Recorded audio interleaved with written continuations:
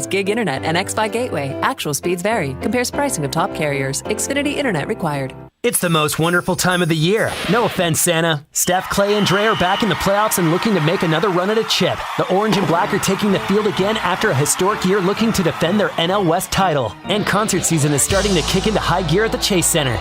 Located directly across the street from Oracle Park and walking distance to Chase Center, there's no better place to stay to get in on all the action than Hotel Via. For more info, visit hotelviasf.com. Hotel Via, at the intersection of sports, entertainment, and technology. You're the one everyone looks to for answers.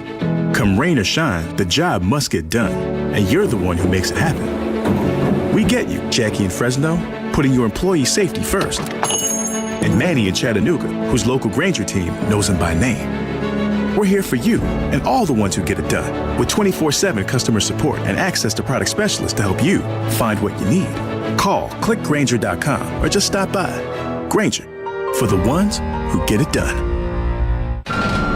You're the one who protects the flock, and that requires an eye for detail. Because when safety and well-being are on the line, it's the details that can save lives.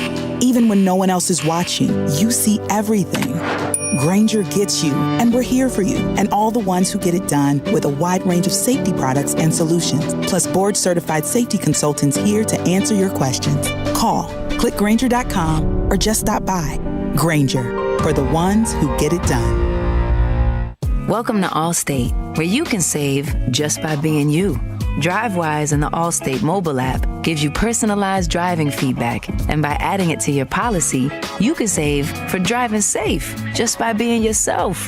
Allstate. Here, better protection costs a whole lot less. You're in good hands with Allstate. Click, call, or visit allstate.com to save today. Not available in every state. Savings based on DriveWise and other safe driving discounts. Savings vary. Subject to terms and conditions. Allstate Fire and Casualty Insurance Company and affiliates, Northbrook, Illinois. Everyone knows that Nature Valley Crunchy Bars are, well, crunchy.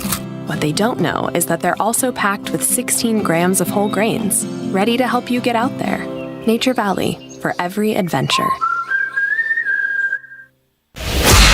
It's time to wake up with a nice cup of morning roast. Oh, yeah. Featuring Bonte Hill and Joe Shasky. Hey, well, I'm about that action, boss. Take it out! This is the morning roast on 95.7 The Game. Playing with fire right now, and if you're trying to taunt this guy, nobody is swinging a power bat better at this moment than Jock Peterson. He hits a high drive, center field, and he's looking over at that fan. This one is way gone. Yeah, you get to celebrate that one. Giants lead 2-1. My goodness. What's he saying now? Well, Jock got the last laugh in that one. That home run spoke really loud. Wow, another ball just crushed. Still chirping at him. Yeah, I don't blame him. Our boy David B. Fleming on the call for NBC Sports Bay Area. Sean Estes right there and Jock Peterson. And look, by the way, folks, what a great Sports Monday. I know we're missing Monday Night Football. We're going to get Troy Aikman and Joe Buck later in the year. We're going to get Monday Night Football. We've had this withdrawal. All Monday Night voids. What's going on Monday night? USFL? Yeah, I haven't watched one snap. Jock Peterson.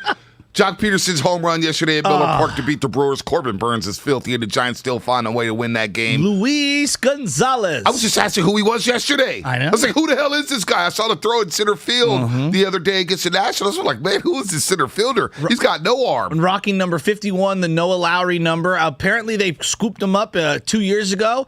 He had a shoulder rehab, so they stashed him on the 40-man. Farhan finds another. Farhan, and that was a bomb. That was a moonshot. It was whether is it going to be fair or not. It was a bomb. So you get Jock Peterson, who's already hit 6 home runs, 10 RBIs. I guess it's $1 million for each home run. He's already got a $6 million contract. He's playing for free the rest of the year. I mean, what a five by Farhad Zaidi in Luis Gonzalez. He kicks the tires on Jock Peterson. Jock Peterson looked like, can I say it?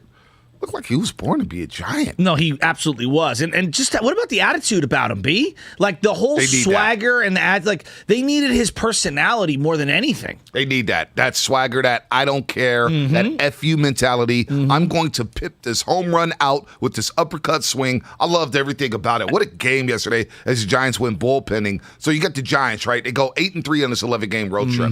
8-3. It's pretty damn good. I can't remember the last time we went 8-3 on an 11-game road trip. With two pitchers going down. With two pitchers going down, Logan Webb not having his best stuff. You get the bats who are limp at times. 8-3 on the road on an 11-game road trip. I love to see their records on 11-game road trips. Fourth best scoring team in baseball right now. Unbelievable. It really is crazy. Unbelievable. And then you get the NBA, right? You get Kyrie and KD. They get swept out of the playoffs by the Boston Celtics. And Warrior fans, I heard Willard yesterday, and Mark Willard, he's always confident. Oh, man, I'm putting the house on the Warriors. I don't care what the spread is. Well, you better. You don't want to mess around with these closeout games, man. No. You don't want to end up like Philadelphia traveling back to Toronto for game number 6. And can you imagine the pressure on Philadelphia if they have to go to a game 7 in that city with the Howard Eskins of the world, the Angelo Cataldis, all the Doc Rivers, the James Hardens, the Kate Scotts. They're going to all be freaking out if they go to a game 7. You don't want to mess around Wednesday night with the Nuggets. You don't want to do it. The Meek Mills. The Beanie Siegels. The Allen Iversons. The Freeways. Ooh, you know what I'm saying? The Roots. Eves. The Roots. Oh, yeah, the Roots. You know what I'm saying? You. You can't mess around with this stuff. Temple, St. Joe's. You can't mess around with this stuff, Shasky. You got to close these suckers out Wednesday night. You don't want to fly to Denver for a game number 6. You don't want to do it. You know I can't stand Philly. I just can't. I'm so rooting against them. Dude, it may happen. And, when Scotty Barnes went down, I thought Toronto had no chance in this series. And, Pascal Siakam, man, you got to give the guy credit. And then we had John Lynch speak yesterday, the GM of the 49ers. And he really didn't dive into Deebo Samuel. Really didn't do it. I mean, there's so much to get into. Can we start here, though? Where do you want to start? Where do you want to start, Satsky? The choice is yours. I woke up this morning, and everyone can relate to this. No, I didn't have a broken window. Wait. Before you get into story time, we're giving out tickets between 7:30 and 8 o'clock today. Game number 5. Yeah, we got a fun show today. We got a fun show. I need it. You need it. Yeah, so we're giving out tickets. We're giving out tickets, 7:30 to 8 o'clock. Between 7:30 and 8 o'clock, you want to be listening. All right. We'll give details in a second on how you can win tickets to game number 5 as the Warriors try to close out the Denver Nuggets Wednesday at Chase Center. I'm going to get into the Giants. I'm so excited with the Giants right now. The Niners, there's just so much to peel away from the John Lynch thing. So much. And then the KD thing we absolutely have to address. I want to start here. I woke up this morning. I'm all fired up. I'm like, we got Stunna Man and Gunna Goes Global in studio They're coming today. to studio. 8 o'clock. Gunna Goes Global. Stunna Man, I love you. I'm big stepping all day long. But tonight's your second fiddle, baby. Gunna Goes Global. I'm infatuated with this guy. Okay. Gunna Goes Global. I can't wait to get to meet him. Well, I got one of these Bay sweatshirts from him. Look at and you. It just so happened I seen 40 Water wearing the exact same sweatshirt yesterday. Look at that. It was pretty cool. Yeah, I got to give you one of those. I put on my sweatshirt. I flip open the garage door. I got my backpack. I got all my food. My wife made me a nice meal. I go out to the car. And I don't even think twice. I open the door, I get in the car, and I don't know if you have this on yours, but and this is the other work car. I turn it on, and it says flat tire. I go, what? And I'm looking, and it's showing, I guess, the tire pressure of all the different tires on my vehicle. Right. 28, then the right side, 0 and 14. Oh, boy. And I'm like, huh? Oh, boy. So I jump out of the car, I look around, completely flat on the front right, and then the back one looks like it's like half. You know when it's like sinking down? Yeah. Oh, yeah. Yeah, almost I've been there. What I look like when I'm wearing a tight sweatshirt, you know what I mean, or something, and you got the muffin top hanging over the top of my sweatpants. And so I'm like, what the hell? I'm going to go hop in my wife's vehicle. And she's got 0. I'm talking about 0 gas in the vehicle. And you don't have a gas station around you. No, I've got to hop in and go. I'm like, Michelle, geez Louise. And of course, I hit up my wife like, hey, can I use your car? I've got a work meeting. It's the one time. She's been at home, working from home for a millennium, it feels like. And today's the day of all days where she has to use the car to go into work. She didn't want to Uber? No. So I had to go back home after filling up her gas tank because my wife never fills up the gas tank, ever. And then I ordered an Uber. Shasky. Yeah. So that's the morning I'm dealing with this morning. So you had to Uber today? Yeah, I took the Uber in, which was great. I mean, Armando, I met a nice guy who listens to the radio. Really? Yeah, I'm going to make him a 95.7 The Game convert. He's driving people around first thing in the morning. I just want to shout out for the people who wake up early and Uber, thank you. Thank you. On the real, I used to be one of those guys. Thank you. I used to be one of those guys. I wake up at 3:45 in the morning, and I get to the town car I was using at the time. Okay. And I used to have to go pick it up on 40th and Cabrillo. Okay. Or actually, now 40th and Anza, I believe. You were way out in the cuts. Way out in the cuts. I had to go pick up this car. I get in, put my code in, update the app, and then I'm running airport runs for 3 hours. Wow, good for you. And I was doing that. This is when Uber first really started booming in the city. This is before Lyft. This is before Flywheel. But man, you may be on the couch, dude. Look, I want to ask people this. Well, you may be on the Shasky. You may be on the couch, dude. You threw Michelle all the way under the bus. No, she knows what the real deal is. She does this to me every time. She says to me, "My job is not to get gas. That's your job," and it drives me insane. She's told you that. Every with her car single time I get in her car, it is down. We're scraping the bottom of the barrel. So Michelle's getting bougie on me. It drives me. I love Michelle. I love you, Michelle. I do too. It drives me insane. Insane. I can't be the only person. Actually, you have the gas station right there. It's on Westlake. 19th and I had to go all the way back. You can go Westlake. Backtrack to Westlake. You can go Westlake, or you can go 19th and right there where the split but to me, that's going in the opposite direction, right? So I go to Westlake because there's a Starbucks right there. So I'll get my Starbucks. You know what I mean? Get my Starbucks on. So I backtrack. I could also go to the one on Geneva and Mission, or I guess Alamany and Geneva, if you will. Right. Go to that one, but sometimes that one's not open. And so, you have to go up to the teller. They'll turn off some of the gas. You know those ones? By the way, why do we have a gas station if you turn off the, payment at the actual pump? Like if it's odd hours. You have to go to the clerk. There's or the one teller. in West Portal that does that, and I'm like, what are you doing? What is this? Like, all gas stations should be 24 hours. Right. We're in the digital age. If I need gas, I should be able to get gas at any time. Dude, your wife. I mean, the fact that she made you go get Uber. So she's anti-Uber, or what's the deal? She just wouldn't let you use her car? She doesn't trust you? What time is the meeting? It's her car. What time is the meeting? Her meeting's at like 7:30 or something, 8 o'clock. And I know, and you know me, I'm like, I'll be back by 9:30, 9:45. That's a lie. I'll smash back home. We're at the 415ers podcast today. Are we doing it here? I think we're doing it after the show. Well, maybe we have to do it in the studio, and we'll just do it that way. That's fine. I don't. Is it a video component to this podcast? They're supposed to be, but whatever. Anyway, sounds very well planned out. Dude, I have Langford. I have no idea what's going on with the 415ers. Our former assistant program director, Danny Freisinger. Oh, he won't stop bothering me. I thought he left the building. Oh my God! He took a corporate job. I've heard more from him in the last 2 weeks than I did the last 6 months when he was our assistant program director. Bate, you sit back over the paperwork for the podcast. Hey, Bate, what are you guys going to get it? What do you think of the graphic? I'm thinking maybe 3 times a week during the off-season. 3 times a week for the off-season. You just want us to do a speculation podcast? Jesus Christ, when is this podcast starting? Are we naming it overtime again? No, let's move on from overtime. Let's call it the 415ers. Okay, Daddy. Sounds like a millennial name. Sounds like a guy from the arena. Rebranding. Oh, okay. We're rebranding the podcast. Yeah. So I don't even know I don't know if we're doing videos. I don't know if how long it is. I don't know what the hell is going on. And then he gave God bless him, but they gave us a producer that produces Damon's show, and that guy's got completely opposite schedule as us. And he's like, well, only this time works. And it's like, well, me and Bonte are up at the crack of dawn. Right. It'd be nice if we had somebody who had some synergy with us. Poor Mark Grandy. This is so inside radio. Yeah, but Mark Grandy, producer for Damon Ratto, gets off at 6 o'clock. He's like, hey, you guys want to podcast at 6 o'clock? And I'm like, I can't do that. From 6 to 7:30 is Chestnut and Daddy time. Yeah, I got to wind her down. I'm watching hoops. I don't want to podcast from 6 to 7. I'm done at that point. I'm winding down, getting ready for sleep. So I have good luck with this podcast. Yeah. Good luck getting this off the grind. All right, let's get back to the Giants for a second, because we're going to get into the Warriors heavy today. Bob Myers. By the way, we buried the lead. Bob Myers joining us at 8:30 to talk about the Dubs. Again, we're giving out tickets between 7:30 and 8 o'clock. But we got to discuss the Gigantes because we put them on the back seat, put them on the in the back for now. Playoffs are going on. You got John Lynch talking, which we'll get to, about Deebo Samuel. But these Jokers went 8-3 in this 11-game road trip. They're first place in the West. They're right there with the Dodgers. They're going to pitch all season long. This team will pitch. The bullpen will pitch. The starters will pitch. It's all about this lineup for me. And you know what, Farhad? He just, again, I keep hearing Willard, in Farhad I trust, in Farhad I trust.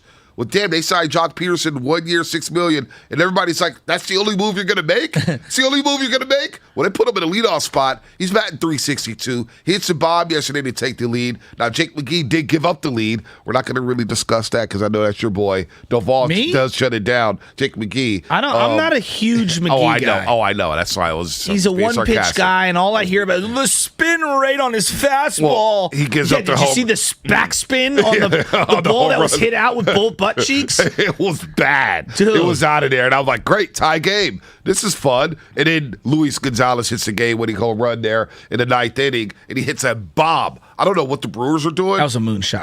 I don't know what the Brewers are doing with their pitching rotation. Why not play Hader? Why not pitch Hader, who already has 8 saves on the season? But that Brewers lineup, just looking at them, because they're probably going to be in a race for the Central alongside the St. Louis Cardinals. That's a playoff team. It's a playoff team. But that lineup is nasty. Like Christian Yelich, what has happened to him? Just look at his baseball card, okay? If you were just looking at it, it kind of has a Brady Anderson feel to it. Oh, 50 home runs and then two. It's just, the precipitous drop-off. 2018 and 2019 were spectacular for him. Right. And then he gets the big deal, and since then has been a shell of himself. And I know Langford had said in our group thread last night, he was like, well, he did get hurt. And that's totally true. But like even the Marlins, right? Marlins fans and the Marlin organization, they're like, oh, he's a good hitter. They called him a slap hitter. Like they were with him for 7 years before he actually broke through. And they did not see him as a home run hitter. Was it the Milwaukee thing? Was it the baseballs? Was it something else? Was it just, he had an outlier season? I just look at the baseball card and I'm like, what happened? I thought he was a 5-tool player. Yeah. And now I'm like, no, he's a 3-tool player. Dude, and he signed for big money. What was that contract? Like $200 million? And he's a good defender, but he does not have the power or the contact that he used to have. No, he doesn't at all. But Jock Peterson, he was getting heckled yesterday at Miller Park. They were heckling him, and that's fine. It's all good and fun. But here's what Jock Peterson said after the game on the fans heckling him in his final at-bat as he pimped out a 2-run homer. Yeah, they were talking I don't know. What are you going to do? It got me a little fired up, and I think that's what it's all about. Kind of sounds like a country boy. You know what I'm saying? He doesn't sound like he's from the Bay. Like for Fremont, he sounds kind of like he sounds country. Yeah, and he's just a funny dude. You know what's interesting about this road trip, B? They went Cleveland, New York, Washington, and then a 1-game stop in Milwaukee. Mm-hmm. This is the longest road trip of the year. 11 games. The longest road trip of the year that people are saying on the schedule. And because of the games that were canceled, now they've been rescheduled. They had to have this one little stop in Milwaukee. You face Corbin Burns, who I think he's an ace? I mean, he won a Cy Young candidate. He won a Cy Young last year. But year in, year out, like a Cy Young candidate, since going from the bullpen to being a starter. He's throwing a 96-mile-an-hour cutter that looks damn near unhittable. And you basically go patchwork pitching, and you steal a game that you had one hit into the 7th inning in? Unbelievable. I mean, they were down 1-0. I thought that he had no-hit stuff yesterday. Dude, Burns was throwing 95, 96 in the 7th inning. With the cutter. With the cutter. He was just throwing pellets. Yeah. I'm like, geez. And he paints. He paints. He is just nasty. He works quick. Last year, Yelich signed, or 2020 signed a 9-year, $215 million contract with the Brew Crew. Ooh, that's not looking good. So he'll be 37, 38 years old at the end of that deal. Wow. He's already 30. I know. That's not a good deal. It doesn't seem like a good deal. Corbin Burns, he needs that money. But then Jock Peterson, on his mentality during this hot streak here, where he has 6 home runs, he's batting .362 with 10 RBIs. It's usually always the same. I don't know. Baseball is such a hard game. I feel like when you're going well, it seems pretty easy. And when you're going hard, it feels like the hardest thing ever. And you want to stay as consistent as possible, but things just come easier and are harder at different times. So, I don't know. I think the biggest thing is just keep it simple and go out there and just get a good pitch you can handle and put your ace swing on it. Shasky, when Jock Peterson was a Dodger, when he was a Brave, when he was a Cub, did you hate Jock Peterson? Sports hate, as you always say. Was he hateable? I thought he was annoying more than anything else. I thought he was annoying because he would lean into the boos. Actually, when I went to a Cubs game last year, Langford, I think, went to the same game, I believe, and he would lean into the crowd, booing him, and he would I think he had a home run in that game. Didn't he, Steven? I don't know if he had a home run, but I do know in the middle of every inning, whenever he'd go out there to left, the crowd would be chirping at him and he'd be chirping back. Yes. He was having fun with it. Right. So there was no one else was getting booed on the Cubs except for him. And Jake Arrieta got lit up like a Christmas tree that game. Was that the same game? Yep. That was the game where there were like 6 home runs hit by the Jake Giants. Arrieta got rocked. Yeah, he stinks. He got rocked. You want to talk about steroids? Langford was just pumping his head. Yes, Arrieta. yes, about Jock Peterson being hateable. So now that the Giants have him, they have Jock Peterson, who I'm sure is annoying other fan bases. They don't care about the unwritten rules. They're going to play hard through 9 innings, which I'm fine with. Yeah. You do it all season long. Just be consistent. Yeah. If you're going to be arrogant and stealing bases up 9-1, I'm here for it. The Giants are quickly becoming a hateable team. Oh, there's no doubt about it. And it's a bunch of randos. A bunch of random dudes. I think that's like, even Brandon Crawford, big here. How big is Brandon Crawford in terms Nationally? of not at all? Like, I don't know. I wonder. And he's a guy that if you talk to Dodger fans, because I got a couple of buddies down south, you know, they say the guy with the hair. Oh, yeah. The guy with the hair That is kid's ridiculous. Yeah, he's kind of their Justin Turner. So is that a cool thing with this Giants team? I love it. We were begging for swagger. I love it. Bat flips. Well, but I kind of like having a team that's hated. Kind of like the Warriors when they were making the finals 5 straight years. And quietly, Doval is figuring it out. Slowly but surely. He comes out there yesterday and goes 3-0 to the first batter and then rights himself, ends up getting that first out, and then boom, boom.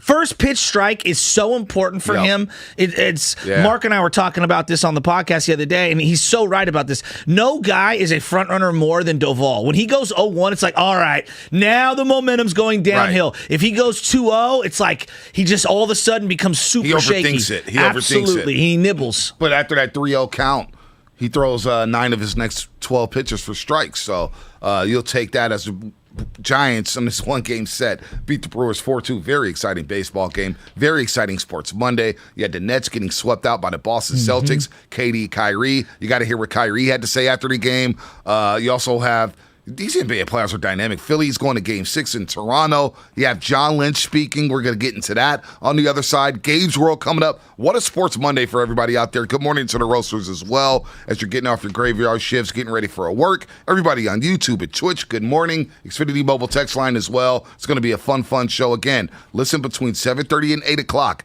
as we give away tickets to game number 5 between the Warriors and the Nuggets. A lot of people saying they're going to be smoking that Nuggets pack after tomorrow night. Well, I hope so. You don't want to push this series.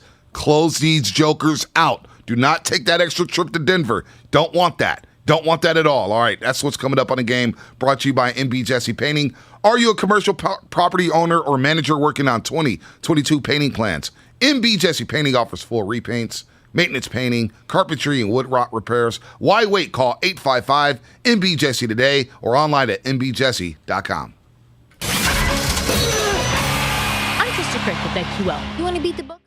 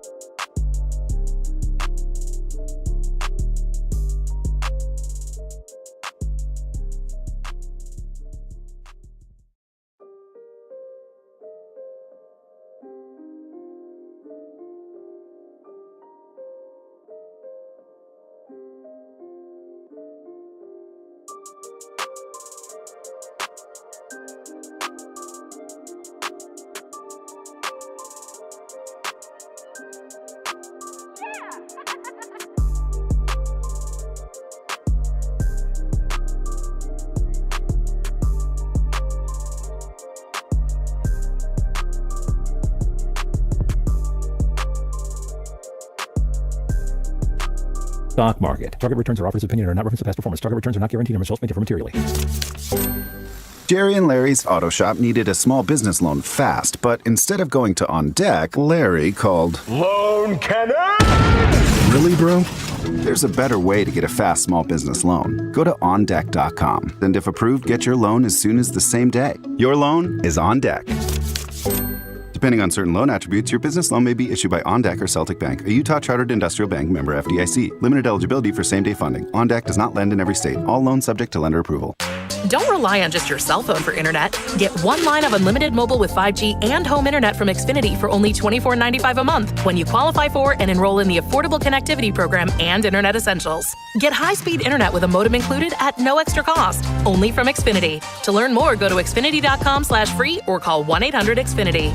Restrictions apply. Limited to customers who qualify for Internet Essentials and ACP and one unlimited line. Taxes and fees extra. Pricing after ACP credit and subject to change. Xfinity Internet required. Reduced speeds after 20 gigabytes of usage. Only Wendy's serves a better breakfast with a better biscuit. Our hot buttery breakfast biscuits are loaded with a fresh cracked egg, cheese, and your choice of bacon or sausage. And right now at Wendy's, they're only $1 each. Wendy's breakfast biscuits, just $1. So don't take a chance with those other guys. Bet your buck on a better breakfast with Wendy's bacon or sausage, egg, and cheese biscuit. Choose wisely. Choose Wendy's. Limited time only at participating Wendy's. Offer only applies to bacon or sausage, egg, and cheese biscuits. Limit 5 qualifying items per transaction and per person per day. Not valid in a combo.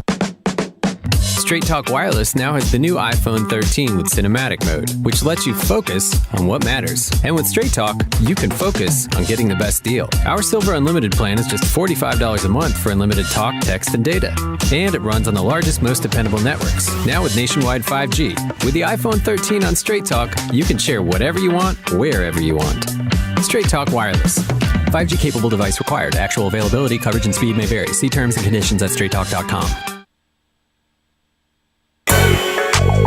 It's big. Hey, I'm about mine. Big facts. It ain't never little. Can I get a witness? Hey, I'm outside. 2-2. Gonzalez, high drive down the right field line, hooking toward the corner, and it is gone! A home run for Luis Gonzalez. His first big league home run puts the Giants ahead 4-2. Now, back to the morning roast with Bonte and Shasky. I pulled up, now she trying to get that top up. I got a call from Joe, I had to hop up. I had to leave that Stunner. Hey, man. Stunner Man from Filmo. Gun and Goes Global from Filmo. They're coming to studio. Stunner Man and Gun and Goes Global. Of course, Stunner Man made the waves this year with the Big Steppin' song. And it's playing everywhere at Warriors games, at Niners games. JP the Big does Steppin' Challenge. JP Buddy does it? Yeah, Jordan Poole. Jordan Poole does it all the time. No, not that JP Money. The other JP Money. The Money Time! Yeah. Money time! Speaking of which, we're here. Did you see who won the rugby game over the weekend? I did not. St. Mary's got after it. They were up like 28-5 at halftime, or whatever the equivalent of They beat Cal? Yeah. They smoked them? They beat them pretty good. They smoked them? Wow. Yeah. That's a big thing. Was JP Money there? Oh, yeah, he went to the game. Him and his dad, they're on the sidelines. KPX he was on the side. there. He was doing the courtside thing. Well, he's an alum, you know? Field level. He thinks he built the program for the St. Mary's rugby. So he's just standing out there, and he's waiting for people to talk to him. Oh, JP, how you doing, JP? He thinks he's Jerry Rice or Steve Young on the sideline of a Niner game. And JP Money, of course, is Joe Shasky's cousin, which it makes all the sense in the world. Oh. You think you're, Rush Limbaugh already, or Howard Stern. Let's put it this way. Some of the guys here at the station, they had never met my cousin. And they met my cousin. They go, we didn't think there was a louder, more arrogant version of you. And then we met John. Oh, and John, by the way, Langford and Lubman, if you get in a story time with JP Money, you think that the story's over? He's going on for 15 minutes. He doesn't even get to his point yet. I'm like, JP Money, we're at the bar, we're drinking, and he's like going on and on. I'm like, oh, man, that's cool, yeah. But wait, there's more.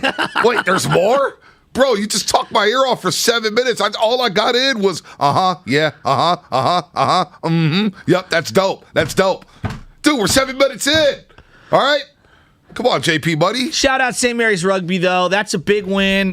They've now, over the last, I think it's 11 times that they faced Cal, they've won 6 times. So It's a great rivalry, and a rivalry is both teams, can beat the other, and for them to knock them off, that's pretty cool. No, that was pretty cool there. Giants win over the Brewers. St. Mary's beats Cal. Warriors are off until Wednesday. We're giving away tickets between 7:30 and 8 o'clock to game number 5. Gonna Goes Global and Stunnerman coming live in studio. We have the executive show at 8:30 with Bob Myers. We'll get into that. By the way, yesterday, let me get this right because Lutman brought this up.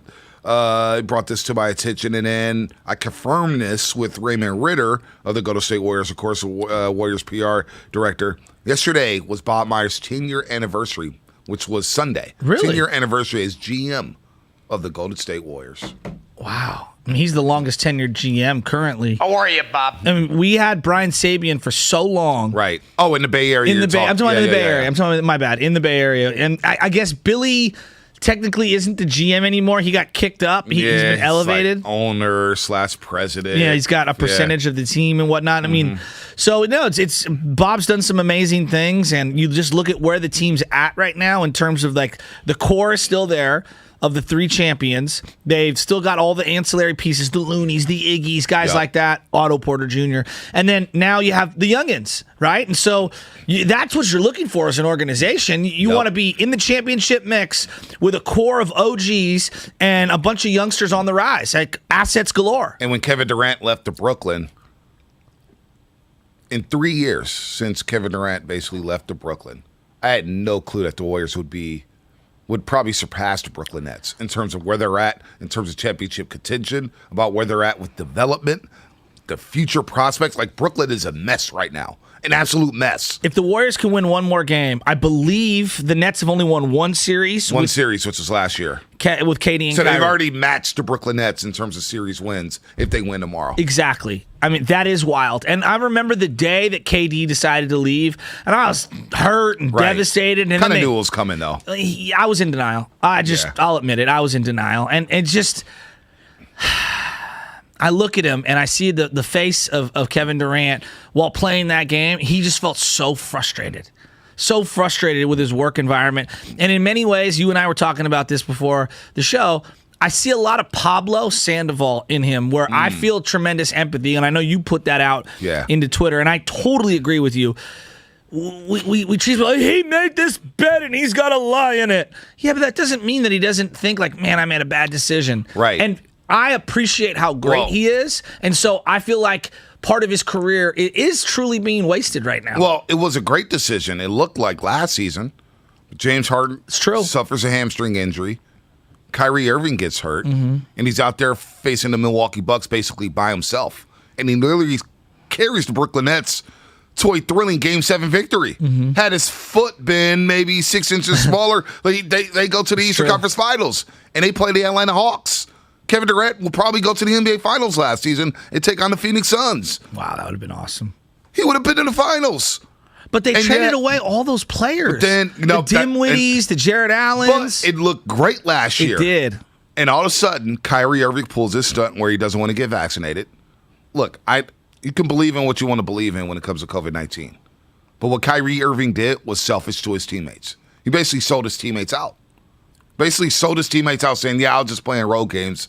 And if that's not cool, then I'm just going to sit out. So Kyrie Irving sold out the Brooklyn Nets after they paid him millions of dollars. And the trickle-down effect cannot be trusted. You can't. The trickle-down effect was when KD was out and Kyrie was out, I mean, they lost, 11 or 12 straight in a row? 12 straight in a row. It torpedoed their season. So you get that. You get James Harden, who's unhappy all of a sudden because he doesn't want to play with Kyrie Irving. So Kevin Durant's decision looked great last year, and then all of a sudden you get into this year and KD's like, what the heck is going on? Kyrie doesn't want to play. I got to sit here and ask you questions on behalf of Kyrie Irving. And they don't. Oh, Ben Simmons. You didn't even talk about Ben Simmons. Oh, my gosh. He didn't even show up to the. Oh, now you decide that your back is too stiff, that you don't want to sit on the bench. He is one of the absolute professionals at missing work. You don't like Ben Simmons at all. I'm not. Look, this text right here, right? He's 408 Xfinity Mobile text line. Bonte is a Ben Simmons of sports media.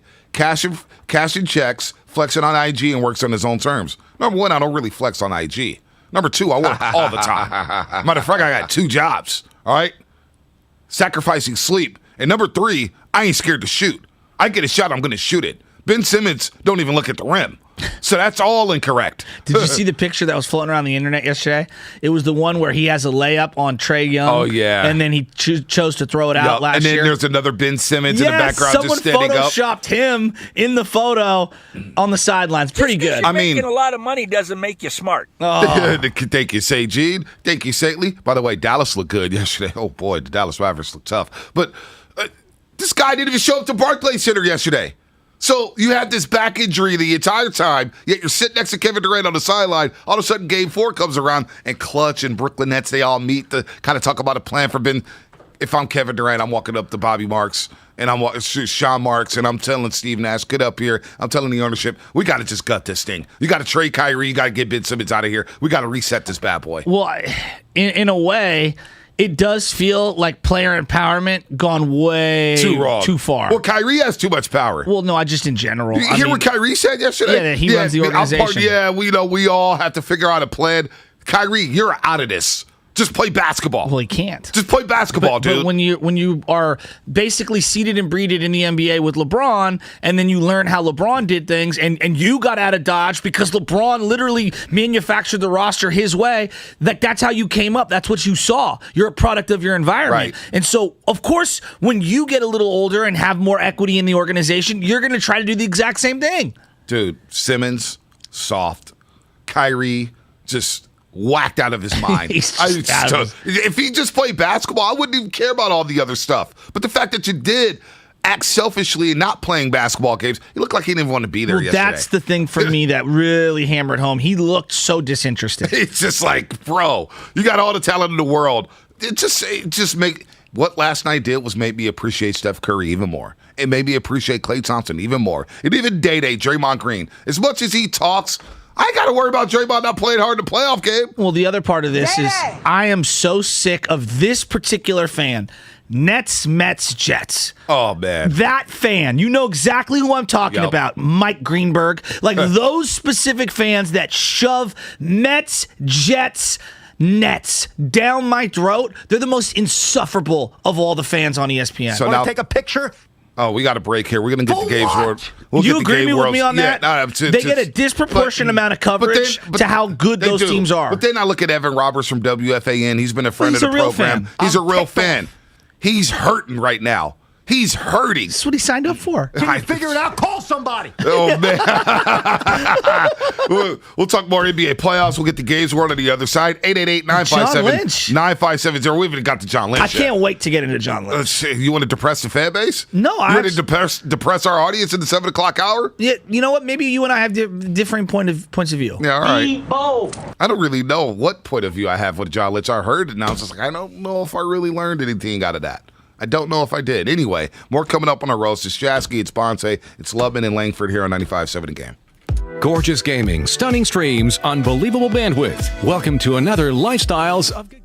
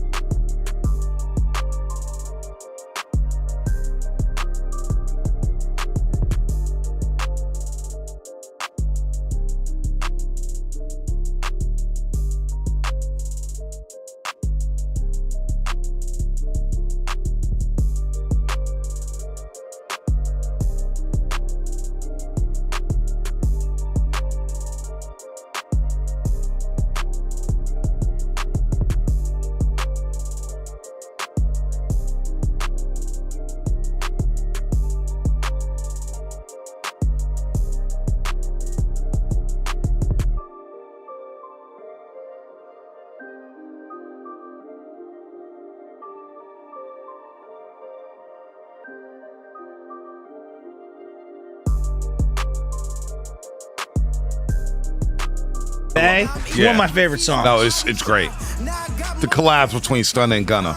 I'm ready. I mean, they should just be a tag team from I here on needed out. this after the morning that I've had with the flat tires, man. I needed You've this. already forgotten about it. I know. But you know what I haven't forgotten about? Your wife leaving the tank out empty. Oh, no, not that. That ticks me off as well. or her about to get in her Uber in about 10 minutes. Or no, about to get in her car in 10 minutes. She's going to get in her car with a full engine. With a full tank of gas. You know? And she's going to be happy. And she's not going to listen to the show, huh? Well, she might tune in and then be furious that I brought this up. She probably already knows. I hope not. Let's pick it off before I get in more trouble. Yeah, exactly. Yeah, you're done, dog. I want to do quickly Gabe's World because Yeah, I want yeah. to talk about the Giants for just a second because there's a couple of nuggies. And I got to get into some of this sound. You have to hear this sound from George Kittle about the quarterback position for the Niners. And then obviously all the John Lynch stuff. yesterday. We got to get into it all. Look, Niners We stuff got is a going pack show. Listen. 7 o'clock hour. Brace yourself for the 49ers stuff. Look, we're giving away Warrior tickets 7:30 to 8 o'clock, and my quick thoughts on the Warriors is close the Nuggets out tomorrow I'm night, with you. please. You don't want to mess around with this. I agree. Philadelphia, Charles Barkley already guaranteed a Game 7 in that series, so Toronto may lose in Game 6. But Embiid's thumb, he's got the torn ligaments. James Harden. I mean, nobody won that trade, Philadelphia or Brooklyn. Nobody won that trade. James Harden has no explosion whatsoever. So Warriors, just handle business tomorrow, get some rest. Get to that second round. Who's James Harden? Is he Ezekiel Elliott? Or is he Saquon Barkley? He's Zeke. Like just no juice, right? No juice. Ate himself. Harden. Partied. All the stuff. Didn't take care of his body. Not professional. He's Ezekiel Elliott. How much money is he trusted? He's got to make $400 million. Oh, dude, he's made a lot of money. And then Just Adidas. because you're making a lot of money doesn't make you smart. No, it doesn't. Let's get to Mike in Daly City, and then we'll get right back into the Giants and Gabe's World to hear What's what he up, had Mike? to say about that win yesterday. Mike, what's happening? You're on the roast. Hey, good morning, guys. Hey, I was thinking, with all this drama with, let's say, Kyrie Irving and Ben Simmons, the collective bargaining agreement, do you see the players, not the players, the owners somehow going after players' money? Like, remember Andres Biedrins signed that big contract, and he pretty much signed and retired? Well, I think the contracts are only, not the big issue right now. The big issue for the NBA is this.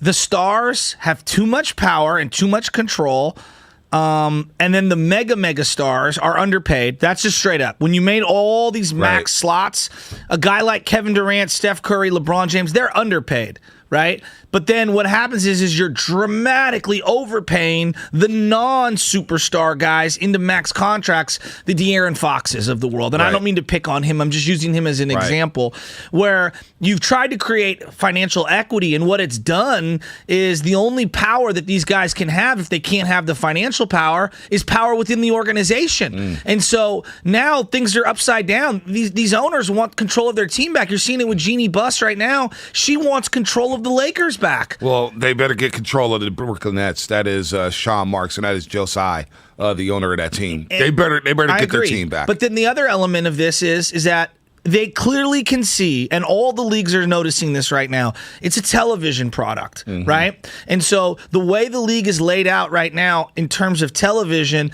isn't probably their most beneficial financially, right? We know you were talking to me about the gate and how much money the Warriors are going to make. The Warriors are printing money at the gate. They're a rare breed. Are these other teams, like, are the Nets truly printing money at the gate with the team that they have? I don't know. I'm asking out loud. I don't know. I don't know. But I do know this, B. They got to be making something when you have Kyrie and KD. I agree there, but here's my question: when I'm paying for a ticket and I know Kyrie's not going to play, but like 48 games a year, well, that's a problem. Kawhi Leonard's not going to play because of load management and this and that. That's the bigger issue. Well, that's why Kyrie in his selfish act. The Nets got to say, yo, homie, this is about Kevin Durant. You're the secondary piece. Well, at this point, you don't have a seat at the table. I agree with that. I just need you. It's not going to work out like that. Yeah, how's it's that not landing? going to fly. But Kyrie, you need to just focus on basketball. Let KD come upstairs and get the seat. Seriously. How does he respond? Seriously. I know. I agree with you, B. Like, think about being a season ticket holder out there in Brooklyn, and you bought season tickets. With your Patagonia vest. You thinking, man, I'm about to see James Harden, Kyrie, and KD. The new triplets. They played 2 games together this season. 2 games. Oh, my God.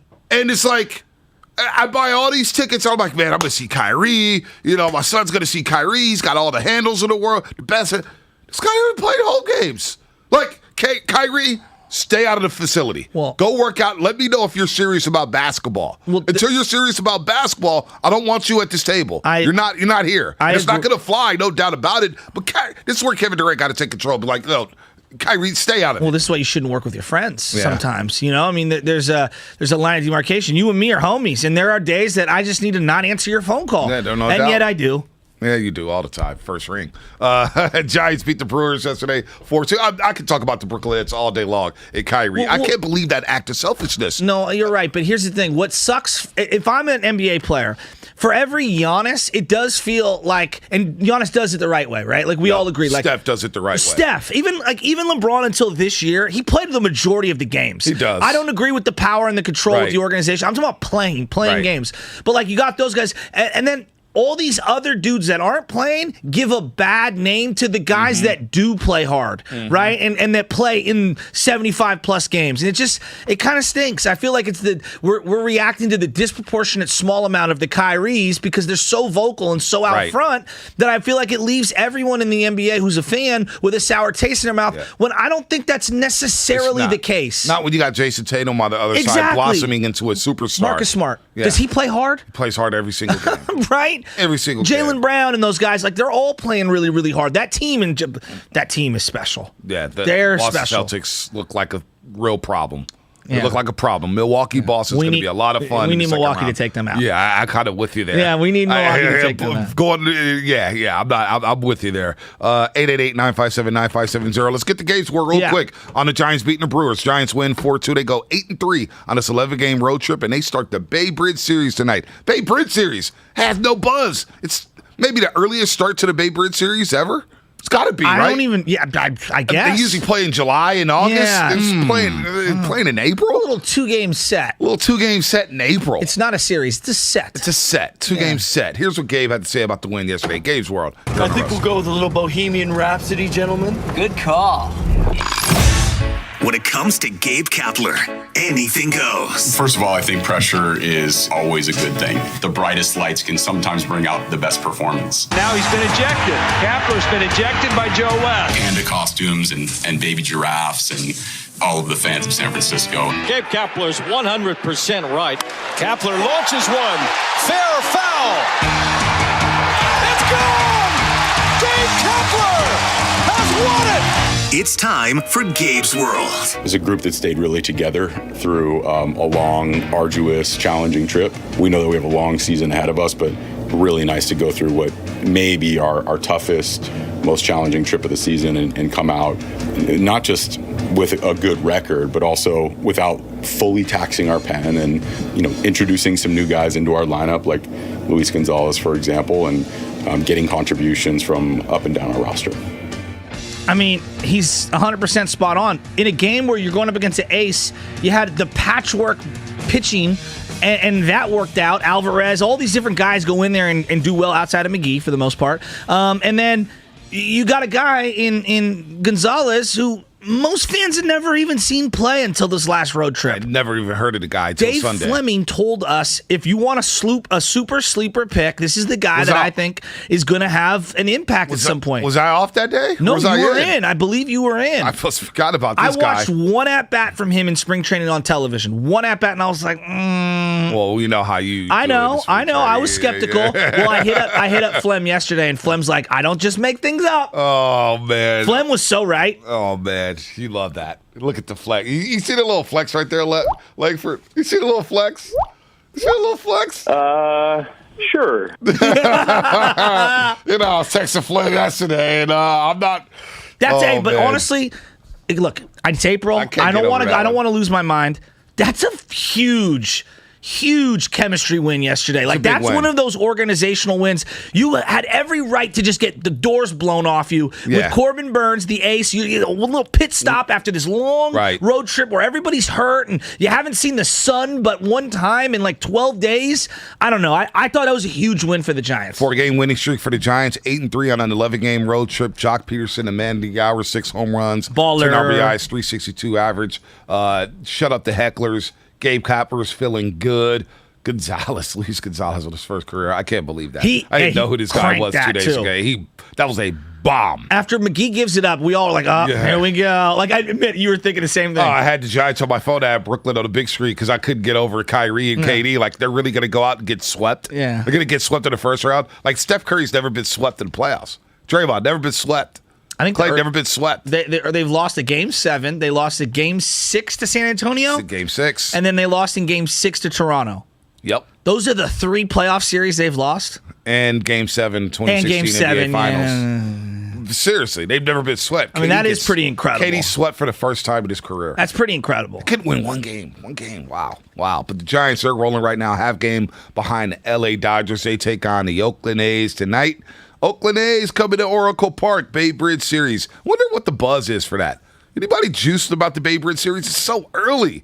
6:40 first pitch. Giants heavy favorites tonight with Carlos Rodon. I think me and my brother are going to go out there. Tonight? Yeah, that's what we're thinking. Thinking about that? Yeah, I'm thinking, I got to get this car situation figured out. But other than that, I got invited to the game, but I'm sitting here thinking, no, I kind of want to watch some NBA hoops. Or actually, there's no games on tonight, if I'm not mistaken, in the NBA. Oh, I'm wrong. There is. We got Heat, Hawks, T-Wolves, Grizzlies, Pelicans, Suns. Yeah, I'm staying at the crib tonight. No Bay Bridge Series for me. I'll watch on the tube. You are listening to 95.7 The Game. KGMZ FM and HG1 San Francisco and Odyssey Station. Brought to you by DuckDuckGo. Privacy Simplified. Stunnerman at Gonna Goes Global in studio at 8 o'clock. Bob Myers at 8:30 for the executive show. We're giving away tickets between 7:30 and 8 a.m. So you want to be listening. The contest line will be 844-999-4263. Between 7:30 and 8 o'clock, you want to hit that hard because we're giving away tickets to Game 5 between the Warriors and Nuggets as you get a chance to see the Warriors close out the Denver Nuggets in this first round series. Before we get to the Niners, let's get to Eric and Millbrae. He's got a final thought on KD and the Golden State Warriors. What's up, Eric? Good morning. What's up, fellas? Couple interesting topic you were debating on. Couple things. First time, easiest bet I ever made was the Celtics. I thought it'd go 6. It was a sweep, so thank me out. They cashed me up a couple racks. I don't know what the Vegas odds makers were looking at all year. This team was not a championship team. So tomorrow night I'm going to be at Chase. So I think the Warriors are going to end it early. Pride. The Nuggets got their pride win. And so it's going to be a wrap. I think they're going to blow them the hell out of the Chase. So 2 racks, huh? As far as KD goes, just as far as KD goes, man, the thing that's just funny to me is not that he left the Warriors. It's that he decided to hitch his bandwagon to Kyrie. Kyrie, to me, is, I'm sorry to say, the dude's a cancer. Everything, he's a sideshow, a distraction. Everything with him is everything other than basketball. And he's the last guy in this league that I would ever want on my team. I wouldn't take him on the Warriors for league minimum, honestly. That's how much of a sideshow he is. He's just a malcontent. And it just, to take that guy over Curry, it's just mind-boggling to me. And you're going to go to the inferior JV team in New York, which Rich Kleiman, his business partners, and Nick Season took over, which is another thing. It's because the Nets are an afterthought in New York. So that's another thing. It's just, I don't know what the hell he was thinking. And this is, This is the thing he's going to be stuck with. Now you got two mental cases you're going to be stuck with in him and Simmons. And what are you? Wait, no, Eric. Your rat-a-tat-tatty takes. You call. I've heard you call a few times. I thought you were a Laker fan, but what are you doing with the 2 racks that you won? I want to know what you're doing with these quote-unquote 2 racks. What are you going to do with them? 3. It was actually 3 racks, but I'm gonna lay down a couple more bets. I'm having a lot of success with hoops. And lastly, guys, you were talking about the teams. Hey, look at who the teams, the super teams that want to crash and burn. Lakers, Clippers, crash and burn. The Nets. Look at the teams that are winning. Warriors, the Celtics, the guys like the Mavericks, all the collective teams. So just stacking your team with random guys doesn't work as everybody thinks anymore. Thanks for the time, fellas. Thanks. No problem, Eric. He was on fire. 3 racks. He was on fire. I want me a couple racks on the Brooklyn Nets. How come I never hear from gamblers who lose? Because we don't talk about it. Because we're ticked off. We're simmering. We're like sitting there like, I can't believe I lost. You ever lose like big time bet? You ever gamble? Like Langford, you've gambled and lost big time bets. It puts you in a funky mood. It's a mood I can't describe on these airwaves. When you lose a bet, you basically feel butt naked. You feel like just like somebody just robbed you blind. Yeah, but when you win, it feels the euphoria Steven, when you win. I'm telling Steven, you, you're listen, missing. You're I'm going to say missing the something boat here. I'm going to say something. Now here. I know why Bonte comes in so salty on certain days. No, I don't. No. I don't. I haven't bet. I've bet like 3 times this entire season, and I haven't bet on an NBA. No joke. I'll show you my Bovada account. I don't bet much. I bet a couple baseball games. I turned 100 into 300, then it went back down to 0, and that was that. I wasn't tripping. It was $100. He was just playing with money. But I'm telling you, when you hit a bet, sometimes it could feel better than sex. Just saying. Hitting the winners, man. Whoo! Ain't nothing like it. This took a turn. Nothing like it. I'm telling you, man. All right. If you were to bet right now, would you bet that Jimmy Garoppolo and Trey Lance are competing for the starting quarterback spot? Wow, that's a great question. Because I want to get into the Niners. John Lynch, we'll get into all of that. But did you hear what Kittle said on this I Am Athlete podcast? I did. And I Am Athlete podcast had Colin Kaepernick on. And they did some role play, Brandon Marshall play, like the GM asking Kaepernick why he should get a job. Kaepernick deserves a job. I miss Colin Kaepernick on the football field. He deserves a job in the NFL. It's time. Okay. Let's stop it. Just stop the hypocrisy. Get the guy a job. I would take him over so many quarterbacks right now without knowing what he can do after not playing for 6 years. 6? It feels, man, I don't think he's getting a job. But I agree with you on Blaine Gabbert can hold a clipboard and Cap can't. Like, I've been saying that for how many years? It just feels like that ship has sailed. It has. So, Kiddo on his preference for the 49ers starting quarterback. With Brandon Marshall on the I Am Athlete podcast. I'm kind of 50-50 right in the middle, honestly. Like, I think Jimmy, he's a fantastic leader. We almost won a Super Bowl. We NFC Championship twice in 3 seasons. And then you look at Trey, Trey's got one of the highest ceilings I've ever seen before. Like, some of the things that you see him do on a football field are like, holy cow. Like, I can't wait till he throws me passes. I want whoever's, going to be the better quarterback this season. Right. And it is a business at the end of the day. Like, we're all monetary values, really. We're just like cogs in the machine. So I do trust Kyle Shanahan. I think he's going to pick the best quarterback. I don't have a preference. I think I like them both. They're both good guys. They both bring different things to the table. Just what do you want to play with? But you got to hear, before we break that down, I want to play this one, and then we'll break both down here, Sasky. Kittle comparing Trey Lance to a certain quarterback in the AFC East. He reminds me most of Josh Allen. Yeah. Josh Allen is an established and quarterback. Trey has to prove that all. He has to do it on a football field. Right. But I think he can move the chains, whether his feet, he's a big body, he can take hits, he wants to make plays. He's got a cannon of an arm. It's crazy. I mean, he can roll out to the right on the sideline and throw it diagonal like 50 yards on a line. You're like, okay, there's not a lot of people that can do that stuff. Yeah. And so, I mean, he's got an insane ceiling. That's what I'm so excited about. And he's so athletic when he does it. And the other guy is Mohamed Sanu, who happened to be on that podcast. And he was the guy that they brought in to work with Trey Lance immediately after he was drafted. Very interesting.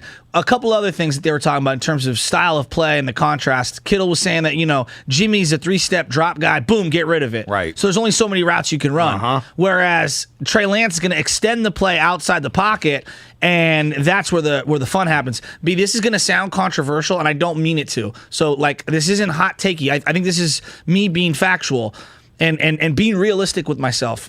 If I were betting on a guy and all the coaches were the same, okay, and the organizations were exactly the same, the one guy I would bet on in terms of quarterbacks would be Josh Allen over the next 5 years. Yeah. Okay? Over anybody? The reason that most people go with Mahomes, and Mahomes has been spectacular, the Andy Reid thing does factor into it, and how well run Kansas City is. Not taking anything away from Mahomes. I just think Allen is more physically gifted. He is. I actually think, given the circumstances that have surrounded Buffalo for so many years, that's how high I think of Josh Allen, is what I'm getting at. Brian Daboll is now the New York Giants head coach. It's going to be interesting to see. I agree. How Josh Allen adjusts to that. Who's the new offensive coordinator of Buffalo? I don't know. Is it I don't know. Is it Ken Dorsey? I could be wrong. He was the quarterback's coach, and I know Miami was trying to get him. Ken Dorsey's now the offensive coordinator? The University of Miami was trying to hire him as offensive coordinator. So Ken Dorsey's now the offensive coordinator in Buffalo. So Ken Dorsey will be calling the plays for the Buffalo Bills. Josh Allen. Does that sound like, and I don't mean it's it to not be a hot take. I mean, look, they're all right there. If you want Allen, I'll take Mahomes. If you take Mahomes, I'll take Allen, but it's Allen and Mahomes or Allen, whatever That's order. what I'm saying. And then the next tier is Justin Herbert, just Joe Burrow, Russell Wilson. Now, hey, he may be in that category with Josh Allen and Patrick Mahomes. I got to see him play this year. I'm not taking anything away from Russ. I'm just, again, I think that the Mahomes thing, Mahomes got dinged up every year. Okay, every year he's fought, and his decision making in the pocket at times leaves you scratching your head. Every year of his career, even the year he had the 50 touchdowns, he's had a 4-game stretch that's what's going on with their fundamentals? And he's so spectacular, he can get away with it. So trying to read through the between the lines here with George Kittle, and he's saying all the right things. He doesn't want to rip his boy Jimmy Garoppolo, but just how he described Trey Lance, the excitement, the things he could do on the football field. I can't imagine the Niners bringing Jimmy Garoppolo back for training camp.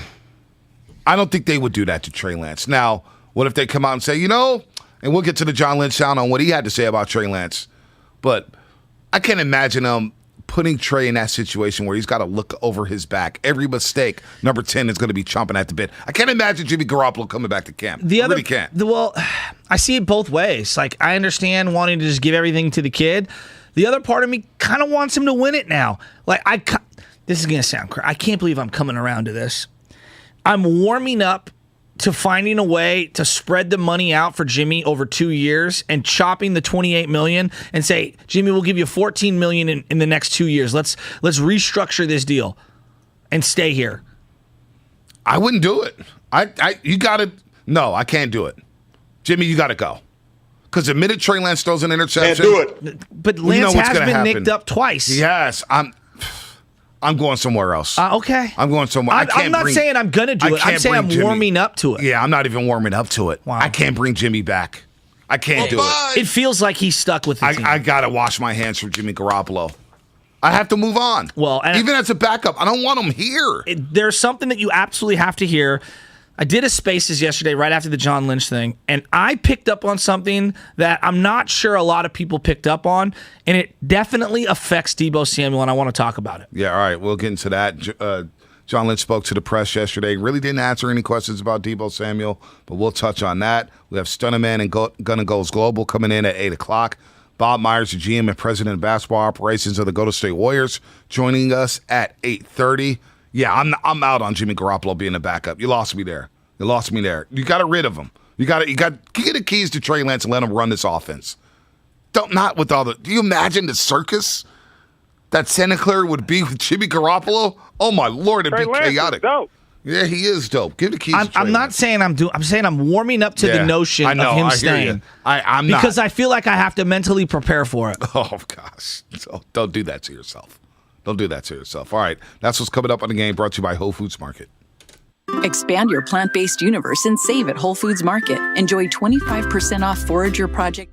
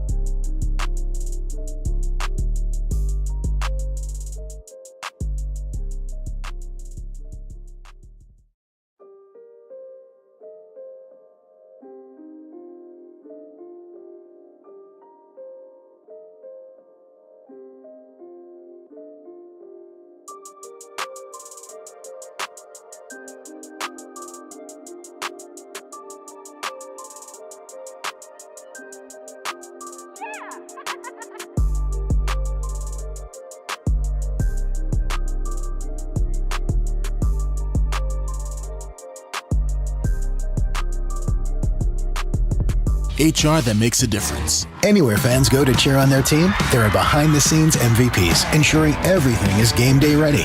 We see you, Joe, fixing seats so every fan can enjoy every game.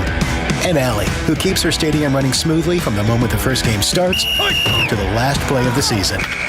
At Grainger, you're our MVPs, and we're always here for you with supplies and solutions for every industry and 24/7 customer support. Call, click Grainger.com, or just stop by. Grainger, for the ones who get it done. Your apron's crisp, barbecue utensils polished, chicken properly spiced. It's grillin' season. So pick up the smoky, wood-fired flavor barbecue lovers crave. Kingsford Original Charcoal. Kingsford Original Charcoal is ready in 15 minutes and provides consistent burn time for a great cook every time. So whether you're smoking meat, grilling vegetables, or firing up the portable, you want Kingsford Original Charcoal. Kingsford.com. See, the level that we trying to live on takes no mediocrity. This takes, you gotta live this every day. This is JP here, and you are listening to the Morning Roast with Bonte and the Butcher on 95.7 The Game. You done did it again. I'll probably put the hook right here. Yeah. You back with the best. Hey, talk to. All right, you got to listen to this station because between 7:30 and 8, we're going to give you an opportunity to win Game 5 tickets to the Golden State Warriors Denver Nuggets playoff game. Chase Center. Go say hi to Bonte. Free tickets. Free tickets, Bonte. Free tickets. And we're going to set the contest here. Between 7:30 and 8 o'clock, we're going to play a game called Know the Show. And listen between 7:30 and 8 o'clock. Then at 8:15, we'll ask about something that happened between 7:30 and 8 o'clock on the Morning Roast. First person to call in with the right answer will win the tickets. So you have to listen between 7:30 and 8 o'clock, and you have to know the show. And at 8:15, we're going to give out the number, and you're going to call in, and you're going to have to answer that question. The right answer will win tickets to game number 5 at Chase Center. And you know what? Come say hi to me. Come say hi to me. Go ahead and say hi to me at the Gatehouse, as long as it's not crazy like it was on Sunday. It was insane at Thrive City. Insane. Bob Myers, 8:30. Well, are you out there, dapping it up with the people, or are you Mr. Barry Bonds, where I turn my back to the people and I show up, right before the TVs are about to go on? Well, sometimes I show up right before the TVs are coming on. Yeah, I got to do my prep. Yeah. I got to do my prep. It gets a little nuts out there. Got to get work. Got to do my research. Got to do my stats. Got to know what's going on. Who's who. Got to produce a show. Got to cook it up, baby. Got to focus. I was watching last night's Giants postgame, and they did your WebEx hit from the night before. Was it on? Well, yeah. It was you in the brown suit with the black shirt. Oh, yeah. You like that? Yeah, it looked very good. And I noticed when they zoomed in that it had markings on the black shirt. When it's zoomed out, I couldn't tell as much. It looked really good. Did it look good? Yeah, it did. What did Carlos say? Carlos was in yesterday, yes, right? He was. Him and Randy win. It was good. It was good. I flipped over to basketball at some point, but no, it was good. Yeah, basketball was good. Utah got blown out. We didn't even talk about that. But let's get back into the 49ers here. George Kittle said a lot, but then John Lynch spoke to the media at noon for his pre-draft press conference.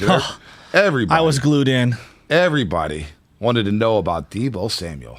Everybody. What did you expect from John Lynch when it came to Deebo Samuel? Did you expect him to answer in detail everything? What was your expectations when it came to John Lynch and talking about the Deebo Samuel situation? I didn't expect breaking news or anything like that, but I expected a more well-crafted statement regarding their desire to retain Deebo Samuel at all costs. That's what I expected. I wanted to hear, just as a Niner fan, I wanted to hear a little more conviction that, they are hell-bent on keeping him a 49er. That's what I wanted. And I don't think I necessarily got that. So let's play some of the sound, and you and I can kick this around a little. All right, here's John Lynch on the Deebo Samuel situation. I think this is normal. I don't think it's been trouble getting an extension. There's a lot of layers to things, and so I wouldn't read too much into that. I think our track record's actually excellent when you look at players. Every player that's come home. The fact that we've never had a significant holdout since we've been here, I think speaks to that. So we don't plan on doing that moving forward. So, I'm real proud of our track record there, and our players know that. I think there's really good lines of communication. When you play well here, you're rewarded for the most part. And, we're proud of that. And I think that, it's not about words, it's about our actions. And I think our actions have reflected that over time. Asked if Debo's camp asked for a trade. Here's what John Lynch had to say. I think you guys have seen the stories and all that. And like I said, I'm just not going to get into those particulars because I just don't think it's productive. So I'm going to stick to that. He's going to stick to that. And then he started off the presser basically saying, I don't want to spend too much time talking about Debo Samuel.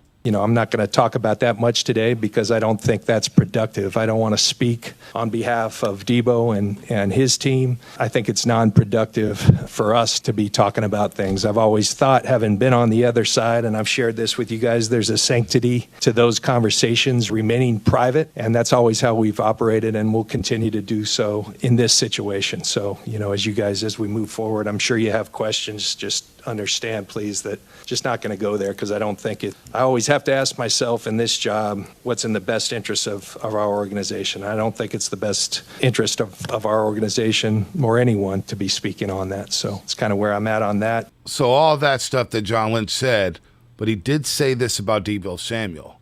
And he said, basically about good players. We got to keep good players here. Here's what he had to say about Debo Samuel and the potential of Debo just walking away and getting traded to another team.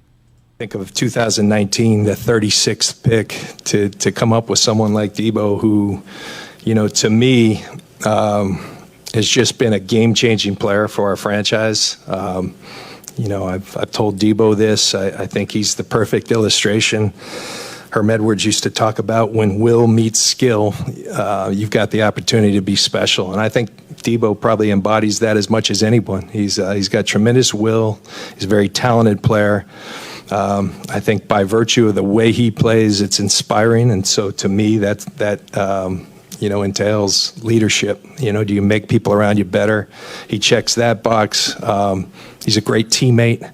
And, I think of things like prior to games, I get out there and he's always throwing the ball with the fans. I think he's been a great member of our community. So we've got nothing but love for him and nothing but appreciation for what he's bought. But you just don't let guys like that walk. So what is there to believe? What is there to take away from John Lynch, who basically said, look, I'm going to take his word for it. He doesn't want Debo Samuel to walk.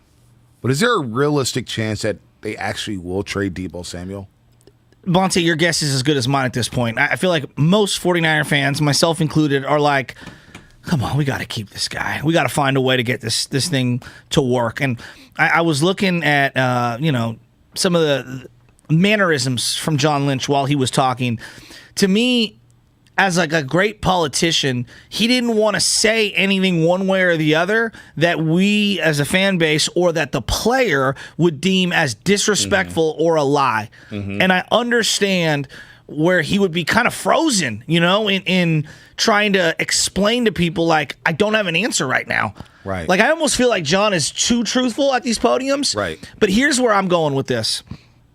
At the last end of the season presser, they said, and I believe them at face value because John doesn't lie. He's almost too truthful.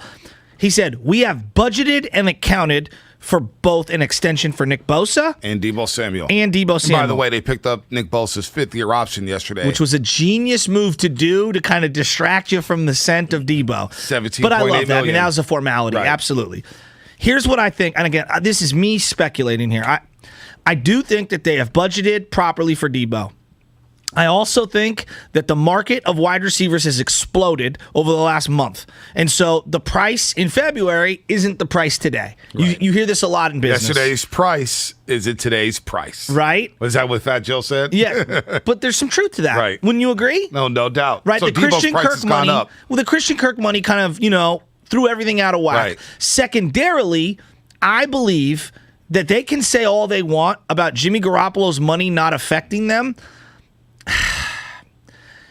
It's not that it affects them. It affects the timing of when they can get rid of someone. And so I think that they thought in their mind, we're going to already shed ourselves of Jimmy G, and we'll have this money freed up. Right. Now, if you heard correctly, there was this little throwaway line that John Lynch had later in the press conference.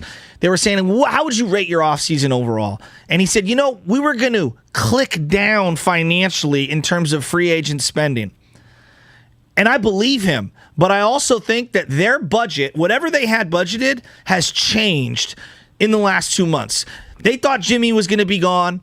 They thought the price for Debo was X, and it's slightly more than X, and they're just not ready at this particular moment to be able to extend him above whatever their budget was. Does that mean that they're still not Of course they're still negotiating. Right. I still hope that, and I'm holding out hope that they can get a deal done.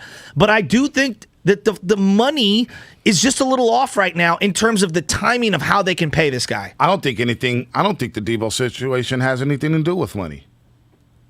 Honestly, don't believe that. At all. From either camp. Really? Why? I think Debo and company.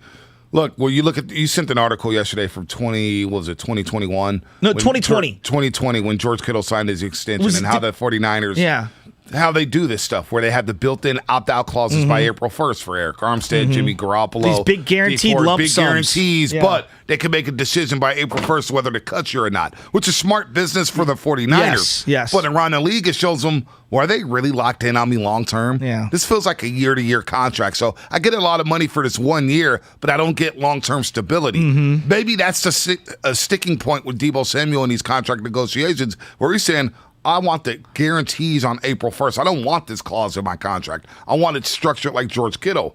However, you just kind of started to connect the dots, right? There's a video out with Debo Samuel's stepmom or mother or whatnot, and Debo's in the background talking to A.J. Brown saying, George said they wouldn't even want to go to 20. They wouldn't want to go over to 20. And I'm like, what? What's going on there?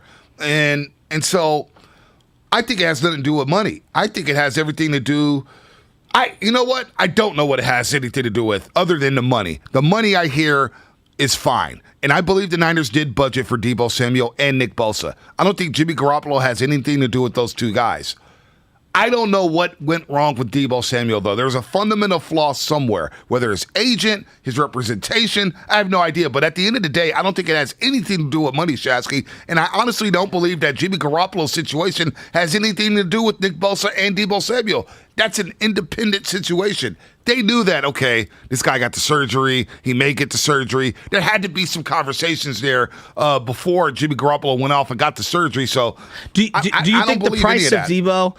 Do you think the price of Debo that they budgeted for in February is the same price that now that the agent and Debo are coming to the table with? Yeah, I do. I mean, I don't know. Honestly, I don't know. I think they had to see that Christian Kirk was going to get paid. Now, Trent Baalke does some wild things. And I think other teams see like, man, Trent Baalke really reset the market. I don't know. But I do believe that they had it in mind that, and here's the thing John Lynch said after the Combine. You got to listen to John Lynch. They knew this was going to be a long, grueling negotiation that probably wouldn't get done until August. Going back to the George Kittle thing, they offered on Valentine's, which George Kittle's agent called the Valentine's Massacre, and then I believe they didn't get it done till August. Was that what it was? August. Fred Warner Jr., when did it get done? August? Exactly. These deals take time. Yeah. So is Debo just unhappy that his deal's not now? Does Debo want the deal in April? I don't know. What's the difference? I don't know. You know what I'm saying? Like, they're working on this contract and go, this stuff takes time. You go into the new league year, you wait for that, you get the training camp, sit down with the players, sit down with the agent. I always thought something would get done in August. Now, is Debo rushing them? Does he think they're not going to pay him? Like, I don't. This is a weird situation. I think it's more on Debo than it is the 49ers organization because I'm hearing the money's right. I'm hearing the money's right. I don't know what the IG stuff is all about. I don't know whether or not he wants to be closer to home. But when you look at the track record of the 49ers, now I get they paid Eric Armstead shortly after they traded Buckner. They got that deal done right away. But Kittle and Fred Warner got done in August. So it's going to take time. Well, these are complicated contracts. There's no doubt. And he's a complicated player to contract for. Well, he's become complicated as well off the field in terms of how he's handling this thing. I've done remodels before, right, B? And you have a budget, and then you open up the walls, and you get about 75% of the way through the remodel, and you realize, like, actually, it's 20% more than what you budgeted for. And even though you say you budgeted for it, you're not prepared for the uptick. So I do think that there's some more money on the table here, that even if they had budgeted appropriately, I think the number's a little higher than what they budgeted for. And I don't think that's a fault of the Niners. That was them trying to read the market, and the market got completely out of whack because of Christian Kirk. And then... See, I don't think... That's my estimation. Yeah, I don't know if I buy that, though. Trent Baalke's just like, yo, let's get Christian Kirk. When you're the Jacksonville Jaguars, you have to overpay for players. Yeah, but the fact that his production is so diminished and he's getting $20 million, guaranteed essentially, it's a 2-year deal, right? That's what it is. It's a 2-year deal. But getting $20 million each year, like that brings the tide, that brings the harbor all the way up because the water line is coming up. So all the boats in the docks are all coming up. An agent may use that as a sticky point, say, hey, Christian Kirk got $20 million. Yeah. But when you sit back and really look at it, and it's kind of like the Warriors from 2006, 2007, where they signed Derek Fisher, right? When they signed Derek Fisher, and they gave him 6 years, $36 million. And a lot of people say, man, that's a lot of money for Derek Fisher. Why would they get... The Warriors were in a position where they had to overpay for players just to bring them into the building. Agreed. Because the culture was toxic. Because team players from before are saying, well, the Warriors don't win anything. It's a dump. I'm going to, it's going to take a lot to get me there. So Warriors had to overpay a lot of players.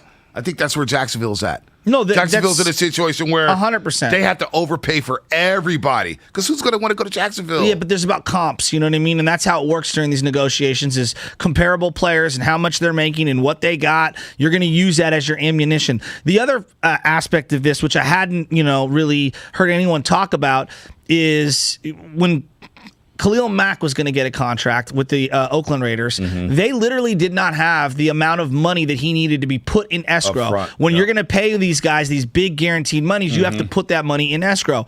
You and I both believe the 49ers have the money to put the money in escrow. No doubt, they do. They have the money to put down in escrow. We saw how packed that stadium is. They've done it with Trent Williams. Money's not a problem. They've done it with George Kittle. They've done it with Fred Warner. They've done it with a lot of these guys. So I don't know, but again, B, we don't know what their finances are.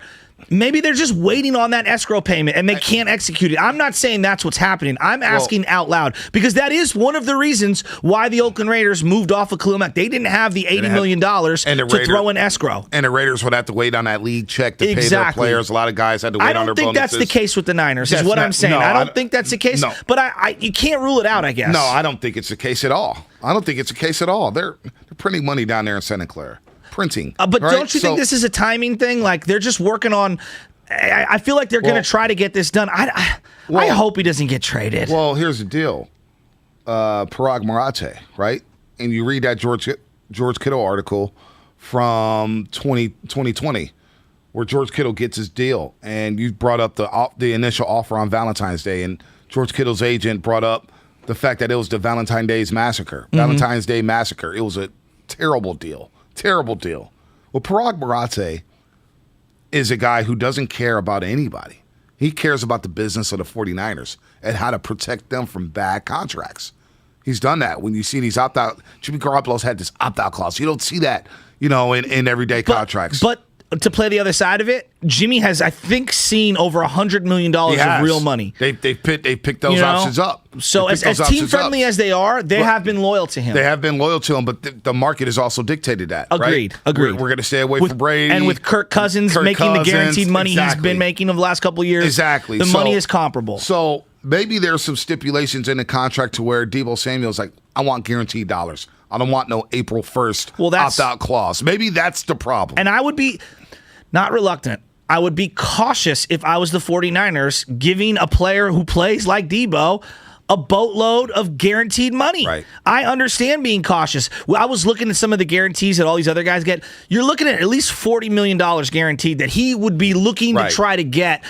Now, how do they amortize that over X amount of years? I don't know. And that might be another sticking point, B. Well, hey, I want as much up front as I possibly can get. And the Niners are like, well, can we roll this over 2 or 3 years? Well, what's the top 5 guaranteed offensive players? They're probably, if you take away quarterbacks. I believe, and this I had it in my notes, but I believe $51 million and about $47 million were the other two guarantees for wideouts. For wideouts. So Devontae Adams. Yeah, and Tyreek. Hill. So they were like something like in the high 40s and upper and lower 50s. Where's Cooper Kupp at?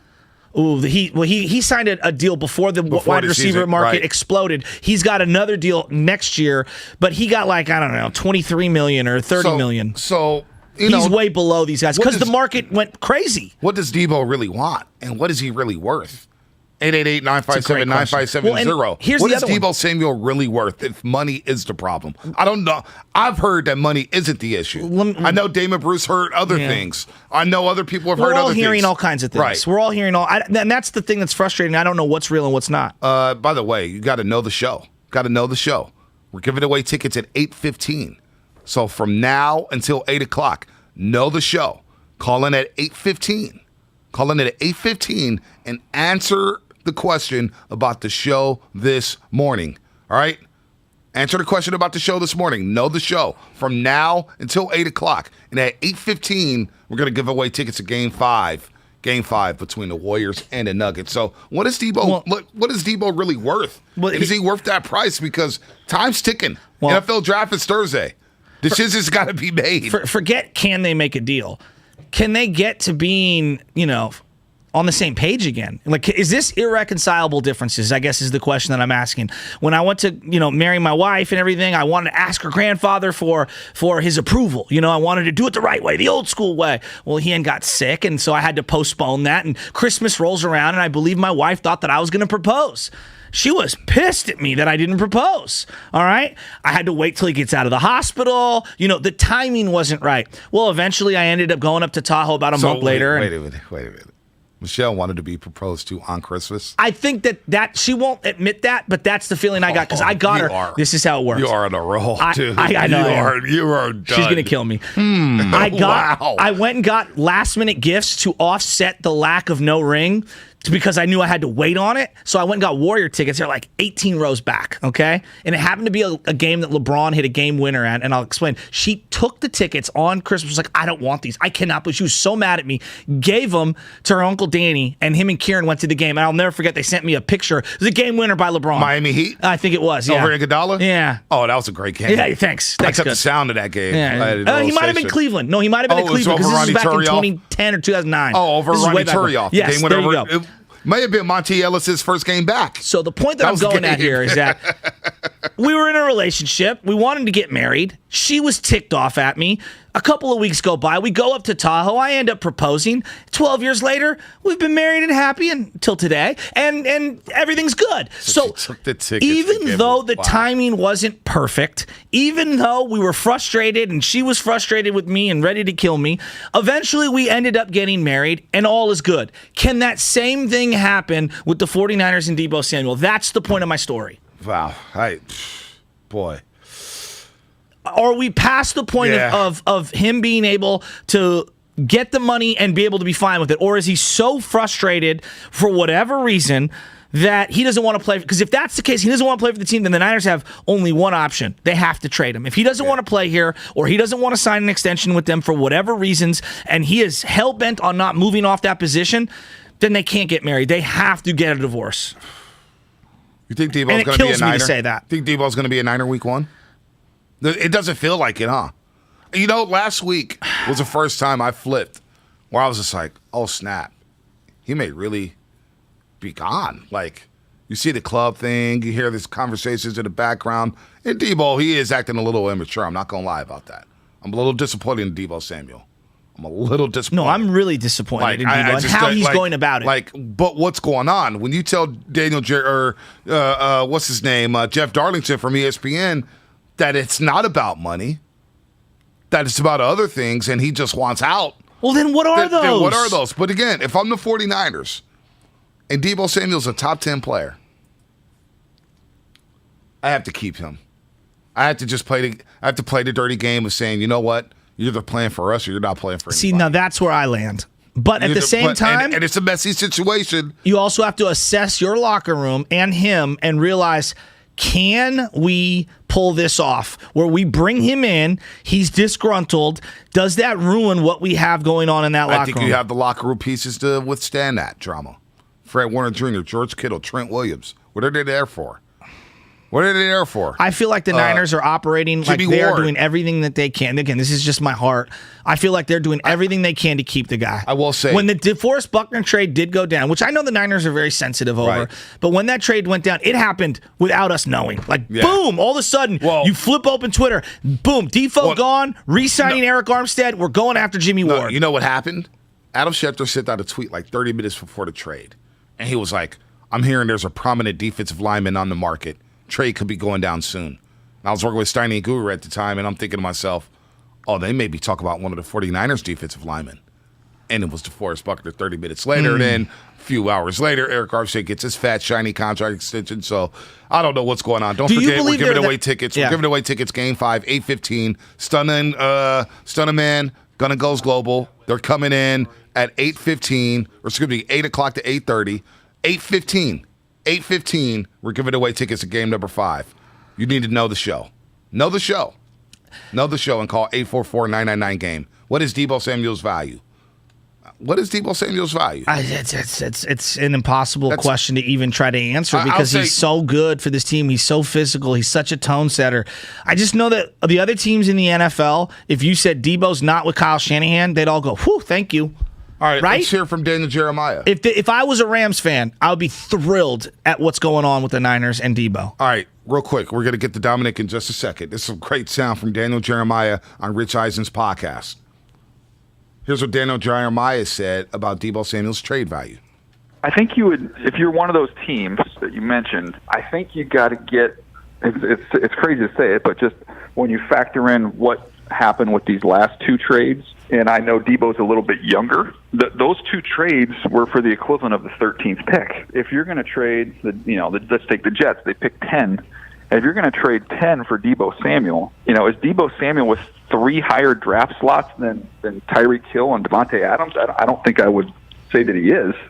And I love him, but I would think you would, and it might not take much. Maybe you get a 4-back or a 3-back with him. But if I'm going to part with number 10, based off the precedent of these recent trades being the 13th pick, I would want at least a little something coming back my way. Wow. All right. So that's on the value of Deebo. Check these next 2 sound bites out. Daniel Jeremiah saying it's more and more likely that Deebo does get traded from the 49ers.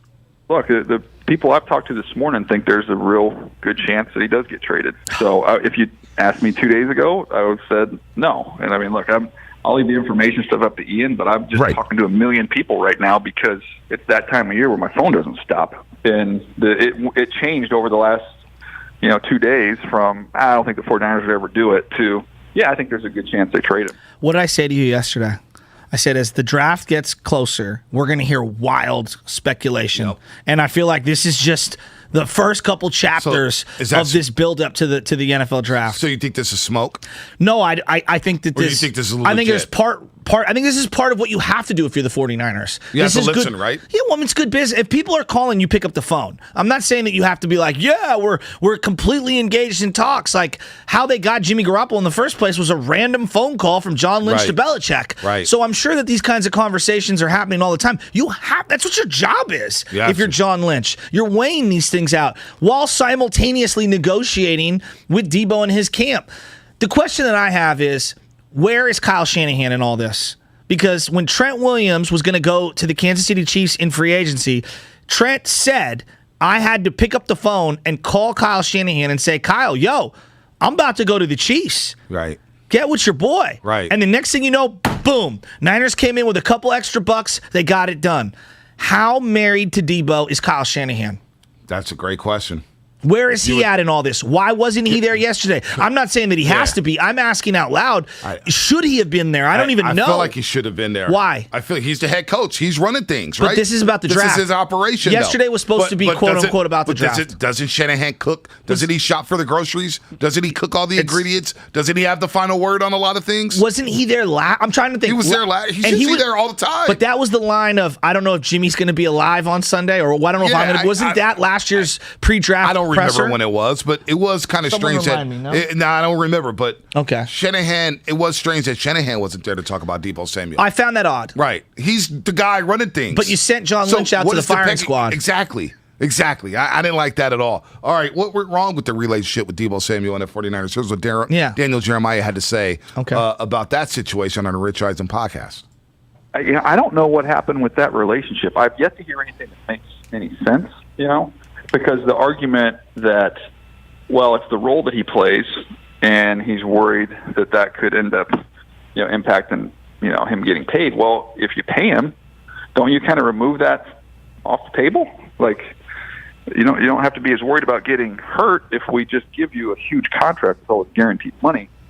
You would think that the role wouldn't be as big of an issue. But that's why I don't know, something there that I don't know about that's out there, but there's something that went sour in that relationship. So what went sour? I got to hear from Deebo on this situation.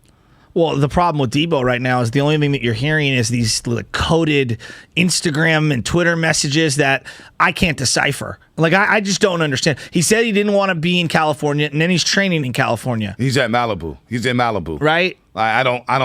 The more this goes on, I love the player. I love the player. The person, though, is starting to... It's just questionable. Yeah. The behavior is very questionable and hard to defend. Now, all that being said... If they can figure this out, I'll welcome them with open arms because they need them to win. Like, Bonte, if you said to me, Joe, here's the trade, whatever it is, I'll give you 4 first-round draft. I'm just hypothetical. Right. I'm giving you 4 first-round draft picks. How does that make Trey Lance better in year 1 for him? How does that make the 49ers closer to a Super Bowl right now? I know. Now, maybe I'm being short-sighted with that thought process, but I'm not in the business of getting rid of great football players just because we had a little squabble over some money. Yeah, or not even money. Maybe it's usage or whatever. Let's get to camp. Exactly. Give me the camp. We can make this happen. We can make it work. We can patch things up. Finally, Daniel Jeremiah on what did it take to get Deebo Samuel? You know what's interesting on Deebo too, Rich, and this is why I say I'd want something back. But if you backed me into a corner and said, at the end of the day, I can trade 10 and get Deebo, and they really drove a hard bargain, I would part with 10 personally. And the reason I would do that is because we did a thing, I don't know if you remember this, maybe 2 drafts ago, we did a thing called Finding Deebo. We did a little play on Finding Deebo, and we did a thing on Finding Deebo. Nobody's found another Deebo, okay? We've been trying to find another version of this dude for 3 years. He doesn't exist. This is a one-of-one player in the NFL. One of one. Took the words right out of my mouth. One of one. And I think we also have to give Kyle Shanahan credit here because he identified this guy at the Senior Bowl and was like, I'm going to make him so unique, no one else in the league can even replicate him. Right. So as great as Deebo is, he's a great football player. I'm not taking anything. He's a great football player, period. Right? I do think that this is one of those rare situations in sports and in life. Be careful what you wish for because I think both parties are so much better together than they are independent of each other. I don't know what it's like. Wow. We're 2 days away from the draft. And I'm totally expecting the unexpected, which means I'm ready for an alert on my phone that says the 49ers are trading away Deebo Samuel. John Lynch yesterday looked exasperated on that podium. He looked exasperated. Because he's exhausted over everything that's going on right now, and this is a new way of doing business. Think of you're John Lynch. You played in the 90s and in the 2000s. Think of how you went about getting contracts, and you look at someone like Deebo Samuel and the way that you played the game, John Lynch. How would you not have an affinity for the way Deebo Samuel plays? And then you're probably looking and you're like, okay, I'm in my 40s, or what is he, maybe 50, and I'm looking at this young guy who's in his 20s, and look how he's handling business, and that's how they do it nowadays. I'd be scratching my head too if I was John Lynch. And these situations take a while. I don't know what Deebo and his agent, like DK Metcalf and A.J. Brown haven't been paid yet. At all. So what is Deebo Samuel expecting? Are they expecting to get the fat, shiny contracts in April? No, you're not. No, like... you're going to get your money. Again, I'm hearing that the money's not the issue. It's not the problem. Jimmy Garoppolo's contract has nothing to do with Deebo Samuel. I believe they budgeted. Parag Marate, one thing we do know about his spreadsheets and the books, he knows how to find every little nickel and dime, and he knows how to budget. Dave, I believe they have money stored away for Nick Bosa and Deebo Samuel. And what in their minds? The guarantees, the long-term deal, the opt-out clauses, all that stuff. I believe Barack Marate is all over that. Now, is he a cheapskate at times? Absolutely. Absolutely. Like, for a player, it's not great deals because there's opt-outs in 2 years. And as a football player, you're like, I want long-term stability. I want my fat guarantees, and I want years on the deal. But I don't believe that Parag Marate wasn't ready for a long negotiation here. I believe the money's set up right. What do they look like without Debo? Not good. Not a top 4 team in the NFC. Well, 2020 was a clear indication of how important Debo Samuel was. They don't look good. They don't look as good. When he missed time, this team was completely different. And you look at the Super Bowl teams, the Rams. Mm-hmm. I know they went down on, went at Cooper Kupp heavy, but they had Robert Woods, who got hurt midway through. Then Odell Beckham Jr. picked up the slack. They had 2 tight ends. He got hurt. They had Jefferson, but they had a stable of running backs. Yeah. Look at Cincinnati, T. Higgins, Jamar Chase. Yeah. They had Joe Mixon in the backfield. You need dynamic playmakers more than what the Green Bay Packers. The reason why they lost to the 49ers, they had Devontae Adams, and that's it. And that was about it. Well, and look at the other teams. Like Kansas City, they've had a plethora of wide receivers and guys that are game breakers on top. Because I consider Travis Kelce, even though he's a tight end, he's a playmaker. Yep. Right? He's outside the threat playmaker. And then look at Tampa Bay Bucks, who won it the year before. You were referencing Mike Evans, Antonio Brown, Rob Gronkowski, Chris Godwin. Ridiculous. I mean, they got weapons. Ridiculous weapons. Absolutely. I'm holding on to if. Honestly, my final thought on this whole thing, because I don't know what's what. It's really a complicated situation when you try to talk it through and really try to grasp what's going on. I don't know what's going on with Debo Samuel. That's part of the problem with this whole conversation. I don't know what the young man is thinking. However, if I'm John Lynch and I'm the 49ers, and I'm thinking about myself, and I'm saying, we traded away Debo Samuel, the PR hit we're going to take is a nightmare. Fans are going to be ticked off. We're not going to be the same team we were a season ago. Your quarterback? Your quarterback coming into a situation where he has Brandon Ayuk and George Kittle and got the Jimmy Garoppolo cloud that we didn't even really touch on today. I'm keeping Debo Samuel, and I'm saying, look, you're either playing for us or you're playing for nobody. Yeah, I'm with you on this. That's my final. That's the bottom line for me. Well, and just real quick, one last ribbon on the whole day.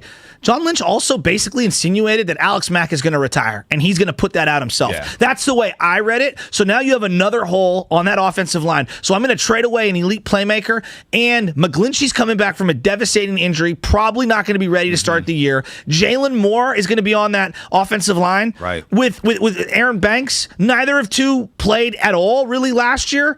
So now my rookie quarterback essentially is going out there 21 years old without his primary playmaker in Debo Samuel and with a bunch of youngsters on the offensive line outside of Trent Williams and Brunskill. Whew. That's not good. It's got a Dominic and That's not good. Yeah, you're depressing me. See, I told you, 49ers talk from 7 to 8. It's not good. It gets depressing talking about this damn team. It really does. It gets depressing well, talking about the good thing is Niners. that they exercised the Nick Bosa 5th-year option. Nobody cares That was right now. That was a layup. It was a no-brainer. Nobody cares because Debo Samuel's on a chopping block. Let's go to Dominic and Modesto, then we'll get to Jay in San Jose before we get to Stunna and Gunna Goes Global. Gunna Goes Global in studio coming up here at 8 o'clock. Plus, we're giving away tickets, 8:15. Know the show. Know what we talked about from 7:30 and 8 o'clock. Dominic, what's happening?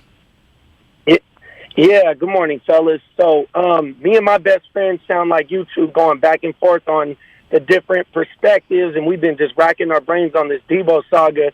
And I think what I came to a conclusion is Debo is a quarterback maker, but if you get a quarterback that's a wide receiver maker, which we're hoping Trey Lance is, then Debo's value depreciates a little bit because Ayuk then suddenly has more value because we got a quarterback who can get him the ball. And so you got to really factor in who is Trey Lance in all of this and who do they really think he is.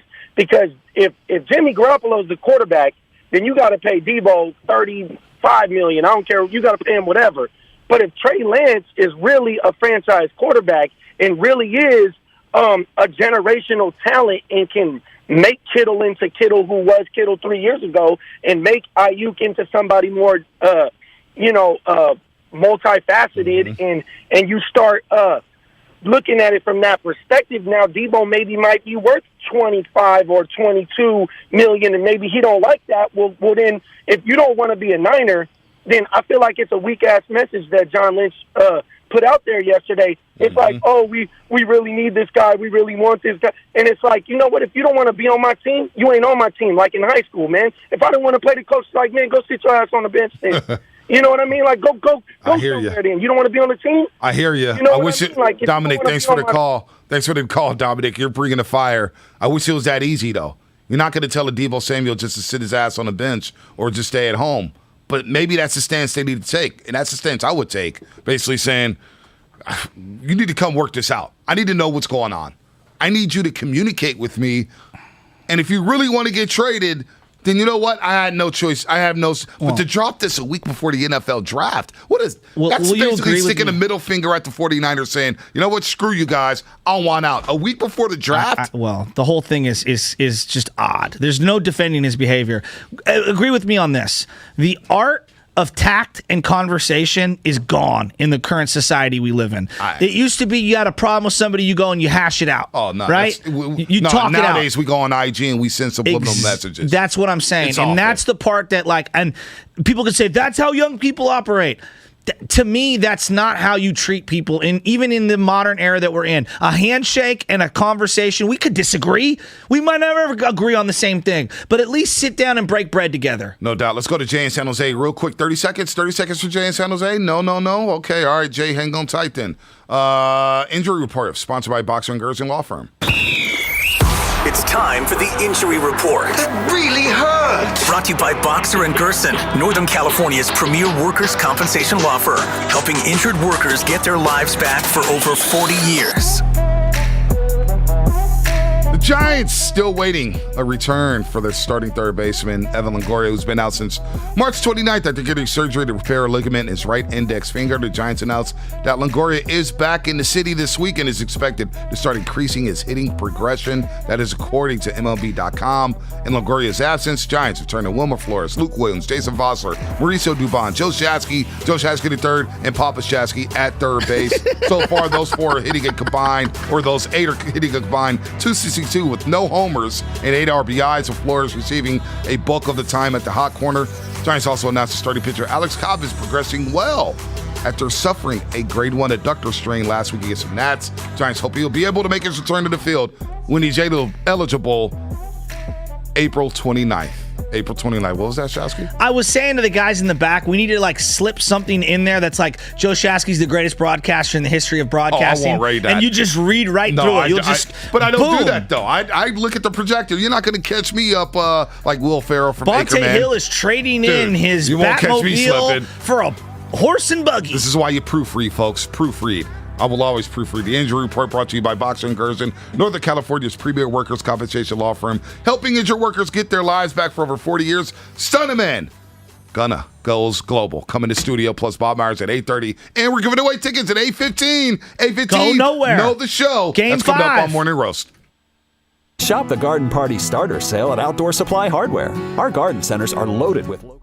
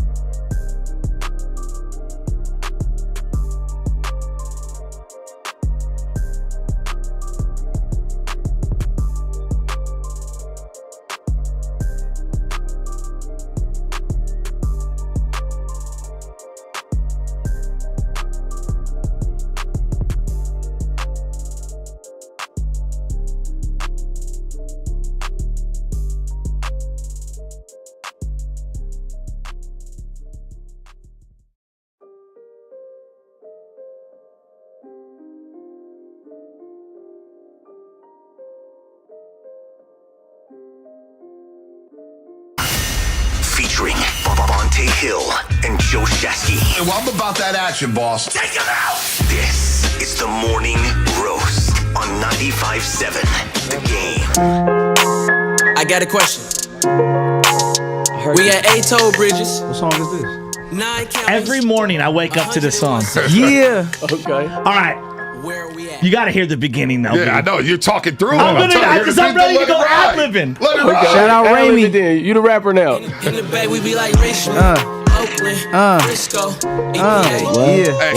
Hey, look. You can't say it for you can't say it. You don't remember the hook. No, I'm chilling. I'm not gonna mess up the hook. That's what I don't want to mess up the hook. Right, we got the real rappers here. Yeah, explain what's going on here, Bonte. You got to get on YouTube right now. Search 95.7 The Game. Click subscribe. Hop in. We got Stunna Man and Gunna Goes Global, and we had Stunna Man on about a year ago. Okay, less than that. Like during football season, right? It was COVID, so you feel me? Had to be like 6 months, 8 months ago. It was that long? Yeah. Time flies when you big stepping. Right, and big stepping is still hot. It's still hot. It's just warming up. There's 4 times on 106 KBO an hour. It's just warming up. Remix, you know what I'm saying? We got the EDM remix. I'm going to the Caribbean next week. We gonna get the Jamaica. Big stepping. Dude, you gonna have the Bubba Clouds out there, man? You're unbelievable, man. So we got Stunna Man. Yes. Gonna Goes Global. We're gonna give away some tickets in 10 minutes. Yep. Tickets to Game 5, Warriors Nuggets. Chase Center where the Warriors close out the Nuggets. Yeah, you don't want to mess around and lose that game. You already know about that. But we got Gonna Goes Global. Look, we have Stunna Man. I love Stunna Man. He's big stepping all over the place. Sacred Heart Cathedral, Bruce Mahoney games, Niner games. Debo Samuel doing it in the end zone. Draymond's big stepping. Big stepping in the White House. Hey, shout out to the young man that goes to Sacred Heart. I believe his name is Colin. They don't know. Spears. Yeah, Colin Spears. From St. Cecilia's. Yeah, did you know what he did? He told me when Sacred Heart won that state championship, he's like, man, I listen to Big Steppin' every day. So the Sacred Heart Cathedral, they're down, I believe, 3-2. He goes up to bat. Feel me, 2 runners on. Yep. He gets that go-ahead double. What does he do when he gets to second base? He hit the Big Steppin', man. He's a good baseball player. He's a really good baseball player. Great family. I remember when he was a little kid. Now that he's a grown man hitting bombs at AT&T Park for Sacred Heart. So they're helping a renaissance in San Francisco rap. You got Larry June. Renaissance of the man. And this guy right here. Gonna go global. Gunna's go global. Real gangster. Now, this guy is a real gangster. They think he a pirate. Dude, they thought I was. I'm infatuated with this guy. This guy was with Stunna Man in Europe, and I'm like, who is this guy with the patch? Like, I remember Slick Rick and Gunna Goes Global. Then I start spinning his records. I'm like, these guys are the tag team. They're the dynamic duo. Man. That's what we are. You guys should just come out with albums. What you got? You can go solo. You guys are great solo acts. But I'm like, Stunna Man, I can't unsee Gunna Goes Global without you, Stunna. They call me Stunna Man on 2 occasions. And they call me Gunna Goes Global. Really? Real talk though, in person, in the Bay. I know earlier. What was you finna say about that? Oh yeah. So what happened was that Stunna comes into studio, okay, and then Debo Samuel's doing the big step, and Mixon's doing the big step. Brian Baldinger, who we have on here every week breaking down NFL film, he's on the NFL Network doing the big stepping. Oh, it was legendary. So Stunna goes, Baldy, that's not my only song. You got to go through my whole catalog. And so I went on Apple Music, because it's not called iTunes anymore, whatever it is. Apple Music, because that's how I listen. I don't do Spotify. My wife does. Okay. And I start going through, and boom, I see this cartoon picture of you and Gunna, and I'm like, in the Bay, let me click this song. So I put it in, and the next thing you know, I'm going down 280. Not 101 South, Nicotina. Right. I'm going down 280 and I'm smashing. And you know when you go past Potrero and you start to go up dipping. And down, exactly in the car, and the beat starts coming in, and I start shaking like candlestick. Exactly. And I said to myself, "This is my song. Like this is it right here." Because we wake up the Bay Area every single morning, and it gets me in this mood every day to feel really good. And there's not a lot of like Bay Area, like I call them town anthems. You know what I mean? Like I Got 5 on it. It's got so many different people on there. But we don't have one that represents every nook and cranny throughout the Bay Area. So I just think it's a great song, and it gets me real hyped up. And this guy, every morning, I see the positive videos. You just inspired the remix. We're going to put the remix together. It's going to be like an 8-minute remix. Come on, everybody from the Bay. We need all type of different cities. Really, like we can't minimize ourselves no more. It's all the Bay. It's Northern California. It's really the West Coast. You know what I'm saying? Gunna Goes Global. Shout out to Tupac. Dark skin with locks, with the mentality like Pac. Come on, man. You know what I'm saying? That's the type of time we on, man. I love it. It just changed the world with that one. Here's what I want to know, guys. It just changed the world. Nah, you really did. Here's what I want to know. So let's start. You guys obviously are musicians. You guys also were actors, correct? Of course, we still acting. And you guys were in the artists, trip to Europe? Artists, actors, so businessmen. We're gonna give y'all some quick insider info. Yep. So 3 years ago, we went to Amsterdam, London, Paris, and Switzerland. Right? Looked amazing. But if you peep, you know what I'm saying, the new season of Atlanta, every city we went to, you know what I mean, they just did. So shout out to Childish Gambino. We need it on that next season. Hey, Childish, hey, Donald, if you see us, you hear us, man. Come on, we actors. We in the Bay, man. Hey, I'm not Paperboy. We getting Paperboy. Hey, come to the real Oakland, man. You feel me? Yeah, it's a great video. We're doing everything though. Atlanta's a great show. I haven't watched the new season yet. I'm stacking the episodes. We just got done with Snowfall right now. We just got through with Snowfall. Shout out to Snowfall. Franklin Saint. We need to be on that too. Come on. We need to be on that. We need everything. We need it on everything. But you guys went out to Europe, and I was just like, damn. These guys out here, like, local rappers, some rappers we know, and some people out here in the city, they don't know about the outside of the 8-block radius. They don't know about getting out of their neighborhoods. The 8-block radius. I've never been out of the country but once to Mexico. Exactly. I'm trying to get him out of the country. Excelsior. We don't go anywhere. Shout out to Excelsior. Because San Francisco is so great. It's so great. It's tough for us to move, but when you start seeing different cities in different countries, I was inspired by you guys. My girl and I are planning a trip to Europe this summer. You guys go out to Europe, and I'm like, man, these dudes are on something different. You guys are on something different. So you go to Europe. How did that inspire you guys to come back to the States and kind of share that experience with everybody here in the city? It amplified how beautiful San Francisco is. When we came out there, it was me, Stunnerman O2, of course, and then Ace. And it was the Locarno Film Festival, and then I think the British Film Festival, whatever the case may be. We like, man, that's pretty cool. We got to get independent film festival. Like, we got to get out there. That's cool. We got to get out there. And it's dope because when we went out there, we eradicated a mentality a little. You know what I'm saying? That's our vernacular. You from the Bay, West Coast, wherever we be like, little this, little that. We it was a part of the still winning ideology, but we created the big mentality. Everything we do is big. So that whole trip, instead of being like, let's do this, let's go out there and explore, let's make this situation big, and we just created something that still we use today that allowed us to get here. You know what I'm saying? Shout out to my mother because she taught me when I was at a show a long time ago. And one thing I love about Stunner is he's always able to filter out what means the most. You feel me? Thank you. And I believe that's the last day he worked. Yep. And that's why I was reading a book. Everything you need to know before you quit your job. I got to page 9. That's all I need to know. It's like 200 pages. And when Stunner adopted it, it was aggressive.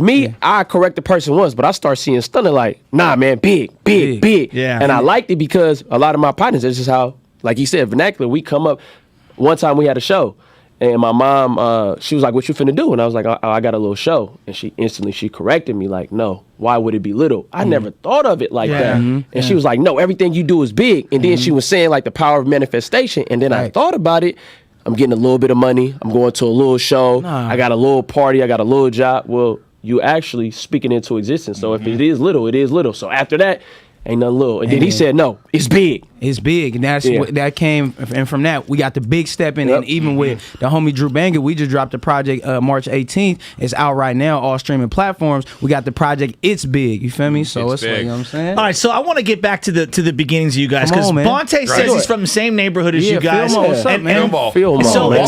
He represented it the right way. Different generations. We got 3 generations. Because when I see him on television, I get calls from some of the older guys that my dad grew up with, and they're like, it's just incredible to see a young guy from San Francisco make it on TV, right? You know what I'm saying? So I want to know, like, that's why I love music so much because I get to see different people and athletes, like we're talking about Colin Spears, kids from the come up, from the neighborhood, from the city, grinding and making it to the big stage. How did you guys become buddies, and then how did you get to where you're at right now? To be honest with you, man, he kept it a buck. When it came time for the last black man in San Francisco, he grew up listening to my music, and he was like, if y'all gonna do a movie, put Gunna in it.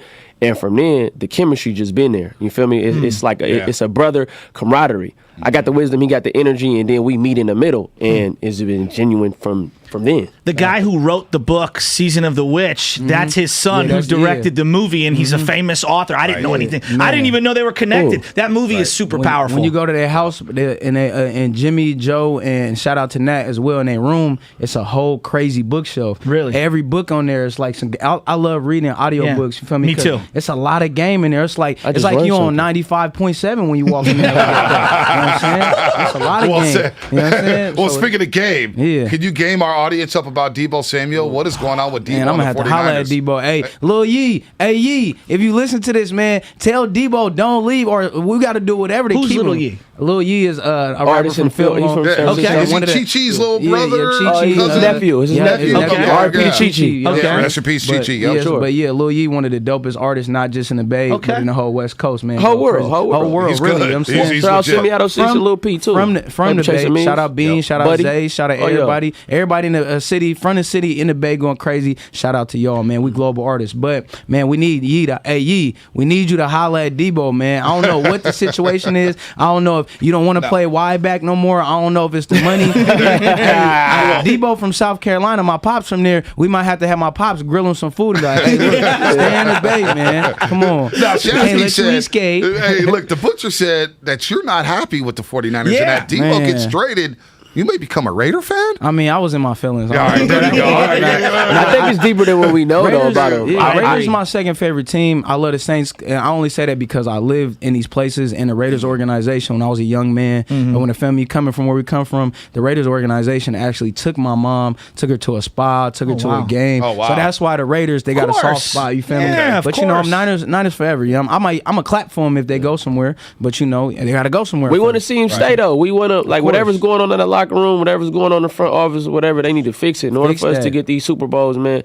The culture, there's something going on inside that he's not speaking about, which makes me think it's fixable. Well, I agree with that. I agree. That's why I believe he's been silent and let it's all assumptions and speculations. If you pay attention, there's actually no facts on what's going on right now. So let me ask you guys, because we're always stuck in the sports world, and you guys, I'm sure, have had different labels, different people that are trying to get at you, trying to get you to sign something, trying to get you, I could get you a couple more bucks here or there. You see that he's working, Debo is, with some sort of marketing company that also works with a bunch of rap artists. What's your guys' take on things like that? When you see some of these players trying to get paid, we know they want to make generational money. The window's very short. I understand all that.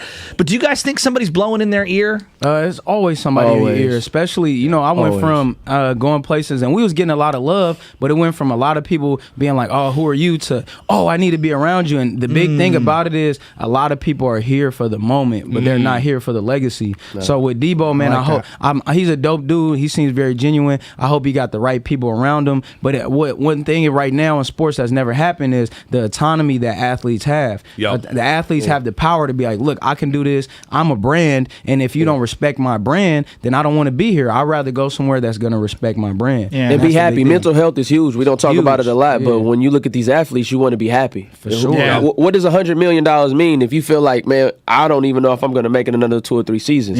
So, that's a good point. However, whatever's going to make Debo happy, that's what he need to do at the end of the day. Of course, as a Niner, I want him to retire as a Niner. Man. Feel me? No doubt. You feel me? Like watching him it's electric. Man. But if he got to go to be better, man, shout out to him. And all of the tweets that y'all sending at him, man, respect him as a human. He's not a commodity. Don't objectify him. I know we get attached to organizations and players, but show him some love and give him some respect, because he's a human like us, for sure. He's not a video game. Well said, Gunnar. Well said. By the way, let's give away some tickets real quick. I want to get your thoughts on the Golden State Warriors. We need these tickets. They got to close these dudes out tomorrow. They have mess around with it. Not an option at all. 844-999-GAME. When we were talking about Debo, this is the know the show question to win these tickets. When we're talking about Debo Samuel, Shasky said there was one missing piece who we haven't heard from within this entire discussion.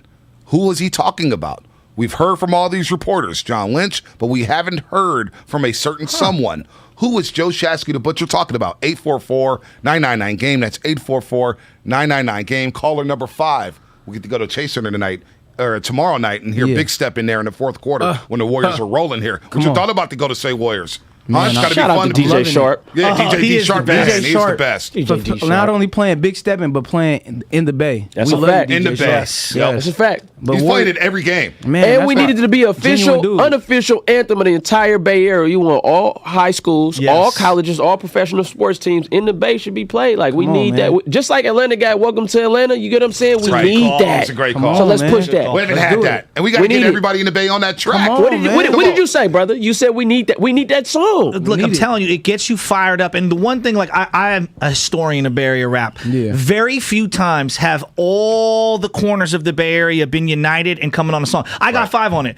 Who's omitted? Too Short, because they were funking with the Loonies at the time. And so you always have these little issues. Hold on. We don't got no San Francisco artists. And that's the other thing. No Quinn, no JT, nobody from that area. Yeah. So, like, for me, it's so unique to see your guys' age group come up and represent the whole Bay Area. You've talked about your affinity for Oakland, even though you're from San Francisco. It's just rare, and I feel like the Bay Area needs to be united, not divided. And that older era, as much as I love it, it was very divided and very, city to city, and guys only mess with certain coming up. labels. Like people didn't cross that bridge. Exactly. Like I grew up where people didn't even go to other neighborhoods, and that song really came about. Speaking of that, shout out to Mr. Fab because he got New Oakland, and to this day, when you play New Oakland, I don't care where you at in the Bay Area. Tell that story. It does something to you. I feel the same way. I feel like I'm from the town when that song come on. And of course, LA, they got that Welcome. To Live and Die in LA, and then New York got that Uptown Baby. New York, exactly. Uptown Baby. So it was created in that same way because I was just sitting there like, man, we need to do something for us. And then Stunner continuously talked about, like, that's another thing that I love about him. One of many attributes is the unity. And I just remember sitting there, and then we were putting together the project Fillmore, and I asked him, like, you want to get on it? And Stunner always look at me when I ask him about music like, is that a trick question? Like, always know, but I don't know, like, what's on his plate at the time. And he's like, no, I want to get on it. Hey, for you, I'm always down to record a show. I appreciate that, guy. I know you got to get these tickets away, but I just want to say. Did. It's already done. Okay, perfect. I just want to say, by us, in the Bay, we got so many huge cities. We got San Francisco. We got Oakland. We got Marin City. We got San Jose. We got Richmond. If I didn't name you, that don't mean you're not big. But all these cities are huge. In other places, you don't have that. So I feel like a lot of times ego is in the way, but in the actuality, the Bay Area is one of the biggest markets, not just in the United States, but in the whole in the universe. So look how much we do a disservice by isolating ourselves by city. Agree. But look how much greatness we can have once we bring ourselves together. Upwards of 10, 20 million people just in the Bay, right? Something crazy like that, right? That's almost bigger than New York, if I'm not mistaken. And they're very, like, the boroughs, even though that they compete against each other, they still prop each other. They under New York. They all under that Yankee exactly. sign. Exactly. We all got. You're never gonna see nobody really in the town wearing a Giants hat. You go to Atlanta, so true. You go to Atlanta, they under that Braves. Hey, when you go to LA, they under that Dodgers logo. So that's another thing that I pay Shout out attention to New York though, but at the same time, hey, the Bay Area, we changing that mentality. We treating each city like a borough, and it's all one thing. Shout out to Mac Dre and E40, man, because they laid the foundation. Speaking of E40, you got E40 on the remix. You had Pilo on there, and I love the love they showed. Pilo showed you love. You're performing at Levi Stadium for halftime. So I love that fact that now this new generation with you and Ghana, 40's now looking down saying, I need to help these youngsters. E40 rocking the Bay hoodie. I was just going to say that. Shout out to E40, man. He don't do nothing but show love, you feel me? Yeah, for sure. Over the last, I don't know how many decades, but for him to be a pillar in hip-hop, to be a hip-hop icon and be a pillar in the culture, and then his verses is getting better like wine. Come on, how you get better? He's like, the mystical of the West really Coast. At the top is just him and Jay-Z, and Nas really as far as like aging gracefully and like they really get on the track and destroy you for real. Like 650 Xfinity Mobile text line wants to ask Stunna and Gunna a question about the importance of equity and ownership for your music and your likeness. Okay, everything, brother. Entrepreneurship, generational wealth. That's another thing that me and Stunna we able to collaborate on.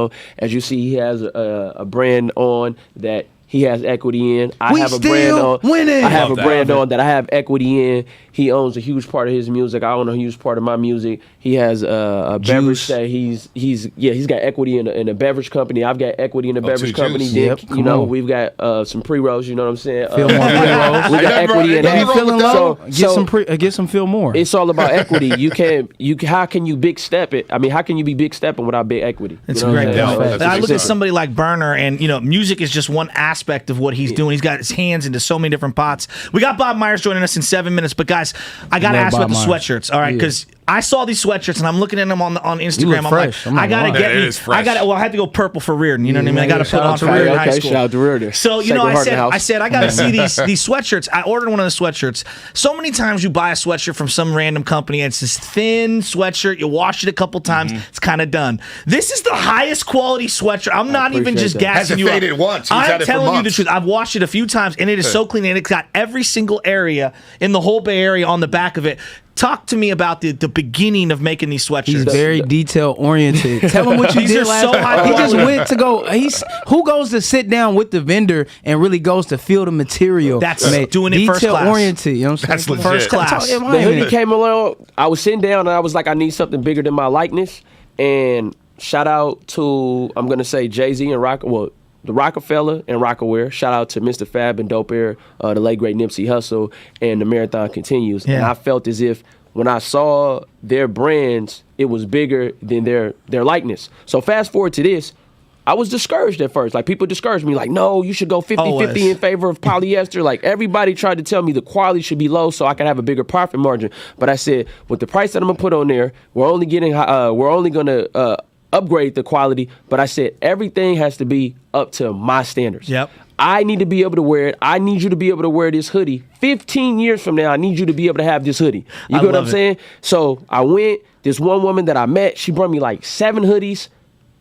She was like, use this one. I was like, nah, I like this. So recently, last week, as a matter of fact, I went to the vendor personally because I said, I need you to come out with some more colors, and we need to get an official partnership with what we've got going on because I plan on taking this all around the world. Me and the team, we've been doing our thing. Shout out to everybody behind the scenes. Shout out to everybody that helped me collaborate with it and getting the word out there.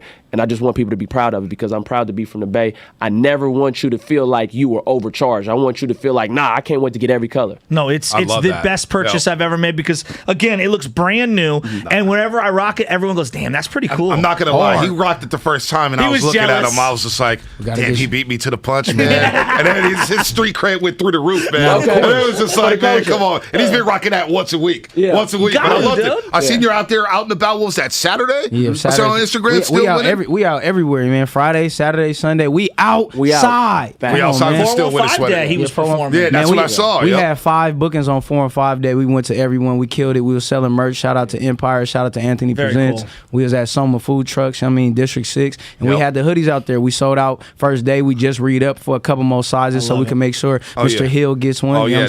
No doubt. I'm throwing some money to your way for that hoodie. This guy's rocking Gucci these days. No, I'm not rocking Gucci. We need black-owned designers, man. No, we do. You're right. I saw that in front of the True Store, your video, when you were like, forget all this Gucci, forget all that Louis. Belt, I saw that. I saw that right in front of the True SF store. Shout out with Donovan. Shout out to Don Trump. That's my guy right there. And then you had Phil on Mike out there doing the get low on you guys. Come on, man. We love Mike. For sure. Legend. Everybody I was going to say, everybody from the neighborhood, everybody from the city that's really showing love. I love Fillmore. I love Hunters Point. I love every neighborhood. Everybody that's showing love and want to be a part of the movement, there's always space for you. Even when you losing, you still winning. You know what I'm saying? So we got a recommendation from Danker D. Gunna and Stunner, they need a podcast together. Oh, yeah. You guys need a podcast. It's like, how many? It was like the 50th, maybe 100? Yeah, we do. You're right. We need to prioritize it. You know what it is? It's like when you got Godzilla and King Kong in the same room. You know what I mean? So it'd be a lot. It's like... The potential for you two guys. We're thinking about managing. We got to get in with Stunner and Gunna, man. They're going to be around for a long time. We'll be fired from this show next year. You guys will be around forever. Let's do it. Hey, can y'all help us with this podcast? Of course. We're serious. I want to do one city life, and it's just it can be anything with the city. That's what I was thinking about. You know why I like because the city's different. You guys grew up in a different city than I grew up in, and he grew up in. The city's dramatically changed. So I'd love to get your perspective. And you know why I like that name? Because it doesn't refine us to the city because there's multiple cities. Exactly. There you go. There you go. But the city, though, you feel me? That one on your chest. Yeah. San Francisco. You gotta have that. Gotta have that. You know he dressed up. Normally he wears a sweatsuit. Oh yeah. Baby white tee, hoodie. It's too early in the morning, man, to get dressed up. I've been seeing him post game. He be fresh in that suit though. Oh yeah. My girl hooked me up, man. You know I ain't got that style. So if you look at this screen, it's something that we all have in common. It's all rooted in San Francisco. Come on, man. Everything that's being worn. There you go. Shout out to the city. Shout out to the city. We got to run. We got to get the Bob Myers. Give out the website for these hoodies. The people want to know where they can get the hoodies and find your music. Oh, the BayHoodies.com. You can find my music, Gunna Goes Global, everything. Go get that 21 Summers and stream that, and stream Fillmore Project, and then Stunnerman 02. Talk to him in a big way. Stunnerman02.com, still winning, LLC.com. Man, go stream Fillmore. Go stream I Gotta Feel It. That's the album with Big Steppin' is on. But Big Steppin' is not the only hit. We like Michael Jackson off of Thriller. What's your new project? And then make sure you go stream It's Big with me and Drew Banger. Drew Banger. Shout out to Drew Banger. Shout out to Oakland. Man, I think you on there? No. We got on that one. We only got female features on that. We about to drop the deluxe next month. Shout out to Lil Kayla, one of the dopest artists from the city. Shout out Sulan. Hey, Bob Myers, what's up? We need to get Big Step in the Bay in the Warriors Arena. What do we got to do? Let us know. Bob on the other side. Shout out to Bob Myers. What's up? Man, we Giants game, all of us. All right, this summer we going tonight, and then I'm thinking a little dinner. We've been talking about big dinner, not little dinner, big mafia dinner. Hey, you know what I just shout found? out Selsky, big mafia to dime. You know what I just found out? The word mafia is a Arabic word. People didn't know that. You know what I'm saying? Arabic beginnings. You know what I mean? We just locked in with Tamer, one of the dope Palestinian artists, but he put us on. But go ahead. I mean, you're so young and you're educating me all the time. Every time I watch one of your videos, I'm like, man, this guy's too smart. Thank you, man. He's sophisticated, man. I'm still learning. The hospitality here is second to none. This is the best show I ever been on. I love it. I don't want to leave. Let's go. I'm serious. For real. Next time it's got to be an hour. These 30 minutes went by way too fast. Yeah. Gonna Goes Global. So great to meet you. Stunnerman, keep doing what you're doing. You guys are doing great work out there. Stunnerman, Gonna Goes Global. Find them on IG, on Twitter. They're doing big things here in the big city by the water. Support local. Support local. Phenomenal. Bob Myers coming up on the Morning Roast. Phenomenal. The more we learn about COVID-19, the more questions and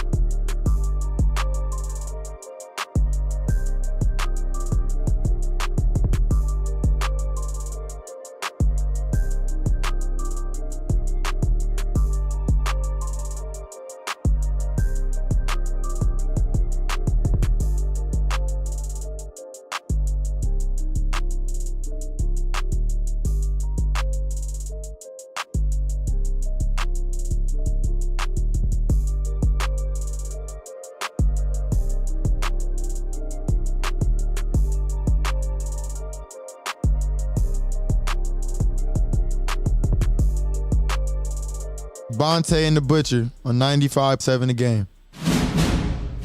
Welcome to the Executive Show. Nothing easy. An inside look at the Warriors front office. Can somebody give Bob some credit? With President of Basketball Operations and GM, Bob Myers, on 95.7 The Game. Brought to you by Free Spirits, non-alcoholic spirits for amazing cocktails that keep you in the game. Available at Drink Free. Oh, man, that was weird. I was like, man, did we go off the air for a second? Don't forget, tickets for all Warriors home playoff games. The Warriors in Denver match up in Game 5 of their first-round series Wednesday night at Chase Center, 7 p.m. tip-off. Tickets for all the potential games versus the Nuggets still available at Warriors.com, where season ticket holders and other fans resell tickets that are 100% guaranteed by the Warriors organization. Even in the event of a sellout, tickets are always available at Warriors.com. And with that said, Game 5 tomorrow night. Warriors looking to close out the Nuggets. Their second chance to do so to advance to the second round of the NBA playoffs. And let's get the GM and President of Basketball Operations onto the morning roast as we do every other Tuesday. Bob Myers for the Executive Show here with Shasky and Bonte on 95.7 The Game. And Bob, before we get started here, Shasky and I want to say congratulations because we heard 2 days ago it was your 10-year anniversary as being named GM of the Golden State Warriors. 10 years, Bob. Time is flying by, man. Where's the time gone?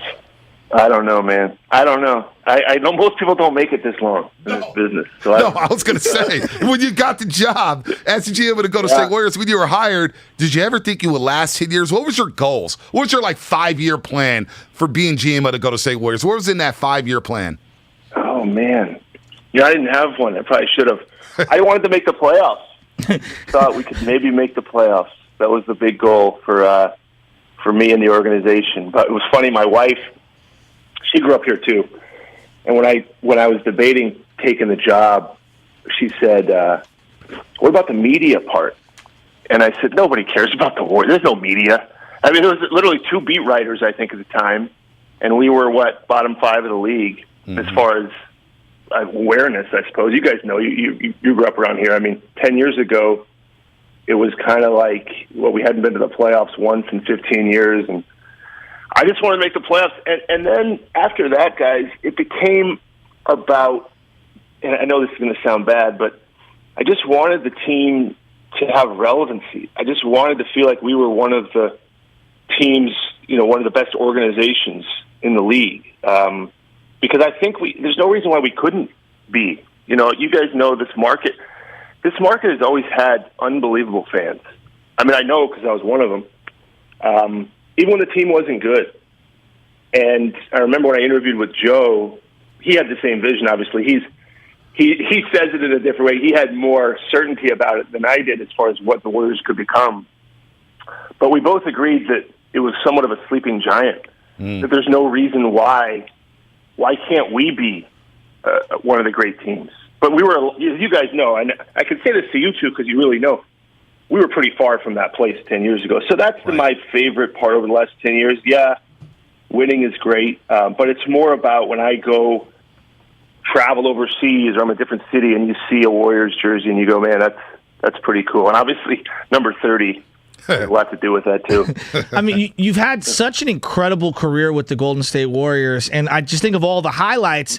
There's also been just some, I guess, forks in the road. The Andrew Bogut trade, obviously Steph Curry and the ankle injuries, switching head coaches, losing to the Clippers before that, and then, losing in the finals. And I don't mean to just dwell on the negative, but what do you think was the lowest moment for you in terms of, having this job? What was the hardest part of the job thus far of the 10 years? Wow. You know what, though? All those things, first of all those things are good. They're not good when they happen, but you have to go through that just like you do in your career. Absolutely. And Bonte does. To enjoy the good, you have to experience the bad. No doubt. And so, that was tough. Letting go of a coach who'd done a good job. That's not easy. That's not letting go of multiple training staff to try and find the right one. That day we let go of Mark. We let go of 14 other people, assistant coaches, and that's not fun. I don't know if you guys have had to ever let go of somebody. It's obviously hardest on them, but there's multiple times we've had to kind of make pivots. And I was sitting in the Denver locker room talking to Draymond, and I said, you know what's crazy? I said, there's only about 5 or 6 of us that are still here that were here the first time we were in Denver. And we counted, and it was me, Draymond, Steph Clay, Raymond Ritter, and I think Eric Hausen. Wow. That's it, right? And so look at how many people, and obviously Joe and Kurt, the owners. Right. Yeah. I mean, no current staff. Certainly no other players were here then. I mean, Iguodala was playing for the other team. And it's kind of cool to look back and say, man, we were here before all this, before the championships, but also to feel like we were part of losing. And you have to lose to win sometimes. You have to know how to lose. And I told Draymond, and I think I've told you this guy before, when we lost to the Clippers that year in Game 7, and I don't think we were favored to win. They had a pretty good team. I think I told you this before. Jermaine O'Neal, who I used to represent, called me after that loss. Yep. And he's like, don't break up this team. And I was telling Draymond that story in Denver. He goes, he said that? And I go, yeah, and Draymond said, how do you think he knew? And I said, I don't know, 16 years in the league, been in the Eastern Conference Finals a few times. He knew. And so when you talk about, Joe, the highs and lows, actually, I don't mind looking back at the lows because they remind me to enjoy the highs. And I think we all kind of need to do that. But, yeah, we've had both. We've had a lot of both. I was hoping you guys brought back Jermaine O'Neal, or if he came out of retirement. He was such an underrated Warrior. Remember that speech he had after one of those games? I think it was after a Dallas Mavericks game. I could be wrong. He's doing documentaries now. His daughter plays volleyball, too. His daughter's a great volleyball player, yeah. I didn't know that. I believe so. You knew about that, Bob, in Texas? Yeah. I knew his kids when they were tiny. I've known Jermaine for 20-something years. And he's actually, him and McGrady have an agency now. Really? So they're going to start representing. Yeah. So he texted me the other day. He's like, I got some players you want to take a look at. right? How crazy is that? That's life. Looking for the next Jordan Poole. Right. Looking for that Poole. Bob Myers on the Morning Roast on 95.7 The Game. So tomorrow night, game number 5 between your team, the Golden State Warriors, and of course the Denver Nuggets. You guys are up 3-1. Had a chance to close it out on Sunday. Didn't happen. So it's not the worst thing in the world to play Game 5 when you consider the money that organization's about to make for hosting a Game 5. But Steph Curry, he's starting tomorrow. Tomorrow's night, he's getting back into the starting lineup. Is that a question? Or That's a question. Yeah, it's both. It's tomorrow. It's kind of both. Yeah, if you want to break some news, tomorrow night's got to be the night we see 30 back, right? We got to talk. I think Steve was going to talk to Steph. Steve and I talked yesterday, and I don't know if he's going to talk to him today or he talked to him last night.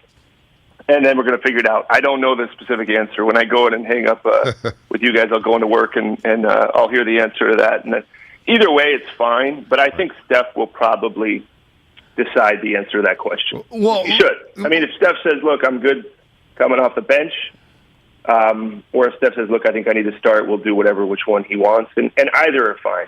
Really? Well, do we make too much of a big deal about who starts and who finishes? It's about the closing lineup. Everybody knows about the start. Oh, this guy's not starting. Oh, he should be out of the starting lineup.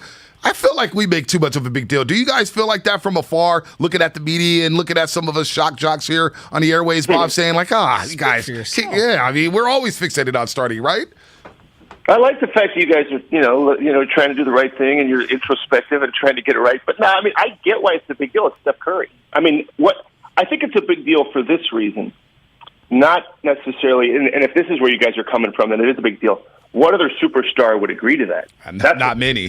Not many. It's not a big deal. I could argue. We could all argue how big of a deal is who starts. We all know who finishes is more important. But starting is a big deal. I mean, it's not nothing. If we were on the team and we're playing and we're fans and we're watching, I mean, yeah, you want to know who's starting. But the fact that Curry would agree to not start, yeah, that's the story. Because I just don't know how many guys of his stature would do that. And again, it goes back to what Iguodala did, however many years ago, 7, 8 years ago. And it's putting the team before yourself. And the more kids listening and people listening, that to me is what we're letting slide a little bit sports-wise now, is that sacrifice part of a team.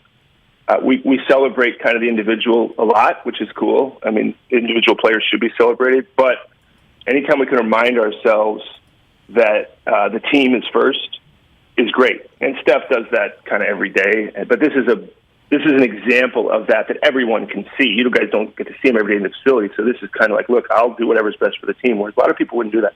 Yeah, from afar, it does feel like he's the greatest teammate that I've seen in my lifetime, and it's hard for me to quantify that because I'm not with him every single day. I just go off the actions and then how his peers and his teammates talk about him and stuff. So I think you hit the nail on the head there, Bob. What about Jordan Poole? How would you assess his performance over the first 4 games of his playoff career?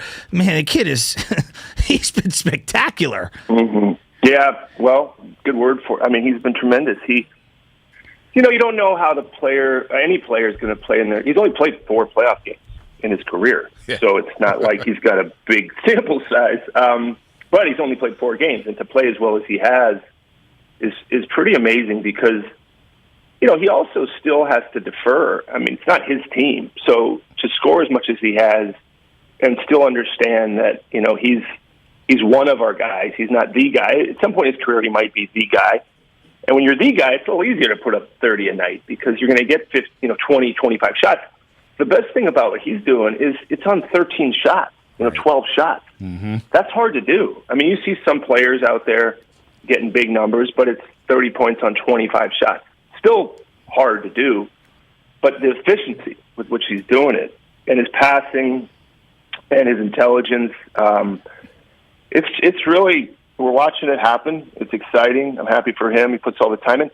And it's not easy to earn the respect of players that we have on the team just because they've accomplished so much, our vets. And he's earned that. And that's probably the thing that he should be most proud of is that they view him now as a peer, and not only as a peer, but somebody that we need to kind of get us to where we want to go. Yeah, he's definitely a splash brother now. I mean, those 3, Steph, Clay, and Poole, scored 84 points combined in game number 2, 80 in game 3. And Jordan Poole has an off night. They still score over 70. So he's having a KD-like impact with this trio. I'm not saying he's Kevin Durant, but he's having an impact kind of like KD. I've been saying that, Bob. I'm sorry. He's been playing that well, but we always are concerned about the injuries and the bumps and bruises. So how's his wrist doing, that right wrist that he was holding on to in game number 4?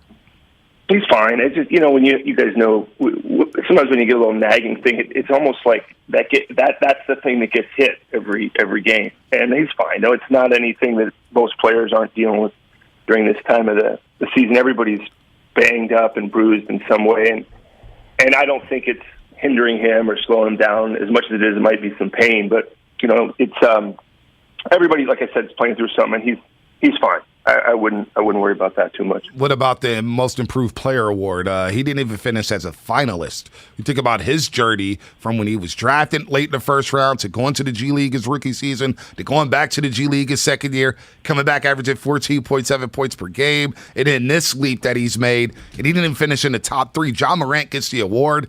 The guy's an MVP candidate. How do you guys feel in the building about him finishing outside of the top 3 for Most Improved Player? Heck, Desmond Bain should have been a finalist as well. Yeah, I don't know. I don't really know how they do that award. Sure, John Morant's fantastic, so he definitely, like you said, is deserving. But what is the category? I guess I don't know how they vote on it. Is it? I understand what Most Improved means, but you could throw a lot of guys in there. Some guys like a Ja who are already kind of there, or a guy that kind of came out of nowhere, like Jordan and a few other guys. So I don't look. I didn't ask Jordan really, but what are you going to do, right? I mean, it's no something doubt for us to talk about, but I don't even know how it exactly works. I think the best thing he's got going for him is it's the respect, right? People are talking about him, and sure, the award would be nice, but I think for Jordan, he's got to feel good that he's entered the consciousness of certainly our fan base loves him, but not only that, nationally. People are talking about him, but again, he's earned that. What's the thing that's been most surprising for you throughout these 4 games against the Nuggets? Obviously, Jordan Poole's been awesome. Clay has been fantastic. Dre's looked crazy good. Kuminga getting a little taste. Otto Porter Jr.'s having a tough time. Is there something that's really surprised you through these 4 games? I think what surprised me, Joe, is that we've gotten to see some of these lineups we envisioned actually work really well. We just didn't have a sense of the lineups that you've seen close games with Draymond, Wiggins, Clay, Steph and Poole. You got to understand, and I think you guys know, and I don't know if listeners do, they'd never played together before. 0 minutes. before the playoffs. So I'm surprised it looks as good as it does without any time, any buildup. You guys play basketball. You know, walking on the court with guys you've never played with is a disadvantage. Agreed. That's not great. And so we needed minutes together. We didn't get them. I guess that's the silver lining of losing. I still feel like we need a lot of time. I mean, we didn't have any games at all, not tough games, not easy games, not games at the start, not games at the end. So I'm surprised, you know, what we saw in game one when that lineup got out there and did as well as they did. I mean, some people might say, of course, they've got a lot of good players. It's not that simple. Right. You can't just throw talent out there and expect it to gel. So that's been the biggest surprise, is to see some of these combinations come together as fast as they have. But to the question, we still have work to do. I mean, it's not perfect. Some of these teams are throwing out lineups they've been playing with all year. And they've got hundreds of minutes of sample size. We've got 30 minutes of some lineups, 25. You know, we didn't even get to that lineup in the first half on game 4 because of the foul trouble. Yeah, so we didn't get to it. So, anyways, we could talk about a lot of different things. But for me personally, in my part of the franchise, trying to put a roster together, I'm surprised that it took as well as it did with some of these lineups. Are you surprised at how well Klay Thompson is playing? I mean, the guy averaged 36 points per game over his last 3 of the regular season. He has to skip the beat in his playoff series. He's red hot. Are you surprised that Klay looks more and more like the Klay Thompson of 2019, 2018, 2017 so early in his process of getting back from these gruesome injuries he suffered the last 2 years? Again, I think it's a combination. I think having Jordan and Steph out there as the playmakers takes a little bit of load off Klay, and he's been able to spot up and come off pin downs and also post a little bit. And I think it's great that for a while as he came back, he got more freedom. But I also think that now with those two guys out there, it simplifies things a little bit. But he's been tremendous. I mean, he looks fantastic throughout the whole series. He's been great. Offensively, defensively, efficiency. You know, and people question Klay, but we're such an environment of immediate response that you have to remind yourself what he went through. And I know you guys have said that. You've got to remember how much he missed. But I watch him over these playoffs and see the same guy we saw before the injury. I mean, I know you guys watch closely. He looks fantastic. Yeah. I mean, every time he shoots, you think it's going in. And these are not simple shots. I mean, these are hand-in-the-face shots. And I don't know what he's shooting from 3, but he's doing an unbelievable job making tough shots and making them at a high clip. So, you know, Bob, I went to that game, game 2, and Jordan Poole the crowd was just so electrified by him, and I thought it was one of my favorite sporting moments, just being in the venue and seeing Chase Center come alive. I've only been there, you know, maybe 8-9 times, but seeing it come alive for a playoff game feels like it's turning into a nice home court advantage. No one's saying that it's already Oracle or any of those things. You got to build and earn that. But thus far, feels like it's quite a home court advantage for the Warriors. We have great crowd. I mean, I didn't think we wouldn't, but it's a reminder. Again, it comes back to our fans. I mean, our fans they're real fans, whether it's Oakland or San Francisco. And that doesn't just stop happening. And I've been to, you guys have too, I've been to a lot of, I think I've been to every stadium in the NBA. And there's some decent fan bases, and there's some that aren't as good, but I put ours up there against anybody. And don't take my word for it, because everybody assumes I'll say that. Listen to what the opposing coaches say, players.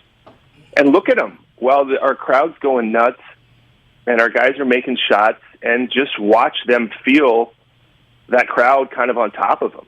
I hadn't really seen it until, I guess it was third quarter of game 1. And you guys were at game 1, you said? Yep. You were out there? Joe was at game 2. I went to game 2, okay. Yeah. Okay, but anyways, there was a moment in game 2, I forget, but the third quarter of game 1 was that kind of avalanche. And then sometime in game 2, it was happening too. I forget when. Oh, both second and third quarter, both games. You guys outscored the Nuggets. I don't know if you know this. You guys outscored the Nuggets in both the second and third quarter in games 1 and 2 by 21 points. Both games. So that's a plus 42 in the second and third quarter.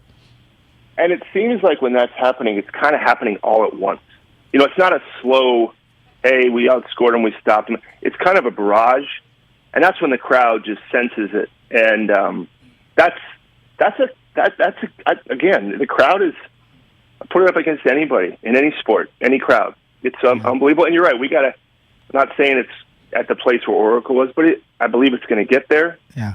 And it's just fun. It's an unbelievable stadium. I mean, again, just the fans make the stadium, but going there and experiencing it with how nice everything is and watching the team play, it's for people that have been. I mean, I don't hear anything bad about anybody that goes to any games. It's all positive, even during the regular season. What about Thrive City? Did you see Thrive City on Sunday? Yeah, it looks sweet. Yeah, I saw videos. You know, that was pretty good. I mean, that would be pretty. I mean, that's another thing when the stadium was being built, we wanted to make happen, but you can't. That has to be organic a little bit too, right? That has to kind of happen, and it's beginning to happen, which is great. All right, Bob, let's have a little fun here, and you're going to get mad at me after I ask this I don't question. know if it's going to be fun, Bob. Right. I'm just warning you. And I'm going to also let you know that I do want to send you one of these the Bay hoodies, so you got to let me know what your size is off air. All right, I'm going to send you one of these Bay hoodies from my buddies here. But you're a big Bay Area sports fan. Do you tap in when John Lynch or one of these other GMs? No, I'm asking sincerely. Like, do you just tap in just to take a look at how maybe they're handling their situation? Because I know you're cognizant of it. I'm just curious, is there anything that you can learn from it? I mean, you were a former agent. You're seeing what's going on with the 49ers and Deebo Samuel. You're not going to tell us what goes on or anything like that. But, do you kind of, just have an eye on what they're doing and kind of just taking notes for yourself? I listened. Raymond sent me. Well, first of all, yeah, of course. You can learn something from somebody in your in the same role, even if it's a different sport. There's not that many of us. Yeah. If you look at GMs in North America, of the three major sports, there's 90 of us. So I don't. Anytime I get a chance to hear how someone answers questions is beneficial. And Raymond sent it to me. And look, for somebody in our job, we can't say everything we want to say, good or bad. That's just not smart. Even when something's great, you can't say everything to the fans, but you want to do the best you can. And I thought John was great. I mean, a lot of things have to stay where they are. The first job is to protect your organization. Mm-hmm. That is the number one job. Not that should be ahead of fans, but unfortunately, that is your number one job. And I thought he was great, and especially for a guy that played the sport. John played in the NFL, and so he understands how the mind of an NFL player works. So I would absolutely defer to him. He knows that better than I do. I didn't play in the NBA. And so you have to protect those relationships at all costs. And I thought he did the best he could to answer the questions that were asked. And also I thought one thing he thought did was great was say, I understand you have to ask these questions. I understand that. I get it. You have a job to do. But John also has a job to do. Yeah. It's a tough situation. Bob, does your perspective, is it different than others because you were an agent? Do you look back at maybe when you represented players differently now that you're a GM or vice versa? Yeah. I mean, I spent 14 years in that corner. So I understand, one, a lot of what an athlete thinks about themselves, which is perfectly fine. You got to understand, these guys have short careers, and they're allowed to seek money. There's nothing wrong with that. I represented the guys who tried. That was your job. But also, there's a human component of it. Nobody. It's just like when a coach, says something publicly about a player that doesn't feel that great for the player, but coaches still do it sometimes. Right. So it's a humanity thing, but it doesn't mean you can fully answer questions all the time. You just can't. And maybe you guys would do it the way you would do it. Right. I thought he was great. I really like John. I think he's a great guy. I think he's an unbelievable in his job. I think the 49ers have done a really good job. I mean, look at the bar for success in our Bear. I mean, they went to the NFC West Championship, and because they're such a great organization, it's kind of like, well, you got to win a Super Bowl. Yep. That's what you got to do. They've gotten right there. But you guys know how hard it is. Yeah. Yep. And this market too, Bob, with you guys having the success you've had, the Giants and the success they've set had. the bar high. The A's have been good over the last decade. The Sharks even had a cup of coffee. This market is tough. The bar set high. Real quick question for you, Bob, before we get you out of here from the Xfinity mobile text line. One person from the 650 wants to know, how would you handle the Deebo Samuel situation if you were Deebo's agent? Yeah, How what would if you were his that? agent? Yeah, because these guys are all unfollowing people on Insta. It's tough. It's the new way of doing business, right? I guess. Would you tell Deebo, like, yo, Instagram, kind of stay off of there, dude? Like, you don't need to do Instagram. I'm sure, unfortunately, that will happen to me, at some point. And some player will want to, it will be frustrated or whatever. And, it's not, everybody's different. But I have to believe you're dealing with good people. I don't know the player. Seems like a great guy. He does. I don't know him at all, Deebo. But I also know John Lynch is a great guy. I'm thinking they're going to figure it out. This is part of the process. It's not the favorite part of the process, but it is, like you said, this is the modern day negotiation. It's public. Players have voices. Social media. But a lot of times these things, they go through this phase, and then it gets worked out, and everybody's happy. Yep, and everybody forgets about it. 49er correspondent Bob Myers with us right now. Thanks for being a good sport with that, because I know it's a tricky one. It's not your expertise, but you have incredible insights. Yeah, you knocked it out the park, Shasky. Yeah, no, I just have great faith. Like I said, I do think they do a really nice job. And, I think John's a great guy. I really like him, and I think we're lucky to have him in the Bay Area. No doubt, and we're lucky to have you as well, Bob. We're not just saying that. You guys are doing great things. Can't wait to see you tomorrow night. Game 5. Close these jokers out. I'm sure you guys don't want to travel back to Denver because it's a long ride from the airport to downtown Denver. Bob, you're the best, man. We talk to you in 2 weeks. All right, guys. Take care. Thanks Anytime. Bob Myers, GM and President of Basketball Operations of the Golden State Warriors. You're listening to 95.7 The Game, KGMZ FM in HD1 San Francisco and Odyssey Station. Brought to you by DuckDuckGo, Privacy Simplified. Langford, it's time for the Xfinity Flex moment of the show. This is going to sound crazy. I can't believe I'm coming around to this. I'm warming up to finding a way to spread the money out for Jimmy over 2 years and chopping the $28 million and say, Jimmy, we'll give you $14 million in the next 2 years. Let's restructure this deal and stay here. I wouldn't do it. You got to. No, I can't do it. Jimmy, you got to go. Because the minute Trey Lance throws an interception, can't do it. But Lance has been nicked up twice. Yes, I'm going somewhere else. Okay. I'm going somewhere. I'm not saying I'm going to do it. I'm saying I'm warming up to it. Yeah, I'm not even warming up to it. Wow. I can't bring Jimmy back. I can't do it. It feels like he's stuck with the team. I got to wash my hands from Jimmy Garoppolo. I have to move on. The Flex of the Show, presented by Xfinity Flex, the 4K streaming TV box with voice remote and Peacock Premium, free with Xfinity Internet. What you said? Turn on the mic there, Mark Willard, so we can all hear you. You just want a burrito. That's not your opinion. You want another burrito. I know where the good pico de gallo is. Wow. I know how to make fluffy scrambled eggs. Yeah. But give me a real opinion. Don't just go out and try to get a burrito. He wants a burrito and his partner wants pancakes because he's done flip-flopped on the whole thing. Now you want to pay and keep Jimmy after the we got to start trance now. Hey, let me just say we got a full breakfast platter coming here with the pancakes and the burrito. Mark, you see these cheeks, baby? Like a texter says about a year ago, a roaster said, Bonte, you love food and food loves you. Hey. So that burrito's going to be in his stomach one way or the other. Not gonna hate on that. Not gonna hate on that. But no, honestly, you imagine that if Jimmy was back as a backup.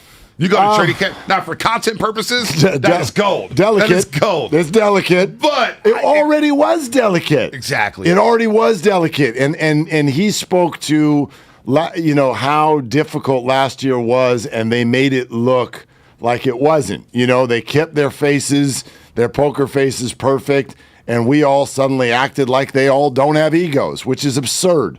Of course, Jimmy hated all kinds of different things that happened last year, and he never let us see him sweat.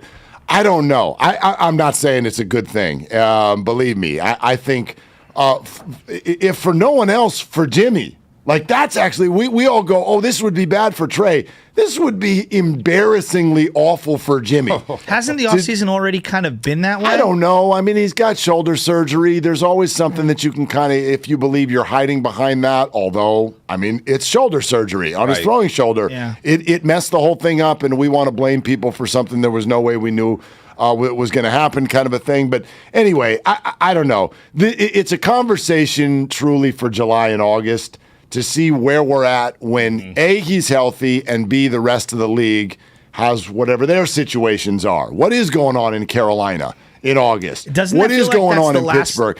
Not the last. Like a couple, maybe 2 spots. I mean, maybe the New York Giants. You want to look, if you want to look at how somebody has misplayed a quarterback situation, it's Cleveland. Well, yeah. How the hell is Baker Mayfield on that roster? Where's he going? The draft is in 48 hours. Nobody wants him. Nobody cares. And that's where he's healthy. He's younger. There are people who believe still in him. That is how you misplay a situation. The 49ers got a little bit unlucky, obviously, with an injury and a surgery. Right. Did you guys see the Baker Mayfield interview at his cabin with the dog on the couch? Did you guys check missed that one? Yeah, missed that. You didn't see it? No, Well, the dog it was fascinating. The dog was upside down to the right of him, sleeping the entire time. Dogs to the right of me. Yes. Jokers Cats to the left. Yeah, here I am. And it stuck looked in the like the NFL dog- with no team. Anyway, go ahead.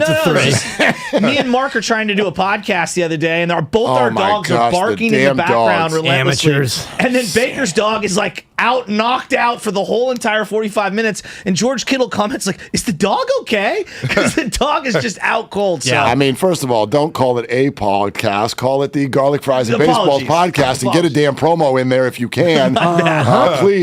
Please check out across all platforms. You need to eradicate the vernacular when it comes to promoting your own podcast. Is what you need to do. 510 Xfinity Mobile text line. Watson is getting suspended. Keep Baker for the first 8 games. Oh, good luck with that. I'm sure Baker will be just a wonderful little soldier, won't he? He's got no choice, and he's playing much like Jimmy was a good soldier. Jimmy was a good soldier playing for his next team, and Baker would be doing the same thing. No, because Jimmy, in fact, in the same situation that faced Baker, Jimmy showed up, played a whole season. Baker lasted 3 hours before he went to social media and torched his team. There's no way that guy's playing another game in a Browns uniform. Yeah, I kind of don't blame him in that situation. It's been just a circus. Out there in Cleveland, Ohio. Injury too. Yeah, I mean, he did play hurt for that team. He had to deal with Odell Beckham Jr., Jarvis Landry, Money Bullets. Oh gosh, he is in Cleveland. He started that game against the Raiders. Dude, unbelievable. By the way, KD, Kyrie. I know you guys have talked some Giants. Oh, what so a win great. last night. Jock Peterson, great win last night. Couldn't be happier for a player. Couldn't be happier for a player being in a fishing boat with a nice bucket hat and a 10-pound weighted pole than Kyrie Irving. Okay, Get to step at Kyrie. And you know what? My heart does not break for Kevin Durant. You know what, KD? Whatever happened here, and you chose to take your talents not to South Beach, but to Brooklyn. Good on you. And you developed your own little super team, quote unquote, and turned out you had a bad actor and a flat earther, and now you're watching from the sidelines. So my heart does not break for Kevin Durant. One thing I don't get, though, is that virtue all the Warrior fans have for Kevin Durant. I don't either. I don't either. I tweeted something out, and it's still rolling. I know. It went crazy. It went crazy because I know KD left. I got no venom. I've got no venom, but my heart doesn't break for him. But I feel like there's some Warrior fans who are not appreciative of the 3 years he had here in Golden State. 3 straight finals, 2 MVPs in the finals. Great basketball. 2017 is arguably the greatest team in NBA history. And his Achilles tendon is still in Oakland. It's still in Oakland. Okay, it's still there. Or Toronto, where you get away from you guys and come back in the finals down 3-1. They'll repurpose that up there. They'll turn that into 12 Vicodin for about 10 cents a piece. No, there should be zero Laugh venom. into the mic, I'm Joe. sorry. There was a lot of talking. I didn't know what to do. Don't just smirk, Joe. I need you, Joe. Joe, laugh and then promo the podcast. Garlic Fries and Baseball Guys, please. Come on, talk into the mic. Anyway, not only should there be no venom toward KD. And Dibs, I'm with you. It's not heartbreak. However, it's also not let's laugh on grave. Like what? I don't think he was doing that. Well, season is dead. Season is dead. Oh, and by the way, Steve Nash, memo to Steve Nash, you're not a coach, okay? You were a great player. You're still learning. You don't just get to walk into Brooklyn and go and win a chip. How do you coach? How do you coach players who anti-vax, followed by speaking into the microphone and saying, "Well, me and the owner, dude, we'll figure it out this offseason." I mean, wild, dude. What? There's no hostility, bro. Steve Nash is completely powerless there. Let me You got to trade this guy. You got to get him out the building. Let me throw that shit. At least they have Ben Simmons. He looked good. Yeah, didn't even show up. Besides, have to show up for game 4. Your back's been hurt the entire season. SOFT. Don't get me started on listen, again, it's a bad deal. I don't even, whatever Ben Simmons' mental health is, I don't want to pile on that, but they've made a bad move. They made a bad move. You can look at it that way. But from the Warrior fan perspective, what about this? Thank goodness Kevin Durant left. Thank goodness. Thank him for leaving. Thank him for leaving the way he did. Well, yeah. Understand this. Yes, they'd be better in this moment if they still had him. It's not that I don't understand that. But Jordan Poole doesn't develop the way he does. Jonathan Kuminga is not on this team. Nor is Andrew Wiggins. Nor is Andrew Wiggins.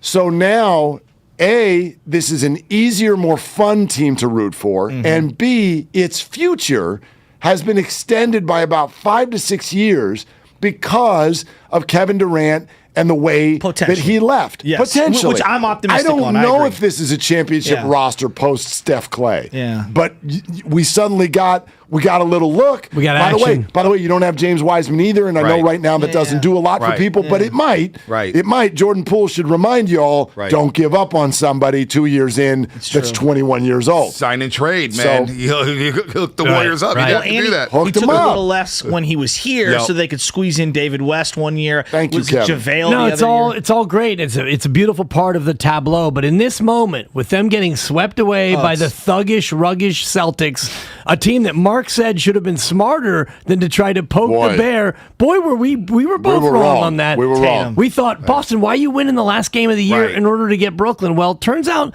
that's why they've got edge. They've got some fight. And so, yes, I'm not piling on KD. His legacy is intact, but in this moment, first team to advance to the second round, and Butch brought up a point earlier.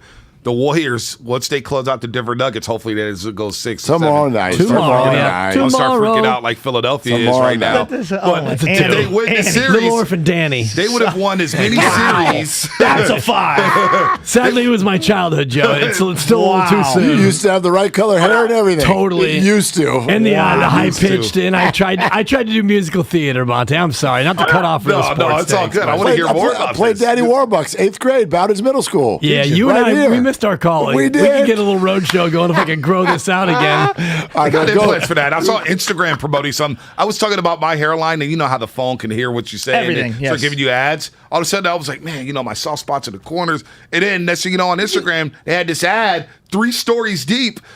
How to restore your hairline and yada yada yada. I'm watching this thing like, your hairline's fine. Your hairline is fine. You're fine. Like a mediocre hockey team, though, he's a little soft in the corners. Hey, laugh, Joe. Laugh. There's so much going on. Give me something, Butcher. So good. Those are like rings on a tree, man. Those are like rings on a tree.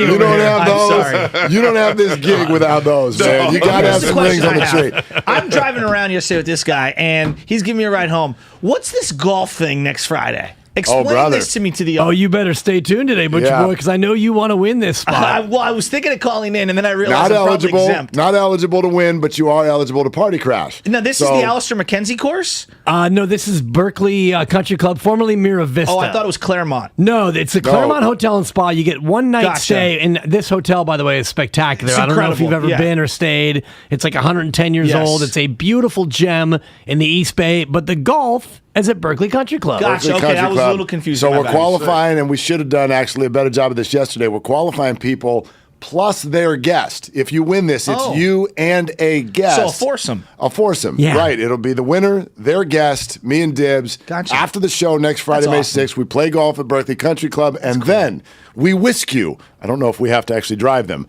but we will. There's a whisk you. involved. Yeah, we will whisk you over to the Claremont for a one evening stay. I like it. This is wild. I recommend you book a massage too if you can, because the masseuse there, magic fingers. Okay, babe. Yep. Wow. I'm not talking. Yeah, That was a wife. That was intimate knowledge. Yeah, of course. I don't know if I would have touched That's that good one. knowledge. I don't know. It sounds like. Oh, they want to touch that one, and they'll do it for 60 minutes. No, they touch you. It's a massage, Joe. For God's sake. Bonte, we interrupted you. What did you want to say? I don't even remember. Something about Kevin Durant or something about. Little Butch made a point about them.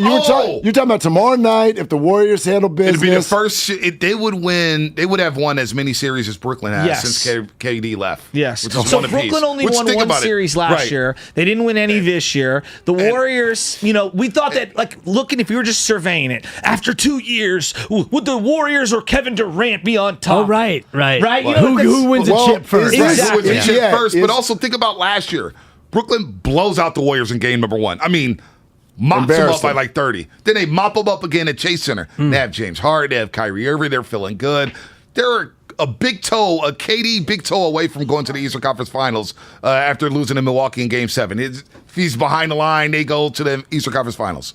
And think about where the Warriors were last year, losing the playing game. We didn't think Jordan Poole would be this good. 2 playing games. Yeah. We didn't know what Back we to get. back. 2 playing games, losing those games to the Lakers and the Grizzlies. You didn't know what Klay Thompson was going to look like. You didn't know where Draymond Green was. Hell, all offseason, we're talking about Draymond Green for Ben Simmons. How does that look now? Oh, gosh. And think about where the Warriors are now, where Brooklyn is. Just that quickly. In a year, well, the Warriors are in a better spot than Brooklyn. Credit to the Warriors, because it felt like many times, there were many days, we all fell into this, where it felt like we were believing in something that wasn't real. Like you had to convince yourself to believe that all of those things you just mentioned were going to fall into place. Klay was going to come back, look like something. Jordan Poole would continue to rise.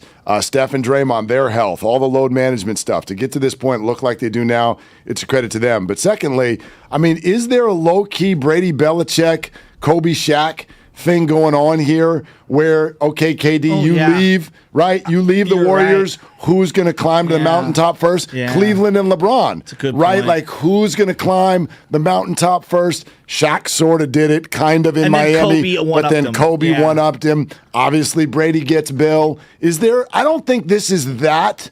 But there's a piece of it. There's a little bit of that. I think this is that for those three, for Steph, Klay, and Draymond. Agreed. I think if they get this one, they'll look at this one as maybe the best of the 4 because it'll be a validation sensation. That's a buck. It is a buck. It's a buck early. Well, by the way, how did y'all translate what Draymond put on Twitter last night? Oh, with the laughing emojis or something like that? Right as the Nets get swept, and then he follows it up with, you all thought I was talking about the Nets? I wasn't talking about the Nets. He needs to double down like Dibber Claus because I'll say it right to Kyrie and KD. Because that's what Draymond meant. Dude, and then how about Ben Simmons? I remember I tweeted last year and I got roasted. I was like, I wouldn't trade Andrew Wiggins straight up for Ben Simmons. Now, if you want to talk about maybe Draymond because they basically play like the same exact position. But, man, I was wrong about that because Draymond Green, his heart, he's a winner. Ben Simmons don't even want to be on the basketball court. This guy is more worried about his hairline, his outfits, sitting on the bench. And then to have the audacity to say, I woke up my back sore after being cleared to play in Game 4. And then you're not on the bench at Barclays Center. Right. KD's got to be feeling Rusty sick. Simmons had as many points as Ben Simmons did. Shout out the old SF Chronicle Warriors beat reporter. You were down in SoCal when I was going to go Russell down. Simmons, but it's too soon. But LaDainian Tomlinson on the sidelines with the helmet on, right? He's like the MVP of the league. That's a problem. He's one of the baddest dudes ever. He got, to this day, if you bring up LT, people are like, helmet on, coat on, sidelines. Because his quarterback was playing with a torn ACL. Right? His quarterback was on the field playing with a torn ACL. He was legitimately and had another kid in the middle of that game. You asked Lorenzo Neal about that sometime. Why? What does he say? Oh, he will fight you if you ever speak about LT in that moment because LT at least showed up. That's what I'm saying. Exactly. He gets crushed, and I'm thinking, thank you. What Ben has done is so worse. And shameful. We still hold it against LT, which I don't think is fair, but I feel like that's the image in our head, whereas now Ben Simmons, the image is the glasses. Yeah. He burned 2 franchises in one season. Well, but that's what Brooklyn signed up for. It's like Firestarter. They acquired him. Listen, if this is a mental health thing, then it's on you for acquiring him. You got to do your homework. Right. How can you acquire this guy if this is the way it could potentially go? So, I mean, I do have pause because I know this isn't cool for sports radio. We're supposed to just rip people over and over. Well. But no, seriously, listen. No, you're right. Listen. You're right. It is important. Now I feel bad. But like, Dibs is on fire here. Yeah. I feel bad. No. 17 How's minutes your of mental fun. health right now, I feel Dibs? bad. My mental health is amazing. You know why? It's because I've totally changed the vernacular. It's just those guys, those young men this morning you had in, those two whippersnappers. That was fun radio. Stunner Man and Gunna Goes Global. Yes. They were trying to do different things. We had a chance to Oh, it was speak fun. actually in the It was green fun. room, Good and I dudes. thanked them for what they're doing with their own sense of like how you Right. speak things into existence. It was inspirational. It was inspiring. It was an inspiration kind of interview. Inspiration. I'm running low on dough. What about Jock? What about honestly? Not to make too much out of a Giants Luis win in April. Gonzalez. That's what I'm They like. had who is every reason to Who the lose hell? that game. Every Gonzo reason. Corbin 2.0. Burns, Right? One game stop in Milwaukee. You're patchworking the pitching, and you win a game that I thought you were going to get no hit in that game. I mean, it's not even just a one-game trip to Milwaukee. It's on the back end of an 11-game, 11-game road trip. 11 Longest games. Granted, it's early in the What a year, so you win. can't be tired yet. But yeah, man. I mean that. and Luis Gonzalez. Yeah, Gonzo 2.0. Hey. Dude, that was I know who this such guy a was good 2 win. days ago. I got All I saw Farhan was in my his throw. crosshairs at 9:45. That's all I'm gonna say. Oh, wow. I'll be on the Odyssey app. Pick Well, your battles. I had Milwaukee. Wait, yeah. so speaking of mental health, Dibs, when you put Farhan in the crosshairs, we know what's happening. You're actually mad at yourself. That's true. You're That's actually true. mad at yourself. Let's talk about that. Do you need to be on the couch? I do. You need to lay down? I'll I talk you do. through it. Yeah. It's okay.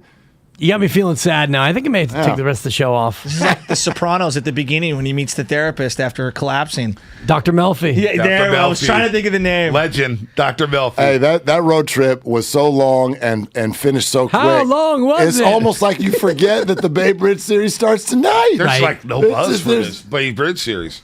I mean, it's probably the earliest start for a Bay Bridge series, right? In a regular season. I mean, obviously, we usually get the one that's before the season. You get it, yeah. I mean, But- talk about just regular season. Yeah, I don't usually get it remember in one in July April. or August. And No. to be honest, the fact that it's now is so stupid. That's Major League what I'm Baseball. saying. It's Yeah. stupid. Well, remember, it was supposed to be a week and a half later into the season than it was. That's part of it. Yeah. Right? We lost a week and a half off the top. this needs to be in July, Agreed. June, July, and August. Well, when it we're is in- all- it is in August in Oakland. I know, but we can get and that'll into be it. a nice crowd. Yeah, it'll be quaint.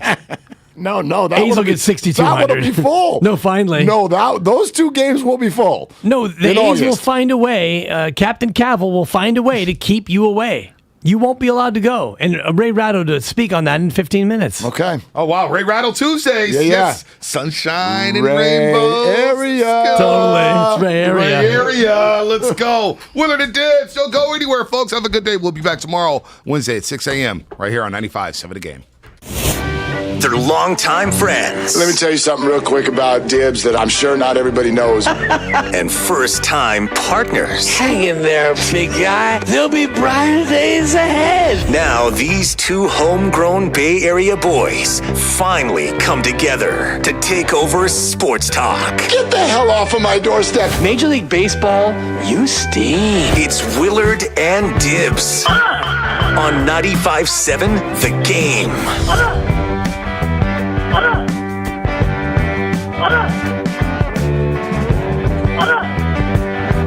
Yeah, it's Ray area in 10 minutes. Farhan in your crosshairs? Just 9:45? I had Milwaukee, Mark. You know this. Pick your battles. Give it a run and a half. And Give it a run and a half? Actually, it's pronounced Milwaukee. whatever, however It you is. want to pronounce it, Spadone. Either way, it's a game Milwaukee should have won and covered, but Farhan's done it again. Yes, he has Thrift done it again. store shopping. And John Lynch also gone and done it again. Just like the movie 7, which leads right out the gate to the song of the day. Spadone, let's go.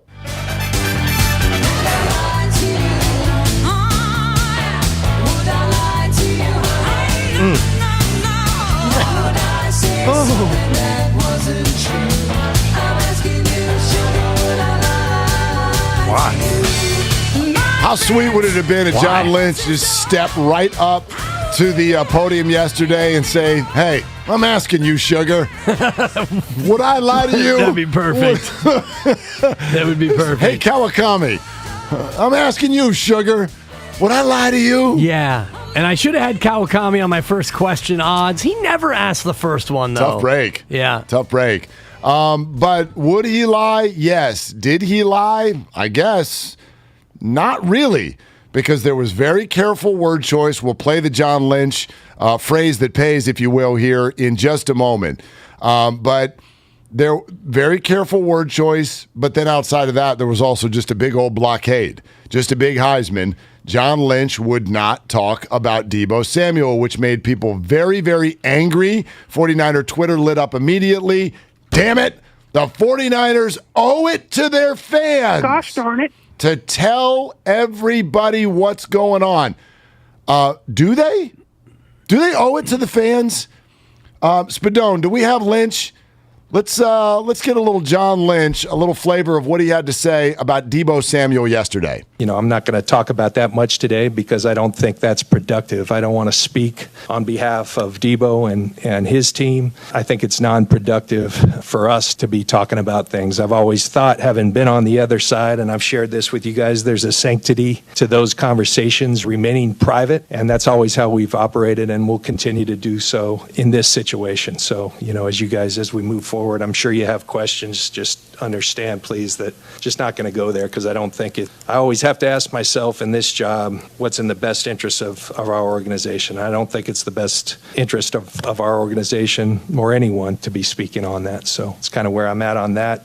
I'll buy that, and I'll explain why in a second. But what's your take? Do they owe the fans of the organization something other than that answer? No, they do not. What they owe the fans of the organization is their honest and best effort to put out a winning product as often as humanly possible. The other side of it is something that never gets addressed but should. They owe the fans of the organization a fair shake when it comes to business, ticket prices, and the rest of it. As long as it's market reflective and you have the opportunity to be able to afford being a fan. The other piece that I would love to see a team do is if, in fact, you do part ways with Deebo Samuel, how about a jersey buyback program where you take your Deebo 19 and you get 30% back. If the guy's gone in 2 years, you get 50% back. If a player's there for 10 years and then he goes somewhere else, fine, you get nothing.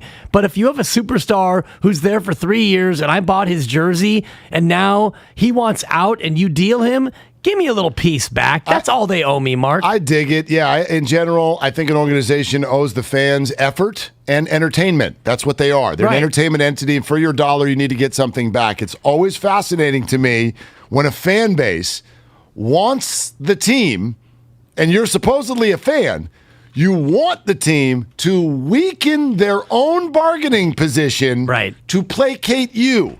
The second they say they're open for business, the price goes down.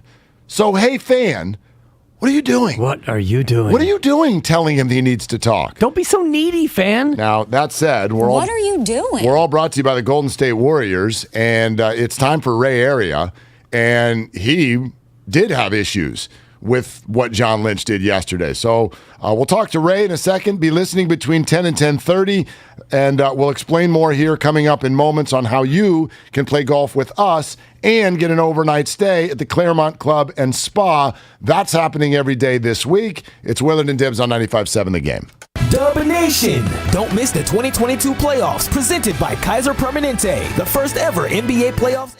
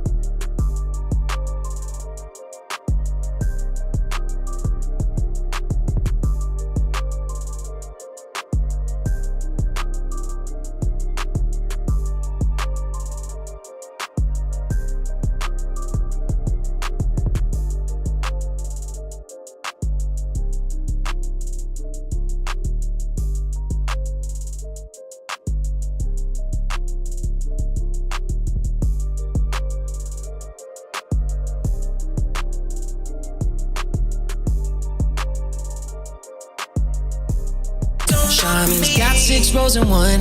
Lasts forever on my buns. Only super mega when I'm cleaning. Charmin's got my booty believing.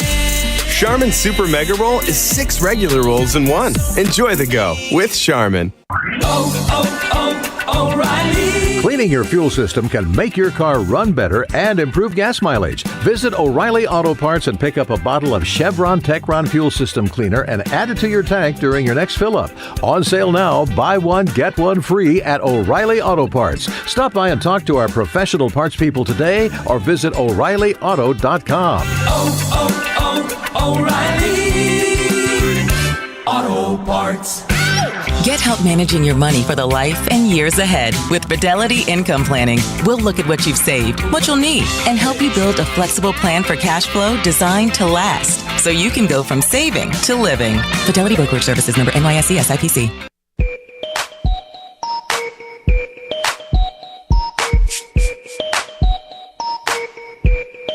God, I hate that guy. Now, back to Willard and Dibs on 95.7 The Game. A lot of people want to know who Ray is talking about in that bite. The answer is all of us. God, I hate that guy. Everybody. It is all of you. I am you. You are me. We are we. It is I and you and us. Not me. Ray loves me. Nope. Nope. Want to make a bet? Nope. I'm going to ask him. Nope. First question. Ray, do you love me? And I guarantee the answer is, you know I do, Dibber Claus. Wait for it. Well, in fact, he just called to say he loves you. Thank you, Lionel. Stevie. Yeah, Stevie. And he also just called to say how much he cares. Yeah, he did. But before he talks, I want to let everybody know exactly how this golf thing is working, because we're 25 minutes away from the portion of the show where it really takes over. So here's the deal. Every day this week, we're giving you and your plus one a shot to play golf with us Friday, May 6th, Berkeley Country Club. Listen in between 10 and 10:30. Okay, so that during that half hour, listen to all that content, and then around 10:45, we'll ask you a question about something that was said during that half hour. First person to call the contest line with the correct answer qualifies. The winner and a guest, golf with us, Berkeley Country Club, Friday, May 6th, after the show, and an overnight stay at the Claremont Club and Spa. And now we can talk to Ray. Ray Area! Welcome to the Ray Area. It just doesn't matter. Ladies and gentlemen, Ray Ratto. I mean, the roll out of the red carpet is intense, and it is there. Welcome in. It's Tuesday. Ray Ratto, everybody. Hi, Ray. Lose the intro. Lose it now. What if I just was like... It's literally 5 of the 8 dumbest things this radio station has ever done. Okay, but what if I was What are the other 3? Yeah, okay, let's start there. What are the other 3? Well, this conversation. Okay, all right. The conversation we had 2 weeks ago. Counts. And the conversation we'll probably have next week. Perfect. I thought you were going to throw in Mix and Match Monday, where our colleague famously asked you if you'd been to Idaho. No. Okay. What if we get stubborn with you, Ray? What if we're just like, no? We like the Then you're going to get to know the joys of dead air. I doubt it. Not with you. You've got too much to say. Like, for instance, John Lynch's press conference yesterday. Your feathers seemed ruffled, Ray. Why? Well, they weren't ruffled because I literally don't care what oozes out of the lowest hole in his head at any point. But if you're not going to say anything, don't come out. Just say, well, I know what you want to know. I'm not telling you. Sorry. And just, don't have the presser. It's the idea. It's there. A lot of teams try to do this, which is manage the news in such a way that you basically beat down any questions that you think might be uncomfortable. Well, the best way to beat down a question is never to field it to begin with. So my complaint, such as it was not that he was evasive, because of course he's going to be evasive. He's a general manager, and general managers lie as easily as they breathe. But if that's the choice, then skip it entirely, or send out Adam Peters, or send out Sourdough Sam, or put a potted plant there. You don't need to lie to get the point across that you don't want to say anything. Just don't speak. Well, the Peters thing is an interesting point, but mandatory for teams this week, draft week, right? They have to have availability. They have to have an availability. That's why it could be Sourdough Sam or the potted plant or Adam Peters or Jed York. It could be anybody. Just don't, put on somebody who says right up front, I'm not qualified to speak on that because I'm never in the room. And then when everybody says, well, get John Lynch out down here, I said, nah, it's me or nothing. It's very simple. It just looks like he came down to jolly you along, when in fact the only thing he wants to do is see your taillights as you drive away. So when you look at the dog and pony nature of this show and everything gets dissolved down to the essence, how does this get resolved? Is it Debo stays, he eats the humble pie and sticks around, or do they find a way to deal him before this thing comes to an ugly head? No, they give him the money he wants. Because here's the thing. You could talk about salary caps all you want, but ultimately the true general manager of this team is also its coach. And unless Kyle Shanahan has some secret plan to replace Debo Samuel with something better, Debo Samuel is what you deal with. And, eventually you accept the fact that you're going to pay him more than Christian Kirk because he's worth more than Christian Kirk. It's not that hard. And the fact is they got to a conference final in large part because at midseason they started using Debo Samuel as a running back. And it gave their offense a dynamism that it did not previously have. As a result, they end up in a conference final rather than out of the playoffs for the second year in a row. And unless Kyle Shanahan is an idiot, and he's not, you have to deal with that at face value, which is, I'm going to have to pay this guy, aren't I? And that's the fact. So I know that optimism and your name don't always get used in the same sentence, Ray, but it sounds like you're optimistic that this can still work out. Like we're hearing there's a lot of fence mending that's necessary. So you sit down, you drink wine, and you get it done. I'm not optimistic or pessimistic because I don't care whether he comes back or not. The beautiful thing about me is I'm never invested in silly stuff like this. But I just know that the 49ers don't have a way to replace this guy unless there's a secret draft choice somewhere that does all the things that Samuel does, only better and younger. And this draft does not seem to suggest that. So I think they've got to deal with him because he's the guy they've got. And if you really want to test how unhappy he can be, don't sign him. Just hold him to the old contract and then watch him walk on a free. Yeah, and that probably doesn't bode well for a week one lineup where you're looking for two receivers on the field and he is not one of them. Ray, the Giants have been unbelievable again to start this year, and tonight they're rolling out the old City Connect uniforms. How much do you love all these alternate uniforms?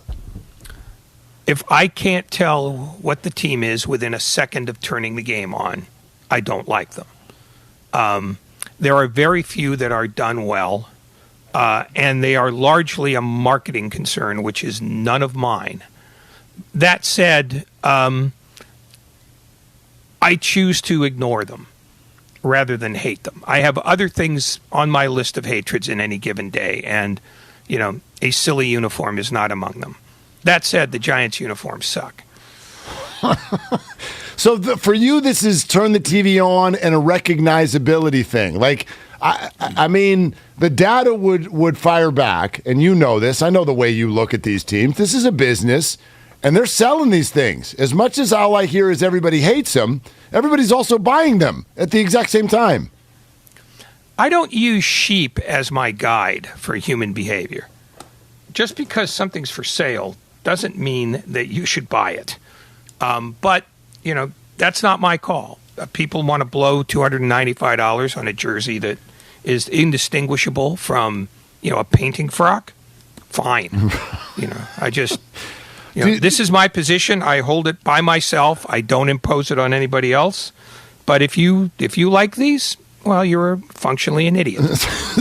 Superstitious at all, Ray? They've only lost one time in this uniform. I'm not super, because I don't care whether they win or lose. This is the thing that I can't stress that enough.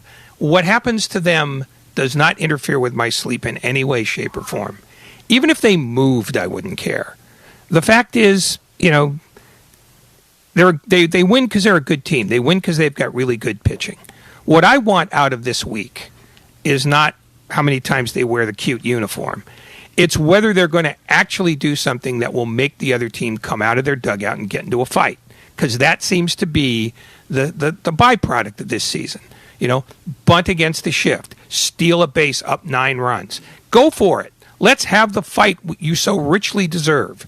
That's what I want. And these 2 series will give you more possibilities than most because the A's have something to prove to people who've decided they're legally dead. And the Nationals have already been annoyed by them. So I live in hope. Go Violence.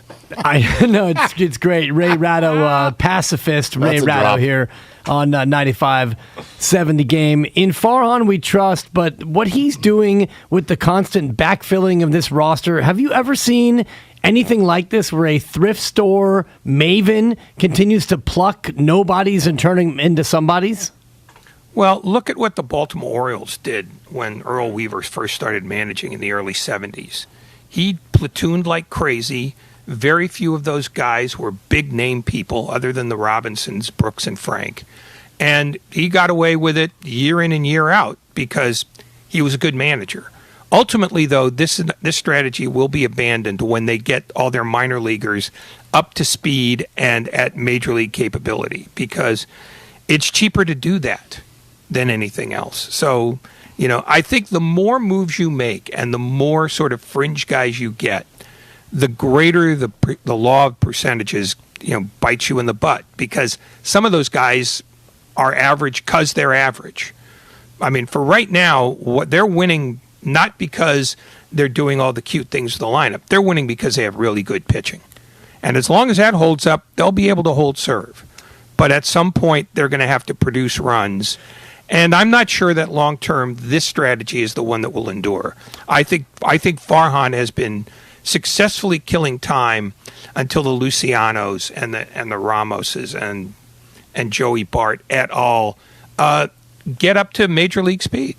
And Bart is already starting to show signs that he's there. It takes a long time to do this. So, this is year 3 of the dog and pony, and by year 5, I think you'll see a lot less of, we'll get the fringe 34-year-old and see what we can squeeze out of him. Ray, you and Damon have Steve Kerr on at 5 o'clock this afternoon. No, we don't. You don't? Simply don't. Nope. Nope. Damon's off today. Okay. Ray, It's me and that dissolute drunk Whitey Gleason. Okay, you and Whitey have Steve Kerr on at 5 o'clock later on this afternoon. What are you going to ask him? Nothing. Okay. I'm going to give him the dead air he so richly deserves. He deserves way more than He's that. He's 0 for his last one, and I don't need to humor that. Well, then I guess he won't be on at 5 o'clock. If you're not, no, he'll be on. He'll just be talking to Whitey. Okay, all right. So you're going to be the innocent bystander through the whole thing? I'll probably just leave the room. Okay, all right, perfect. You're now free to do that as well. You're damn right I am. All right, there it is. All right, thank you, Ray. That's right. Yeah, there you go. Ray area. We got to get an outro too. That way we can hit him with it twice. Yeah. I mean, we one thing we're not doing.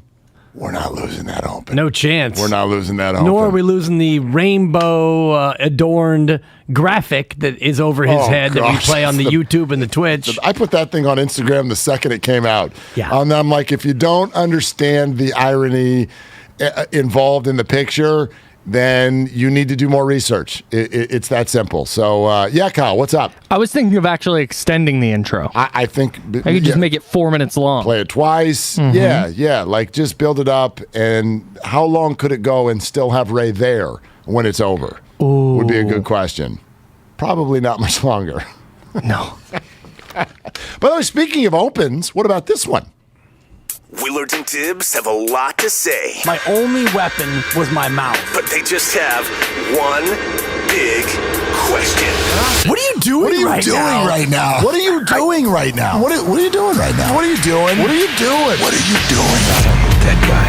Oh my gosh, it's our favorite part of the day. Remember, your chance to win your way onto the golf course and into a room at the Claremont Club and Spa comes up starting essentially at 10 o'clock. You got to be listening from 10 to 10:30. And then we'll ask you a question at 10:45 about something that happened from 10 to 10:30. So be with us at that time, and then be with us now, where Dan Dibley puts Farhan Zaidi right in the crosshairs. I'll just put it bluntly, Mark, I'm sick of it. And, we do pick your battles at 11:45. Sick of the winning, or which part? I'm sick of the Farhaning, okay? Because it's cute when you find Lamont Wade Jr. and you pull Darren Ruff from overseas and all the rest of these plucky, cute little finds. Great. But Luis Gonzalez, this dude retired like 15 years ago.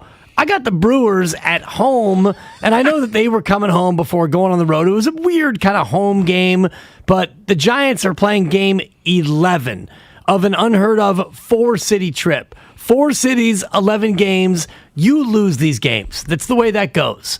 You're going up against the Cy Young Award winner. You lose that game. And you have no starter, by the way. Corbin Burns comes out and he shoves. You have 1 hit. Milwaukee's ahead 1-0, and I'm giving the run and a half, so I'm a tiny bit concerned, but I figure, give me one more insurance run. Giants, you're not going to hit. They're better than you. You're playing game 11 of a road trip. You lose. Come to find out, Jock Peterson, great free agent signing, fine. Boom, big stick. He gets taunted. He goes deep for a 2-run homer. That's fine. Milwaukee ties it up, and I'm thinking, you're still in this, Brewers. Come on, Brew Crew. And then Luis Gonzalez, who, out of Hermosillo? Yes, the guy's played 10 games ever in the bigs, and now all of a sudden he's a forever Giant. Hey, Farhan, I bet Milwaukee. What are you doing? Oh, Dibs. I mean, wouldn't it be easy for us to fire it right back at you? How many games do they need to win before you don't bet against the Giants? Well, Mark, they're not going to win 162. So when you think about, let's say, okay, well, we know they won't win 162. They're going to 100 and something. Let's say they win 107 again. Okay. That means 55 games they're going to lose. Yesterday was absolutely one of those 55. But Game 11 against Cy Young. You don't win that game. You got no business winning that game, Farhan. This is my favorite thing. I do it too. So I'm not pointing at you. I do this too. My favorite thing, because you did it this morning, is when somebody gambles and they lose, and then afterwards they're like, I was on the right side of that line. I was totally on the right side of that line, and the game did not do what it was supposed to do. Check my statistical models. I had that one right yesterday. Kyle had it wrong. Fire Kyle right now. But who had the green check? Yeah, never mind. I think that you probably need to take a look at your statistical models, because ours are different. Yeah, and I apologize for the GFY you received. I'm trying not to be that guy anymore. No. I didn't mean good for you. No, if it makes you feel any better, Dibs, the Astros did the same exact thing as the Giants yesterday in my pick your battles. Totally. 1-0 through 7. Framber Valdez was dealing, and then they choked. Yeah. I tell you what. You were on the right side, Spadone. You got to have a bullpen. Thanks, bud. You got to have a bullpen. How'd you feel when you were against the Giants and Corbin leaves the game, and here comes Trevor Gott? I was like... Not that same Trevor Gott. Like, the Giants are so winning Shout this out Gott's game. Roadside. I'm like, I love Gott's Roadside. Beautiful burgers. Tremendous bacon burger. And Trevor, I remember you blowing 3 games in 3 nights against the A's and the Angels. I think Tommy LaStella's shot was off of Trevor Gott, and they were like, we need Tommy LaStella and not Trevor Gott. That's how we're going to fix that. Boop, no problem. I knew the Giants were going to get that sucker. I should have bet the first 5. That's on me. Well, I'll lead that "what are you doing" right into mine, which goes to the art of the heckle. Hey, fat nacho-eating brewer guy. They love cheese. How'd that go for you? Now listen, I'm all in favor of you bought your ticket and you get to do whatever it is you want to do. But the art of the heckle is always interesting to me. The heckler is not actually trying to get into the head of the ball player. The ball player is a professional at not letting you get into their head. What the heckler is actually trying to do is be a stand-up comedian. The heckler is trying to get everybody in their section laughing at what they're saying at the ball player. And sometimes it works for an inning, and it works for 2, and this is 9 innings long. Heckler if you go 9 innings in a baseball game, you wore everyone out. You are progressively getting drunker as you go, which means you're getting less funny as you go. And you also wear out the parents who have kids within earshot because you start getting vulgar around inning 6 or inning 7. And it was inning 7 when your heckling stopped working. You got Jock Peterson's attention. Another memo to hecklers: if you're going to heckle, stay away from the hot hitters. Don't heckle the guys who are seeing the ball well, because I don't even know where that ball landed. It hit something out there beyond center field and flew back onto the field. That was the signature moment of the season so far, even though your Luis Gonzalez homer ended up being the big one. The signature moment of the season so far is Jock Peterson crashing that one into center field, giving a look to the fan, and giving him some more when he got back to home plate. Hey, heckler, you're not a stand-up comic, and clearly you're not very good at heckling either. What are you doing? What are you doing? Trying to be funny, Mark. As a former heckler, I'm a reformed heckler. I went to HA, Hecklers Anonymous. Used to do this. Yeah, and famously, and I had to just make sure I had the date right, the Caner and I, Hurricane Gale, we got Diamond Club seats. So we were right. I mean right behind the home plate. We were right next to the visiting dugout. The Tigers are in town. Marcus Thames of the Tigers had homered in, I think, 4 straight games, but he hadn't gotten any other hit. He had only been able to manage home runs. So he comes out in the on-deck circle, and I'm like, Thames, you bum. You couldn't get a single to save your life. You haven't sniffed a double in weeks. Lord knows, with that speed, you're not getting a triple. All you could do is homer? You're a one-trick pony. You got nothing, Thames. And so I'm laying into him. Steps up, boom, off Vinny Cholk, hits it about 450. Vinny Cholk. So he hits it. And I'm like, good God, that thing's gone. So he rounds the bases. He touches home plate and does the double chest to the sky. And then he goes double indexes right at me Right and my at you. sister. And he gives me like the double pump. And then he gives me the big grin like, I hear you. You see me. Score this one to the Thames family. God. Pretty much. Oh, that's so at that good. point, Gail and I, we're giving him a standing O. I mean, yeah, you got to. If you heckle and they answer it, you got to give it up. You 450 feet, Yeah. Mark. He answered it. Yeah, you got one.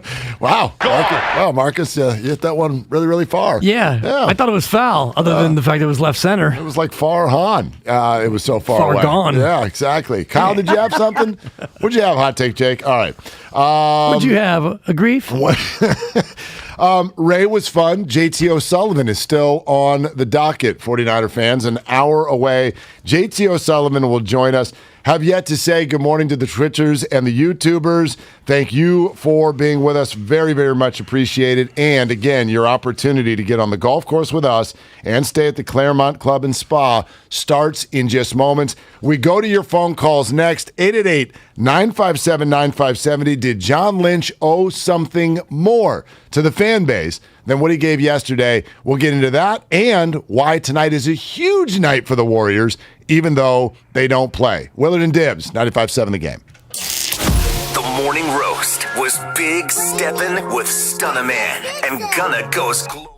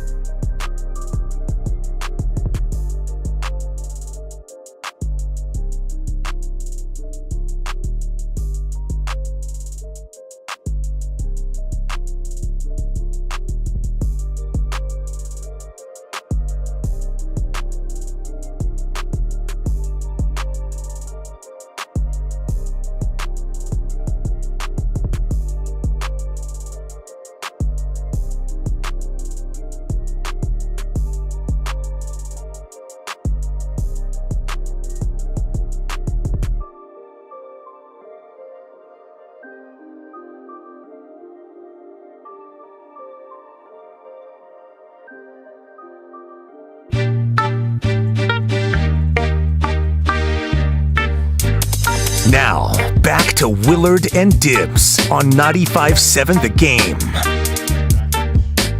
All right, JT O'Sullivan in 1 hour. It's all sponsored by Fremont Bank. Full service banking, no compromises.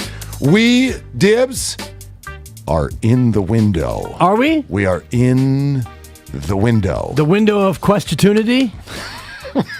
That's a good title. Thank you. It's my Ned Flanders coming out. Hi-de-ho, Namborino. Hi-de-ho.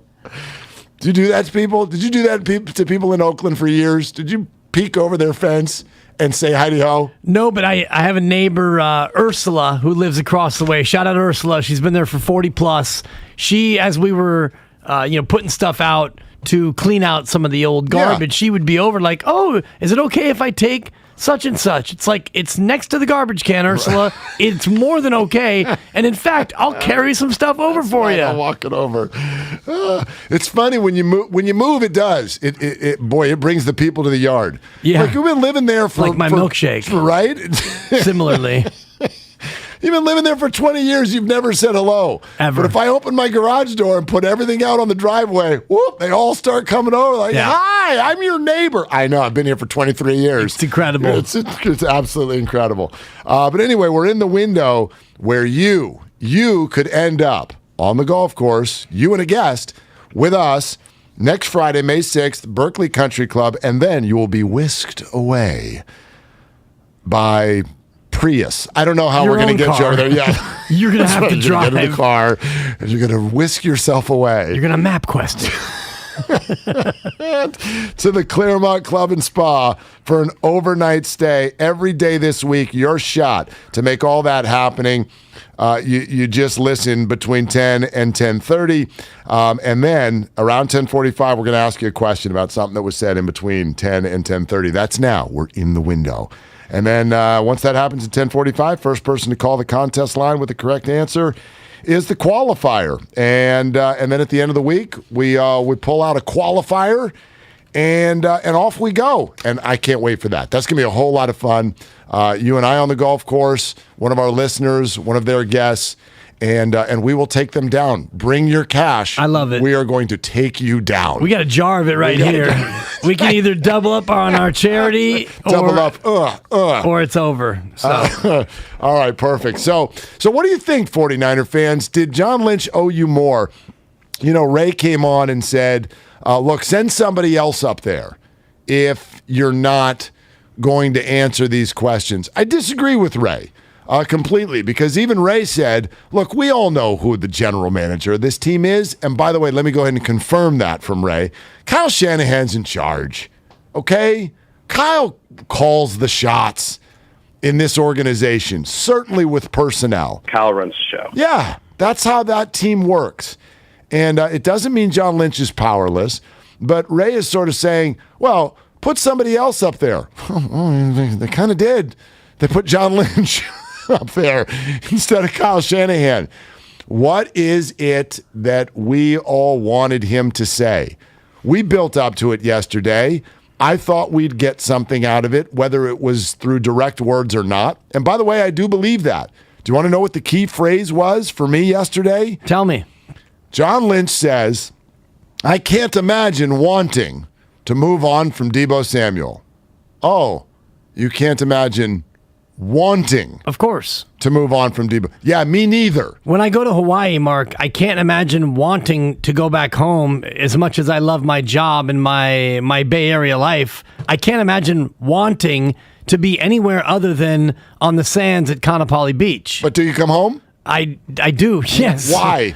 I have to. I had no choice. Hawaii basically, or my job in this case, either said I'm going to hold out or we're going to leave, and then I won't have anything to come back to. So I had to come home. There you go. So again, very careful words. He did not say, and if this is really where they were, everybody wanted something definitive. The 49ers could not, should not do that. Here's why. Everybody wanted them to say either, yeah, like this has gone bad, here's how we've gotten here, we're open for business. That lowers his value. That would be stupid. Well, okay, what's the opposite? We are not trading Deebo Samuel. Well, now you set yourself up for a soundbite that might come back to haunt you in about 3 months or 3 days. 3 days, yeah. So you say, I can't imagine wanting to move on from Debo. Doesn't mean you're not going to, but the 49ers don't want to move on from Debo. We'll see if they have to. So to me, the door was left completely open and the cards were kept completely hidden, which as a fan, as much as our salacious sort of desire to be involved in the drama, we want that placated. But the bottom line is that's bad for the team, right. Bad for the organization. Therefore, as a fan, it's bad for you. Exactly. And that's where you have to realize going into it what you're going to get. And you got exactly what you thought you would get from John Lynch, which is not much. Yes, they love Debo. Yes, we understand how good of a player he is. And yes, we want, I can't imagine not wanting to have Debo on this team. Can you imagine what that would be like, having a Debo and saying, I don't want to have this Debo on my team. He's physical, he's gifted, he's committed, he's smart. The only thing he's not necessarily yet is durable, but I wouldn't say that he is not durable. Yeah. He's had an injury. Last year, he was pretty darn durable. He was pretty darn sturdy. Yep. So you can't say that he is an Iron Man, but you also can't say he's injury prone. He's somewhere in between, but you can't imagine not wanting to have a player like that on your team. However, today is Tuesday and the draft is Thursday. And, Debo Samuel, depending on who you believe, has either said no to an offer, not been offered. All we know is that there's no contract in place, and it doesn't feel like a contract is in the offing. There is one thing that John Lynch also said that I did feel was kind of definitive. He set himself up for a soundbite that he will regret if they were to trade Debo Samuel this week. I'll tell you about that in a second, but first let's circle back to the start and let you hear the key things that John Lynch had to say in case you missed it yesterday or in case you missed it last hour. We carried it live right here on 95.7 The Game. Here's John Lynch with what he did have to say, though little, about Debo Samuel. I'm not going to talk about that much today because I don't think that's productive. I don't want to speak on behalf of Debo and his team. I think it's non-productive for us to be talking about things. I've always thought, having been on the other side, and I've shared this with you guys, there's a sanctity to those conversations remaining private, and that's always how we've operated and will continue to do so in this situation. So, as we move forward, I'm sure you have questions. Just understand, please, that just not going to go there because I don't think it. I always have to ask myself in this job what's in the best interest of our organization. I don't think it's the best interest of our organization or anyone to be speaking on that. So it's kind of where I'm at on that. I can't ever imagine wanting to move on from Debo. You put yourself through the exercises of, even though we don't have a first round pick, you have to be thorough in this process and prepare for everything. And so you go through and do that. He's just too good of a player. I mean, you think of 2019, the 36th pick, to come up with someone like Debo, who, to me, has just been a game-changing player for our franchise. I've told Debo this. I think he's the perfect illustration. Herm Edwards used to talk about when will meets skill, you've got the opportunity to be special. And I think Debo probably embodies that as much as anyone. He's got tremendous will. He's a very talented player. I think by virtue of the way he plays, it's inspiring. And so to me, that entails leadership. Do you make people around you better? He checks that box. He's a great teammate. And, I think of things like prior to games, I get out there and he's always throwing the ball with the fans. I think he's been a great member of our community. So we've got nothing but love for him and nothing but appreciation for what he's bought. But you just don't let guys like that walk. So I can't envision a scenario where we would. Okay, so here's the other side to what I'd love to say about John Lynch in his press conference. He told us nothing. He told you everything. Everything except the one thing. But he told you that too, because he also said later in the press conference, it's going to be a boring Thursday. Oh, if it's going to be a boring Thursday, that means you're not going to have a pick. Look, the 49ers aren't trading Debo. They're not trading him this week. Could they at some point this offseason? I guess. Could they this week? Yeah, they could, but now you have an embarrassing soundbite. But everything that John Lynch just said in those back-to-back clips, everything he said told you exactly where the 49ers stand. It is, we are absolutely trying to save this. We love this guy. We're going to shower him with praise. He referred to their negotiations and conversations in the present, not in the past. And he also told you we are not letting him drive the boat. We drive the boat. Right. We're the 49ers. We'll do what's best for the 49ers, and keeping Debo, at least for now, is what's best for the 49ers. It's best for the 49ers to keep him more than just for now, because you can't win games for now, but in August and September, if Deebo Samuel isn't made whole in his own mind, then you run the risk of him not being a part of what you're trying to do. So you don't trade him before Thursday, fine. Thursday is going to be boring, and you never know, they could be active in other ways. It's not likely. If you don't trade Deebo Samuel, you're probably not going to be in the first round. I don't know how you would go about that unless you traded another huge asset that you don't want to trade. So yeah, if Thursday's boring, that means you've got Deebo through the weekend. Well, then it casts a bright light on what do you do next? How do you make it so that Deebo is here come August and come September? Because the feeling, at least the feeling that most people have, is that right now they don't seem to be on the same page. Deebo Samuel and the 49ers. Maybe he's just posturing and playing the game in the media, the social media, through his agent, scrub the profile, using his brother, all the rest of it, just to create that sort of swirl of urgency. And the Niners haven't bitten so far. But ultimately, he either gets what he wants and plays, or he doesn't get what he wants and doesn't play. 888-957-9570 is the number. Do you, as a fan, feel like you were owed more by John Lynch yesterday in the press conference? We can get into that. Here's the other thing that I'll throw in after listening to yesterday. And listen, none of us know exactly what's going on behind closed doors. But it was funny to me that Deebo Samuel even went on IG Live last week to say, oh my gosh, this guy thinks it's about geography. This is not about going to visit my mom. It is not about geography. But this idea that Deebo and his agent are trying to sneak into the public consciousness, oh, it's about usage. This is about my role. I'm not selfish. This isn't about money. It's about my role. You understand what the translation of that is, right? It's about money. This is 100%. It's always been about money. Always. It is, and we know this. We know this as fans. We've had that rug pulled out from underneath our feet a million times, so we know better. However, there were moments over the last 2 weeks where we're like, okay, what's going on here? Did somebody throw dirt in somebody's Cheerios here? Like, what is going on here? What happened? This is about the money. And what Deebo is saying by saying it's about my role and it's about usage is that you're using me in a way that is even more physically taxing than the norm for a football player, which means you need to guarantee me even more money and you need to do it even quicker than you absolutely have to in other circumstances. Translation, it's about the money. Yeah. And almost every negotiation is about the money. You've been in a recent negotiation. I've had a multitude of them. And, you can talk about like 10 different things that go into a negotiation, and money's one of them. And then you take the other 9 things. Am I going to have a parking spot? Can I work from home one day every 3 weeks? Can I this? Can I that? Can I this? Can I that? All of that gets stripped away. And then it comes down to look.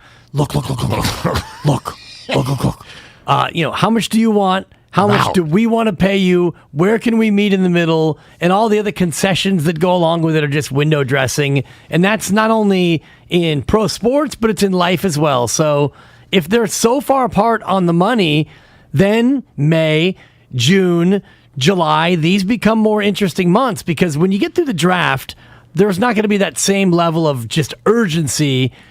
We might trade you. You might be on the move. You get past Saturday, you get into Sunday, and he still doesn't have a deal. Now maybe they can sit down and say, look. And, you get to a spot where maybe you can make this thing work. You got to be careful about all the look today. I mean, we got a show meeting. Oh, yeah, true. Today's my social media day. I'm going to get overloaded with this guy. Oh, you got the social media? I got the social media today. Are you going to Twitter, Spaces? Well, we're in the middle of negotiations right now as we speak. What I'd like to do, and I don't know exactly the timing or the platform. We're going to work that out. But what I'd like to do is maybe watch an inning of tonight's game with the fans. You know what I mean? The Giants and A's. I'd like to be live in some sort of way during the game, and whether it's Giants fans or A's fans, let's get into it. Because tonight, by the way, I know how this sounds in the Bay Area media to A's fans. I will forever believe that you misinterpret what's being said. The anger that gets thrown toward A's ownership and the ignoring of all things A's is because of ownership. It is because of the way that team turns its back on fans. It's so disgusting to watch that ownership and all of its middle management point the finger at the fans and point the finger at the media. Oh, if the media were different, well, then we would have fans. No. This is the other way around. No. You're the one that's telling everybody to go away. No. Are you saying it's not us, it's you? That's exactly what I'm saying. It's a catchy little catchphrase there, Mark. T-shirts, I hadn't heard it before. I'm feeling it. Yeah. Huh. So anyway, tonight represents an opportunity. It's an opportunity for A's fans to go see the game where you don't have to worry about putting money in the pocket of John Fisher. Tonight and tomorrow night are that opportunity. Tomorrow night's a little unfortunate that game's going to go right up against a Warrior playoff game. I think the Warrior playoff game's got a little bit more urgency to it. But I told this story yesterday. First game back in the building where it was a full capacity crowd was a Giants-A's game last year. Tremendous. And it was fantastic. 2-0 ball game. Sean Manaea throwing for the A's. The energy was huge. And a lot of it was just the fans. Please don't mention who else was featured for the A's. Yeah, it gets to be depressing. All the Matts were there. Stop it. Man, Matt Olson, I remember he had a bat with runners on. Now you started to piss us off. It was really like, it was stressful. It was a stressful at bat. We're like, oh my gosh, because there's runners on and it's a 2-0 game. And Matt Olson, he could put one in the bay. Did I not ask him to not do this very thing? Dibs, we still got Chad Pinder and Steven Piscotty and Sean Murphy. Come on. My fault. Vote off the bench, vote for A's. Vote off the bench? It sounds like a Survivor episode. Thank you. It's an opportunity tonight. It's an opportunity for the A's You put your money in a different coffer, so no matter where you put your money, it's going in someone's coffer. Get out the house. Yeah. Because the energy of those games, it's great. And by the way, I don't know how many more we have. How many more do we have? Babe Ridge series is? Yeah. If this ridiculous plan that the A's are rolling out that they won't admit to, which is disenfranchise everybody, therefore we have the data to leave, then blame the Bay Area media. Damon did a great job of pointing something out. Maury Brown, our good friend from Forbes, was tweeting about A's attendance today and how, on average, it's about half of a Marlins game. 79.43 right now is the average. And that's largely because of opening day. Right. The average outside of that would be more like about 2,500 to 3,000. And you can blame the Bay Area media all you want. You know where Maury's based? Portland. Which, by the way, actually, it's probably where the A's should go if they were going to leave, but that's a completely different conversation. I hope they don't go, but the A's plan is to get themselves the data to get the hell out of town. So tonight, A's fans, show them who you are. Show the Bay Area that you are here and that you are loud. And therefore you can do it in a way that has nothing to do with A's ownership at all. Yeah, and A's fans always show who they are, and they always show that they're loud. They're very proud. They're just not a huge number. It reminds me a little bit of the old Mel Gibson movie, Freedom! Braveheart. That's what A's fans are like. Yeah, but then he died. Well, right after that. And you're talking about them moving elsewhere, so that would be analogous to the A's leaving. For a William Wallace. Yes, yeah. William Wallace and the band of right field crazies who I love. The A's fans are proud. They just aren't big in number. So they will show up tonight. But to your point, it's just a sad, sad state. And to try to blame the media, and God forbid we blame the former flagship for not paying hearty attention to your team that draws a plucky little 3,200. Wickedly talented. Right. The wickedly minuscule. The wickedly talented. They got to deal with Rodon tonight, too. Got to have to deal with little Carlos Rodon tonight. Whew. Absolute dominance. More important, Absolute I think, dominance. than that matchup is the matchup of you versus Lunch. And I'm curious, Mark, Wow. what are we looking at? Because I know we're coming up on the lunch hour, and the people are always asking me on the YouTube. They're hitting me on the Twitch. Is it day 5 Chinese food? Is it risotto? What is Mark rocking today? What's on the menu for lunch? Okay, good uptick, and shout out to the lovely Christy who put this together. Lunch today is excessive. It's large. Okay, this is a larger than average amount of food that I bring to work. Fat? Because I'm usually just trying. He's fat. That was a Works. 4. Thanks. That was really good. Normally, what I'm bringing in something that's just to get me home. I'm getting me to home. Because I want everyone to know that when I eat lunch at work, I go home and eat lunch after work. So this is just supposed to be a bridge, okay? It's like everybody thinks what the Giants were doing. It's a bridge to Luciano. Thank you. This is just a bridge to 12:45. Today's show meeting day, so I need a little extra. Good call. Christy made some homemade turkey meatballs over the weekend, and then kind of a meat sauce that goes on top of it. No pasta. It's just the meatballs and the sauce, and the sauce has the protein in it too. And it's a bowl about that big. Twitch and YouTube, you can see this bowl, and it's stuffed. It's one of those where you stick the lid on the bowl and you can just see the stuff all over the lid like it's crammed in there. Ooh, 11 o'clock is going to be serious. Turkey meatballs. Turkey meatballs followed by the protein-filled sauce. Okay. As well. That's awesome. Some veggies are diced up in the sauce. Absolutely delicious. So that's happening. Good. That's happening because lunch will be delayed because look. We That's need to a talk 4. about social media.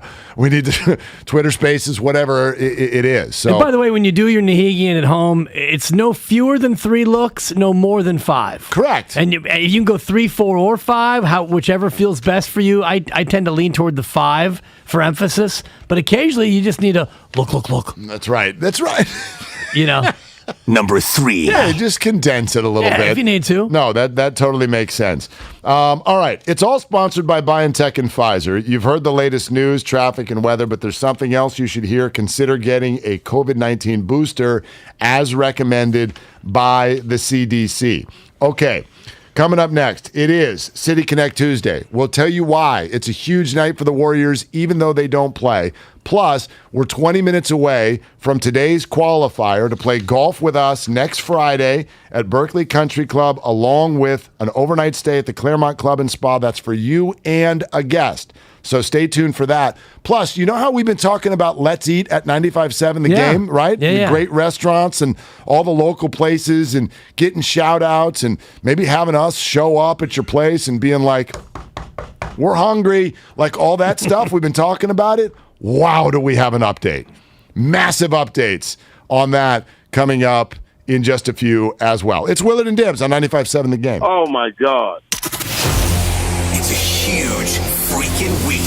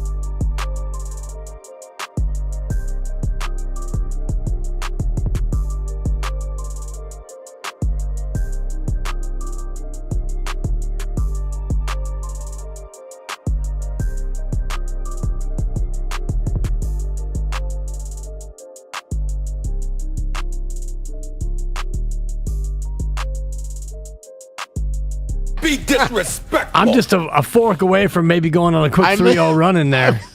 I may or may not have just gotten a text message that reads, "Did you really bring the whole thing?" Yeah, I did. 323. Hey, Willard, how do you eat so much and not get fat? Well, don't ever stop moving. That's the answer to the question. Don't ever stop moving. Get yourself 3 kids and a dog, about 7 jobs. You can eat whatever the hell you want. Yeah, and don't ever sit down. You got a quick step to the car too post show. It's you're explosive when it comes to getting out of here. Maybe that's the key. Got anything to say about tomorrow's show? Talk to the back of my head. Exactly. Gone. Text you later. Anyway, we'll get to the Warrior thing in just a second. We'd love to hear from you, as always. 888-957-9570, the Xfinity mobile text line as well. But let me throw this out there at you. We've been mentioning for a couple of weeks now, let's eat at 957thegame.com. This was sort of a layered thing that got us talking about this. Some trips to some local restaurants, obviously celebrating the fact that any restaurant made its way through the pandemic somehow, some way, and you're all still here. Plus, as you may have noticed, we like food. There it is. Right?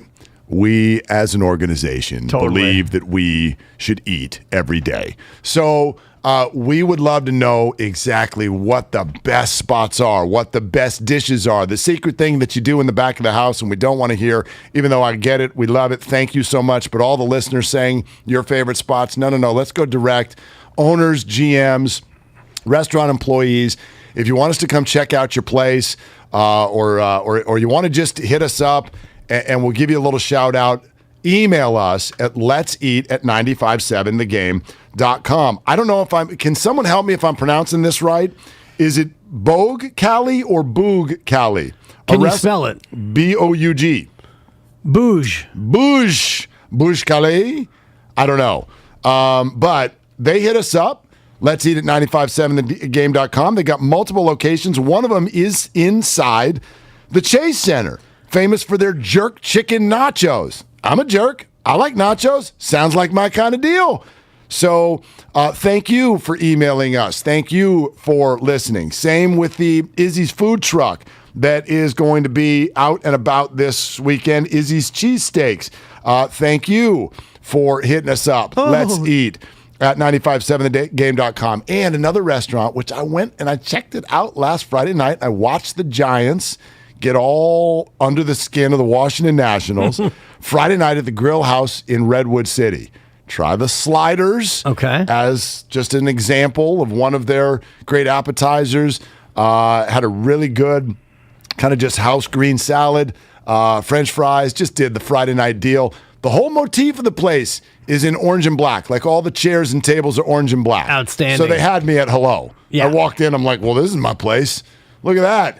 San Mateo Bearcats, San Francisco Giants, let's go. Nice. Sat down, watched the Giants put up a 7-run inning. I'm like, I feel like I'm at home. We're here. We've made it. We've arrived. So thank you, Will, who I actually had a chance to say hi to, the owner of the Grill House in Redwood City, right there in Redwood Shores. Great place. Beautiful. Yeah, and a fun night, fun. too. And you got a chance, I'm sure, to stick around for the unwritten rules portion of the program. Totally. Which turned out to be an interesting one. And the Giants again winning yesterday in a more traditional fashion. Exactly. I kind of dig the idea of the Giants maybe being, I don't know, the most hated team in baseball. It's just kind of funny because if you go back exactly 1 year, the Dodgers and Padres were America's new sexy rivalry, and boy, ESPN was trying. They were trying. Oh, and they don't like each other. Looking for the West Coast version of Yankees-Red Sox. Right. They had, Tatis out there yelling and hitting homers and the chain and all of the stuff that's going on. The Dodgers with the dream team lineup. And the Giants are this plucky team that we're like, oh, that's nice, it's April. Oh, that's nice, it's May.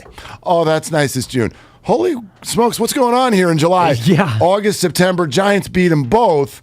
And so you've got that aspect where the Giants are like the little engine that could. Wow, it would change the narrative if the Giants, while those other two teams are still all of those things, here come the Giants and like, oh, by the way, we're going to be the team that ticks you off because we're done with the unwritten rules. Yeah, and they were doing it again last night. After the 2-run home run, Thairo Estrada had the audacity to try to get a base hit in a 4-2 game. In a 4-2 game? He got a hit, and he actually ran to first base, and he stepped on the bag, and he got on base, Mark. It was ridiculous that they were going to try to heap it on after taking the lead in the ninth. Making me sick. Yeah. And it annoys me. It's one of the things that really annoys me. Yeah, it's not like Camilo Doval was going to give up a run. Right. So the game was over. What's the point? I can't believe. Although Doval immediately falls behind the opening hitter 3-0. Of course he does. Supper and I are watching it in the kitchen, and she's anti-Doval. Oh, she is? So she immediately, see? There was a lot of C's. Hold on. Two things just popped in mind. It's a slow build for Doval. She's remembering last year in the postseason. Okay, Supper anti-Doval. We might need to have Supper on to talk this out. Not fiercely anti-Doval, but she's taking a wait-and-see approach. But so far she's not totally sold of Doval as the closer. I also think closers have something in their DNA. They're not supposed to come in and go 1, 2, 3 and make it easy. That's just not in their DNA. Hashtag torture. Right. They got to come in and scare you. You know what I mean? Dodger fans were terrified of Kenley Jansen for large portions of last year. We call him B Weezy. Man, he made you be queasy back when he used to pitch for the Giants. So, I think that's just part of the DNA. Thank you for the 3. It's a 3 I for thought your that, B I queasy. thought that was pretty good. Yeah, I have a feeling it's a retread. It's a reprisal. No, just thought of it. I'm sure somebody had mentioned B queasy. No, if somebody else said it, we'll give them credit. I do not recall. All right, I allow believe it. that I just thought of that. As long as you believe that. I believe that we will win. Yeah. I believe that we will win. Speaking of which, the Warriors don't play tonight, but they have a chance to win tonight. Please explain. So, huge night. In fact, the kind of night that if you're a Warrior fan, it's almost like tomorrow night light. I think this is worthy of a beer. This is worthy of making food and telling the family we got to eat in front of the TV tonight, because the Memphis Grizzlies and Minnesota Timberwolves play what's going to be the appetizer. The Phoenix Suns and the New Orleans Pelicans play after that. And Devin Booker has been announced as out yet again. If the Pelicans can somehow, and I don't think they will, but if they can squeeze this one out of Phoenix, you potentially have, for the first time, a game, I believe, where Phoenix is really going to have the fear of God in them. And Phoenix could end up being knocked out of these playoffs. And if Phoenix gets knocked out of these playoffs, I'm going to change from what has always been hope, and then it turned into belief, into expectation. Wow. That the Golden State Warriors will be in the NBA Finals, and you damn well better believe that is going to be an expectation sensation. Cha-ching! Cash me out. One time. 4 times. Yeah. That's how many series the Warriors are going to win. I like it. If Phoenix loses this game tonight, this is a pivotal moment. Yeah. This is a pivotal game. Plus, even if it doesn't lead to the Suns losing in round 1, it leads to more rest. Yes. And it leads to, like, Memphis and Phoenix potentially losing tonight can lead at minimum to more rest for the Warriors, assuming they win their game tomorrow night. Both at home in 2-2 series, both with a chance to really take command of said series. If you win at home in Game 5 in a 2-2 scenario, you know that it won't end on the road, and there is power in that. You go to the road, and it's kind of a free game. You know Game 7 is going to be at home, but if you look at these two games, Mark, Minnesota at Memphis at 4:30, New Orleans at Phoenix at 7 o'clock, which one, if you could pick one of these two to lose, if you could smite one of them with the dark hand of Mark Willard, I smite upon you a Game 5 loss, who would you smite, Mark? Give me 30. That's a great question. Yeah, it is a good question. Give me 36 points for Brandon Ingram and give me a win by the New Orleans Pelicans. Oh, wow. Yeah. The Phoenix Suns, and this might be anti to what I've been saying for most of the year. Memphis scared me all year long. Every time I watch them play right now in the playoffs, they scare me less.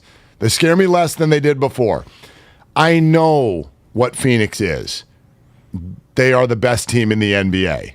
They were all year long. And they don't have their best player. And so we can sit here and go, oh, well, they don't look like the best team now. If you're a Warrior fan and the Warriors were doing what they're doing right now, let's say they were 2-2 and Steph wasn't back yet, wouldn't you be sitting here going, well, they don't have Steph. We can't assess this. We're going to have excuses lined up around the block because they don't have Steph. Well, Phoenix doesn't have their Steph. Right. They don't have their guy. They don't have Devin Booker. And so they are probably going to get him back at some point in these playoffs if they keep going. This is an opportunity tonight to flip the script and potentially get the number one blockade out of the way. That would be monstrous. And no, I don't care if somebody else does it for them. And you don't care if it's the road less traveled and people, it's not a real championship. You didn't have to go through Phoenix and you didn't have to beat Ja. You're not a buyer of that, thankfully. Go back to the Warriors' first championship. Exactly. Pre-KD. Go ahead. Line out. Who did they beat? Go ahead. Everybody, think to yourself right now. Go all 4 teams. Who did they beat and who was out? They beat 3 teams to get to the finals, and then they beat a 4th team. Right. So you can't remember, and you won't remember. New Orleans, Memphis, and Houston. I remember Houston because I was, I'm going to throw myself a roast before I leave town. I want you to host it. So I was hosting the roast the night that the Warriors clinched. It's still the one that I can't take. It's just too much. Dibs, I have a great idea. We'll do it at Bimbo's. If everybody could even see. It's your eyebrows. It's what you do. The way I scrunch up my face. I can't even look at you. I don't like any of it, to be honest. I've been imitating program directors for about 8 jobs now. I bet it served you very well. I think I fired you. I hired you twice, though. Exactly. Anyway, so I know Houston was the Connie final. I think it went New Orleans, Memphis, Houston. And I have no idea Cleveland. if you're right. No, but to your point, some people, it doesn't some people matter. got hurt. It doesn't matter. I'm with you, though. If I could smite one of these, I would love to see Phoenix go down 3-2. Minnesota, Memphis. You're right about Memphis. They feel a little bit more defanged to me. I'm not as intimidated by Memphis. And if both Memphis and Minnesota advance, fine, you get the Grizzlies. Warriors will be favored against Memphis. And I agree with you, and I give you credit for knowing that like a week and a half ago, because if they play Memphis, they don't have home court, and it's usually standard. The team that's hosting game one is the favorite in a series. But I agree with you. If the Warriors take care of business tomorrow night, however long Memphis goes, 6 games, 7 games, or doesn't get out of that series at all, Warriors obviously will be favored. They're favored to win the NBA championship. Right. So if things head on this certain road, Phoenix could jump back ahead of them let's project second series. Right. Let's say the Warriors in Memphis then go long. Booker gets back. Exactly. Phoenix beats Dallas in 5, and they're sitting there waiting. I think it could flip. But in this moment, the Warriors are expected to go all the way. And I think if it gets to that point, it would be close on who would be favored in that scenario. If Phoenix is able to get Booker back and handle the business quite quickly over Dallas. If Dallas can eliminate Utah, which it feels like that they will. Either way, the Warriors have a huge advantage from a rest standpoint with an older team if they can win tomorrow night and not have to go back to Denver. It is time for a qualifier, Dib. Let's do it. It is time for a qualifier, and it is courtesy of some of your words. Oh, mine? Some of your words, yes, indeed. Okay. So remember, every day this week, we're giving you a shot to play golf with us Friday, May 6th at Berkeley Country Club. And so what you need to do is listen between 10 and 10:30. So if you weren't listening between 10 and 10:30 today, and you're grasping at straws here, don't worry, 3 more opportunities the rest of the week. But then right around now at 10:45, we'll ask you a question about something that was said between 10 and 10:30. First person to call the contest line with the correct answer is going to qualify. Winner and a guest, a round of golf with us, Berkeley Country Club, next Friday, May 6th. And an overnight stay at the Claremont Club and Spa. Are you kidding me? This is really, really, really, mainly the Claremont Club and Spa part, not the spending time with us part. But this is great. So, Dibs, you said that Deebo Samuel is physical, he is gifted, he is committed, and he is smart. What's the one thing Dibs said he is not? Oh, boy. A little tougher than yesterday. Yeah, real tough. What's the one thing Dibs said Deebo is not? Contest line right now, not the regular line, contest line. 844-999-GAME. 844-999-4263. Call right now. First correct answer is qualified to play a round of golf with us. You get to bring a guest, make it a foursome, and then the overnight stay at the Claremont Resort and Spa is included. And keep calling because the people who get in ahead of you may have the wrong answer. So you got to keep going. Yeah. And Hot Take Jake might be on the phone for the next half hour or so. Yeah, it shouldn't be that difficult. I mean, I know that most listeners hang on my every word. They do. As I BPA you real quick. But, there is one thing that I didn't think that Debo was, and hopefully folks out there are listening, Mark. Yeah, it was funny that you mentioned BPA. Somebody texted it earlier and said, if I win this thing, I'm going to need BPA's number. Because that's going to be their plus one. Oh, that'd be so great. Get better, Dibs. It's so wait a minute. great. Can you invite one person to the golf and then a different person to the Claremont? Of course. Right? I mean, we're not going to check to say, you didn't play golf with Willard and Dibs. You're not allowed in the hotel. So you could do that. I have a wife. That would be the genius move, honestly. You could turn this into two things. Let's say your spouse doesn't play golf. But she wants to stay. But she would like to go to the Claremont. Maybe the girlfriend plays golf and the wife doesn't. Wow, that is inappropriate. If you ain't cheating, you ain't trying. That's not well played, Spadone. Not appropriate. Yeah, lady friend? I mean, just because she's your girlfriend doesn't mean that you are intimate. A friend? Don't talk about that. I have girlfriends with whom I am not necessarily. And how does Supper feel about that? This is every relationship. They're mostly her friends. Well, there you go. Yeah, but could you just go to lunch with them one-on-one? Sure. Could you? Yeah, at time she prefers it, As long as she has scheduled it appropriately. Exactly. Right. Exactly. And as long as it means that he's lifting something around the house that I can't lift. Yeah. Or something along those lines. Last minute pruning today, and the finality of the garbage collection will be done as well. So your boy's laboring every day. Good luck to you. Yeah, thank you. Good luck. Yeah. No, you're doing great. Yes. You're doing great. All I care about, don't hurt yourself. Right. So that I need to sub you out next Friday when we're playing golf. True. Don't get hurt. No, I love Berkeley Country Club. I loved it when it was Mira Vista. It used to be Berkeley Country Club. Then they changed it to Mira Vista. Now it's back to BCC. Lovely property up there above El Cerrito. I've never played. So You're gonna like it. I cannot wait. Do I need to driver a lot? The driver's been a little wonky lately. I like to go 3-wood. Yeah, But a lot of 3-wood holes. Okay. A couple driver holes where you need some longer par 4s where you'll need to bring out the boomstick. Let's go live to Hot Take Jake. Do we have a winner? Yeah, 3-wood inside is what I'm hearing. Okay, perfect. Our winner today, Larry Key. He got the correct answer.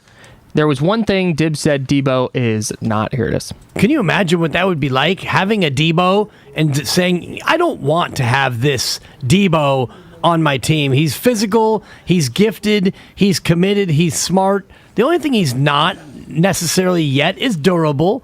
Mm-hmm. So Larry had the correct answer.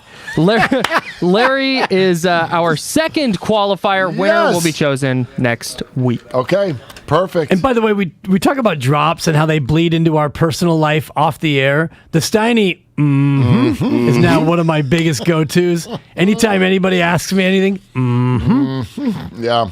So smug. Yeah, it certainly is. It's so sweet. Good.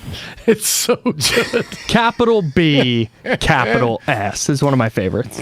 City Connect Tuesday has become a great day for smug. We already know that it's the worst day of the week, so you can be sarcastic and mean to people. I mean, I'm not advocating that, but we can fall into that trap. City Connect pulls me back out, though. It really does. I already know that the Giants are going to win. What's the overall record? Where are we at? 9-1? 9-1. 9-1. Call 1-800 In the City Connect, yeah. City Connect, I think 9-1 is their record in that uniform. Boy, the A's. You got to Google it. Rodon and orange hats? Good luck. Good luck tonight. That's going to be a tough one. Well, this A's team is the plucky little A's. 9-8. They're more than hanging in there. They're playing some good ball through it all. Through playing in front of no one and all of the distractions surrounding, oh, hey, I'm your teammate. Whoops, I just got traded moments ago. So there's a lot going on over there. No doubt. Willard and Dibs brought to you by Outdoor Supply Hardware. 888-957-9570 is the number. JT O'Sullivan's going to join us here in just about 8 or 9 minutes, and we can get further into the Debo stuff. Also, we probably should set the table here. George Kittle and Mohamed Sanu both had some interesting things to say on the I Am Athlete podcast, and they get you thinking about Jimmy Garoppolo, about Trey Lance, about the state of affairs with the 49ers for sure. I still, to this day, I believe that this team has gotten to a spot where they're kind of misunderstood. I really do believe that. And part of that is because they haven't gotten over the top. Part of that is because they are statistically odd, right? They're a team where you go, well, wait a minute, your quarterback is ranked 17th, but you're in the NFC title game.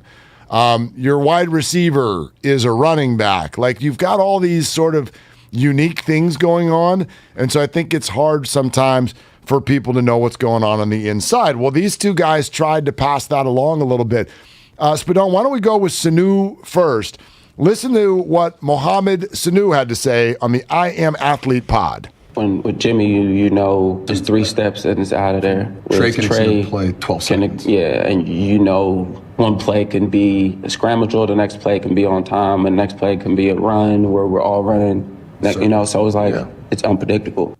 Okay, so talking about the differences between Jimmy and Trey, and we'll get to Kittle in a second, but in the end, I think the thing that people will be super interested in, Kittle was highly complimentary and optimistic in terms of the future of Trey Lance. Yes, and before we even get into the content, when you watch it, they're all sitting on yoga balls having either tea or coffee. Amazing. With cups and saucers. It's the most incredible thing. They're just sitting on top of those big yoga balls, getting some core work in while having a chat. With Brandon Marshall. Over tea, yeah. Tea or coffee or whatever was in the cups. It was just a hilarious visual. But what he said about Trey Lance is really important, because with Jimmy, it's 1, 2, 3, and it's out. The offense gets into a rhythm. The timing of a Jimmy Garoppolo offense is second to none. He runs it the same way every time. He's not going to make an off-schedule play. Well, Trey Lance, and they mentioned it, one play, it might be out in 3 steps, 7 steps, 12 seconds, scramble drill, we're running, we're going crazy. So it's going to take time for this offense to get used to playing with Trey Lance, a guy who isn't going to be as regular with the timing of the offense. Well, one thing Sanu also talked about, and we can get to a lot of this with and after JT O'Sullivan, who's going to join us in just a few, but Sanu sort of insinuated this team achieved what it achieved because of everything that was brought to the locker room and beyond, the stability, the leadership of Jimmy Garoppolo. I know how that makes fans feel. I know. But how many receivers need to say this before it's going to matter? How many? Debo said it too, by the way, and he's everybody's favorite. He was all over social media in favor of Jimmy Garoppolo in January. So that's interesting to me. It's also something JT can weigh in on as well. Yeah, the timing of an offense is so important as a receiver to know right when you hit your break and you turn, the ball is going to be on its way. And when you have Trey Lance, you don't know if that's going to be the case. So when you come out of your break and you turn to see where the football is, and he's already rolled out to the right and he's making a play on his own, now you got to change your route and work back toward his side of the field. It's an adjustment, and certainly what Jimmy doesn't have in arm strength, he definitely does have in offensive command, because over the time with Shanahan, he was in command of that offense, knowing the plays, the formations, getting everybody in the right spot. And that's an underrated thing for quarterbacks. No doubt. So the NFL's looking at doing something completely different over the holidays. There's the quarterback situation, the Debo situation. We'll get into all of that and let you hear more from Mohamed and George, along with JT O'Sullivan joining us next. Willard and Dibs on 95.7 The Game. Club Wash from Outdoor Supply Hardware.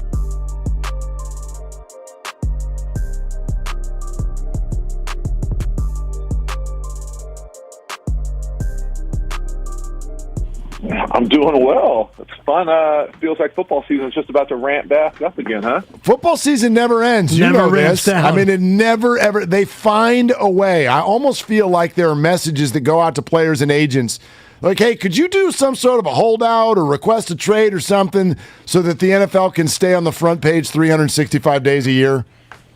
They definitely have it dialed in with this draft thing, that's for sure. I mean, okay, so what's your read on this, man? When you get to a player of Deebo Samuel's caliber and he has requested a trade publicly, he sounds dug in, the team comes back out, says, we don't want it. We have no interest in trading Deebo, and we're not going to be in the first round on Thursday. So what's your read on the situation and how it plays out? I mean, I really try to think about it from many angles, I guess. I kind of see his point. You know, you look around the league and you see guys getting paid certain dollar figures, and you think of yourself as that good or if not better, and you want to position yourself for that kind of thing, and, you know, they've got you taking handoffs in the backfield. And it's one of those age-old things where it's one of those, that wide back thing was really cool when it was happening, and then you kind of see the dollars floating around for some guys that maybe have similar skill sets but aren't asked to do that, whether it's, you know, lack of creativity from wherever they're at or just workload or whatever it looks like, and, you know, self-preservation and the small window that you get an opportunity to really make a splash money-wise. And I see what he's saying. And at the same time, I see the 49ers saying, you know, thanks for your input, but we're going to go ahead and hold on to this type of resource. And so it's, you know, who knows how this thing plays out. I think it'll be a fascinating kind of case study from a number of different levels, just because the league is evolving with some of these guys that play hybrid positions, and this might be the first one in this kind of path, but it's going to become more and more of the norm. And, you know, I don't think it's good business to walk away from guys who are this dynamic on the football field. So finding a way to find a resolution is probably in the best interest of everybody. Yeah, and it's probably not in his best interest to walk away from what could be 45 or 50 million guaranteed just to try to get a few more bucks per year. And, you know, the idea that Deebo wouldn't be Deebo without the 49ers' offensive open-mindedness. So when you look at this from both sides of the equation, who would be hurt more? Niners without Deebo in the offense, or Deebo maybe having to either sit a year or go elsewhere? Well, I mean, I think it depends on what you're looking for. You know, y'all are probably looking for winning, you know, or winning a Super Bowl or winning a championship. I think many players, rightfully so, are looking at it from, hey, I would like to do that, but I also need to get paid. And that's the reality of hopefully chasing both and feeling like you're maximizing your value individually and with the best opportunity to win. But I don't think there's anything wrong with saying that, you know, he's in this position because of the way that he's been used in San Francisco. But, you know, is that the best long-term use of his skill set? You know, I don't know. I would love to hear his take on it. And I think that's kind of one of the weirder parts of the whole thing. It's just in a day and age where that seemingly is something that most guys want to do and get out in front and control the quote-unquote narrative of what's going on, that, you know, the silence, I don't think, helps anybody in this regard. JT O'Sullivan with us on Willard and Dibs, 95.7 The Game. You mentioned it a couple of minutes ago. You said he looks around the league and sees all these guys getting paid. As a quarterback, does that make sense to you? Like, for years, we've looked at wide receivers. We watched Tom Brady build a dynasty without notable wide receivers. The wide receiver, what is he without a quarterback and an offensive line, right? So is this out of whack? Is the wide receiver market out of whack right now? No, I think it's probably an overreaction to the evolution of the game. And as the game continues to be pressed more vertically, more horizontal, more perimeter dominated, meaning just, you know, the run game is less and less of a focus. Seemingly you can find a running back anywhere in the draft. The perimeter explosiveness has really stretched the game, and that, coupled with the rule changes to protect the quarterback and just the ability for some of these guys to be so dynamic playmaker-wise as the quarterback position, has just put a premium on that perimeter speed and that perimeter athlete. And so finding a way to maximize your quarterback play, you kind of need that, or that is the model at the moment. And so I think it's probably an overreaction that will get corrected, but man, it doesn't take anything away from those guys going out there and getting paid. And I could only imagine how frustrating it would be to feel like you are as good or not better than some of those guys that are getting huge deals, and you're arguing with someone how many halfback tosses you're going to get per game. Yeah, jet sweeps and all the rest of it. And I'm thinking about the quarterback switch this year, assuming that Trey Lance is the starter, as we all expect, and that Jimmy Garoppolo is either on the bench or gone. How does this affect the Debo usage? Would you see them using him more as a wide back with a younger quarterback, or having Trey Lance maybe augment the run game with his own legs? I mean, my answer would be yes. Thank you, JT. That's the UC Davis education right there coming through. Yeah, I mean, let's do both. We're not going to – I wouldn't pigeonhole either one of those to say that, that one's going to necessarily impact the, detriment of the other. I think that they're both going to elevate each other. I'm fascinated to see how they use Trey Lance in the run game. I think it's just the evolution of the game and how that quarterback position has become more and more dynamic as far as playmaker ability out of structure and then in structure, the quarterback running game, whether it's, off read type action or called quarterback runs. And you can see the kind of blueprint across the league, whether it's, some of these guys are absolute freak athletes when you're talking about Lamar Jackson, Josh Allen, but you can really see some undertones of foundation for another team to be able to come in there and use bits and pieces of that and make it their own with their own skill set with a guy like Trey Lance. And even a guy like Justin Fields, I would say, needs a little bit more of this type of offense where it's called for him to move the launch point, to use his legs, to not necessarily make it just zone read, but called quarterback runs. And what that looks like over the course of a full NFL season, I have no idea, but I'm fascinated to see it. JT, what do you think about NFL on Black Friday? Did you hear about this? No. Fill me in. Yeah, so that's the talk that right now they're not sure if it'll be this year or next year, but the NFL is diving into a game on Black Friday, the day after Thanksgiving. I mean, I always think of that day as Auburn, Alabama. But I don't think a lot of people would be mad with another NFL game on a holiday weekend. That's for sure. It's one of those things where I personally love all the different options of it. I really love the different broadcast views of so many of these national games now, and so just getting more ways to consume content that falls into your path or interest, I'm all for it. How far then, JT, until we get to Tuesday night NFL? We started to see it in the pandemic, some pandemic postponements. We've got the Thursday already. Are we going to come up to a time where we got Tuesday night football and maybe a Wednesday game as well? Probably. For the longest time, I always thought it would be, and this is just my idea, but I always thought it would be interesting if, divisional games were on different days. So if you're in a, NFC West, your NFC West games are always Wednesdays.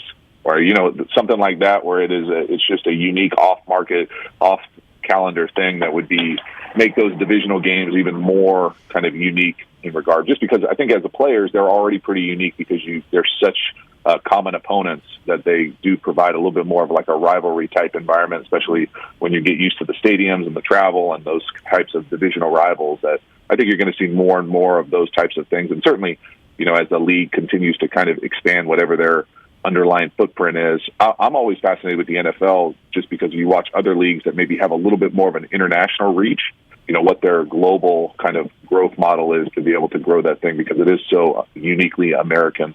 Hopefully pretty soon in the holidays and beyond, nobody will ever have to talk to each other ever again. We could just be watching NFL the whole time. Well, that's for you for sure. No.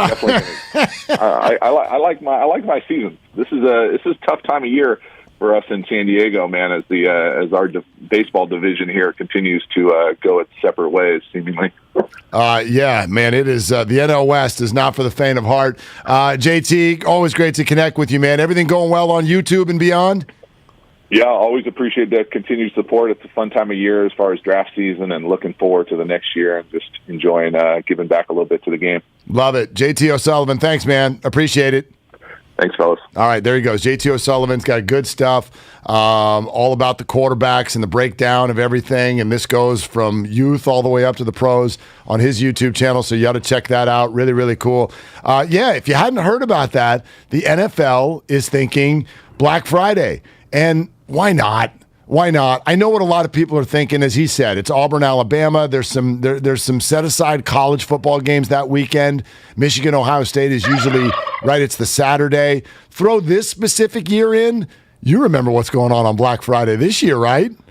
No. Oh, I believe that we will win. Oh, that's right. I believe that's that we right. will You win. mentioned that in the thread. U.S. men's national team hosting England in Qatar. Nice. It's a 4. At 11 a.m. our time. 11 a.m. I'm just thankful that's happening at a time where we're awake. Yeah. But fire me up a turkey melt and that soccer match at 11 a.m. You can have your NFL game. Just play it at 1. I guess. Yeah. 1:30. Just be safe. Yeah, exactly. Extra time. Well, because, it's group play, so it won't go to PKs or, there'll be injury time added, but no extra time per se. But I don't like the NFL encroaching on these other days. Like, they're planning games on Christmas, and I understand the calendar dictates that it's your day, but for me, Christmas Day is about the NBA. Stay in your lane, NFL. You don't have to take over every single day of the year. I mean, but they kind of do. They can. I mean, okay, so Christmas is on a Sunday this year, so you're going to have 3 games. It's going to feel exactly like Thanksgiving does. Right. You're going to get your 9:30 a.m., your 1:30 in the afternoon, your 5 o'clock prime time. I'm sure the Warriors will play. The NBA will have, 6 games across that day. What are you watching? Right. I mean, I get it. Maybe grab a second TV, but if you're in your traditional, there's 10 or 12 of us and we gather around, like on Thanksgiving, never leave the football game. Ever. It's just on. And so, I don't know. It goes off during dinner, but that's about it. You got to keep it formal. You got to keep it formal. We're in the formal dining room, and not that busy, man. Dinner was followed up by the traditional bingo, so you got about 90 minutes of bingo in there too. So that's all part of the Thanksgiving pageantry. Are you kidding me? Oh, with presents. Yes, Spadoni. It's Supper's parents. They're older folks. All right. But wait a minute. This has got to be at least a new tradition. I mean, how long have you been having holidays with that family? One Thanksgiving. Okay, so you had bingo? Every year they do it. In the middle of a primetime football game? Well, Mark, there's 3 games, as you mentioned. I understand that, but you're also a sports radio host, and I know what your response is when someone goes, there's another game tomorrow. You don't have to watch this one.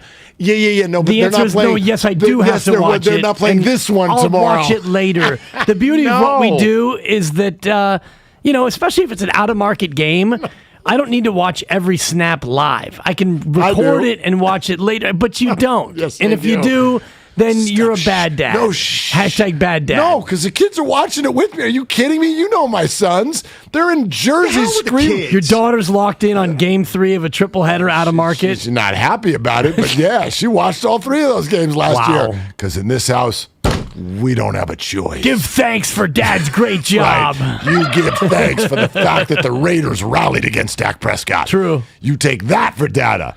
That was a good game. Right? It was a hell of a game. Yeah, what the hell is food if you don't have a game to watch with it? I mean, come on. Yeah, dinner happens on a paper plate in front of the game. But for Christmas, it'll be a mix and match of which is the bigger game. And hopefully the Warriors will be playing on Christmas because that means you're a good team. And if you're a really good team, that means you play in the marquee 12:30 spot on that Sunday. So I'm imagining I'll watch the Warrior game. There'll be a 9:30 a.m. Christmas morning game. Normally there's a bowl game in there. You got to watch the bowl game. I'm big on bowl games, Mark. I love the bowls. Right. Love the Christmas bowl game. Gotta love a Christmas bowl. Is it in Hawaii? The stands look like an A's game. What's going on in this particular bowl game? You know you start your Christmas morning with a bowl game. Oh, wow. Cereal, football, whatever it is. Thank you, Spadoni. You really Wake brought and that bake, home. but not that turkey. No. Correct. Wake and take the under is what we do. Wake and bake blueberry muffins. Speaking of takes, hot take Jake. Wake and hot take Jake joins us. He doesn't even know what to say. Wake and Jake. He fell asleep. That's weird. Why is he asleep in the corner with Doritos on his chest? What happened over there? What's going on, Jake? We don't Bugles. Bugles is an amazing call. Good gas station Highway 5 snack, Bugles. I don't know that I'll ever buy Bugles anymore. My mom used to, but very salty. Yeah, gas station road trip snack. Bugles is on the list. And the day my fingers got too fat to like get stuck in the Bugle, I was out. He's fat. It's like bye-bye Miss American Pie. The day my fingers got fat. Anyway, man, we don't know the names of the teams yet for Did you write the Book of NFL Love? Sunday. For Sunday on Christmas Day. We just know there will be fighting. Like, now it's just another reason to fight. That's all it is. You're already family members. You've already tried to put toys together that you don't know how to assemble. And now we got to fight over, well, the Warriors are on. Yeah, but Dad, Lamar Jackson's on my fantasy team. It's just one more way for us to not talk to each other on the holidays. Yeah, that's the way it goes. There's so much sports Too on. bad. Yeah, and that's, a lot of times in the holidays you're spending 2 weeks with your kids anyway because they're not in school. So it's nice to have some alone time. Definitely. Yeah, like Tom Brady. Right, I 4 retired to weeks. spend some time with my family, and we did that for 5 days. And now I'd like to play football again. Speaking of football, how about a little bit more from George Kittle and Mohamed Sanu on the I Am Athlete pod, sipping tea with Brandon Marshall, answering the questions that, quote unquote, you don't want to answer. So it's like, put him in a spot and say, Trey Lance or Jimmy Garoppolo, ¿Quién es más macho? So we heard a little bit from Kittle and Sanu talking about the difference between playing with Garoppolo and Lance. How about George Kittle on his preference for who the 49ers starting quarterback is? I'm kind of 50-50 right in the middle, honestly. Like, I think Jimmy, he's a fantastic leader. We almost won a Super Bowl. We NFC Championship twice in 3 seasons. And then you look at Trey, Trey's got one of the highest ceilings I've ever seen before. Like, some of the things that you see him do on a football field are like, holy cow, like, I can't wait till he throws me passes. I want whoever's, going to be the better quarterback this season. Right. And it is a business at the end of the day. Like, we're all monetary values, really. We're just like cogs in the machine. So I do trust Kyle Shanahan. I think he's going to pick the best quarterback. I don't have a preference. I think I like them both. They're both good guys. They both bring different things to the table. Just what do you want to play with? Good job, George. I don't have a strong opinion. I don't have a strong opinion. How's that fence feel right there in that midsection? How you doing right now? Yeah, I mean, what's he supposed to say? Jimmy course. was one of his best friends. Oh, yeah, he's on the fence. Humpty Hump. I know what his answer would be if they traded Jimmy Garoppolo. Ask that question again the next day after they trade Jimmy. I'm all in on Trey Lance. I look forward to catching his balls. Exactly. What's wrong with you? Yeah. No, what could he say? However, I think you can gather a little bit of optimism. First of all, what he said about Trey, one of the highest ceilings I've ever seen in the NFL.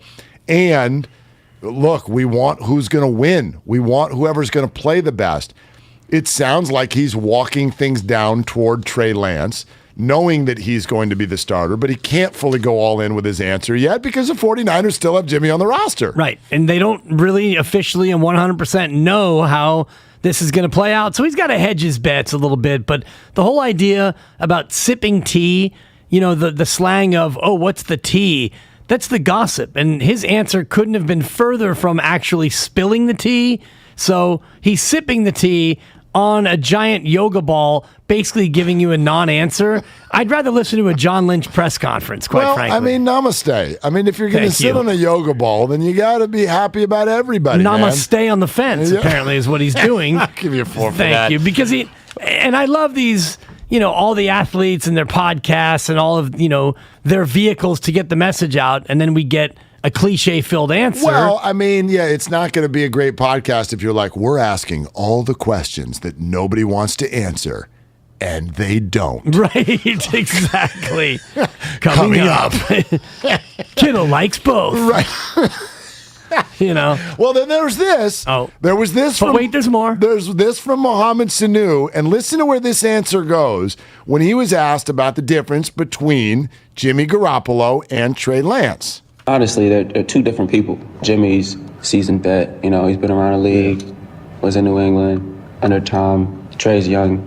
He's trying to embrace the role of being this dynamic and playmaking kid, but you can just see he's embracing it, but at the same time, he's still having fun. Right. He's learning, like he's eager to learn, and you can see the determination in him. And Jimmy, you could see like he was willing and open arms helped him along the way in the process, knowing like, okay, like he's a guy I'm competing with, but I need to help him because I know he'll help the team along in the future. It's a different dynamic. Like they both bring different things to the table, but Jimmy's presence and leadership is what made that team what it was. Right. That was interesting last sentence. I mean, he rode the fence pretty much, I love this. They're two different people. Well, did somebody insinuate that they were the same human being? Dolly the sheep. Are they going to do the movie Face Off in real life? And I mean, yes, of course, they're different people. I get what he means, though. They bring very, very different things to the table. But the last sentence, Jimmy's presence and leadership was what made that team what it was. That's from one of the receivers. Yes, and that's totally true. We've all said that for a long time. He played hurt. He rallied his teammates. His teammates love him. He's a great locker room leader. But what you didn't hear him say is Jimmy's athleticism and his elite arm strength is a real difference maker for that offense. No, Jimmy Garoppolo has mediocre skills, but unbelievably elite leadership, charisma, teamwork, team member-ness, all the rest of those intangibles. He's off the charts. And so, yeah, we'll praise him for that. We've always praised him for that, but he can't hold a candle to Trey Lance in tools. Is there a new forever giant? Tonight, a huge night for the Warriors, even though they don't play, and Jordan Poole got hosed. We're getting all that. Pick your battles around the corner as well. It's Willard and Dibs on 95.7 The Game. I'm Michael Jenkins, helping you beat the books with BetQL. A pivotal Game 5 between the Grizzlies and Timberwolves tonight as the series shifts back to Memphis.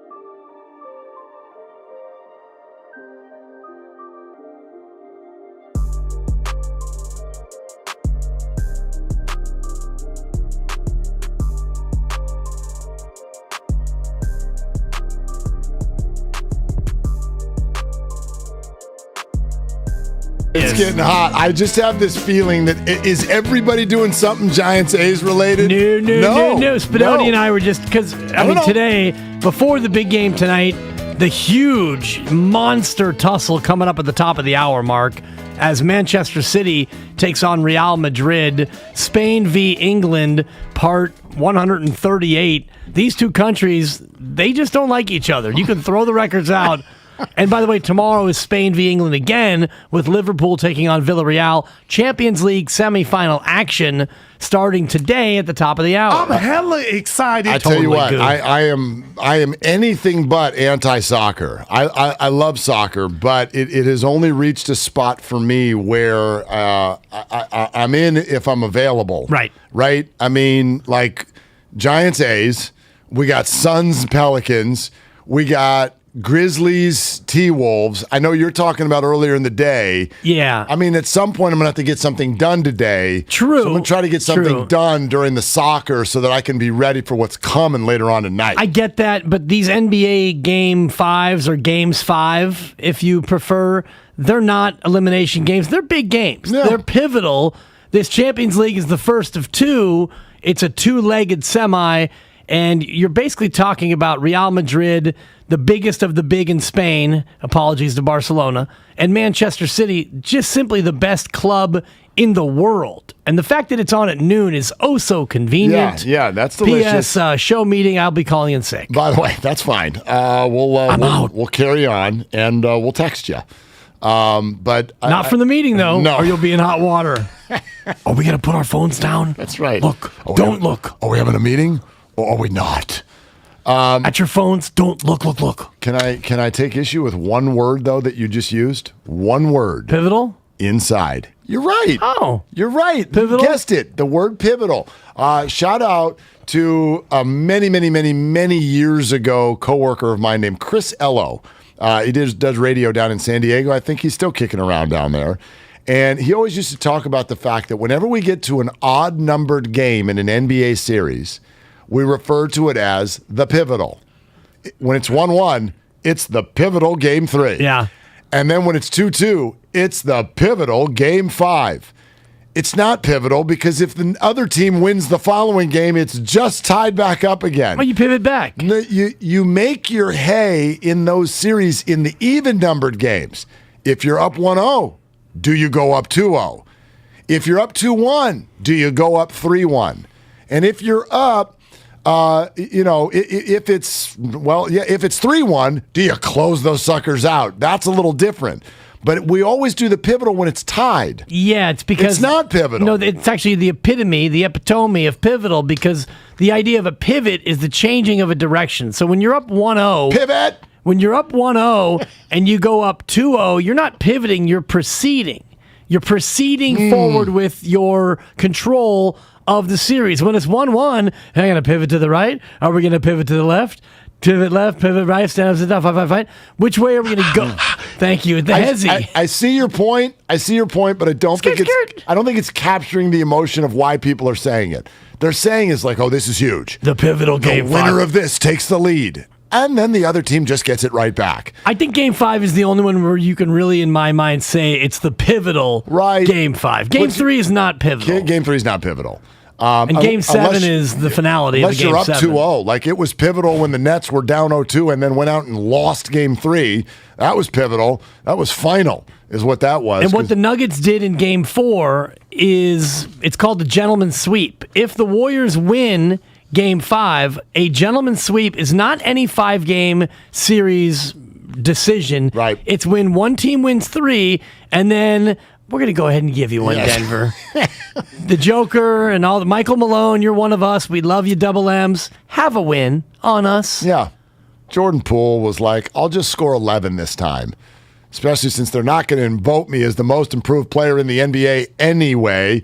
Look, Ja Morant was fantastic this year. He was better. He was a lot better than he was last year. Like, he averaged 27 a game this year. He averaged only 19 per game last year. If you dive into his analytics, he got a lot better, which is, what young stars are supposed to do.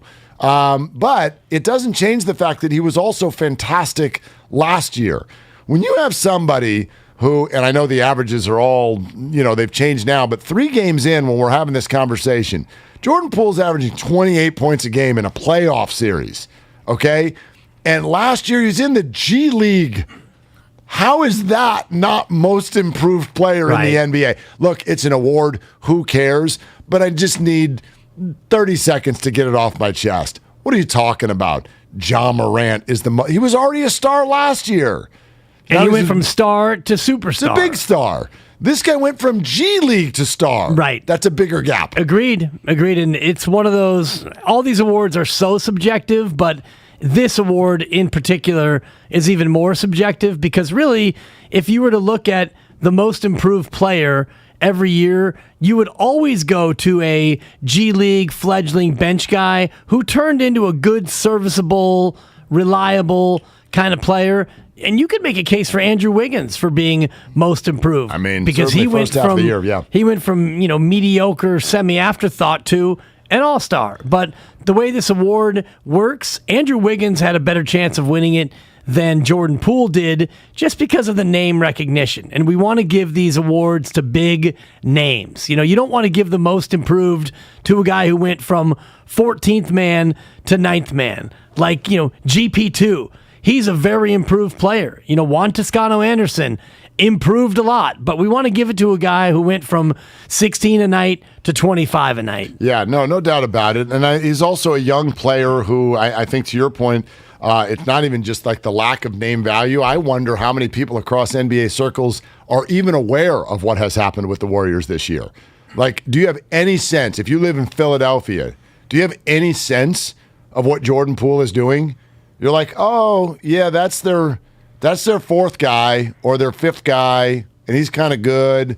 Like, you don't have a sense for the consistency since February 1st that Jordan Poole has offered. That 11-point game the other night, that was like the first time in 2 months that he hasn't scored 18 points in a ball game. That's with Steph Curry, without Steph Curry, with Draymond Green, without Draymond Green, Klay Thompson load management games, Otto Porter load management games. Wiggins is in, Wiggins is out. Poole. Jordan Poole, easily the most steady Eddie of all the Warriors this year. Yeah, and that's where, start to finish, even more, probably not as consistent as Kevon Looney at his level. Okay, fair. But numbers-wise. We always have to tip our cap to the man who played 82 games, one of only 5 players in the association to play all 82. But you're right, as far as at that level, a guy playing like a star, like a possible future all-star, he was incredible. And Game 4 didn't play great. And, Steph and Klay both played very well, and you fought your way back and almost stole one. But you feel good about Game 5. Jordan Poole bouncing back. And the one curiosity, and we'll get into this a lot more tomorrow as we do a pregame show here on Willard and Dibs, who's your starting 5? Does Poole go to the bench? Is it Adult Swim, where the kids got to wait that 15 minutes to get back in the pool? Yeah, I think it is. I think that's probably the play, and yeah, we'll get into it a lot tomorrow. I do think that the arena will actually enjoy that. I know that nobody wants Jordan Poole off the floor, but it's going to give the arena sort of a secondary starting lineup. You get to cheer Steph and Klay and Dre when they come onto the floor, Wiggins too, and then they're going to play for 6 minutes, and then here comes Jordan Poole to the scorer's table. And I don't know, does everybody get up? Is that a standing O moment for him to come into the game? I mean, for comparison's sake, as far as the way the whole world knows or thinks about Jordan Poole, ask yourself as a Warriors fan, and maybe you're an NBA head, but ask yourself as a Warriors fan, what do you know about Tyrese Maxey? What do you know? He's having a good little playoff. Right. But that's kind of the way, like, I would imagine most Warriors fans are like, who? Yeah. I'm sorry, what? Well, you know him now because he's popped in the post, but to your point, same as Jordan. 6 weeks ago, he was not at the top of your mind when you thought about Philadelphia. No, but, on the year, regular season, 17.5 points a game. It's up to 20 points a game in the playoffs. This is a really, really good 21-year-old player for the Philadelphia 76ers. But the average NBA fan, if you're not a Sixers fan, you have no clue who Tyrese Maxey is. I think Jordan Poole is still there. Like, if you're really dialed in on the NBA, you get it nationally. But if not, the straw that stirs the Warriors' drink is not him. Yeah, I mean, how many names are you rolling through in terms of like Warriors recognizability until you get to Jordan if you're living on the East Coast? Well, 3 for sure. Steph, Clay, and Dre. Steve Kerr? Well, yeah. Wiggins? Yeah, that's where it gets close. I mean, it gets close, but... Wiggins and Jordan Poole. Although it's funny you say that because, Guru and I are doing this BetQL Network Sunday Bets show. And during the break and even during the show, it's Odyssey, go to the Odyssey app, catch us this weekend 9 to 1. Really good. Which, by the way, hella excited. Yeah, 9 to 1 is noon to 4 Eastern. You don't really think about it until you're living that national life, as you know. Mm-hmm. But the producers and the fellas behind the glass are now like, hey, how about this Jordan Poole, huh? He's a fun little player. Yeah. So they're having this, to your point, it's a Jordan Poole awakening from a national standpoint. So I'm actually getting a sense of exactly what you're talking about, Mark. Next time those producers say fun little player, you say you get that little out your mouth. Exactly. Get that little out you keep my word little out your bleeping mouth. Because we're going to eradicate the vernacular. That's just... We're eradicating the vernacular. That's what I learned this morning on the morning roast. It's a fun player. Yeah, you don't want to limit yourself, Mark. No, you We're don't. having a big show right now. It's not a small little show. It's big. It's a big show. And pick your battles, which is big. And it's also coming up next. It's Willard and Dibs, brought to you by the Golden State Warriors. Also, Forever Giant? Too soon? That's next on 95.7 The Game.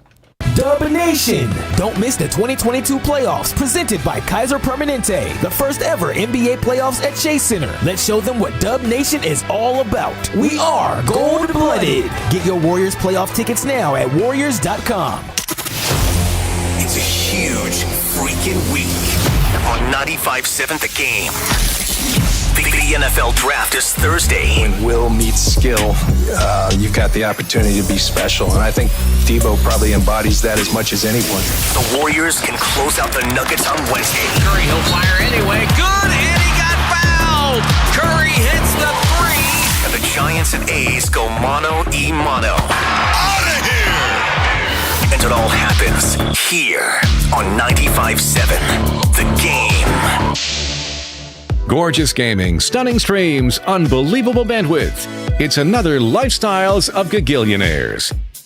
Meet the AT&T Fiber customers winning at life with hyper-gig speeds. Meet Gagillionaire Terry. While his love of streaming horror movies has him constantly on the edge of his seat, his internet bill won't give him a scare. Oh, don't go in there. I'm telling you. Because since Terry upgraded to AT&T Fiber with hyper-gig speeds, he doesn't worry about data caps or equipment fees. Come on, man. The door's open for a reason. And best yet, he also doesn't stress about a price increase at 12 months, because with the amazing Gagillionaire lifestyle comes an exquisite sense of tranquility. Most of the time. Live like a Gagillionaire. Get straightforward pricing with AT&T Fiber. Internet that upgrades everything. No data caps, no equipment fees, and no price increase at 12 months. Limited availability in select areas. Visit att.com/hypergig for details. At Stevens Creek Subaru, we buy used vehicles from our customers, even if you don't buy ours. Visit Stevens Creek Subaru today for a competitive, no-obligation appraisal and cash offer on the spot. We buy all makes and models, paid off or not. Stop by Stevens Creek Subaru today or StevensCreekSubaru.com. When it comes to investing, you've gone out of your way to do everything right. You maxed out your 401k, bought a couple blue-chip stocks, hired an excellent advisor, and your financial future looks brighter than ever. But given the volatility of today's markets and the world-shifting financial landscape, now isn't the time to call it a day and assume you'll meet your financial goals without a hitch.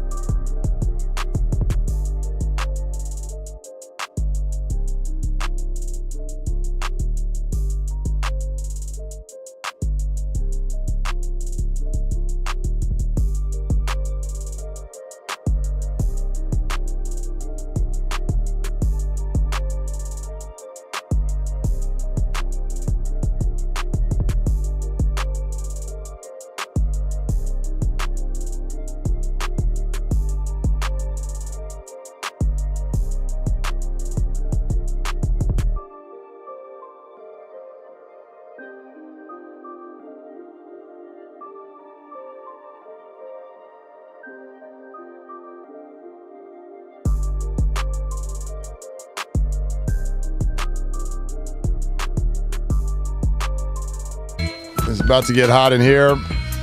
And Steiny Guru are going to hop in here in just a second as well. 2 days in, 3 to go in terms of playing golf with us and ending up at the Claremont Club and Spa when you're done. Berkeley Country Club / Claremont Club and Spa, that's a parlay that you want. You would like to hit that parlay, right? So listen every day this week between 10 and 10:30, and then at 10:45 we'll ask you a question about something that was said in between those times. So 2 qualifiers in, still got Wednesday, Thursday, Friday, and then we will get the winner. And the winner gets to bring a guest, too. So it's you plus 1, plus Dibs, plus me, plus Claremont Club and Spa. Fantastic. Yeah. That's crazy. It's absolutely crazy. I may actually bring my my caddy, Curtis Abbey. Who's your caddy? Who's your caddy? Curtis Abbey, the great caddy. He also caddies for Kathleen Scavo out of Benicia, who is slowly matriculating through the minor leagues in women's professional golf. Very, very nice. Name very you got to nice. remember, Kathleen Scavo. By the way, do we need a caddy at Berkeley Country Club? No, but it's nice to flex. And No, flex, yes. No. A lot of private clubs, they make you have the caddy. Yeah, no, it's not this. It's not that kind of deal. Not that snooty, man. Well, it's snooty. However, it's nice to have somebody read the putts when you've never been there before. It is, and It's not I bad. mean, reading the putts is not my issue. It's carrying the clubs. I can throw them. I just don't like to carry them. Okay. All right, I got an offer for you then. You read the putts, I'll carry the bags. Done. Yeah. Done and done. Yeah. Even though we're going to have carts, so I Okay, feel like all right. I just lost out on that. Yes, you did. Okay. See, I'm over here playing chess, brother. I'm over here playing chess. Is it too soon to just wrap your arms around Jock Peterson and just say, you were ours all along? Has anyone ever shed the Dodger uniform? He was a Dodger? Quicker and better than Jock Peterson? Because that's some stank on you, okay? That's some stank on you. Shout out Outcast, stank when on you. When you wore that uniform, that's some stank. Like, remember when Oral Hershiser tried to be a Giant? You're like, no, this is not working. No. And you got to get the stank off. And sometimes that's really hard. It's hard to get the stank off you. But Jock Peterson shed that sucker in about 6 games. He's smiling. He's got his celebrations already ready. He's going toe-to-toe with hecklers in Milwaukee. Guy's got 6 jacks already. 6. Absolute perfect fit for what the Giants are trying to do. They're 12-5, and they're not 12-5 without him so far this year. I heard Dave Fleming on with the guys in the morning yesterday, and he was like, it's not too soon for me to start thinking about Jock for more than just 1 year. It's a 1-year deal, but he's like, this is such a good fit. It's already time to start thinking about, is this somebody you want beyond this year? And the price won't be that obscene, and the time commitment won't be outside of what Farhan is comfortable doing.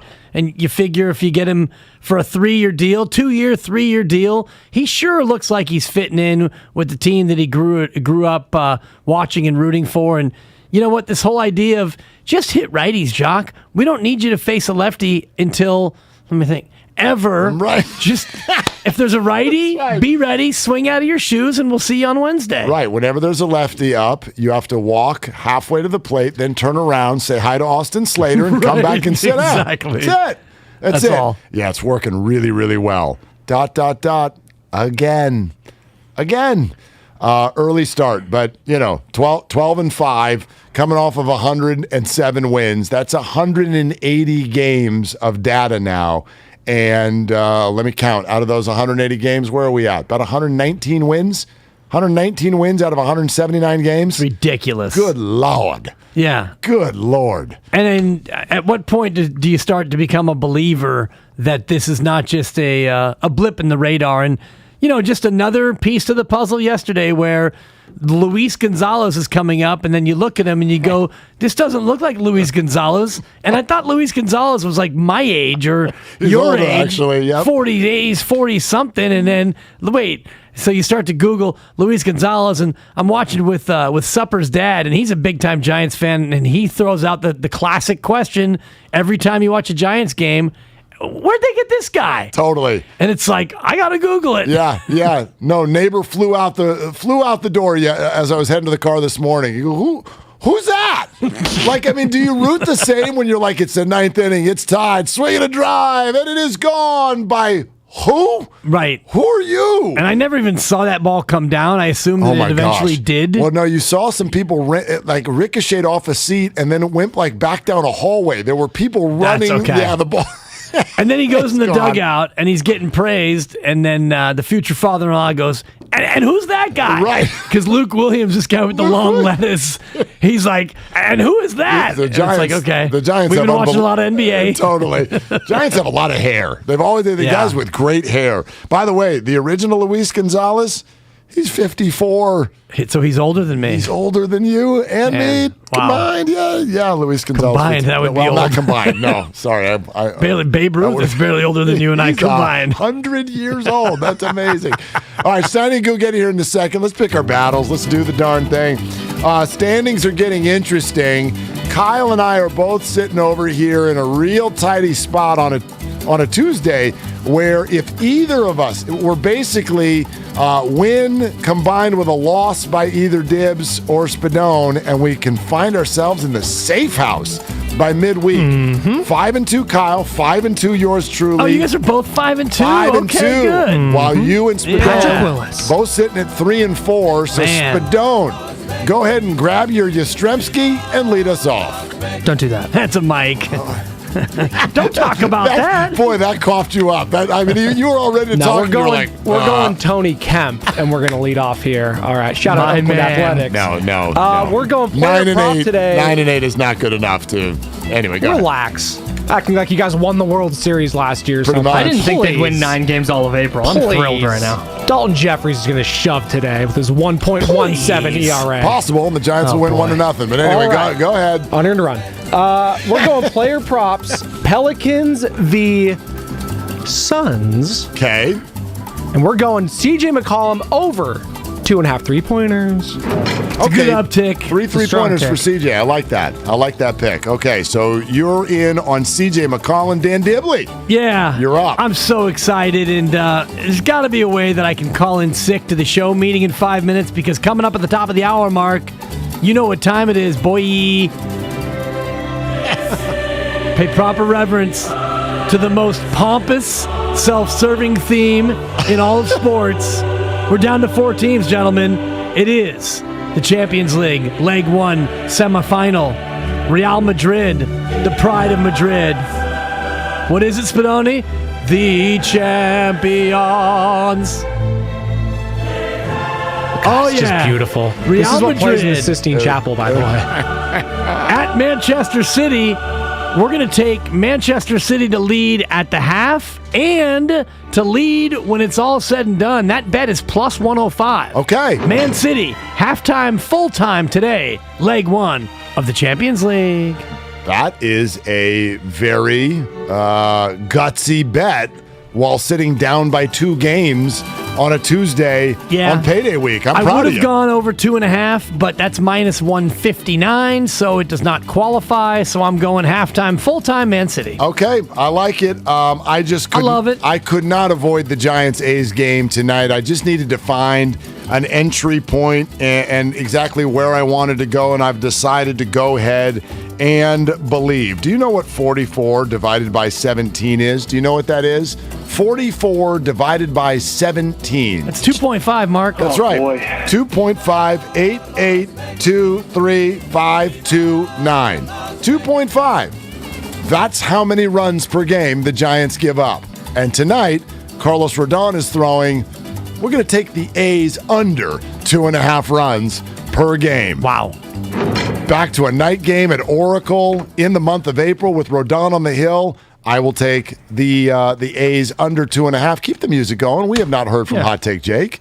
We have not heard from Hot Take Jake. We're staying right here at Oracle Park. Not heard from Hot Take Jake. Thank you very much, Spadone. Go ahead. So Mark, I'm actually rocking with you on this. The Giants on the money line, minus 265. We can't go there. Right. But the A's are just coming off a series where they scored 3 runs in 3 games against the Texas Rangers. I think Oakland's coming back down to earth a little bit offensively. I'm not certain they're going to score tonight. So what we're going to do is we're going to go Giants to score first and win at minus 113. Okay. I'm wearing that, and I'm putting the house on it. Score first and win. All right, it's a 2 parlay. bets. inside. This is Kyle's feeling it. He's 5-2, and he's like, if I lose, it's okay. Rodon's going to go 7 shutout innings. Can the Giants push 1 across in 7? I think so. I mean, we're asking a lot of Rodon. My gosh, his over-under on strikeouts is 8.5. Can you imagine? You go into a game in Vegas, it's just like, basically if you get 9 Ks, it's like a push. The expectations are huge.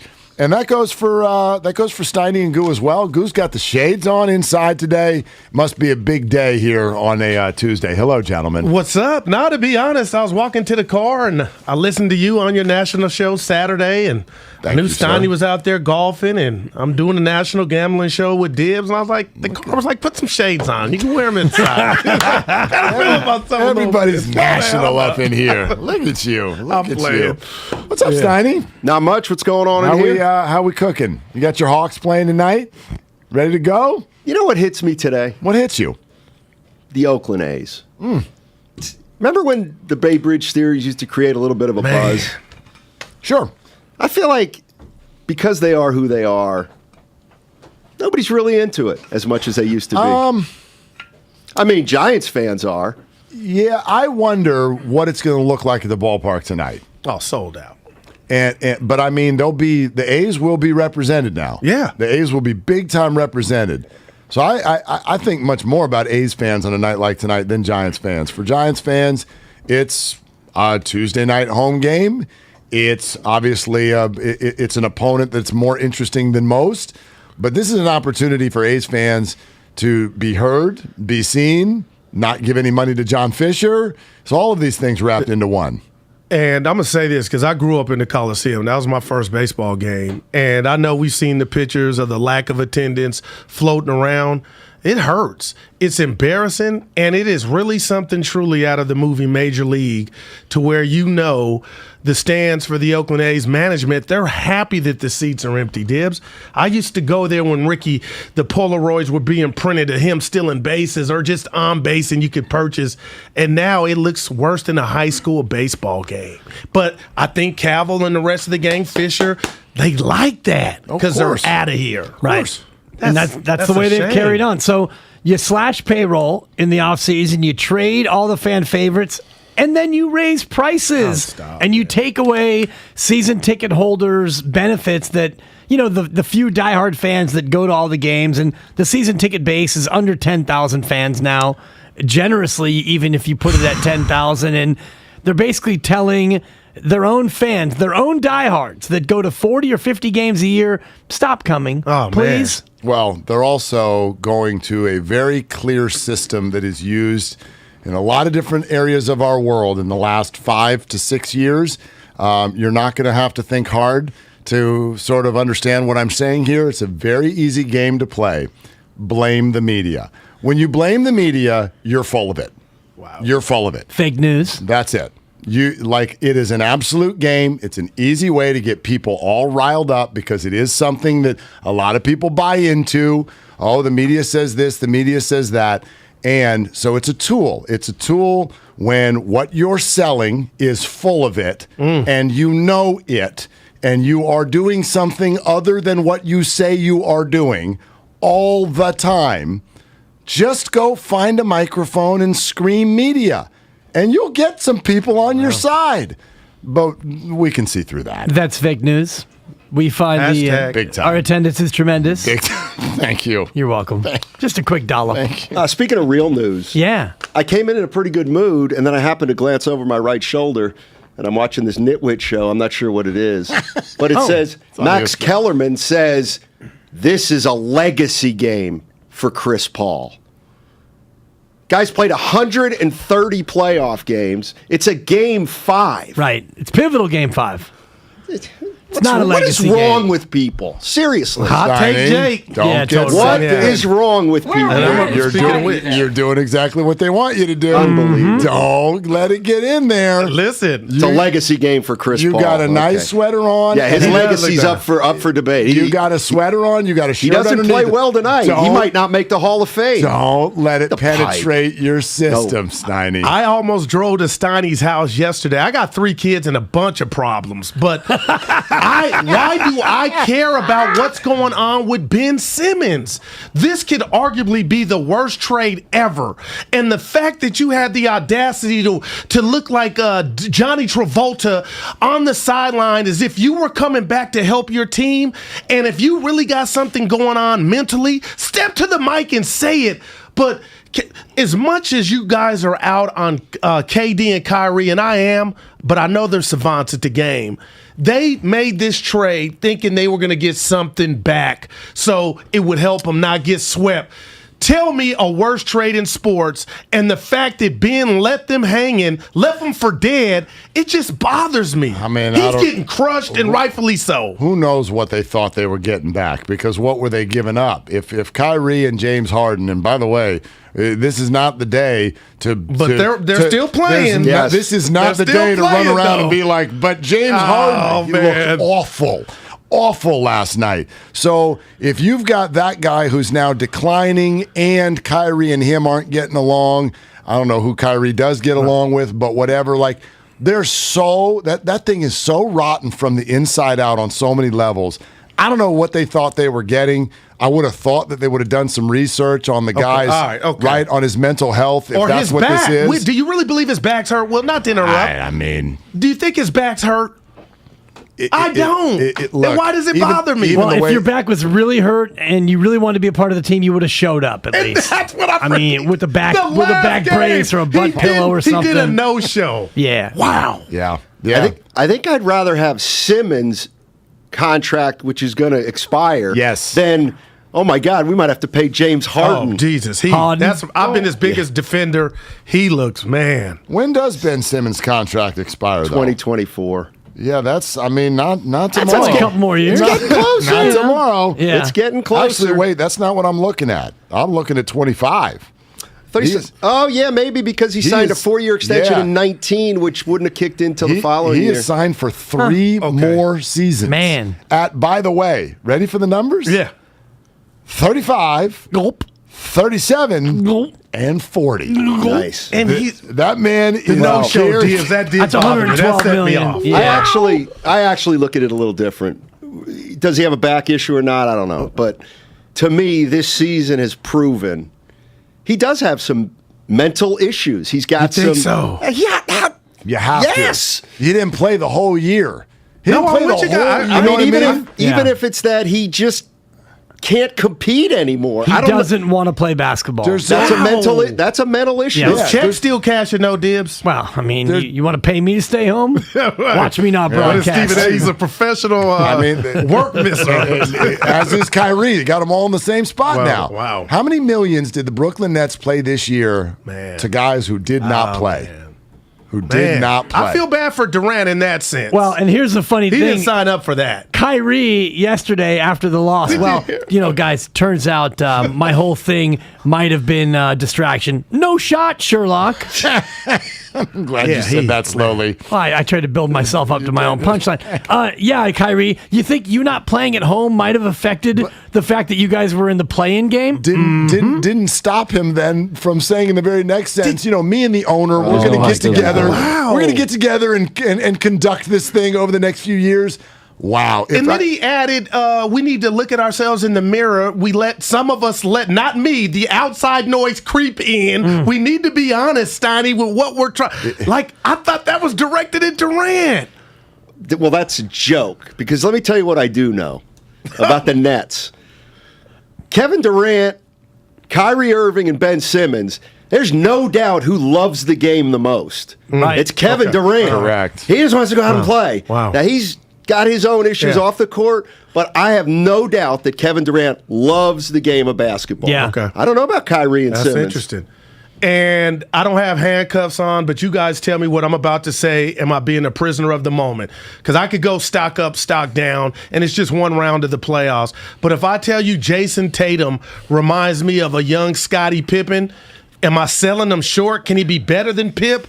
Because what he's doing on both ends of the court, man, I ain't going Chris Rock top 5, great movie, but He can get Your there. boy's He can get there. He can get there. Man. He can get there. What he did defensively in this series is Pippen-esque, but offensively, and we'll never know what Pippen could have become if he was allowed to, but Tatum right now, he's one of the best offensive players in the league.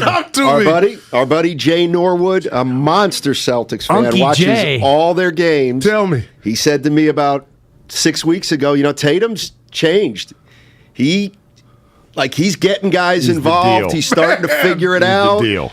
And I said, okay, I'll keep an eye on it. Boston and he was right. Warriors right now. Yeah, no, I mean that's kind of the way it looks. Right? Hey, can I totally change gears? Look at this. I just saw this. You gonna pivot? Pivot. Daniel Jeremiah on the Rich Eisen show. Uh-oh. Move the sticks. Here we go. The people I talked to this morning say there is a good chance he gets traded. You know who he is. It changed over the last 2 days.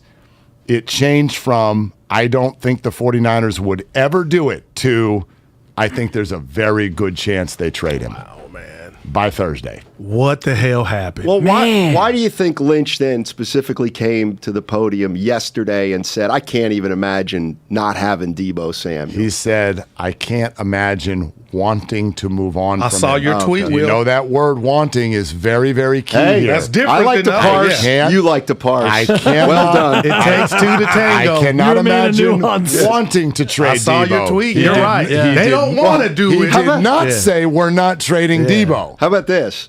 You want to talk about parsing? Yeah. So when they had the nightclub and the sign, Deebo Samuel, Yeah. stay Yeah, at 49er, yeah. then they panned to him and he went, throat slap. I thought he went with the Jonah Hill, cut that. Right. But actually he went with the slit the throat. It's and I a was wrap. like, he's saying it's over. How about that interpretation? How about that? Or was it Let me give you a three. Like, get the sign cut the gone? music? Oh. Cut the or cut Exactly. it out. Nah, Or, I ain't going, man. Right. Yeah. No, we know he feels It's that going way. to come out to what set him off. That, like we were talking yesterday, is it money or Queen something Latifah. personal? Of course it's paper. Set it on. Yeah. Of course it's paper. Of course it's paper. Oh, Look at Will with the okay paper. then. Okay. Oh, okay then means Ducats. what? Oh, okay Right. then. That's how it started, Hey, Deebo, too. how about 40 guaranteed? Oh, okay then. Yeah. Right. This conversation's over. That's how, I mean, come on. It's not about money. And Get that outta is here. how it started. Of course it is. Yeah. And John Lynch with the heavy on the wanting. I can't imagine not wanting Deebo to be a part of this team. Yeah, we talked about things that we want, Steiny. Various things that I can't imagine not wanting. But Right. it's a two-way street. It takes two to tango. Right. Hey, Steiny asked where was Kyle, and I know it's a couple days away from the draft, but should he have been there with Johnny, or he was watching film? Well, normally they're not. That was different last year. I think because they had made the trade for number 3, that remember Kyle showed up, and then that was the press conference where he said, "We don't even know if we're going to be alive by this weekend." Oh yeah, that was that press conference last year. So the norm, happy anniversary. The norm is for him to not be there, and if he's about to lose his best offensive player, I wouldn't have shown up either, because I bet he is not happy with where we're at. Last thing to the youngsters listening, or the people that don't like baseball, is there anything better than being down 2 strikes, 2 outs, and Lou Gonzalez, he crushed it against your former bullpen. He hit it high. He hit the D. Let me tell you something. I'll say it again. Don't hate the Giants, because they will kill your soul. Yes, That's a vintage. Man. The Brewer, the 11th game of an 11-game series. Brewers are throwing one of the best pitchers in baseball. Giants are throwing Jimmy Long. I know, it's Sam Long. And they come out with a win. Yep. They got no business winning that game. By the way, 2 strikes in the 8th. It's a wrap. The reason Dodger fans all had great temples last year is because of games like that. And this is even worse. You're like, love you, man. Jock Peterson with your 2-run homer. And they were talking mess to him, allegedly. You know what? So good. You know what? Stick a brat in it, buddy. 6, man. You know what I did on purpose this year? I joined 2 fantasy teams. Let me tell you who I got in both. Peterson. I got Yaz. I got Cobb. I got Woods. I got Brandon Crawford. Oh, my God. Let's go. I got Let's Bell. go. Yeah. Look at him. Look at him. Man. Jumping on board. Yeah. We've That's been great. waiting for you. All right. Steiny Guru next. brings the passion. For what? I want to know now. I'm mentally invested. Don't tell me to pray and you don't say what for. He brings the perspective. Yeah, I think they both have a great point. Get off me, text line. He's truly one of a kind. That is wow. Oh, my God. And he's doing a great job. I need you to man up and say what you really want to say. Diamond, you're doing a great job. And together, they're Steiny and Guru. Yeah. On 95.7 The Game. All righty, what's going on? Steiny and Guru with you. Guru, you're a little wound up. I'm feeling good. Give me. Here's what I want to do. Because I got something specially for you. Give it to me right now. Who is better this early in their career? The guy you love, Larry Bird, or Luka Doncic? Me and Pops were talking about Larry this. Bird. He won a title by now. Well, you know Larry what? had a title in his back pocket by now. But they had a good team, too. Okay, you asked me a question, and I answered it. What do you want from me? Who's better? Bird. Who's got more in their bag? Bird. All right. Willard, that ain't a TKO. Here's what I want to ask. Here's what I want to ask you. Why would you compare those two? Because, oh, no, it has nothing to do with race. Because people have called him, Norm called him Larry Bird. So I was like, who's better? I would compare Doncic to Harden. Believe it or not. Okay, no, I give you Bird that. never fiddle-faddle, dominated the ball for 12 seconds. That wasn't his style. Bird, why? Right, that wasn't his Steiny, but Luke is a bad dude. That's all. Especially when he's got Gobert on a freaking... Dude, Utah. They didn't show up. They're broke. You said it. Quinn Snyder. EDD is coming. I've been there. Had they gotten Dallas with Luka from the beginning... Well, they threw. I can't use the word I want to. They threw away the game in Utah, which they were up 4 with 30 seconds left. Yeah, tricked. There you go. Smoked. They choked. As Mark Jones said, he smoked a layup. Mark, people don't know what that means unless they got swagger. But you're wound up. Let's go. Draft tomorrow, Thursday. I'm not that wound up. Yeah. NFL Draft Thursday. We're going to have Lowe in here. Lowe Neal is going to be in here on Thursday. It's also going to be the day after Game 5, Warriors-Nuggets. And it's going to be like Lowe back on the morning show with Dibs and Fortenbaugh. I text him. Who? Joe. You keep in touch with him? Yeah, we keep in touch. And I'm headed to Vegas for my birthday. I told you I'm taking a couple of days off, so I'm going to hook up with him. May. Late May. Wait a minute. I ran it by the boss. He approved it. Yep. That's like Western Conference Finals. Oh. That's interesting. Yeah. You know, it's interesting because I was going to take a couple days off last week, and I said to myself, I looked in the mirror like Kyrie, and I said, you know what? It's playoff time. Right, it is go time. You got to suck it up till the Warriors get eliminated, and if that goes till the middle of June, so be it. And so I went into Hegan's office and I said, I'm going to grind for the next 6 weeks. I'm mad at myself. Asked for Friday off. Yeah. How many days? You threw me off now. I was feeling good. Now I'm feeling guilty. Friday and Monday? Yeah. You know what? I may not even go now. You know what? The 5-3-0. And I called Bird not a great defensive player. Yeah. He did make 3 all-defensive teams. Not first team. Larry was a bad dude, Steiny. Here's what I always say about Bird. He's one of the greatest help defenders of all time. Nothing wrong with that. Why does that get a bad connotation? Well, because he wasn't the greatest individual defender. And he played till he couldn't play anymore. I got a hangnail. Ben Simmons. Larry played and had to lay down on the sideline. I appreciate that era. 510, no, Guru did not give me a ride to work today. The window is not in yet, so I assume the window will be in tomorrow. Frank at VW in Oakland, he was money. He said Tuesday or Wednesday, and I know he's a man of his word, so there you go. Steph Curry starting tomorrow night? I heard Bob on with Bonte and Shasky. Myers. Bob Myers. Yeah. Talk to me. We call him Bob. Great interview, but it sounded like they're going to continue. He says it's up to Steph. Okay. But if I'm Steph, is he just going to ride this series out? And then if they play Memphis and big game tonight between them two, Memphis and Minnesota, then he'll go back. But Steiny, I kind of want to see him if you're going to play 37 minutes, start from let's go. Let's take control now. Well, let's take a listen to exactly what Bob Myers said today on the Morning Roast. Either way, it's fine, but I think Steph will probably decide the answer to that question. Well, he should. I mean, if Steph says, look, I'm good coming off the bench, or if Steph says, look, I think I need to start, we'll do which one he wants. And either are fine, really. Can you go one? Let's hear B one time. Can you play that again, Spadoni? My boy B ready to get in. Either way, it's fine, but I think Steph will probably decide the answer to that question. Well, he should. I mean, if Steph says, look, I'm good coming off the bench, or if Steph says, look, I think I need to start, we'll do which one he wants. And either are fine, really. See, B was ready to go, Steiny. That's like when you're wound up and you're pitching and the ump stops it. Dude, the pitchers hate and that. Then you know can what? Get hurt. Oh, God. You know what? That bothers me.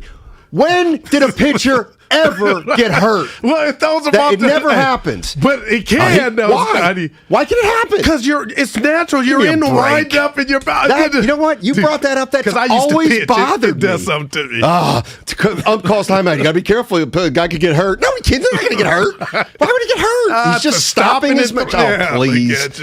Oh, please. Yeah. That's unbelievable. So you think he starts tomorrow? I'm not sure. I don't think it's important versus Denver. There's no way he's coming off the bench next series. That I would feel confident. I'm right behind you. So I don't know about Denver that. have a chance, or in your mind you think this is like I'm watching Memphis and Minnesota tonight, like who's the Warriors' next foe? And then I go back to game 3.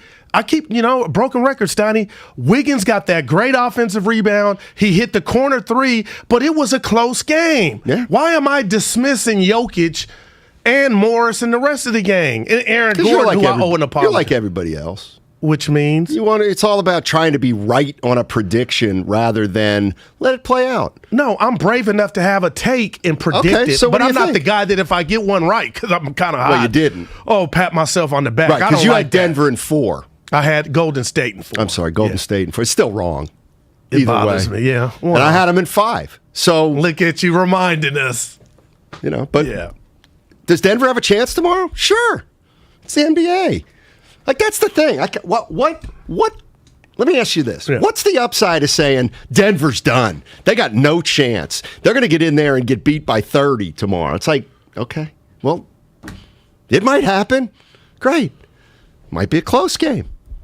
You never know what's going to happen. And I should know this. Nobody thought, look at Toronto. They may come back from 3-0. And what is like, they're done. You can feel him like he ain't playing, Steiny, but he's coaching. He would check 2 boxes, right? Because they were up 3-0. If somehow they smoked this off and tricked this off, would he get credit for blowing a 3-0 lead and a 3-1 lead? Sure. Oh, my. Why not? I'm not rooting. Fact. Doc, Steiny, how did they didn't even show up last night. Well, they only have one player. You saw what I texted you, the group. Philly's roster is pretty lousy. Well, they're paying because James Tobias Harden Harris is average right now. Man, Steiny. And then did you hear his quote after the game? He's tired of carrying teams his whole career in the playoffs, and he needs help. Like, what are you smoking, son? Give me some. Well, I don't. Give me some of that, Steiny. Could you step into a mic and look the reporter in the face and say that when you look like a shell of yourself? By the way, I'm done defending them. Well, you're mad because you had the Nets winning that series. Yeah. But see, it don't bother me. You know what? You didn't make a prediction. Yes, I did. Well, he doesn't remember. I said Boston wins that series. Teams beat individuals. Plain and simple. I'll tell you this. What did you make of my assessment on Jason Tatum? What about him? Has he shocked you how well he's playing? Not really. I mean, he's a hell of a player. And he's stopping one of the greats. How old is he now? About 25? That was my number. That's called right in your prime. He's figuring it out. And people think these guys figured out in their first, second year. He's probably been in the league 5 or 6 years now. I wonder what the guy upstairs is thinking. His old guy coach. Upstairs. Brad Stevens. Who's still a part. He deserves some credit, but is he looking at Tatum like, damn, had you done that while I was on your watch? Apparently Udoka's a good coach. Yeah. And it's the only thing you can glean from this situation. 24 years old. Jeez. Yep. Wow. That's pretty impressive. You're right. Alex Pavlovich coming on at 1:30. We'll get into some Giants and A's. Bay Bridge series, I'm watching every inning. Like when I say I'm out on the Giants, it means I'm in on the Giants. Okay. Come on. Dude, the magic is still there, like, Steiny. I'm telling you, I'm trying to figure out who they're like. They're like Princeton basketball, but they have talent. They just play this fundamentally sound game. They get you in spots you don't want to be. Wow. I'm not saying they're going to win 100, but that's a 90-win team. Dude, they're going to be a factor. And they got some arms, too. They do. Yep. They absolutely do. Steiny, I remember you said Subs had no chance of... Steiny, I remember you said the Subs had no chance of winning the Celtics game. What do you... I never... You know what? You find the tape. You know what? I'm too smart a guy. I'm too smart of a guy to ever say somebody's got no chance. Well, you said Utah didn't. They don't. Well, up until last night, it was 2-2. I don't think I said they had no chance, but they're broken. And I knew that going into the playoffs. And they're going to get broken up. So they're not... Can you elaborate on that? You think they don't like each other? No. But does that matter? Are you kidding? The A's with Reggie Jackson and Billy Martin, That's they different. hate it. Baseball's different than basketball. You can be selfish in baseball. You Shaq can play and for your Kobe? numbers. I mean, those guys were so great, it didn't matter. Yeah, Shaq cried and talking about how he regrets how he let that relationship get a bit toxic. He should. I appreciated it. Well, two of the best ever. Too little, too late. Well, they had a three-peat. Yeah. But they could have won 5. Egos. Yep.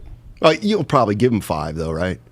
I mean, had they stayed together, they would have won 5. Detroit just thoroughly beat their butts. The Warrior one, I could go to Stanford and step up in front of a classroom and say, you could taste the other 2 championships that they tricked off. Who? Draymond, Bron going, D'Angelo Russell calling the league, and then D'Angelo Russell calling the league? Snitching.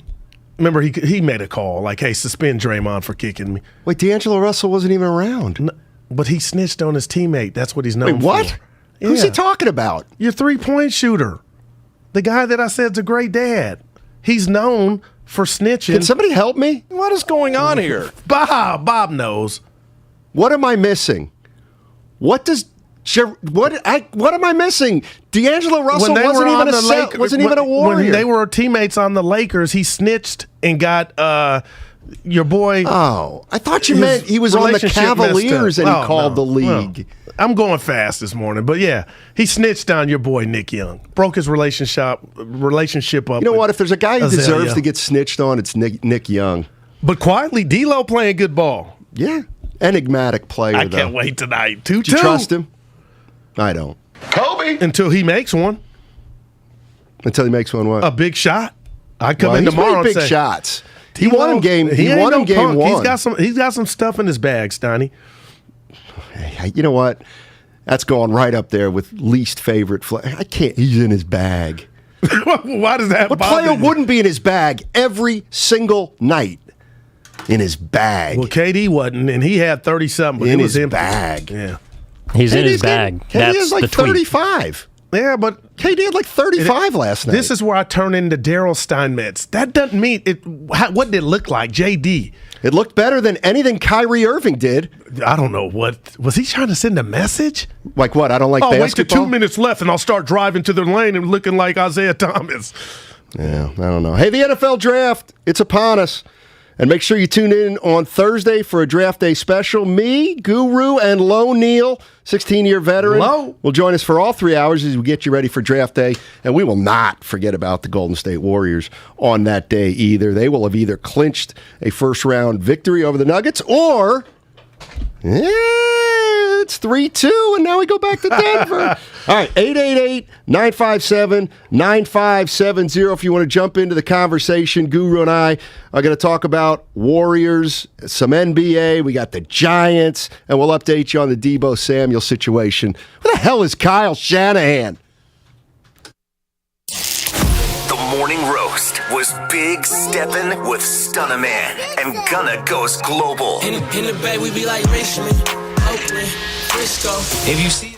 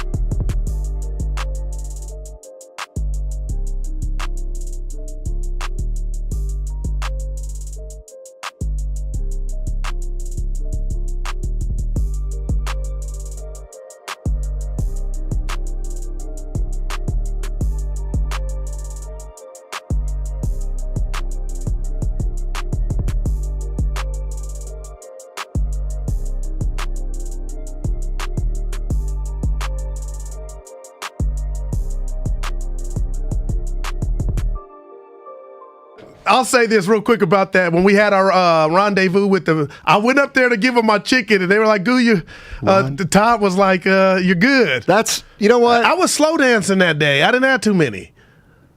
I got you. Yeah. Yeah, that one came up on the old Amex bill. Shh. Shh. Ah, Steiner. You know, the old 2 credit cards. Look at you. I'm Team Guru for life. Thank you. Oh, man, I have so much to get into here. You know what? Let's start it here. All right. And let's call this one being terrible at reading a room. How about that? I like that. All right, here we go. This is Kyrie Irving, one of the best players in the league. Just a great player, even though they got swept. When I say I'm here with Kev, I think that it really entails us, managing this franchise together alongside Joe and Sean and just our group of family members that we have in our locker room, in our organization. So it's not just about me and Kev. I don't want to make it just about that. We're cornerstones here, but we have a few other guys that are on contract, and I think we just got to make some moves this offseason, really talk about it, and really be intentional about what we're building and have some fun with it, make it enjoyable, and hopefully we get to start from day one just as a squad and as a family, and we just really worry about us. What the hell is wrong with him? Wow. He's a player. I just thought of Joe Lacob. What would Joe Lacob think of that? I'll tell you what Joe Lacob would think of that. You have to talk to your stars, for sure, before a big decision. But the truth is, they are players. That's not what they get paid for. They get paid to play, right? That's what they are great at. We pay Bob Myers a lot of money and Steve Kerr a lot of money to coach and to make the kind of roster decisions.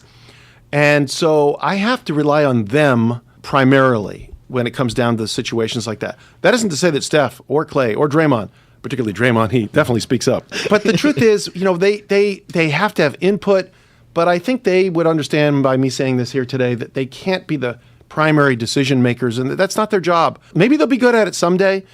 Steve and Bob have had a lot more experience doing that. And so that's what they're here to do. So again, we take input from everybody and we put it all together in a pot, swish it all together, and then we come up with the answer. That's a little... Those are two different philosophies there. So Kyrie Irving would never want to play for Joe Lacob. Right, he couldn't. He'd get checked. Stay in your lane is what Joe would tell him without telling him. You know what? Like that comment in and of itself, I don't know. It ain't going to happen in Brooklyn. Well, I'm going to say this. That's the way I feel. What? Do you really? Yeah, because when you talk like that, I just don't think basketball's your highest priority. I really don't. There's just something about Kyrie Irving. I just don't think he loves the game. Ditto for Ben Simmons. And it's like you cannot win with guys who don't put their heart and soul into it. It's That's like heavy, man. To me, there's two types of players. The kind that get into the NBA and go, I made it. Now I'm going to get paid. I made it. And there's another part that gets into the league and goes, now I can get to work because now I'm getting paid to make this my entire lifestyle. I got a trainer now. I can get a nutritionist. I can be in the gym lifting. I can get 1,000 shots up a day. Keep going. Not, great. I'm now in the life. I can go out to the clubs. Well, I can go get 3 cars. Yeah, by all accounts, he's not. But Steiny, I'm gonna say this to you because you feel how you feel. The fact that he wasn't on the court, that robbed the Nets of chemistry. Exactly. But then I say when you have Kevin Durant and Kyrie, like they're the butt of all jokes today, and rightfully so. But Joe Harris comes back. I don't care who they add. They're going to try to do something. Ben might be available. My money's back on Brooklyn. That's how high I think of KD and Kyrie. But the Ramadan, I have nothing for that. But I'm with you, Steiny. And then what about the vaccine? Those were choices you made that now you had to pay the piper. It's not even that good. In Cleveland, did you ever tell whoever you were doing radio with, I'm asking you, and people change and things change, I don't think you could have once said, you know what, Goo, I don't think Kyrie loves the game. That was when he was younger. That was before he got a ring. Okay. He's the type of guy. Well, I shouldn't say. I don't know, but because Boston was bad. He showed immaturity there. It feels like Kyrie is so smart. When they beat the Warriors and he hit the biggest shot of the series, he was like, "I'm made. I'm made." And you can make an argument it went downhill since then. I'm telling you, and you know what? And I don't want to pump up the Warriors. Those three guys love the game. No doubt. All of them love the game. It's about basketball first. Anthony's in the Caldecott Tunnel. Not anymore, probably. But what's up, Anthony? How you doing?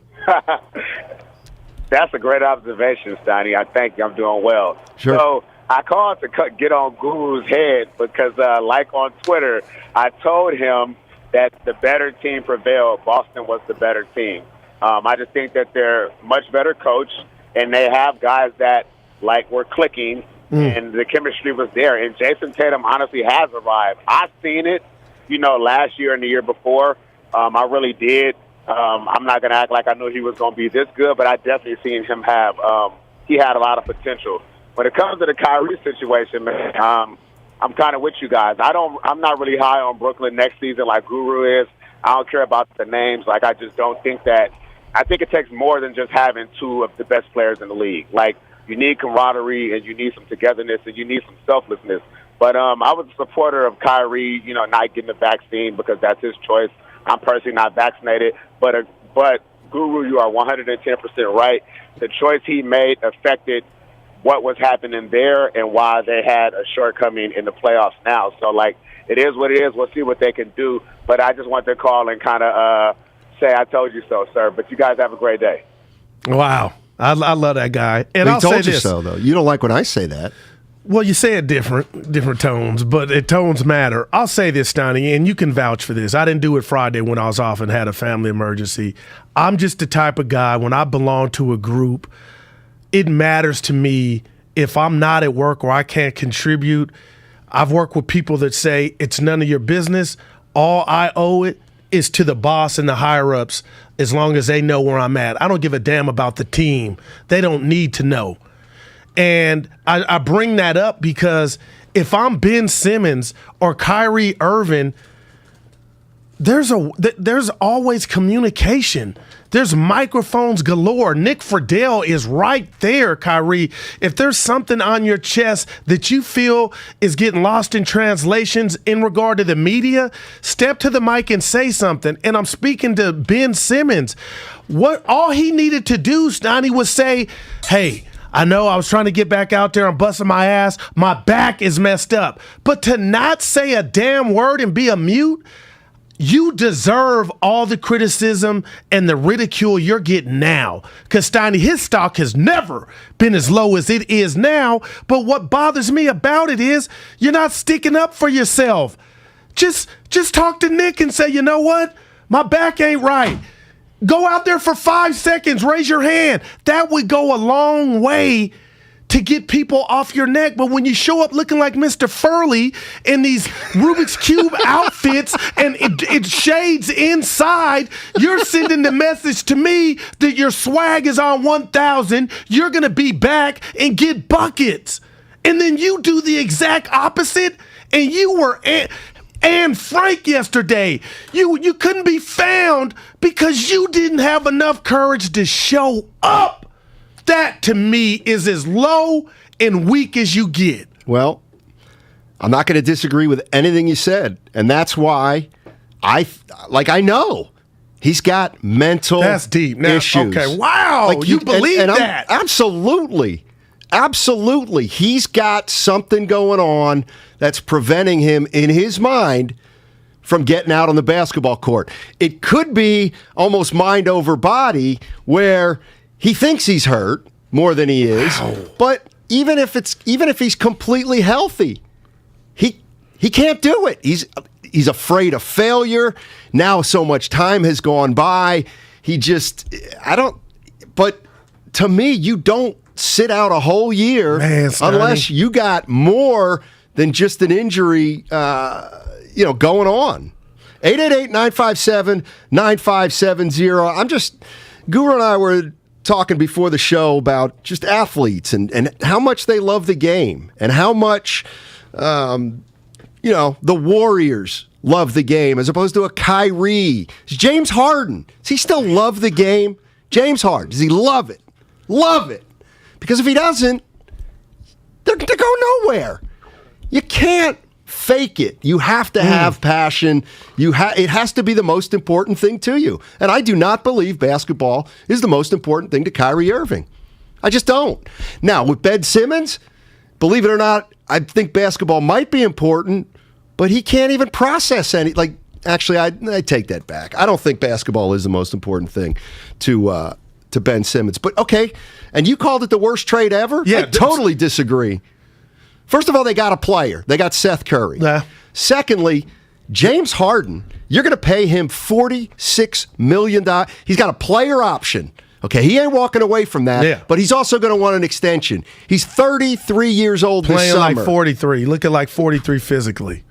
No interest in Ben Simmons right now. No interest in James Harden right now. Now, to Harden's credit, I'm not defending them, Steiny. They're up 3-2. They've lost 2 games in Toronto, and good God, if Dog blows this. But Philly, James Harden's still playing. So if they win in advance, barely. But it still counts. But you look at James Harden, I feel bad for Nash. How old's Curry? 33. Yeah, James Harden's going to be 33 in August. Yeah, they take care of themselves the same way. Oh man. I mean, I can't. I mean, they both really take the game equally as serious. Get out of here. I can't remember a blow-by James Harden in a Sixer uniform for a dunk. And I know the game's not just about dunks, but that tells me, and I'm going to ask you somebody else real quick, Steiny. You think Zion loves the game? Because I think he's given the middle finger to his team, the organization, the fans. When you keep doing this between the leg dunk, that takes something. That's telling me that you're good to go, Stein. No. Okay. That's not what the story is coming out of New Orleans. What's the story? The story is he wants to play, and the doctors are saying, no, you're not ready. You know why? Because he's way too heavy. PHAT. Way too heavy. But I will say this, Zion Williamson, when he plays, he does seem to have a joy about the game. But we came into this seat. Well, no, he has he's hurt. If he's hurt, he's hurt. Yeah, you're right. And he's got the proof in the receipts. He had the foot issue, but I'm just funny you didn't bring that up because now you think he's doing the dunk, sending the message that I'm ready to go. I kind of think so. I don't know. I might be wrong. Wouldn't be the first time, but it just feels like I'm not putting Zion in. You know, the other thing is Zion's still young. Way younger than Kyrie, way younger than James Harden. Like, those guys now have a track record, especially Harden. I feel bad for Nash in this sense. Oh, go ahead. I'm cutting there's just no way that James Harden can get back to the level that he was at in 19 and 18 and 19. Now, you don't think quick, you don't think you're overreacting? No, because he's facilitating more in Philly. That's not the play. It's that's not the player. That's not the. I mean, okay, yeah. Can he be a facilitator and average 18? He's led the league in assists before. Yeah, he can lead the league in assists. But he's never going to be the player he was. Because I'm watching him, Steiny, and I'm talking about at crucial moments, he's just rocking. Like, there's no, the tranny's gone. Like, the transmission is broke or it's gone out. Yeah. I also feel like, I don't know, there's a competitiveness problem, too, in the NBA. Well, when you got Nobody guys wants to compete. Down. Wow. Nobody wants to compete, put their reputations on the line. Well, Draymond does. Well, that's why I appreciate it. So do the Warriors. And so does Durant. I'll give Durant that. He's not afraid of anybody. Embiid. I'll give it to Embiid. He's not afraid of anybody. Not afraid to fail. You got to be afraid to fail. Grow up. Thank you. I'm backing you here, Kevin Durant. You love the game. There's no doubt about that. Danny's in San Jose. What's up, Danny? How you doing, man? I'm doing good. How are you, sir? We're doing well, thank you. Okay. Guru, weren't you the one that was on the hype when the Warriors were going to trade for Ben Simmons way back when? I wanted him. No, yeah, that's your other guy. That's Steiny. I was against it. Oh, okay. I apologize. But I will give this to Damon Bruce. You are from the Bay. Oh, thank you. Somebody's mixed up. What? That was like red light go, green light stop. No, it's the other way around. Yeah. I did want Simmons for the Warriors, but never for Draymond Green. Right. And Lonzo Ball and Bean, that just fizzled out, right? There was no winner in that. And who knows? Well, they called the fight. You know what, though? I basically won for 80% of the time. Mm-hmm. And now they're back to 0-0. So most of for the 5 years they've been in the league, I've been able to gloat 80% of the time. I beg to differ. What was the Damon part of that? I don't know. Okay, that's where the confusion came in. You going out to the park tonight? Third and King. Battle of the Bay. And you know what? That's sad. That is sad that's not the first thing that came to mind. Giants are playing a AAA team tonight. The A's are doing good, Steiny. It's great. No, seriously, though, it's sad that nobody's appreciating to I have no interest in the Oakland A's. None. Zero. Wow. They have no interest in the fans. That is, when I went Major League, the movie, I mean, that's not material. That's real, and it's sad. Let's go to Jeff. Jeff is in Oakland. Hey, Jeff, what's going on, man? Hey, fellas, thanks for taking my call. Not to derail the optimistic Oakland A's talk that we've got going on right now, but I just wanted to touch on the difference between loving the game of basketball and either loving or being willing to be a leader of a team, of an organization. I think, the guys that you were talking about, Kevin Durant, Kyrie Irving, even Ben Simmons to an extent, they love basketball. They really, really do. All Kevin Durant does is hoop, tweet, go to bed, rinse and repeat. Right. But there's a difference between doing that and knowing that all of your actions, all of your decisions, all of your demeanor and behavior is a reflection on both the organization that you're a part of and also leads the organization that you're a part of. And so, yeah, Kevin Durant and Kyrie Irving, they can tweet, they can go on meditation retreats and then show up and drop 25, 30 points. But the issue is the tone that they set for the rest of the team is that it's about me and whatever I want to do. And I'm not saying that people can't do whatever they want on their free time, but by and large, the mindset of a leader, and the best players are just the de facto leaders of the team, it has to manifest physically in showing devotion to the organization, to helping guys, to beyond your own self. We saw that when Draymond 2 years ago, right? He was checked out, and the team suffered for it, and he admitted that he just wasn't about that life when Curry was off the floor. And he has since corrected his behavior, and the team is better for it. No, it's good stuff, Jeff. Here's the one thing about that. I do not ever want to hold it against a person or a player because they're not a leader. Some guys just aren't leaders. No, we see it all day, every day. I got both hands up. I am not a leader. I found that out early in my life. I don't like to set an example. But you can. Not really. I mean, I can, but it's not my strength. It's not my strength. But what I'm getting at is Kevin Durant, I'll take him on my team any day of the week. Kyrie Irving, I only want him on my team 4 days a week. Because the other three, I'm not sure what I'm going to get. This is, where is the, how about, this is what Myers said about Steph Curry. Now, just envision for a second, James Harden and Steph Curry next to each other. The fact that Curry would agree to not start, that's the story, because I just don't know how many guys of his stature would do that. And again, it goes back to what Iguodala did, however many years ago, 7, 8 years ago, and it's putting the team before yourself. And the more kids listening and people listening, that to me is what we're letting slide a little bit sports-wise now, is that sacrifice part of a team. We celebrate kind of the individual a lot, which is cool. I mean, individual players should be celebrated, but anytime we can remind ourselves that the team is first is great. And Steph does that kind of every day. But this is an example of that everyone can see. You guys don't get to see him every day in the facility, so this is kind of like, look, I'll do whatever's best for the team, whereas a lot of people wouldn't do that.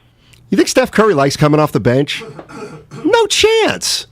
But none. Zero. But you know what? And I know what Steph is and what he means to me and the Dub Nation, Steiny, and this community. But to me, I got to give him flowers now. I'm doubling back. Hearing you talk and hearing Myers. So there was an option. He could have threw a quote-unquote hissy fit and got back in the starting lineup, but I always thought it was about the foot and the protection, if there was any doubt in the foot, so it would be better for him to just come off the bench. But hearing Myers and you in the green room, it took a big man for him to look at the betterment of the team. You don't think Steph Curry could have said, look, I know I'm on a minutes restriction, but I still want to start? No, you can't, Steph. Yes! Yes! But that's the other thing. I don't even think another organization would even dare to suggest to James Harden or Kyrie Irving. What do you got coming off the bench for the first few games of the series? But then wouldn't we celebrate that athlete? Like, yeah, that's a go-getter. Yeah, I'll die on the court or on the field when they say, I'm starting. Like, that's selfish. It's selfish. If you still feel like you can help the team and if you're on a 20-minute restriction. Now that's different. Okay, because last game he was and you don't come minutes. off the bench, that means you're putting your coach in a spot where he's got to figure some stuff out that are going to be kind of weird, and he's got to really finagle minutes. It's just not that easy, I don't think. All right, 888-957-9570 if you want to jump into the conversation. On the other side, we got some NBA news I want to share with you, and then we got to get into what Charles Barkley said about Kevin Durant and, to a larger extent, Steph Curry and the Golden State Warriors. It's all sponsored by the Department of Healthcare Services. Curry's been the best thing to happen to my career. The more we learn about COVID-19, the more questions and worries we have. CalHope can help with free COVID-19 emotional support. Call 833-317-4673 or live chat at calhope.org today. Gorgeous gaming, stunning streams, unbelievable bandwidth. Welcome to another Lifestyles of Gagillionaires. Meet the AT&T Fiber customers winning at life with hyper-gig speeds. Say hello to the Walkers, a family of not one but 4 Gagillionaires, each living up their Gagillionaire life at ludicrous internet speed. First up, Anna Walker. She dominates streaming like the matriarch she is. No show ever goes unwatched under her watch. Next episode.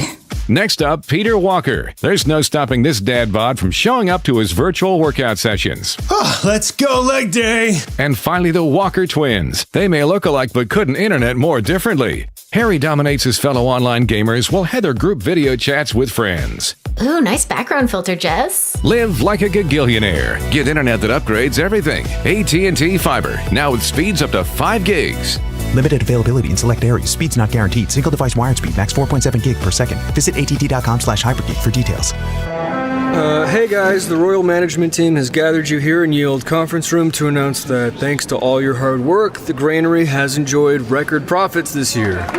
Nice. That said, there still isn't room in the budget for raises, but we will be providing gift cards to Grimwald's Tavern. Really? I'm sorry, I've been informed they are actually coupons, not gift cards. Throughout history, people have always been underpaid. That's why Monster lets you search jobs by salary. Find your job at monster.com or download the app. Dirty exterior? Don't scrub it. Wet it and forget it. Wet and Forget, the easy outdoor cleaner. Wet and Forget works.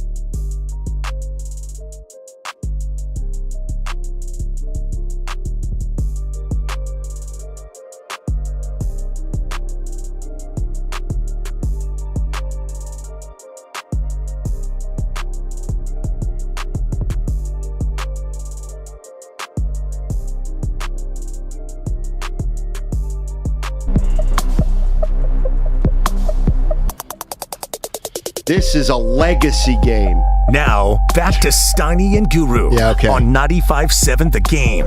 Yeah, tonight's game between the Suns and the Pelicans is going to define Chris Paul's legacy. Who said that? Max Kellerman. Oh, yeah. I want Iguodala. What is wrong with people? Seriously. I'll tell you what's wrong with Jimmy Butler. Out tonight. Knee inflammation. Okay, Jimmy Butler, he loves the game. Yeah, no Kyle Lowry. Now, I'm not saying he's perfect. Nobody is. Well, please explain. I have the bad hair day, but some days I feel good. But go ahead, Steiny. Like, Jimmy Butler's not perfect, but he loves the game. Yeah. He loves it. He loves it. Kyrie Irving loved the game. I don't know. James Harden. And these are not about results, They love the lifestyle. These are not about results. This is how you feel. Coach, Harden loves the lifestyle. What do you do if you're Daryl Morey?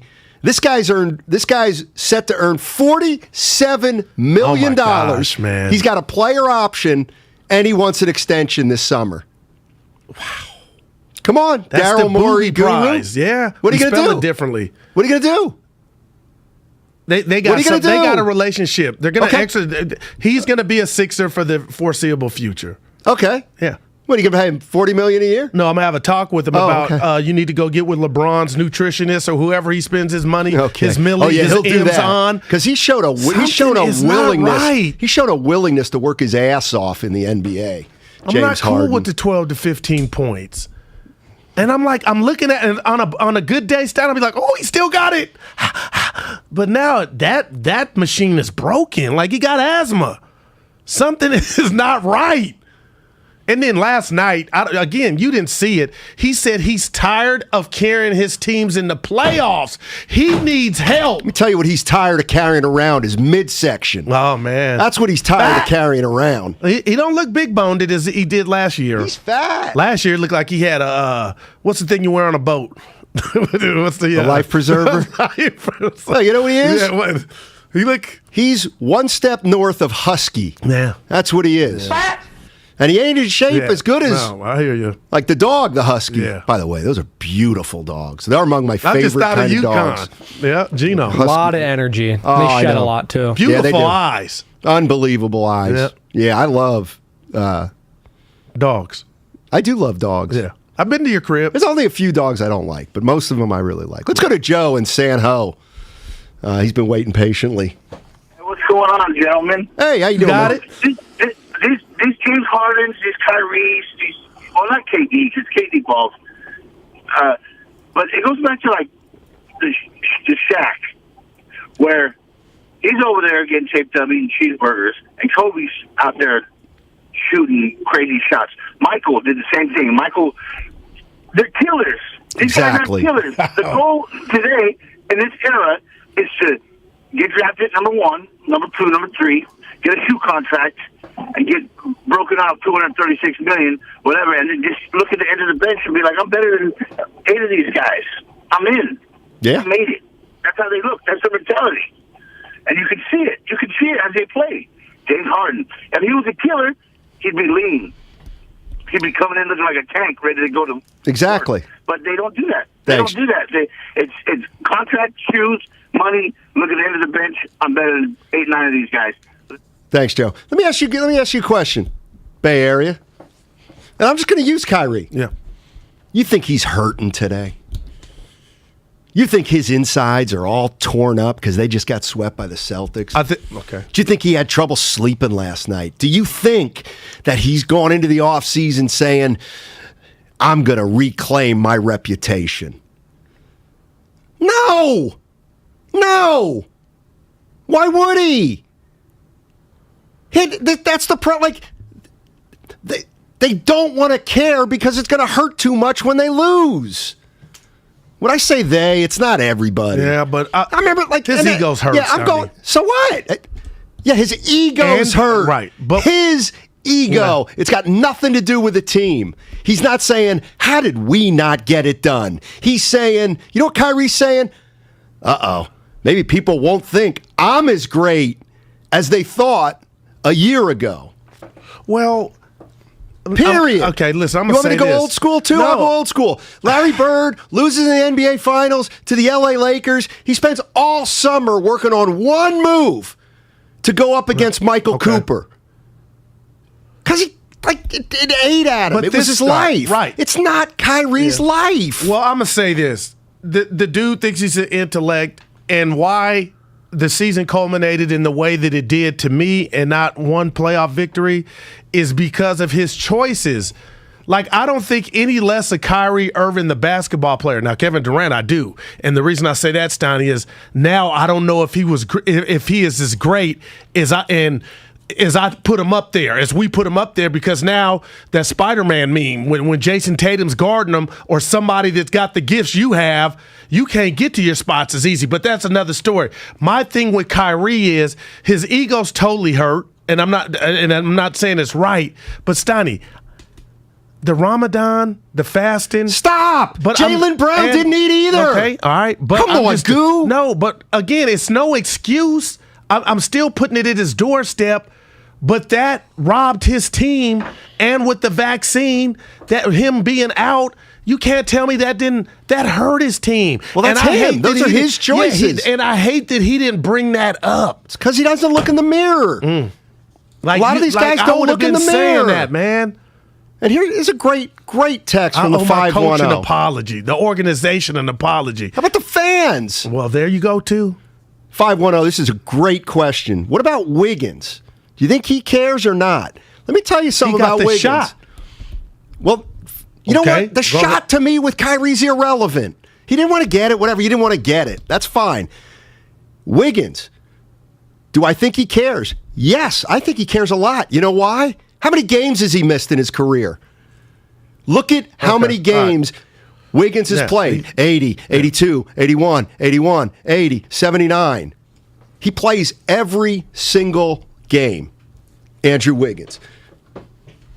And again, these guys are really bothering me right now. No, Steiny, I'm just telling you, man, I don't think Kyrie shortchanged or half-assed in that series.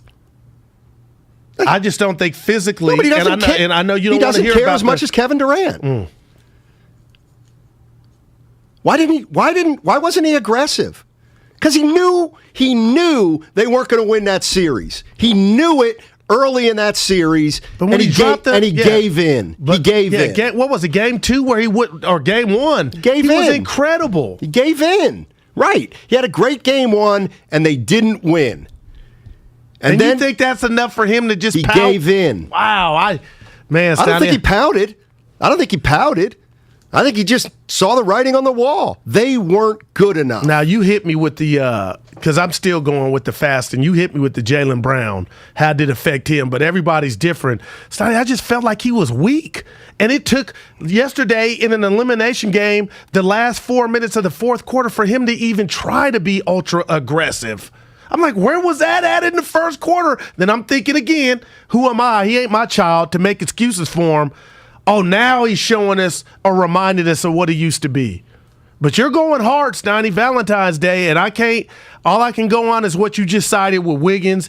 Best ability is availability, and Kyrie let his team down, man. M Squared's in Dublin. What's going on, M Squared? How you doing? Hey, what's up, guys? Normally I don't call when it's not Warrior related, but I got to chime in on this. I've been holding my hand over my mouth all morning. Guru, first off, I got to come down your road a little bit. Okay. You opened in the face-off this morning saying KD, you felt bad for him. Dude, why? He chose this. He left the mecca of basketball on the West, a championship franchise culture, Steph Curry, one of the greatest of all time.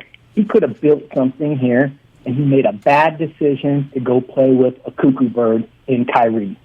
So I don't feel bad. Okay. I don't hate him. He brought us 2 championships, but I question his decision making. I told Covey or JD one time, I called in, I said, it's like Brad Pitt and Jennifer Aniston. Like, it's okay if Brad wanted to leave, but Angelina? Like, what are we talking about here? So there's that. As far as Kyrie and Harden go, I wouldn't pay either of those guys. I heard a crazy stat this morning. Kyrie's played 60 games 2 times in his career. He only twice in his career he's played more than 60 games. That's absurd. The guy does not have it in his gut. He doesn't have the fire in him to play. Simmons, I don't think, again, I'll come down your road, Guru. I don't think that was the worst deal because I think Simmons is a little messed up right now, but he's young.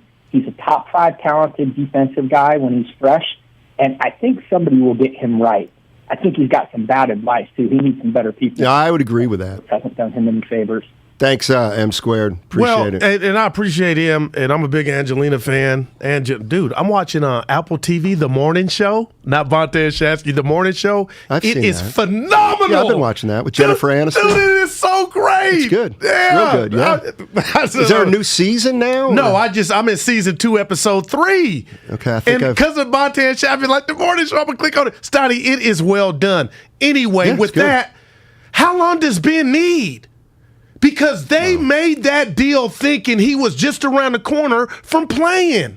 I think they also made that deal because Harden wanted out. They knew they had to make a decision on Harden because he was going to want an extension, and then he didn't want to be there. Believe it or not, I think they made that trade. Yeah, they would have liked to have seen him play. They would have liked to have seen him play this year. Right, they gave him all this time in the world to get ready, to be ready for the playoffs. And then this Game 4 thing, that's when I would have exploded.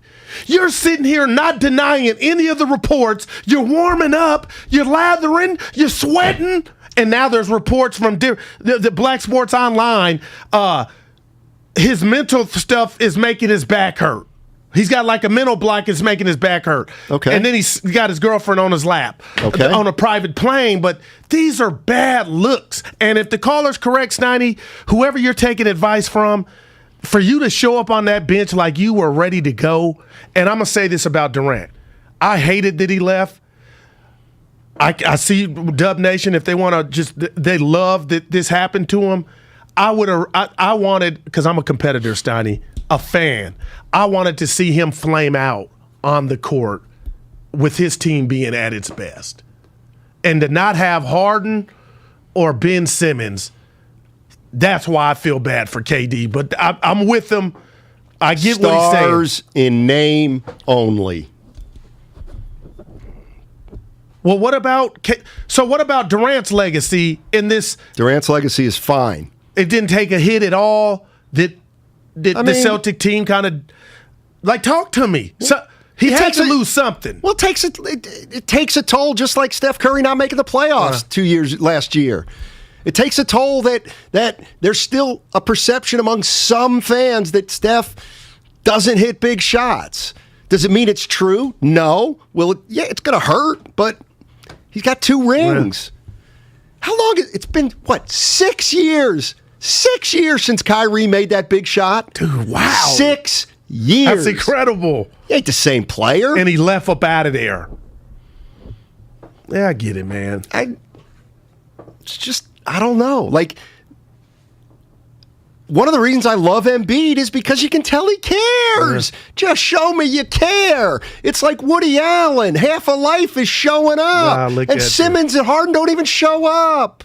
I've never heard that. That sounds like Yogi Bear. Half of life is showing up. I'll give it to Luka Doncic, too, pushing himself to get back in there. Oh, man, I would have looked at KD and said, calf, Achilles, I'll be back. That's my choice, nigga. I'll be back. Man, I got so much stuff here to get into. Alex Pavlovich, we're going to get into the Bay Bridge series at 1:30. Do you think, real quick on that, Steiny, do you think there's a chance it won't be sold out? Yes. There's no doubt. It's a Tuesday night.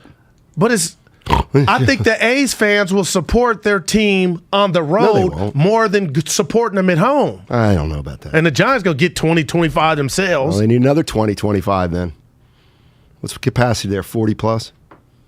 I'm going to be interested to see tonight. I'm going to say no. And it's, quietly, it's been cold. They may announce a sellout. We're going to see. I get mad at this. It's like telling the tape with the home run. That ball went 420. That ball was 500 feet, but you know attendance. You put the extra mustard on it to make it look good. Tickets sold. That's what they go on. Tickets sold. Oh, man. All right. That's too much on Kyrie Irving. I got off our chest. I want to manage the franchise together. What? Work on your game. He just... Great, one of the greatest handles of all time. Oh, God, great handles. Great handle. Finisher, though. Get out of here. Is he a winner? Does he go down as a winner? Stop Boston. And Jaylen Brown fumbled, bumble, but the ball went right back to him, and he got a layup. They swept. Yeah, I know they did. And here's the other thing. The games were pretty close. Yeah, the games were pretty close until...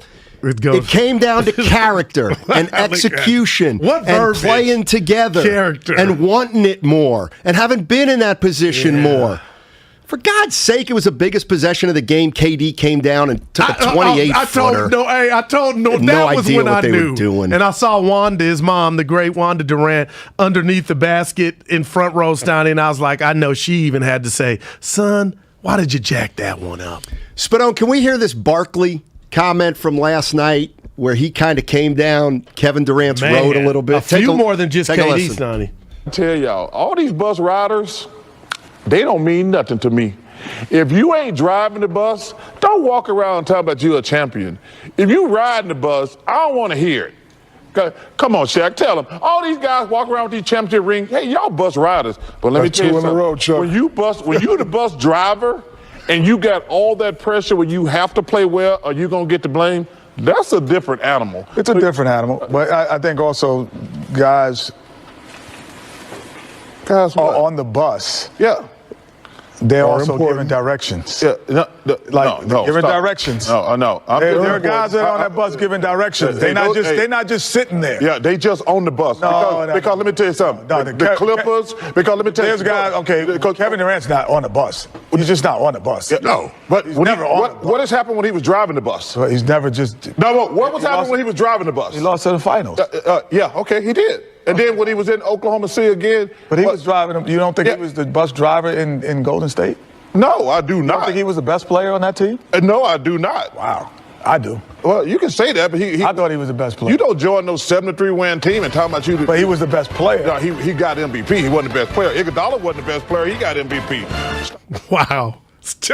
I don't always agree with Chuck, but why would that come up unless Robert Horry or somebody like a Rick Fox or somebody like, and I love Loon Dog, a Kevon Looney maybe had too much drinks at a party and said, I'm a champ. Like, why He's not talking about those guys. Okay, but when has KD ever, like, why was that conversation necessary, Chuck? Why are you? Because it comes Kevin with the Durant, hierarchy of a team. Like, we know some guys are better than others, but you can't frown on. He doesn't like the guys who are considered superstars who haven't done it. He has no...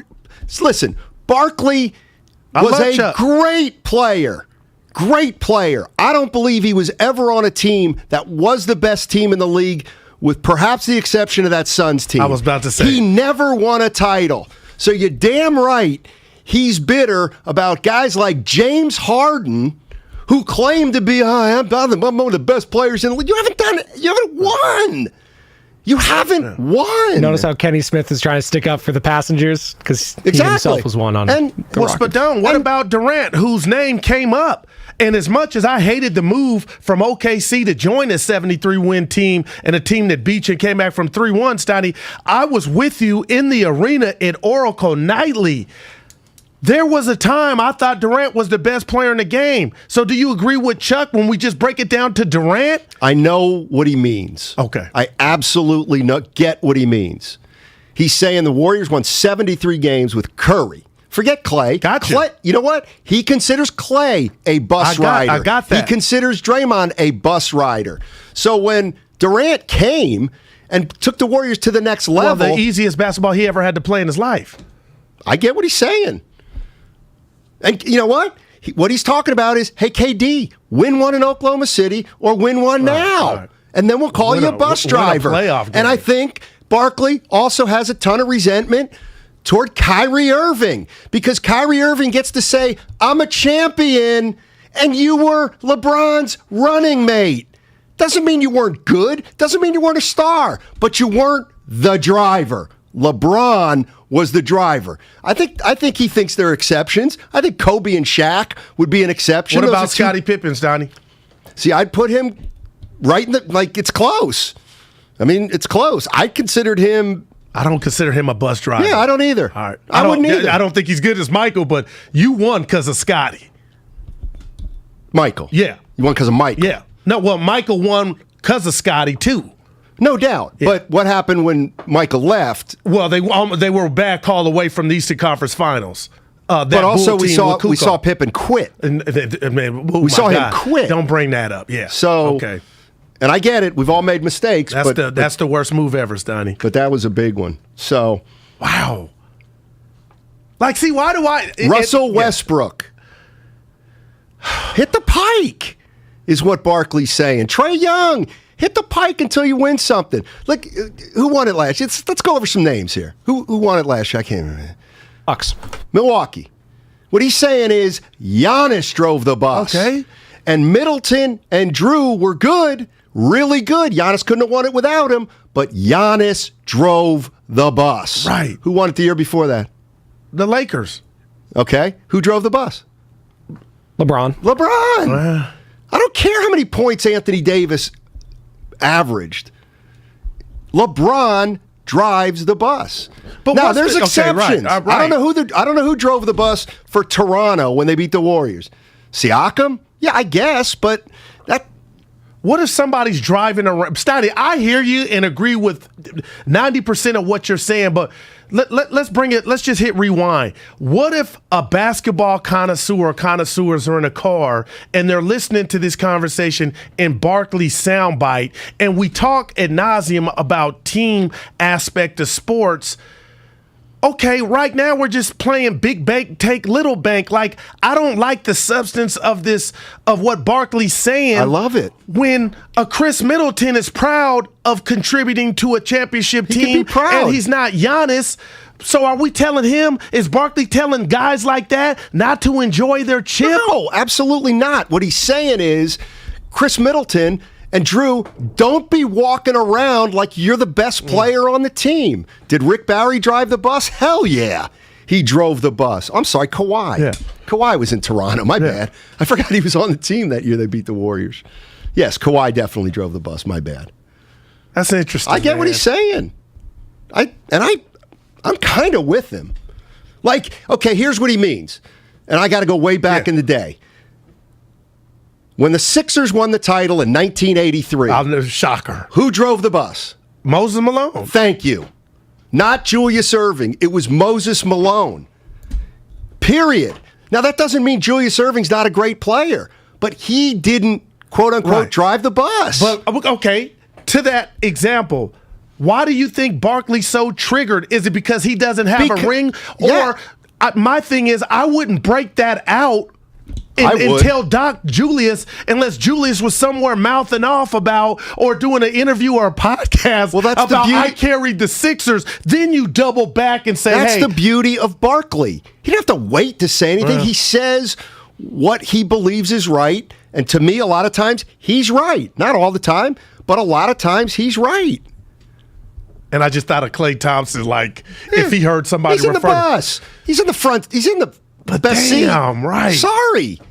What is the harm of saying, you know what, Curry's better player than Klay Thompson? Oh no, and Klay probably would say that, but you think Draymond Green, who already Barkley Draymond already told him he was it. just a singer in the band. Draymond already acknowledged it. I'd be nothing without these two guys. But mostly it's Steph Curry. He drove the bus.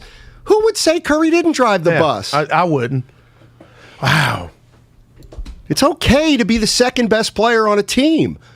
But, like, to me, Kyrie Irving, this is what he means. Kyrie Irving walks around the NBA like he drove the bus on a championship team.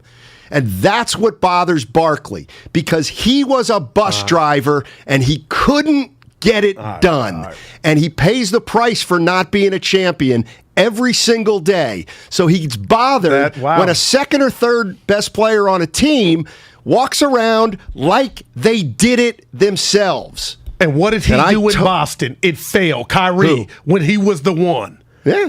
Remember that? I think, you know what I'm saying? It failed. Like all those great Spurs teams. It was Tim Duncan. That's no slight on Tony Parker and Ginobili, but it was Duncan. He was the driver. Nobody would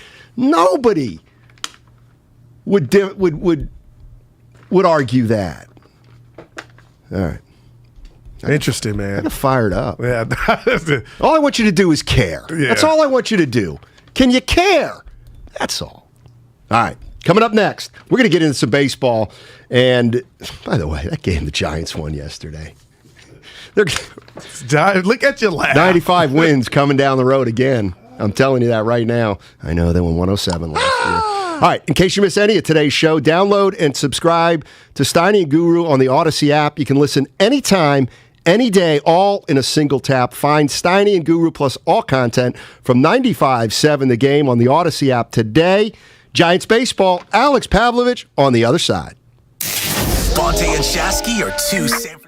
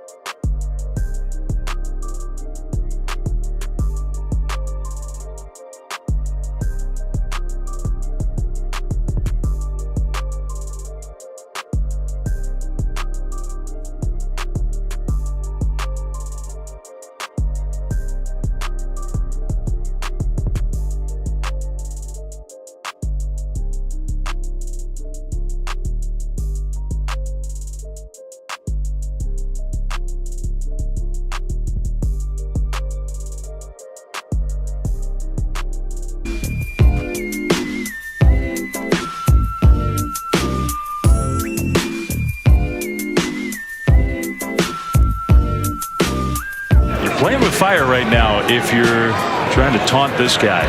Nobody is swinging a power bat better at this moment than Jock Peterson. He hits a high drive, center field, and he's looking over at that fan. This one is way gone. Yeah, you get to celebrate that one. Giants lead 2-1. My goodness. What's he saying now? Well, Jock got the last laugh in that one. That home run spoke really loud. Wow, another ball just crushed. Still chirping at him. Yeah, I don't blame him. Now, back to Steiny and Guru on 95.7 The Game. All right, with that, let's bring in Alex Pavlovich of NBC Sports Bay Area. And Alex, for those who don't know kind of what came down yesterday in Milwaukee, do we know kind of what the fan was saying at that point in the game? Or was it good-natured banter, or was it something a little worse than that? We don't. I wasn't in Milwaukee, so I didn't have a chance to ask Jock or hear it in person. I mean, I watched some videos, certainly. I think there were some people who were sitting in the stands who said it wasn't kind of what was going around, maybe on the internet. So that's all I know about that. I don't think we know what was said, though. Paz, last time we had you on, it was the eve of the season starting, and I was saying to you, man, I'm nervous. No Buster. How's this rotation going to react? And I'm looking at Webb and Rodon, just deciding them two out. Have you seen anything from the staff that has shocked you? Because they've been just coming up aces. No, I don't remember what I said to you a few weeks ago, but I think I probably told you that the pitching staff was going to be pretty good, because I said it's something we've seen since spring training. I mean, you could tell when Cobb came out throwing 97 in Scottsdale, and Alex Wood has looked good the whole time. DeSclafani's been kind of the weak spot there, but the bullpen brought everybody back. I don't think people realize the bullpen led the majors in ERA last season. So it's a good group. It's a good pitching staff. They added Rodon for Gausman. I think they knew all along that group would lead the way, and they would have to figure it out offensively. And it's been different. I mean, it's been Jock, and it's been a lot of bunt singles, and it's been a lot of different guys every single night. I mean, it's not two or three guys that you're leaning on, but they've scored enough runs when they need to. So it's probably a better record than I would have given them to start the year, just because that was a really tough road trip. The four cities and playing 11 days, and the weather was pretty difficult on them. But I think from a talent standpoint, and they probably should have earned the benefit of the doubt last year with what they did. So I think it shouldn't be really surprised that they're in contention again. Alex Pavlovich, NBC Sports Bay Area, joining us. He covers the San Francisco Giants. That's kind of what I wanted to get into a little bit with you, Alex. And I don't know specifically where I'm going, but they were 29-31 a couple years ago. Last year they had the big year. They're off to a good start this year, and the way they do it, they win close games. They just do. That's what they rely on. And I was going to ask you if it's sustainable, because I know they did it last year, but is that kind of part of their philosophy that we are going to have a great record in one-run games? I've never heard that specifically. I think it's more of that we're going to have a good bullpen. We're going to have a bunch of guys who are comfortable late in games. One thing you started with Jock, I mean, they pinch hit for Jock in his last two games. They pinch hit for him after he had 2 home runs. They pinch hit for him, I think, last night as well, or at least had a defensive replacement in there. So it's just what they do. I mean, they're always going to try to get an edge late in games, and I think you see sometimes other teams not doing that. And the Giants, the guys put their egos aside, and they're willing to sit down if that's what it takes. They're willing to, if you're Jock Peterson or Mike Yastrzemski, if Austin Slater comes up in the 6th inning, it's not your fault. It's just a better matchup, and I think that has allowed them to stay in a lot of these games, to come back in a lot of games that are close. And then again, I go back to the bullpen. I think is probably the most underrated part about this team. And if you have a bullpen that good, you're going to win a lot of those one-run and 2-run games. Pavs, I think we're in one of the most sensitive times in sports ever, and I really mean that. And the reason I'm bringing that up is the situation with the Padres here, where the bunt was laid down, and the Padres, they didn't like it. And then we saw something over the weekend in Washington, and I'm sitting there, I do like Kapler saying, you know what? I got a team to run. We still got to play the game. Where do you come out on other teams barking about what a team is supposed to do with a big lead?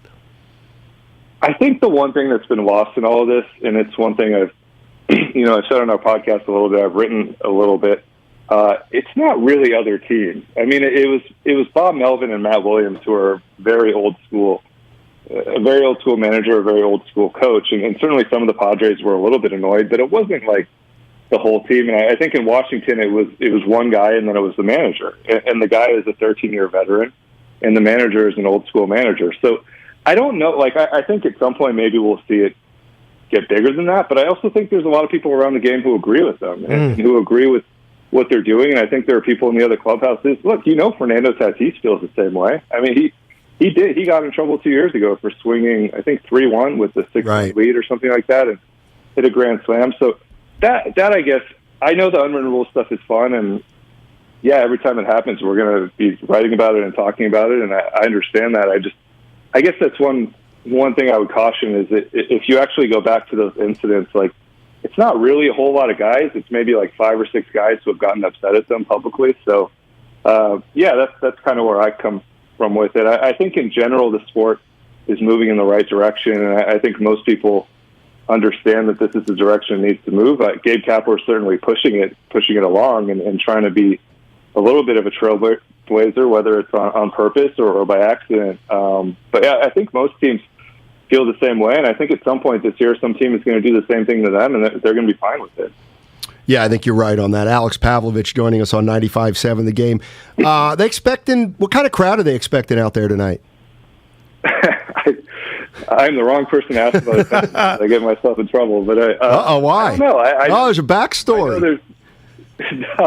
Last year I might have tweeted about the small crowds. I think I expect a good crowd. I know the A's haven't drawn well, but I think there's a lot of A's fans who maybe are boycotting that stadium in that situation. And look, it's a team that, if you're looking for a way to build momentum, and one reason they like to start on the road is because they feel like they can build momentum and maybe sell tickets while the team is doing well early on. Like, this road trip really should have sold a lot of tickets. So I hope it's a good crowd tonight. I think it's a nice day in the city from what I can tell. So I hope it's a good crowd. I don't know that we're going to see a lot of sellouts this year outside of Dodger games and down the stretch in September. But any night where they're getting 33,000, 35,000, I think that'd be fine.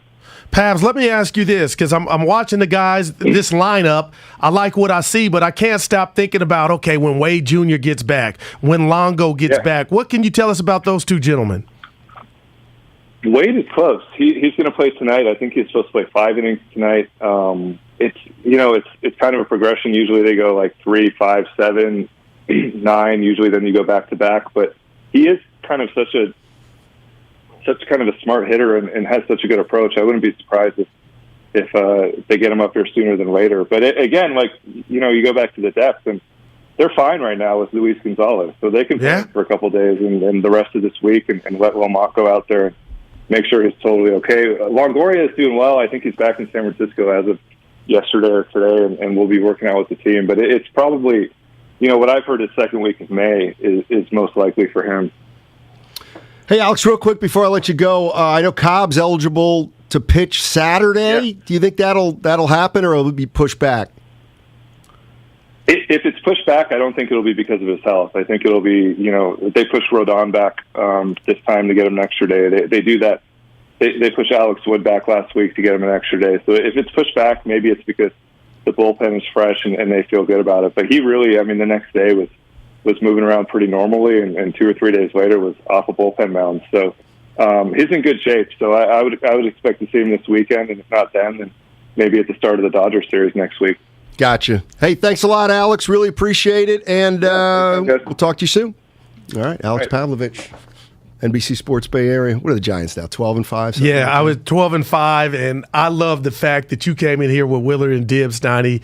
You know what the Giants are about, and it's a continuation of last year. They're roaches, cockroaches. They don't die. And last night, 2 outs, 2 strikes, a youngster up, bap, And I'm just sitting there like, they got the mojo, and it hasn't. There's no buster. I know it's early, but Steiny, they're 12-5. Frank Sinatra, they just do it their way. It's something about you and I. We could put on that orange and black, and good things are going to happen to us. And Jock Peterson, 18 home runs between Atlanta and Chicago last year. He's got 6 already in the Giant uniform. I got him on my fantasy team. Look at you. Mm-hmm. You feeling good?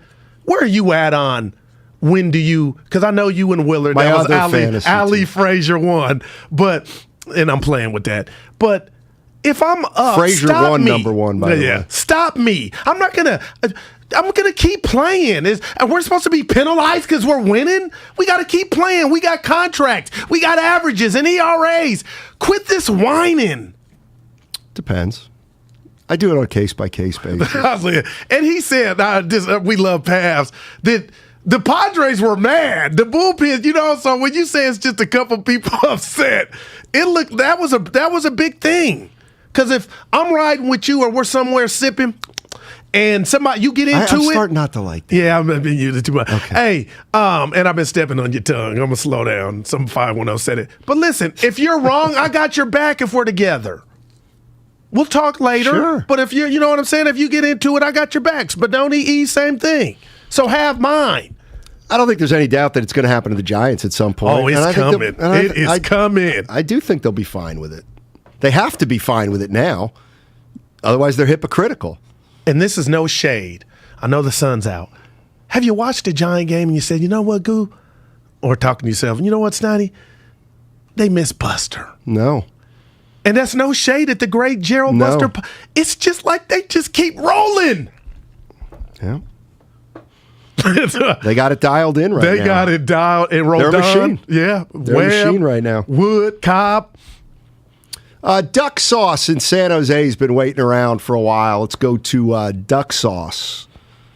Hey, man. Hey, Steiny Guru. Thanks for taking my call. Yes, sir. I don't mean to disrespect the flow of the show. I know you guys switched to baseball, but I just wanted to give my 2 cents on it. Go ahead. No, that's real quick.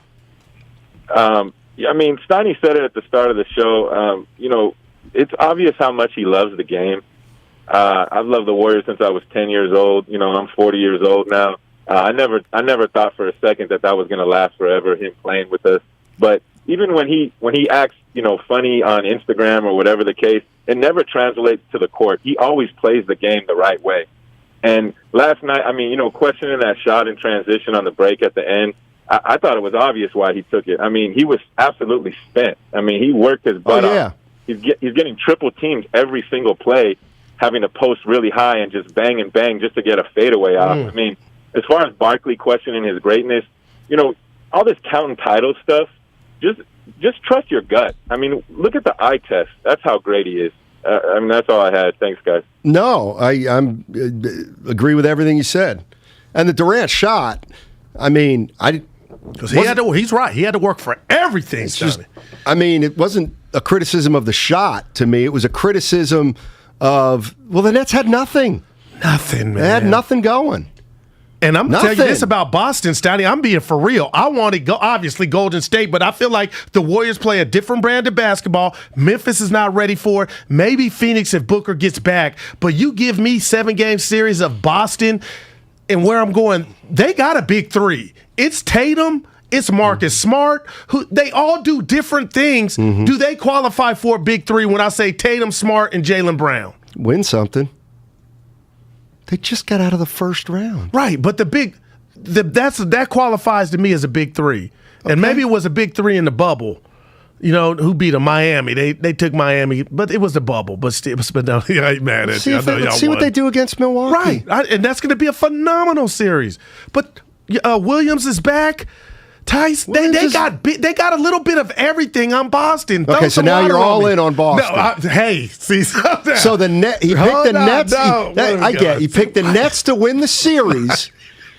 Now Boston's the best team in the NBA. I react to new information. Okay, so are they your favorites now? Coming out of the East, yes. Okay. Because look, what is going on in Miami? Butler's knee inflammation. He's out. He could play Thursday. I saw.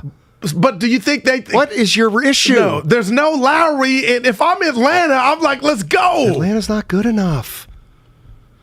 Ask me questions about the NBA. I'll help you. So are they good enough not to win tonight? Because they've been playing. They get knocked down. They get up, Steiny. So they win tonight, then what? You got action. That's my JD. No, because Butler will be back on Thursday. All right. Minnesota, Memphis. Here's the other thing. Give me that. We want to give me that. I don't know. There's no way Minnie can win in Why Memphis. would you say that? Because they're too young. This makes me want to throw up. They got the skill, but they're too. This is Memphis. And it's making me sick. I wasn't here for that one. Memphis, they can't lose this game. Why not?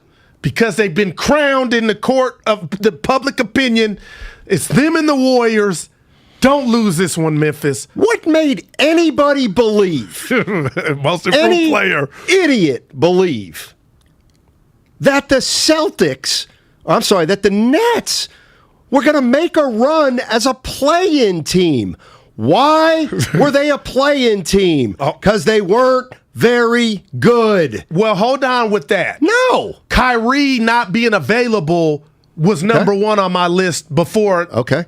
And so you just thought, Kyrie comes back, plays every game, they're fine. I got my hand up. They don't even need to practice. I got my hand up. They don't need to run any plays. I'm with you. They don't need. I'm They that just guy. go. Hey, I admit it. Here's what we'll do. Kyrie, you go 1-on-1, then KD, you go 1-on-1, then Kyrie, you go 1-on-1. That's what KD said. He didn't like the motion offense. That's not motion. That's not motion offense. No, he said the motion offense doesn't work against good top-tier defense. And he thought the one-on-one could get it, and it flamed out.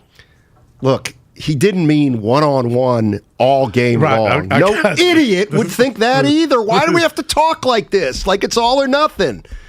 They brought the Warriors in their heyday, when they won 3 titles, did not win games in crunch time with their motion. That's not how they won games. They won it. Yeah. So I agree with Durant. Motion works for 3.5 quarters. It doesn't work later in a game when you've got to have the ball in somebody's hands. I'll say this about the most improved player about Memphis series. What does Ja have to work on to you? Even though he got this award, what would you say? Gotta shoot better. And there we go. It's not hard. Yeah. Watch the games. I'm not saying that.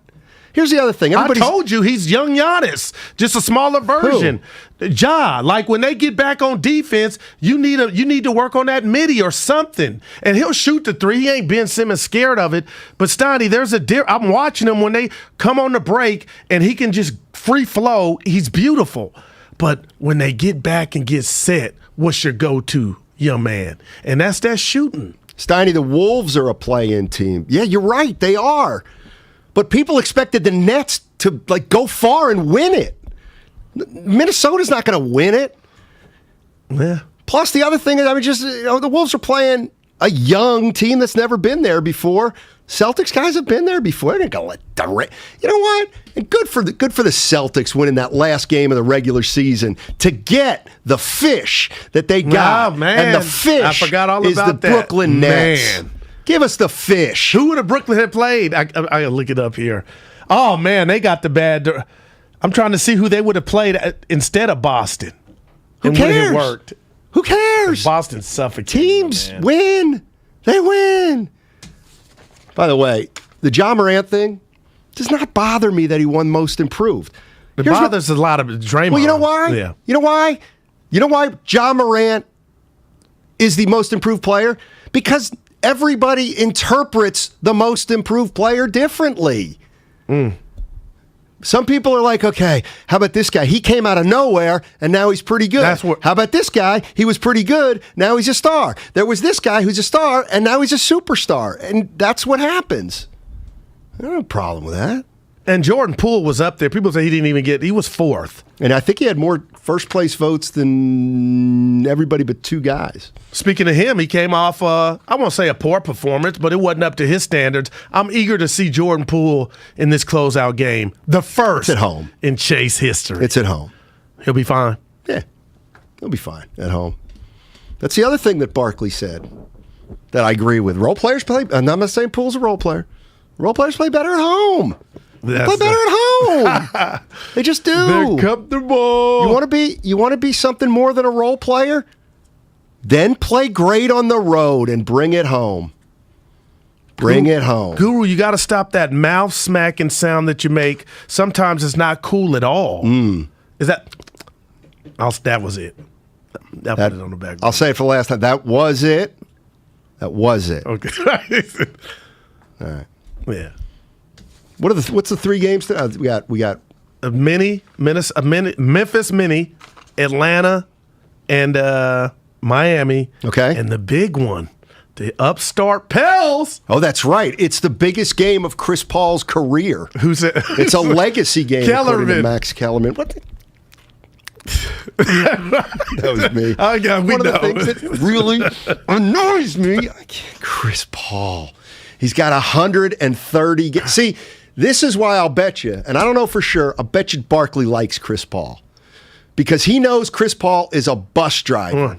He hasn't been able to get it done, but I think Barkley wants him to get it done. And when that hammy blew and had the Kevin Durant-led Warriors or Steph Curry-led Warriors, you and I know, down 3-2 and that hammy blew, man, that's the closest he came to a chip. Warriors got so lucky.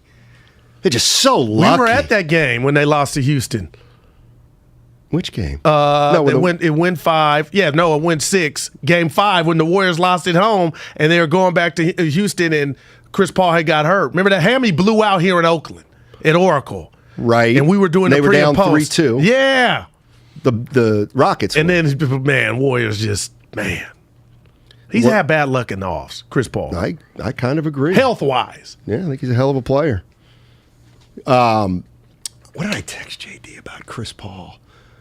What do you got? Oh, you know where Mike Conley? You know where Mike Conley should go? I like him.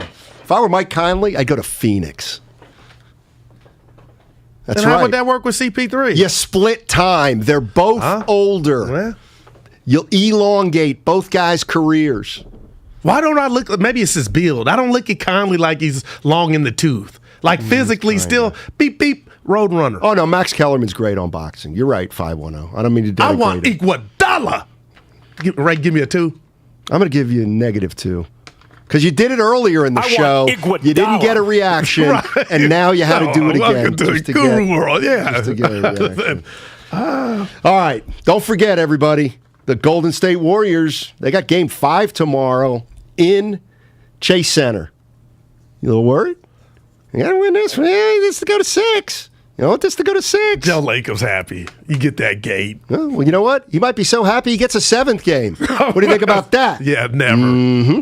Hey, the NFL draft is upon us. Make sure to tune in on Thursday for a draft day special with myself, Guru, and Lo Neal, the 16-year NFL veteran and former All-Pro, is going to join us for all 3 hours. We're going to get you ready for draft day. We're also going to talk some Warriors that day. It's going to be like a regular show with Lo. We're looking forward to it. He's going to be in here, too. That doesn't mean I'm going to allow him to pick his toenails. You're worried about the Golden State Warriors. Admit it. You're a little bit worried. Got to get Wednesday. Got to get it. We'll talk more about it later. Listening to Damon and Ratto has never been easier with the Odyssey app.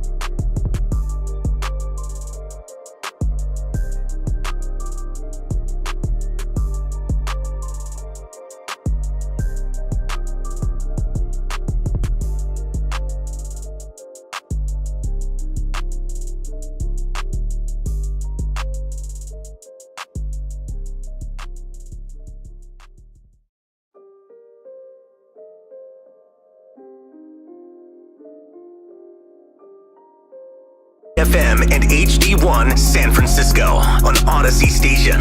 Presented by DuckDuckGo. Privacy simplified.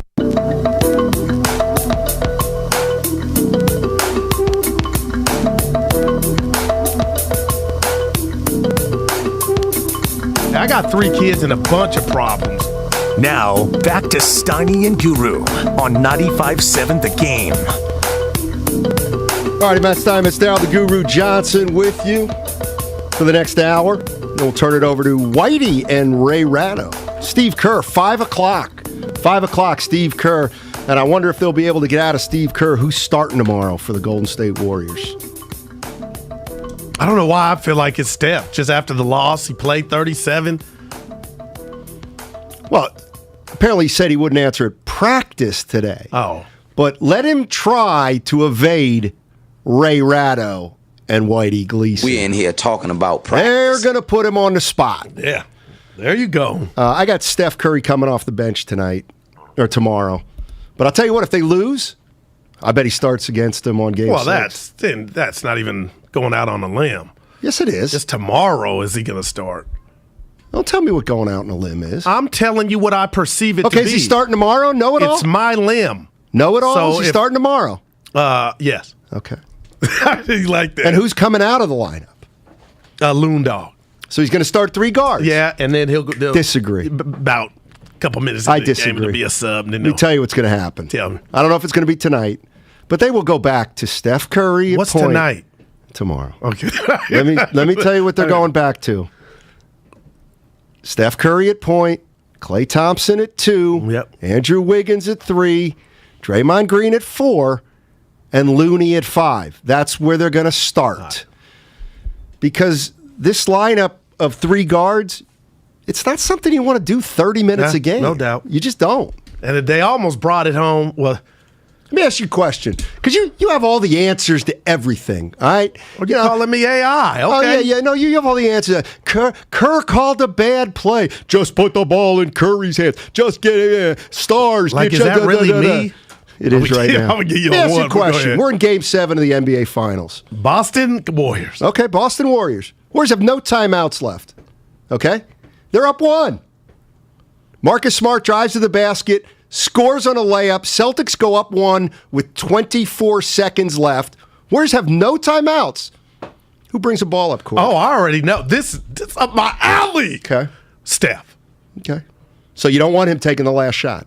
He could create his own shot. You don't want it. No, he can't. Well, not when you double him off a high screen and roll. Well, it's going to be frantic. So when they inbound the ball, Celtics are good. It's not going to be frantic. They're going to get back and play their half-court defense, which they are great at. Well, see, this is how we think differently about the game. Now, they could attempt, because I see him scoring, Steiny, and I feel like I'm watching the game. How do you see that? So he's bringing the ball up court. And then he could go, and he's then been what? Against Denver. Marcus Smart is guarding him. Right. But it depends on where Steph's at, and if he has his momentum, he could either take it all the way to the cup. He's going to beat Marcus Smart in a half-court defensive set that the Celtics have. Oh, you said he's half court. Drive. I'm going full court. He's got to bring the ball up court. Marcus Smart's just going to wait for him at half court. He's just going to drive by Marcus Smart and get to the cup against the Celtics. I'll tell you this. I would entrust Steph Curry in that scenario than give it to anybody else to try to, like the other night, to assume that the guy you want taking the shot is going to get the ball back. So if Curry has it, I would trust he would give it to Klay, Poole, whomever, or get his own off the dribble, because we've seen it. Depending on how he's going. Guru. This is where you lose me infinitely. Marcus Smart is the best perimeter defender in the NBA. You're going to take your chances with Steph Curry fiddle-faddling around with him. I am. Oh, my God. Well, because I don't have to tell you how that's how high regard I have Steph in it. Steph. Oh, my God. I love Steph Curry. I love Steph, but I think you are absolutely off your rocker. How would you do it? Draymond's bringing the ball up. Yeah. And then what if he were to have something were to go wrong? Then he passes. Yeah. And then what if it's a turnover? Okay. Well, I would take my chances with the chef making the pass when he feels need be. I'm not going to get my shot up, or I just you got picture him at the top of the key, Steiny, and smart on him, and then letting one go and bottoms game. When's he ever done that? When has he ever done that? Well, when has he ever done that down the stretch of a game when a little more physicality is allowed? That's interesting, and Never. this could be the first. Yeah, I'm not taking that opportunity away from him to give it to anybody else. Okay, so he's going to bring the ball up court. Yep. Are you clearing it out for him, or are you setting a pick for him? I'm clearing it out for him, and then, like you said, there's two things that can go on. Two things can happen at once, Tony. You could do the clear out, and then somebody comes, some action, and he goes and uses boom, boom, boom, and then lets one go. What is go and you boo, boo, boo? What does that mean? Screen, pick. Okay, so there's so many ways to maneuver. No, there aren't. Right. When he brings it up and you're telling him to make something happen. And he can go get... Okay, they're going to take the ball out of his hands. If they want, another guy's going to come to him. I got you. Okay. That's why I wouldn't have him bring the ball up. Because he may never... Because if he gives it up, he ain't never getting it back with Marcus Smart. Wow. And that's one-on-one does not work against the Celtics. They're too solid. And I hate that I had nothing for you. Like, when has he done that? Smart may pick his pocket. But Steph is so... I'm telling you, Steiny, and that's obviously it's a great game. Everybody's going crazy. The chef with the ball in his hands, I'm betting on that. Now, if you tell me tell you something. When did he do it before, I got nothing for you. But I'm telling you, that moment is upon us. Let me tell you something. If it's Game 7 and the Celtics are up 1, and Steph Curry brings the ball up court against Marcus Smart, fiddle faddle, shot, miss, I will be absolutely flabbergasted. When do they even do that in the regular season? Well, they damn sure didn't do it against Denver. But that was after a timeout. Drew's in San Jose. What's up, Drew? Talk to me, buddy. Hey, guys, got a quick question. Yeah. Hey, I got a question for you guys. Who drives the bus on this show? I got my opinion on Hey, that. Drew, don't you dare try to drive a wedge between us. Don't you dare. Not really. I got Guru as a bus driver. I got Steiny as the backseat driver yelling out, "Turn your blinker on." Like Norm. Hey, you know what, Drew? I got to tell you something seriously. That's the way Susan feels. She cannot stand driving when I'm in the car. Why is that? Because she's like, la-di-da, la-di-da, la-di-da. My wife's like, slow down. I'm going the speed limit. No, it's more... 510. Guru, you just lost me infinitely to Steiny. Infinitely help me. Draymond brings the ball up. Okay, I'm not saying he doesn't. I'm telling you, you asked me what I want to happen. I'm not... Like, what if Draymond messed up and we've seen him turn the ball over? Okay, then you can say, what if he didn't? Well, what if Steph turns the ball over? That's who I see. Steph the way I look at it, I want the guy that could... I want the most lethal player and shooter with the rock. Okay. And I don't want to go step A, B, and I'll get it C out of his hands. And pray. Okay, well, you're assuming, but what if you don't? Well, you can by double teaming him. I mean, you can. I trust Steph to make a pass to Poole. Fine. I don't want no Dre on that possession. Now, that's fair. I don't want no Dre. That's fair. Okay. Curry gets doubled. Now he Poole or Clay. But whoever, he's going to. But it depends on who comes to double team. If Draymond's man comes to double team, then you got to throw it to Draymond, and he's a great decision maker in those spots. Interesting. 888-957-9570. You heard the question. Yeah, it's a hypothetical, but maybe not. And back to that last play. What do you do? Last possession of the game. Last possession. How do you handle it if you're the Warriors? How many people? I know you'll criticize Steve Kerr if it doesn't work. I'm just going to say, when they came out of that timeout, even though we talked about it, my friends called me after the show yesterday about Porter Jr., like there was another option. But how many basketball people do you think in this world, forget the 2-for-1, thought that was to play a lob to the rim when you had Poole, Clay, and Steph? Like, that's how awkward that play was. A shocker when you had that at your disposal, but you chose the lob. Who chose the lob? Who chose the lob? Right. Well, it was. Who chose an option. the lob? It was an option. Yeah. And Porter made a bad choice. I'm not blaming Steve Kerr for that. I'm sorry. Nobody's going to double team Draymond, man. Hey, man. I didn't say anybody's going to double team Draymond, man. I said, what if Draymond's man comes to double Steph Curry? Man. The Pike. What are you going to do? Last possession of the game, Warrior fans. No timeouts. Marcus Smart just, you know what he did? He just beat Curry on a drive. Score! 24 seconds left. This possession right here is going to determine the entire Warrior season. They have no timeouts. Who's bringing the ball up? What are you doing? Come on now. Pete and San Ramon. Hey, what do you got? Hey, good afternoon. Yeah. Good afternoon, guys. What's up, buddy? Anybody that's watched Warriors for more than a minute knows.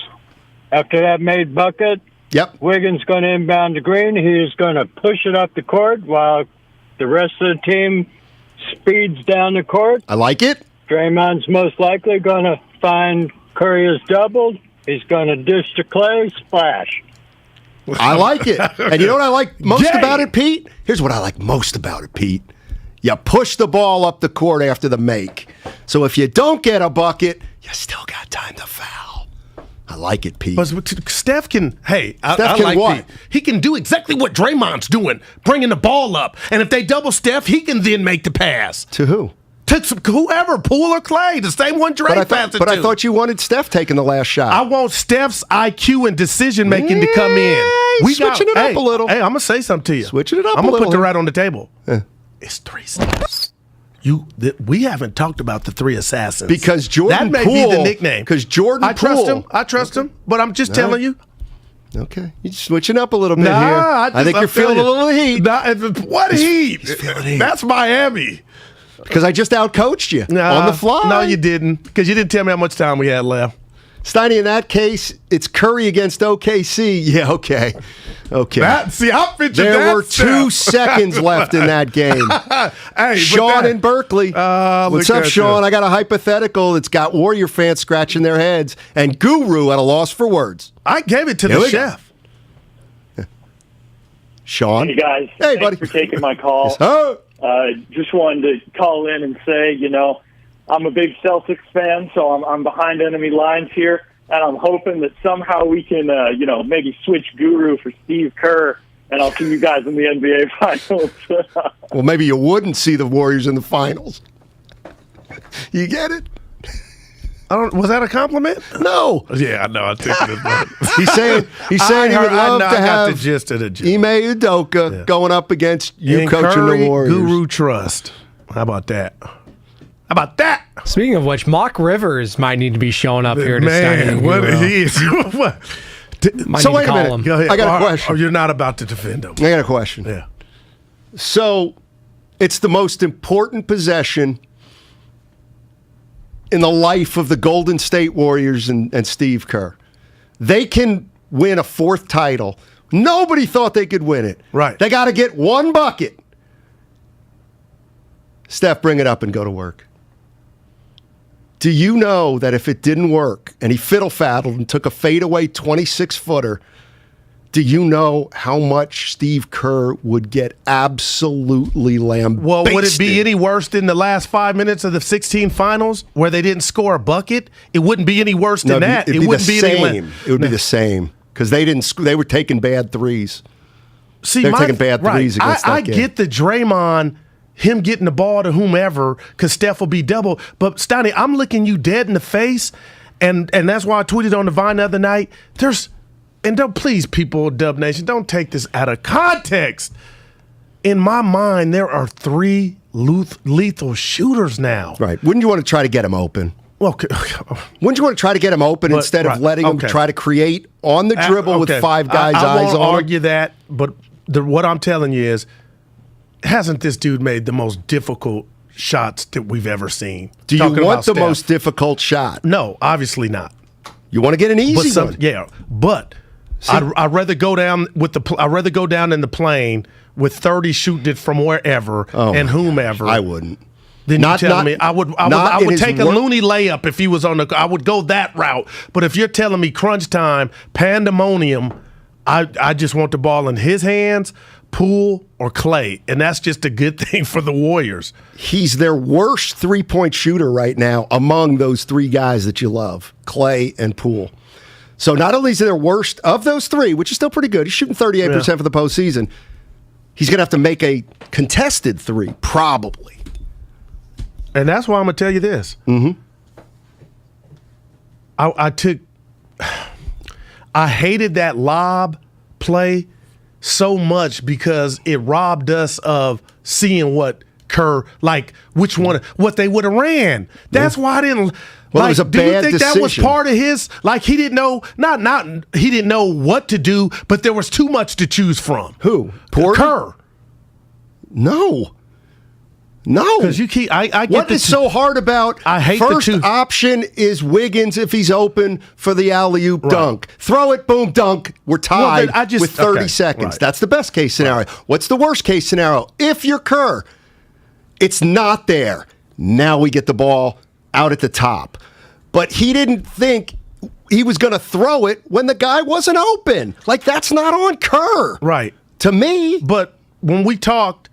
They also won a game this year, I think, because of it. I can't remember the game. The Warriors did. I hate the whole thought process of giving any credence to the 2-for-1. So if that play was drawn up because you were concerned about the 2-for-1, I'm concerned about the 1-for-1. Let's score, tie the game, come down, D up, we go OT, we go OT. I don't think he wanted to go OT. They didn't have Draymond. And I think the reason he was thinking 2-for-1 was he's like, if we get a bucket here, I got a question bucket, for you. hold, bucket, and we are done with this series. I got a question for you. Yeah. All right, 11 seconds left. Warriors down 1. Mm-hmm. In ball, coming out of timeout, half court. They're in ball in half court. Okay. Then I'm about to get the next day. Let's say Poole takes the game-winning shot, but obviously you got to see the play. Sure. What does Matt Steinmetz take from that, or Dub Nation? Because I think we're going down a road of, is it rank? Like who should get it's not about the shot. Is it a feel on who's having the best day, or is it who you trust the most in that situation? Because there is a narrative out there, like you said, when did he hit that? And I'm scrambling like, It's not about the last shot. Who gets that call? It's not about the last shot. It's about the last decision. And I want Draymond making that last decision. Doesn't mean he's got to shoot it, and he's not gonna. But that's what you pay Draymond for. Interesting. No, we're not talking about two different things. I mean, with 11 seconds left, I don't know. I mean, you run the play you're most confident in, but you have options off it. Fernando and Milpitas, what's going on, Fernando? Hey, what's up, guys? Hey. I just wanted to say that I think Guru's correct. I think Curry really needs to bring up the ball. Mm-hmm. If Dre brings up the ball, pushes it up, I think everyone knows he's going to stop at the three-point line. Then no one's going to double team, so let Curry bring up the ball. Mm-hmm. If he has space, let him shoot it. He won't have space. Or toss the ball to either Poole or Thompson. Let me tell you what you don't want. What? You don't want Draymond with the ball having to shoot it. Well, we saw that in Memphis. Well, he got to pass that to him. Curry gave it to him, but still they doubled Curry and he gave it to Dre, and Dre missed it. But my thing is, Steiny, I'm trying to work easy. I'm trying not to assume Dre is going to be able to get it to a guy that in my scenario already has it. And he can give it to Poole or Clay, which I'd be, even if they missed, I'd be okay with it. As opposed to giving it to Dre, who everybody knows he ain't going to shoot it. But we're assuming he can get it to one of the three amigos. I believe Draymond Green is a better decision maker than Steph Curry. Right, wow. You didn't put it. Oh, okay, I ain't mad at you, but wow. That's just I'm flabbergasted, but still, I'll take it. Steph, give it to the chef, and then I'll trust his IQ. Here's what's driving me nuts. Here's what's driving me nuts. I just put a scenario in your head where it's the biggest possession in the history of the Warriors, and you said just let Steph go one-on-one. Well, it wasn't one-on-one. Well, what was it? You said we're inbounding the ball. Right. And then Steph is in the ocean. He's doing his thing. What is that? Dribbling the ball up in reckless abandon, trying to get to the cup. Now he gets the head. We don't know what, and he can pull up with the best of them. He invented the pull-up three from anywhere. I'm just saying. So with 18 seconds left, you're okay with him taking a 30-footer? No, you didn't. See, you said 7 seconds. You said it was less than that. You I didn't said say it was 24 18. seconds. Oh, okay. Who's bringing the ball up? 24 seconds. Shot clock's off. Celtics just go up 1. Steph's still bringing it up. Okay. Give it up and get it back. And give it up, get it back. Yep. I done seen that play out many a times. Yeah. You're going to have Marcus Smart trying to deny How many times have we seen, and I love Dre, how many times have Yeah. we seen Dre turn it over offensively and blame somebody else? So what if it ended on Dre, you trust in Dre, I get it, and there's a bad pass? Well, what if Curry makes a bad pass out of a double team? I can live which with he that. Oh, you can live? So you can live with a Curry turnover? Because I know the ball was in the hands of a guy that can shoot and win it, who I'd probably choose more than anybody, as opposed to a guy we know is not going to shoot it, but now he's got to be Joe Montana and make the right decision. Well, he will make the right decision. He's a better decision maker than Steph. But people make mistakes, Donnie. So why are you allowing for Draymond to make a mistake and not Steph? Like, it's equal. They could both make a mistake, and Steph could make a shot. Who's a better player? Steph Curry. That's all I'm saying. Okay. Who's a better passer? See, to me, Steph bringing the ball up the court almost ensures he will not take the Ask the game guys away. at the back. Let's ask Spadoni and E what they would do. I'm curious. I'm on this one. Spadoni, how would you work it out? Or Evan. Oh, They don't want to get in the middle. No, they got stage They don't. fright. No, he was on the phone with okay. someone. Sorry, I didn't no, want I was putting somebody on hold. Screening Talk calls, to guys. us now. all Help right? me out. I know everyone's been hot on it, Yeah. but Draymond's got to bring the ball up the court. He knows where the ball needs to go. Curry comes off the ball better than anyone in the NBA, aside from potentially Klay Thompson. So you got 2 threats on the outside. That's where I'm getting my best offensive possession from. So is my scenario, we heard you, you agree with Steiny, but is my scenario something we haven't ever seen? Because we've seen it a million times. I think we did see it in the 2016 finals when he couldn't get around Kevin Love. I didn't like Also, we saw it with the box and one in the finals, too, with Nick Nurse. It's like, at make you anyone guys. else beat us. See, here's what I'm. Again, I'm not saying I'm right, but we're going to win this game if Curry brings the ball up court. You can then get it out of his hands, and then once it's out of his hands, I don't want to be relying on Marcus Smart to lose Curry to get him the ball. Not Marcus Smart. Not in a situation where they're probably not going to call any foul off the ball. Like, once Curry gives it up, and I think you can get him to give it up if he brings it up the court, it's going to be hard for Curry to get it back. Now, it's a beautiful scenario because Steph is great off the ball. Fun stuff. What about Jordan Poole? Bring it up, Steiny. Man, that's attractive. It's the experience part of it that worries me a little bit. And this all could have happened Sunday. If Kerr would have did it, just he didn't call a timeout and let them kind of do it. Yeah, I was like, let's see it, and I wasn't mad at the timeout until I saw the play out of the decision that Porter made out of the timeout. Because if I'm Kerr and you're telling me 5 minutes after the game you want that back, you could have just let them. You could have let them inbound it, and we could have seen. We'd be talking about it. We always parse words here. He said, "I'd take that call back" or whatever. Yeah. Well, of course he would. It didn't work. Yeah, he didn't say, "Boy, I made a mistake." Porter made the mistake. Aaron in Oakland. What's up, eh? What you got? Hey, man, I love the talk, man. I love that Draymond is the best decision maker in that situation. And I'm just going to give you the scenario. Okay. 7 seconds left. I want Draymond with the ball because he doesn't just have to find Curry. He can find Klay. He can find Poole. True. Poole has shown you that he can clutch it. There's options. And Draymond is not looking at the rim. He's looking at spacing. He plays with these guys. The best thing that happened this year, besides Curry finding his groove, was Draymond Green getting healthy for this playoff run. And, look, I'm a Kevin Durant fan, man. Texas fan. That's my dude. Draymond Green is the best thing that's happened to the Warriors, if you put him up against Durant or anything, he's more important there. It's his mentality, it's his hustle, it's his heart. He inspires other people. Let Clay and Steph be the Splash Brothers and add the third one with Poole, and let Curry be the babyface assassin. All that. They're going to get that. Draymond Green is the mentality. That dude got a Michael Jordan mentality for winning, guys. That's my take. No doubt. Appreciate it, I can't argue Aaron. that. 415 late to the party. What is it? Why are you guys talking about bringing it up court? It was a half-court set. I put a scenario up there, Chief. Come on now. Robert Parrish. I put it. Yeah. What would Kobe's Lakers do? We know what they would do. Who's a better one-on-one player, Kobe or Curry? Kobe. Thank you. We just would know. Thank you. All right. Hey, in case you missed any of today's show, download and subscribe to Steiny Guru on the Odyssey app. You can listen anytime, any day, all in a single tap. Find Steiny and Guru plus all content from 95.7 The Game on the Odyssey app today. It's all sponsored by BioNTech and Pfizer.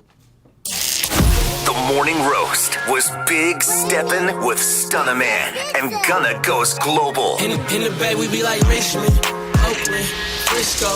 If you see us, you hear us, man. Come on. We actors. We in the Bay, man. Hey,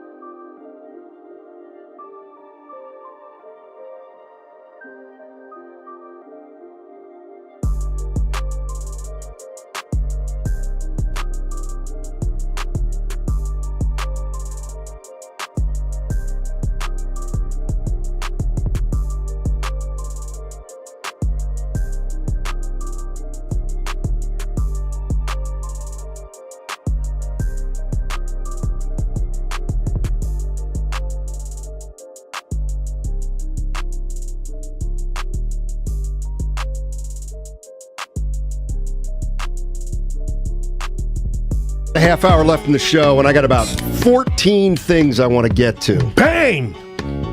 Number one, what's the deal with that shirt? Oh, my boy Sheed at Warriors World hooked me up. He always hooks me up. And it's greatness, all Bay Area icons. So I'm rocking it, and I got one for you tomorrow. Well, hold on. Two-way wig. So I'll rock that tomorrow, long sleeve in black. So who are those guys? You can look at them and see who they are. Montana. Okay. Barry. Which one's Barry? With the giant hat, Steiny. Okay. Trey who? Mon Green. And Jerry Rice. No Curry? Hair. No Curry.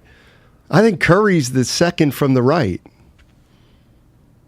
No. That's a baseball My right. hat. My No. right. I got Jerry Rice.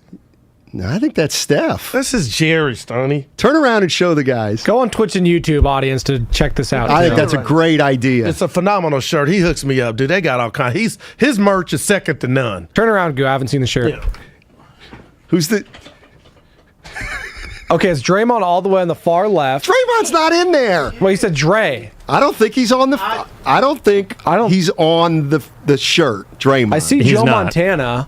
It's Stephen Curry. Okay, there's Curry next to Joe Montana. Who's in the hat? No, it's Curry's on the left.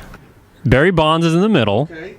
Jerry Rice, with hair, is in the middle as well. And Joe Montana's on the right. Oh, the gap in the tooth is Steph. Okay. Yeah, I thought that was a little offensive. The gap in the tooth is Steph. No, I got this as Dre. Well, this is fire. That's a problem. Yeah. Don't get mad. You didn't get one. I don't wear black T-shirts. I told you that a million times. And what's the reason behind that? It's too hot in the summer. It's good. Too hot in the summer. I've never heard anybody say that. I do not wear, for the most part, black T-shirts. Very, very rarely. Actually, never. I haven't worn a black T-shirt since high school. Only earth tones for Steiny, as we know here on Steiny. No, I got a two-way the bright wigs. yellow basketball reference shirt. Yeah. Diplomats didn't have any black apparel? No, we were dark blue, navy and red. I'm gonna wear my two-way wig. He got two-way wig. It's coming tomorrow. Maybe one of those is Wiggins. We told you who they Seriously. are. How many we got on Twitch right now? 74. We've been doing okay. Can you put that shirt into the camera? And turn a little so it's easier for the. I got two cameras. I'm looking at this camera. None of them are doing what we need them to do. Yeah. All right. Anyway, 888-95, you know who the hell Shout out to that my is. boy. He takes care of Who me. the hell is on that shirt? Dude. What? That's why you didn't get one. I know. You don't appreciate art. You're right. And fire. You're swag. right. This is what they call swag. You're and right. Drip. You're right. Drip. Bottom line is I can't get away with a shirt like that. Well, we're different. I'm agreeing with you. Yeah. I'm agreeing with you. I just want to know who the hell's on that shirt. I got to be honest. Can I be honest? I was coming in today at a light, took my seatbelt off because it was long light, and I was going to do the selfie, but when I've been doing it, people go, dude, this dude's, the comments, I'm KD, I read them. You're taking a picture while you're driving. Like, that bothered me to where I didn't take the picture. It should. If I'm stopped, there's something to do. No, because then what happens is you take a picture and traffic starts moving and you're not ready to move with the flow. I'm always ready. Yeah. I'm Fred Flintstone with the foot, Steiny. All right, we got... Shout out my boy Warriors World. Yeah. Our boy. I need you in that tournament this year, September. There's no chance that happens. Dude, you're in shape. Well, you're hip. There's no chance. You on the IR. Kobe. Right. I'll ask somebody, the guys. Jumpers only, Steiny. You don't need to run point. I could ask Dibs, I don't even have a Will, jumper anymore. Tay. What do you mean you ain't got? I've never shot. heard of hoopers. I got a set shot. I can't shoot a jumper. Not from 20 feet. You got the Rick Fox. Yeah, that's not bad. Or Kevin Martin. Or a little bit of Sean Marion. A little bit like a Nick Batum.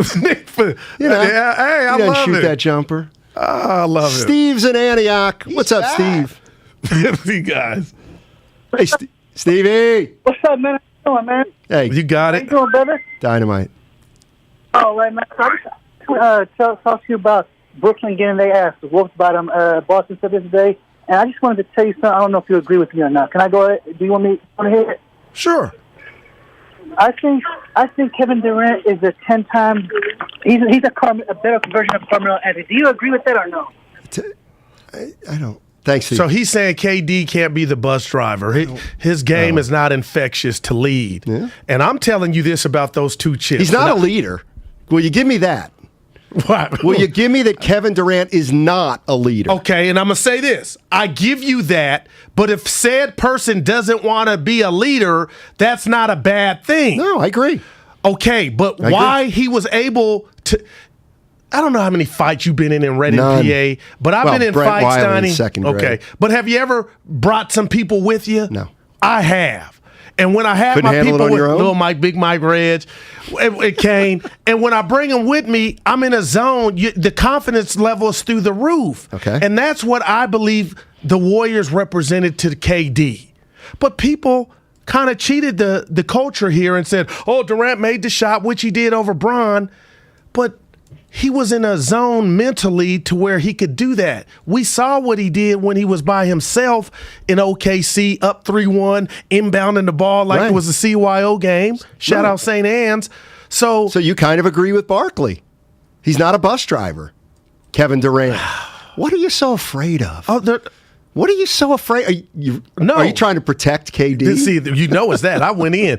Listen, Steiny, I'm ready to put the pen to paper and say he's not a leader. He's not what. I don't think he's a leader anyway. Because you had 8 years in OKC, you and Russ, and it was good, Russ. And even on his worst day, you couldn't overcome that. Y'all got to the finals against Bron, but then you take advantage of Bron. You beat older Bron, but it's when you come here to what the Warriors had. Yeah. I'm not fighting you. I expected you to rip the mic out, and I don't know how to act when you agree. I'm not fighting you. I think it's a valid opinion to say Durant didn't drive the bus here in Golden State.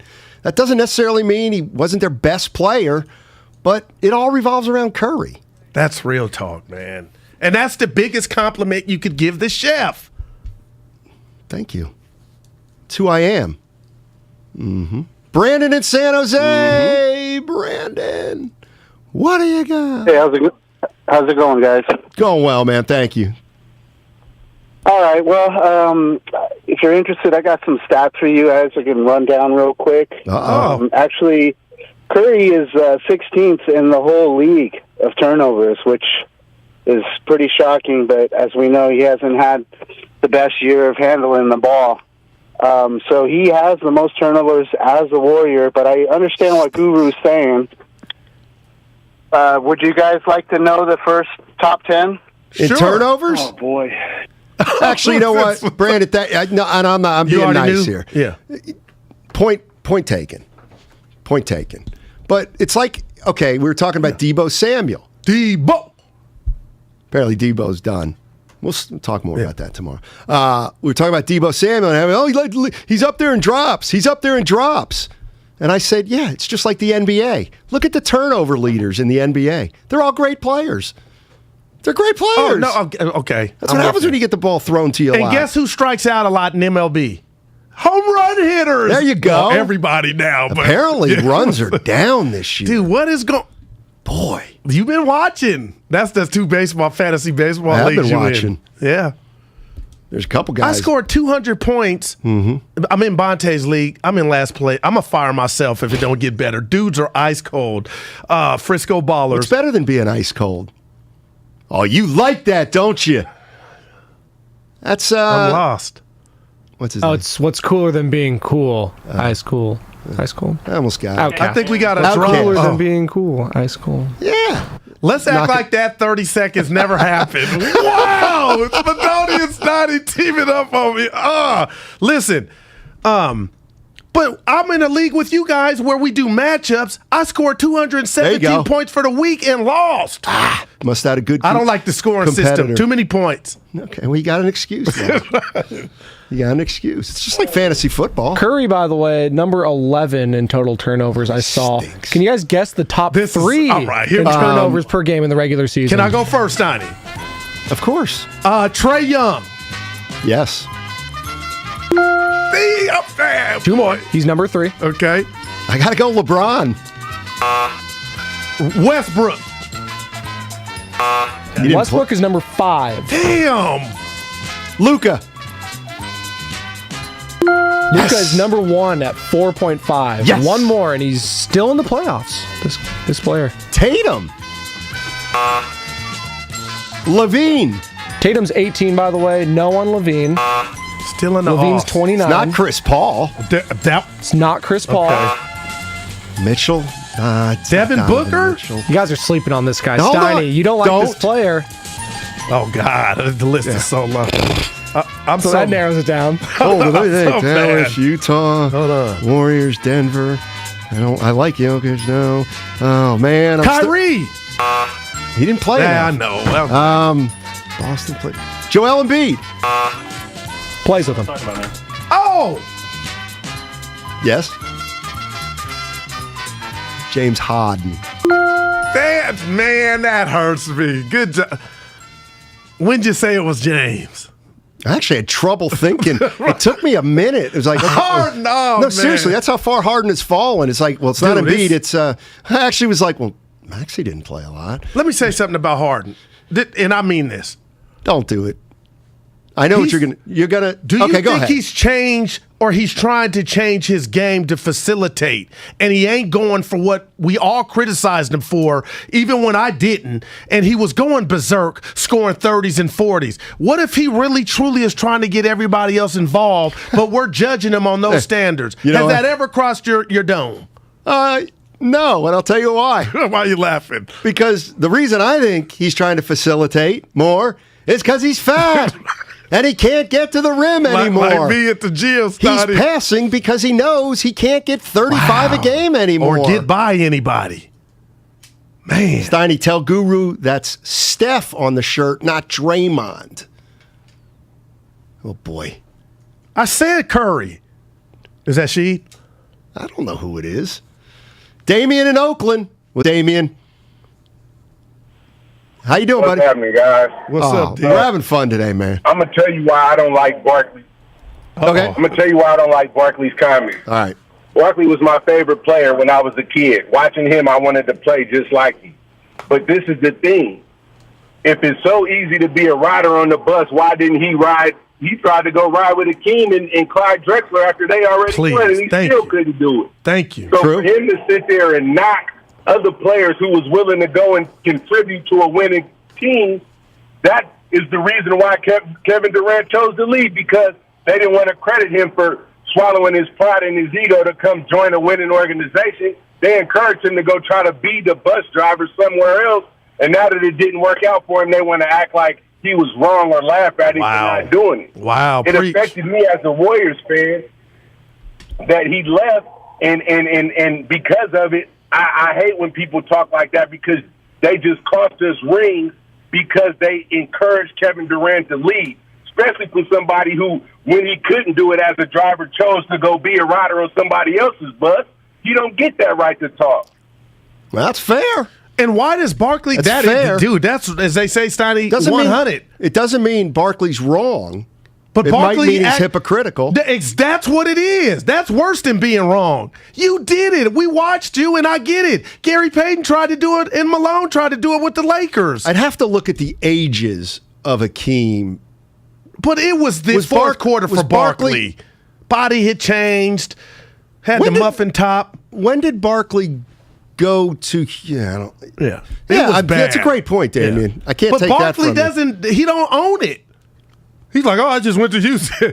No, you were trying to get the chip. We understand. You're right. Maybe I'll tell you what he's probably thinking is these guys are in their primes. Yeah, I ring chased when I couldn't get it done in Philly or Phoenix. Okay.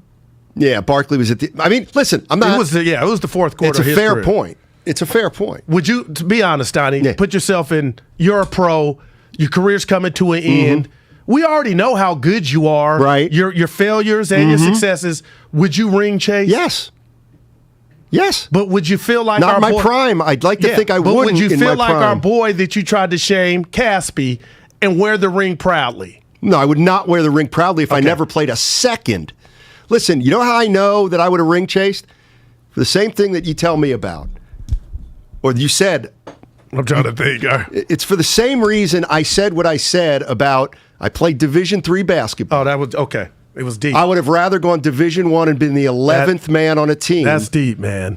Than play Division III basketball. Wow. No doubt. And yeah. Steiny, that is so heavy to me. I'm like, are you sure you believe that? Yes, right now I do. I mean, I went to the level that I went to, and that's where I ended up belonging. But if I could, if it wouldn't have been like a Georgia, it would have been like a Bucknell, Lehigh. Gotcha. I couldn't have gotten into Lehigh. It's a really good school. St. Peter's. Yeah, there you go, St. Peter's. Hey, you can come here and compete with that guy with the mustache and the big hair. Right. Sure. Doug Eater. You know why? Because even though I wasn't that great, I still thought I could play Division I. I'll go there, walk on, and play. Now, I probably wouldn't have, but... I get you. Oh, man, you wouldn't want to see my ego walking around as a D1 you probably player. Wouldn't be here. Woo! Yeah, right. Eric in San Leandro. What up, Eric? How you doing, man? Hey, how's it going, fellas? It's going well, man. Make a quick comment. Sure. I wanted to make a quick comment on what you were talking about earlier about decision-making between Curry and Draymond. Although Draymond is a good decision-maker, the point would be is that he's got one more option that Curry doesn't have. So, meaning that you got like Clay, Wiggins, Poole, Curry, and Draymond on the floor. Draymond has 4 guys to go to. In the reverse, Curry only has 3. So it's more of a math problem, and he's got more options. It's a great way to look at it. But if you played the percentages, if I'm ranking everybody in order, ideally who you want to take the shot is Steph Curry. So when you look at it through the prism of Dre's got 4 options, I kind of just take Wiggins off the table, and the ball could go to him. He can make it. He's a hero. But with the ball in Steph's hand, I'm closer to what I deem successful, the ball going in the hoop. But see, I think what he's saying is if he's got the ball in his hands, you're going to get it out of his hands. You're just going to. Or you're going to make him make a shot with 2 guys on him. So what I think I think what the caller's saying, actually, I know, it's like, now what if it's 5 seconds, 4, Curry's stuck. He's stuck. Draymond's open. Well, now you're in big trouble. Wow. If Draymond gets stuck, he can throw it to any guy who theoretically could make a shot. And you know what? I thought in the Memphis playing game, they doubled. He didn't score an OT, but before OT, they should have won the game. Curry gave it up to Dre. Remember, he was cutting, went to the rack and smoked the layup. Yeah. I got it on the DVR. Did Curry make that pass? Yeah, Curry made it. Well, see, they blitz Curry. I got no Here come the ball. That's right. And oh my God. But that's Michael Irvin. He got that drop. Draymond usually makes that play. Well, he's dunking now. And I know Goo, from where he came from on that road trip, Steiny, my boy is, what do you call it when you feel spry? Yeah. Draymond, he's got lift. Warriors going to win tonight? Tomorrow? They're going to win tomorrow. How did they won't lose the first closeout game in Chase. And what unis they in? They lost the last game at Oracle. Nobody thought that was going to happen. Why would you bring that up? Because that was Clay, history. Bob telling Joe. Remember, I had the Bob cam. I watched him come out the locker room when he was telling them what was up. I believe I knew what the conversation was. He came out the locker room to tell him Clay was, how severe it was. And then Toronto fans took over Oracle. I'm still mad. Now that we had to sit there. I was telling them where they come from. I didn't mind sitting there. What was the song they were playing? Nick Nurse got life. People, he's going to be the next Laker coach now. He's even got a pep in it, so I guess you win 2 games, you do. But got Jay Wright saying that he says he needs a break, though. I didn't hear that. Yeah, he said he needs a break. That's why he quote retired. Well, does this qualify as a break by next November, October? I would like to think he would be more forthright than that. Would a guy he said he needed a break. All right, I hear you. I'm going to say that means 2023. Okay. All right. With a guy like Jay Wright, do you think he would want to take on coaching a guy like LeBron? Yeah, or he said he wants to coach. He said he's always thought about coaching in the NBA. Well, not always, but particularly after working with the U.S. team with Popovich and Kerr. Wow. And those guys. Man. Eric Paschal got some playoff run. He stinks. Remember we thought he could be the best sixth man of the year. Yeah. What happened? Got fat. No, he's always been thick. Well, I think it probably is something. Okay, let me tell you something about Paschal. Yeah, this is what I was I feel watching like. him last night. Here's what I feel like. Paschal is like a bad Draymond Green. He's too small to be effective inside. Draymond can be effective inside. But he's got more of an offensive repertoire than Dre, though, Steiny. Barely. You want that three-pointer with a kick-up? Yeah, maybe that. But with dude, a kick-up? On his best day here, Steiny, we would talk like, what's he going to be? It was intriguing. He got us to where we was like, oh. Find the tape, because I don't remember that. I don't know what his skill was. Well, when they sucked, he was getting the butt. That's why all money ain't good money, right? There you go. Wow. 30 seconds, boys. Oh, boy. Whitey and Ratto next. Yeah. Steve Kerr, 5 o'clock. What do you think Whitey's going to ask him? Probably if Steph's going to start there or not. There we go. It's not about what he's going to ask him. It's about what are you going to get out of him? Hey, Ratto used to be a journalist in this town. Get something out of Kerr, and we'll talk to you tomorrow. It is gone, but caught. It's a huge freaking week on 95.7 The Game. The NFL Draft is Thursday.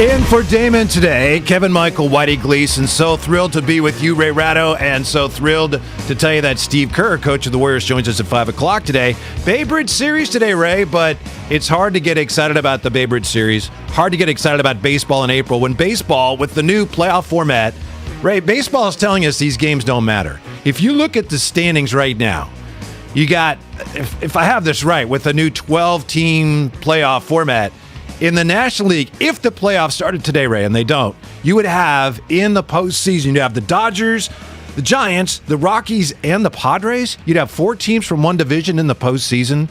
It's like, okay, great. A lot of teams in the postseason party. But if you're going to play 162 and 4 teams from one division, theoretically, could make the postseason, then some of these games don't matter. These teams play each other, 18, 19 times a year? And all 4 of them could be in. And I mean, it could happen in any division, more likely in that division. It's ludicrous. This is the rant you wanted to go with? Well, it's just, people are not that excited about the Babe Ruth series, right? People That's are a little underwhelmed, and I'm just looking at it as, my goodness.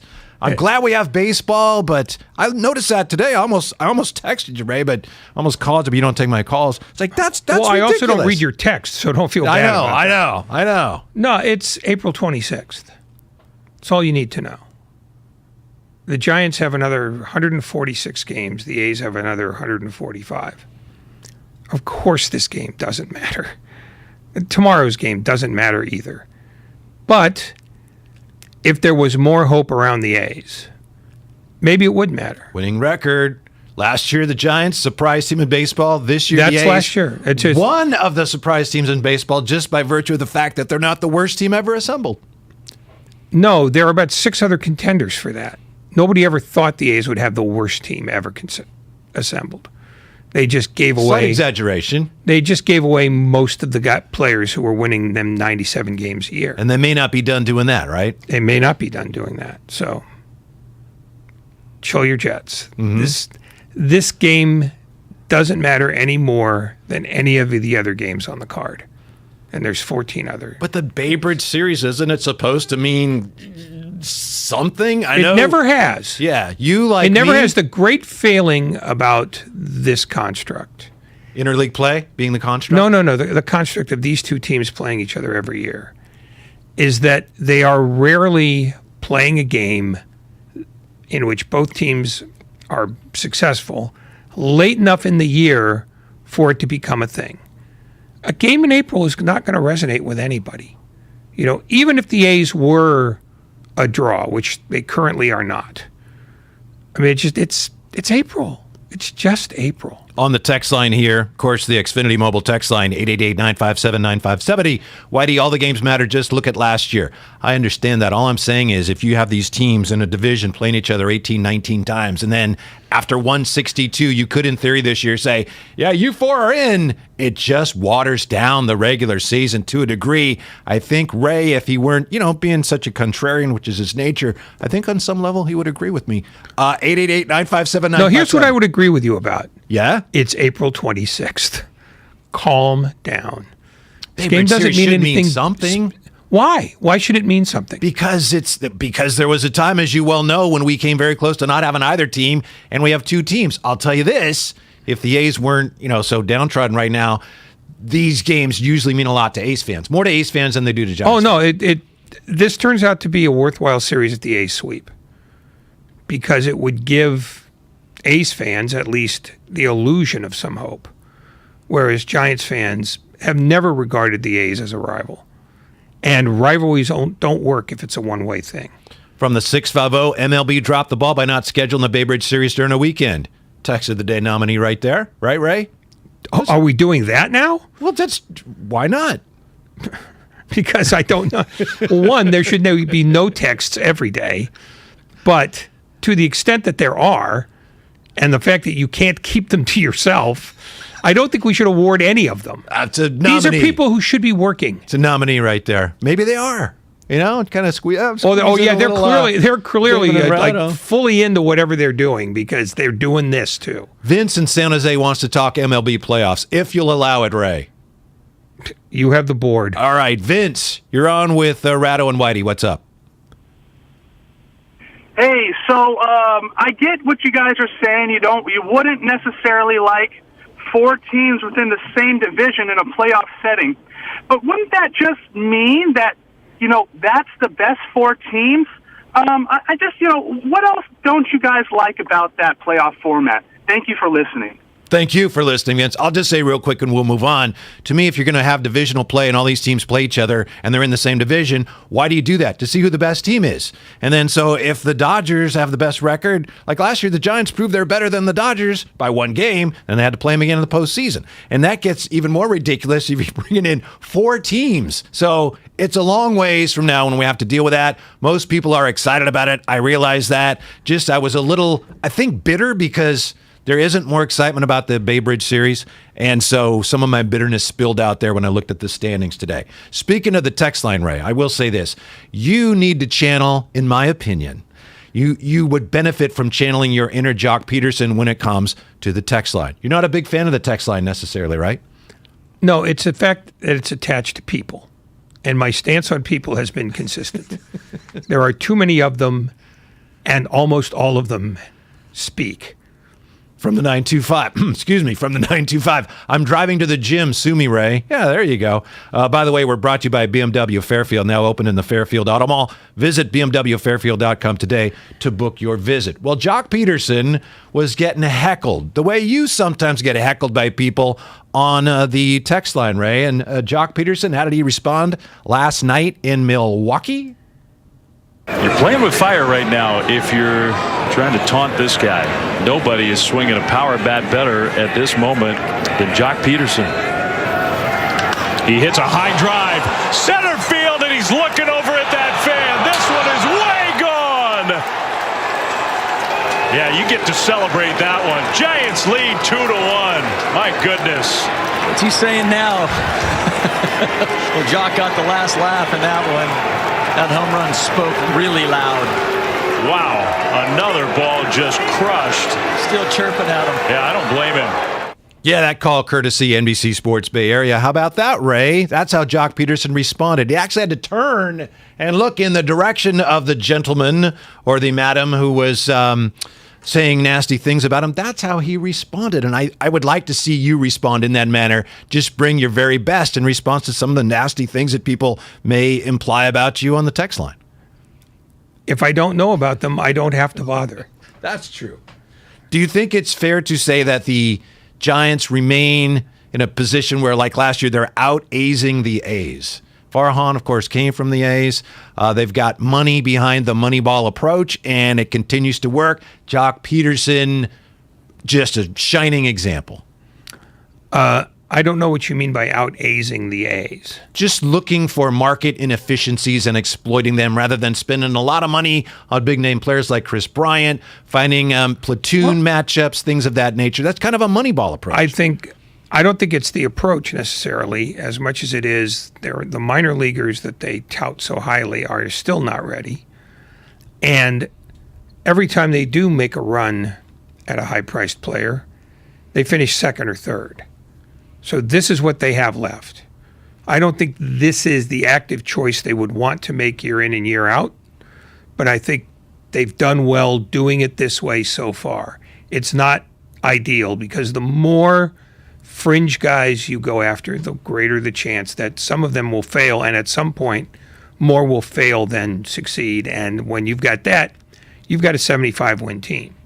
It's working now, and maybe it will work until Elio Ramos is ready, and Marco Luciano is ready, and the rest of the little army is ready. But for now, they've been able to tap dance pretty well. The rest of the little army? That was kind of disparaging. Yeah, what's your point? Okay. All right, go ahead. I think for the moment it's succeeding, but I don't think it's I don't think it's Farhan's long-term plan to do it that way. I've never thought that. Speaking of the youngsters, they brought up a kid from AAA. Is not even really that young for a baseball player. Until a few days ago, I don't know about you, but I had never heard of Luis Gonzalez other than the one that used to play for, among other teams, Arizona. So here's Luis Gonzalez up in a tie game last night in Milwaukee in the, was that the 8th inning? Luis Gonzalez? 9th inning. Luis Gonzalez came up, a tie game against the Brewers. 2-2. Gonzalez, high drive down the right field line, hooking toward the corner, and it is gone! A home run for Luis Gonzalez. His first big league home run puts the Giants ahead 4-2. Ray, that's one of those things that as A's fans kind of shrugging, going, yeah, far on working his magic. I didn't know who this guy was, and he crushed that ball last night. A's fans? And Why Giants would they fans. care? Giants fans, too. I think Giants fans is what you meant. Uh-huh. I don't think you meant A's fans. All right. I mean, why would the A's fans care? You made your point. Well, okay. I mean, just good for them. Mm-hmm. I mean, I don't think this is the long-term plan. I just don't. It's what they're doing is working, and well done to them. But I think in 2 years, you're not going to see this much longer, unless all those guys that they have in AA and a few in AAA crap out, in which case they'll have to start the cycle all over again. So if the A's win a couple games, then the Bay Bridge series is something. Well, no, I mean, it gives A's fans a greater reason to hope because they've always wanted there to be a rivalry. Mm-hmm. But Giants fans dismiss them as unworthy of their attention. Dalton Jeffrey's on the bump for the A's. I'm telling you. Oh, by the way, Steve What Kerr, are you telling me? I'm telling you that Steve Kerr is going to be on with us at 5 today. Steve Kerr spoke today. We're going to hear what Steve Kerr had to say today coming up. Also tell you about the best thing about the Nets' demise. And how it really has nothing to do with Kevin Durant. That's up next. Here it's Damon and Ratto. Whitey in for Damon. We are brought to you by the Golden State Warriors. Dub Nation! Don't miss the 2022 playoffs presented by Kaiser Permanente, the first ever NBA playoffs at Chase Center. Let's show them what Dub Nation is all about. We are gold-blooded. Get your Warriors playoff tickets now.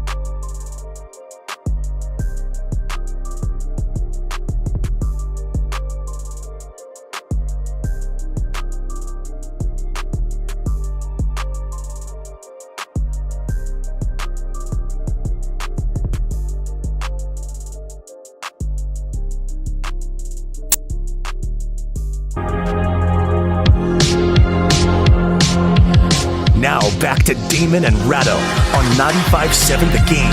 Brought to you by BMW Fairfield. Now open in the Fairfield Auto Mall. Visit BMWFairfield.com today to book your visit. Whitey in for Damon today. You know, Damon and Ratto is streaming live on Twitch and YouTube. So head to twitch.tv/957thegame and youtube.com/957thegame to watch us live and see what's going on inside the studio. See what you think of Ray's beard, which he doesn't like me mentioning, but honestly think it looks great. Steve Kerr is going to join us today at 5. Steve Kerr spoke to the media today. Before we get into any of that and what happened to KD and the Nets, Ray with some breaking news this afternoon involving the NCAA. Their president, Mark Emmert, is quitting at the end of next year, although I suspect the way the press release was worded that they're not doing anything to hold him back. They're fine that he's leaving. I mean, the NCAA is becoming increasingly irrelevant in all things save running the basketball tournament. That's the one thing they still control. But in every other way, you know, their sham defense of amateurism is out the door. Their inability to, mind, quote, cheaters has failed. I mean, there's really nothing about them except that they serve as an ATM for 3 weeks a year. So he's just not necessary? Well, the NCAA isn't necessary, but he's particularly not necessary. He's not going out being hailed as a hero.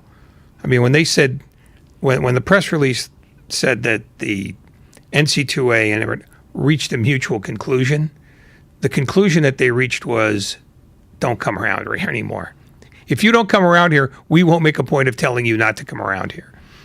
So was this a surprise, and with what type of person might they replace him? It hadn't been leaked, so, and what time, somebody wants to make a lot of money doing nothing. I mean, largely. I mean, I'm sure that somebody would, some hapless, athletic department administrator somewhere would like a cushy pre-retirement job, but that's all it would be. All right, thank you, Ray, for that. Now that brings us to, I think this is Ray's least favorite Warrior KD factoid. And thank you to Lucas for digging this one up. Or maybe it was Mark Randy that came up with this one. The Warriors getting ready to play Denver tomorrow night against Steve Kerr on at 5 today. He spoke to the media today.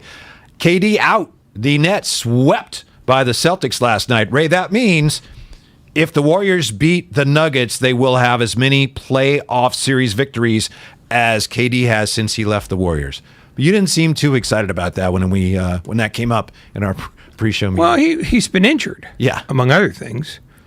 And really, he came only within like a half a toe of making that stat utterly meaningless as well as wrong. So, the Nets... You're right, but I'm tired of that. You're absolutely right. But people say, well, if his toenail was longer. Well, it wasn't.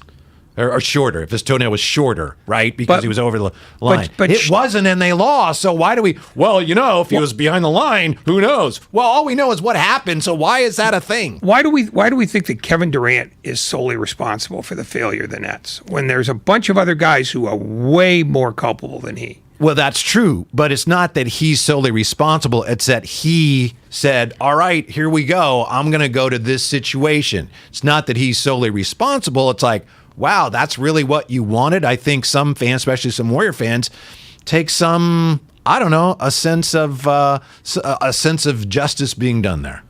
There's no justice being done. He was a free agent. He was entitled to do this. Of course he was. What happened was... But why would you leave a Warrior situation to go into that maelstrom of dysfunction? Well, he didn't know it was a maelstrom of dysfunction when he got there. He didn't know that COVID was going to turn Kyrie Irving into an anti-vaxxer, or that was going to turn James Harden into a quitter for the second time, or that they would trade James Harden for a guy who never even bothered to get out of civilian clothes in Ben Simmons. I mean, if you want to say that, he misread Kyrie Irving, then I'll buy that. I guess so, and I don't have anything against Durant. I just wondered, supposedly one of the reasons he left OKC was because it was tough playing with Westbrook, which I could understand if you watch them play a lot. I get that. I don't know, but if that was the case, I get that. So then why would you hitch your wagon to Kyrie Irving? And now they're not done yet. We'll see what happens, but I never understood that either. because he wanted to have what LeBron James has, which is his own team of his own devising. And what he's found out is the thing that LeBron James has found out more than once. Being a general manager and constructing a roster is hard. And it's not like just getting a bunch of super friends out of a comic book and saying, here we are. I mean, they gutted their team to get Irving. Irving turned out to be, I don't want to say, well, or I'll just say it, flaky. Well, yeah. And that's being very diplomatic. Well, yeah, look, he's entitled to have his opinion about vaccinations. He's entitled to being flaky, and he was flaky. Yeah. But beyond that, the Nets did them no favors by not replacing the guys that were forming the nucleus of what was going to be a pretty good team. I mean, it made sense for Durant to go there, but then he said, no, I need Kyrie Irving, and the price was most of their useful support players. You know, they gave up Jared Allen. They gave up Karis LeVert. They gave up Spencer Dinwiddie. Got essentially nothing in return. And then when they got James Harden, you know, when they got James Harden, they thought, oh, we've got something here. And Harden realized that Kyrie Irving wasn't going to be serious about this. So he said, get me out of here. Right. So they traded him for Ben Simmons, whose, you know, mental block, his words, not mine, is preventing him from playing basketball still. In which case, they traded a useful player for a useful player who didn't like being there to a non-player. I mean, Sean Marks can dress this up any way he wants, but unless Kyrie Irving is indeed the general manager and is calling every shot there, including who the coach is, the rest of the organization bears some responsibility. And the owner, Joe Tsai, you know, he's the guy who basically said, get me Kevin Durant, and he'll run the place. You know, and there's nothing wrong with player empowerment, but being a general manager is hard work. Yeah, there can be something wrong, not with the player and with his empowerment, but that to me is the best thing about the Nets coming up short. And I don't have anything against KD. If he's as unhappy as he seems, I feel badly for him. But it's nice to see that you can't. Some people still think you can. The Nets thought you could. You can't just get a really good player, and without any sense of connectiveness at the defensive end, without any sense of culture, without any structure, any team structure, and then you get a coach who's never coached before. That doesn't work. So to me, it just reinforces the idea of what's important about basketball that I've always thought, that I've always been taught are important, things that we see the Warriors practicing over the years. I don't delight in KD's misery. I hope he's not miserable. But it is nice to see, okay, I didn't think you should be able to do that. And they failed. Overall, they failed miserably. If I'm a Nets fan, I'm saying, you know what? Those games against Boston, they were pretty close. And they were. But how did you end up playing Boston in the first round? Because as you said, Ray, you had Kyrie, like, he didn't want to play, That's how they ended up with Boston in the first round, and now they're done. Yeah. And they deserve every bit of it. And yes, they should have to pay Kyrie Irving every dime. As a reminder that rosters are not easy to build, and they should be cared for a hell of a lot more than the Nets cared for theirs. I mean, they got what they deserved. They got run out as a 7 seed by a 2 seed. That's, frankly, in the middle of January, looked a lot like the Nets. Players were fighting with each other. Nobody was paying attention to the coach. Then all of a sudden, the light bulb went on, and they have, including these 4 games, have won 27 of their last 34 games. They look like the best team in basketball. Are you still clinging to the notion that Phoenix is the best team in basketball? Like an infant clings to his binky? I practiced that earlier, so I had to trot it out. Do you still think Phoenix is best? When you're driving in every day and your mind wanders off to things like this, is there a governor in your head that says, no, I'll sound like a dope if I say yeah, you should hear the things I decide not to say. But it's a fair question. Do you still think Phoenix, as you said, and this was going way back to Friday, Phoenix is the best team? Or were you saying in all fairness they're the best team in the West? Yes, they are the best team in the West, and I think they're still the best team in basketball. They're in trouble. I'm not saying you're wrong. We'll find out whether you are or not, but they're all of a sudden right? Against these upstart New Orleans Pelicans, Suns are in trouble. Trouble's because they don't have Devin Booker. Well, I mean that's part of it, but the Pelicans, by getting C.J. McCollum, somehow managed to become a cohesive team. I mean, they weren't great down the stretch, but they became a tough out, which is hard for most 9 seeds to be. You know, they weren't still weren't they a 10? I thought San Antonio was the 10. Huh. I think you're right. Okay. Yeah. They've become a tougher out, and to their credit, they've played hard, and they've played well. I mean, I think they're playing at closer to their capacity than Phoenix is. I think Phoenix will still turn it on and win the series, but I think they've had a much tougher time with New Orleans than they thought they would, and maybe that's part of the problem, that they took this for granted, and Devin Booker is a fabulous player. Oh, no question. You know, but they spent a lot of time winning games without Chris Paul, too. They should have been prepared for notions like this. It's a different animal, though, in the playoffs. It is. And I know New Orleans is, they're better than anyone thought they were going to be. Yeah, but you have to, at some point, if you want to be the guy, you've got to act like the guy. And last year they were playing with the casino's money. This year there have been expectations on them, and this is the first time they haven't met them. So we'll see what they do starting tonight, but I still think they're the best team. 888-957-9570. Okay, somebody on the text line wanted to know, Dolan and Alameda, real question, Ray, do you think the Suns are still the best team even without Booker? So right now, even without Booker, in your mind, they're the best team in the West? Yeah, because I think they'll probably win the second round over either Utah or Dallas. All right, let's go to JJ in San Jose. He joins us here on 95.7 The Game. What's up, JJ? Hey, what's up, guys? Thanks for taking my call. I just wanted to get in on this conversation from a Warriors fan perspective. I think, in all honesty, most Warrior fans are lying when they say that they're happy that Durant's suffering what he's suffering, because deep down he came through to us and he helped us win championships. And we're sour about how things ended, and I think it'll probably be like that for the rest of the time, of just being sour of how it ended. But I don't think we're sour at Kevin Durant and what he did over here. There's just a lot going on. But I think what happened with the Nets, it's more of an indictment on Kyrie Irving. Because if you look at, since he left Cleveland, his first year in Boston when he got hurt and Tatum and Brown were rookies, they went all the way to the Eastern Conference Finals. The next year Kyrie's there, they get bounced in the first round. Same thing last year. Without Kyrie, KD goes all the way to the Eastern Conference Finals. Now Kyrie's on a team, and they get swept. So to me, this is with KD is he's getting the wrong share of the blame. I think this is more on Kyrie Irving. Thanks, JJ. I would agree with that. By the way, the caller's so polite today, Ray. JJ says, thanks for having me on. The previous caller said, thanks for listening. I don't know. Thank you for listening.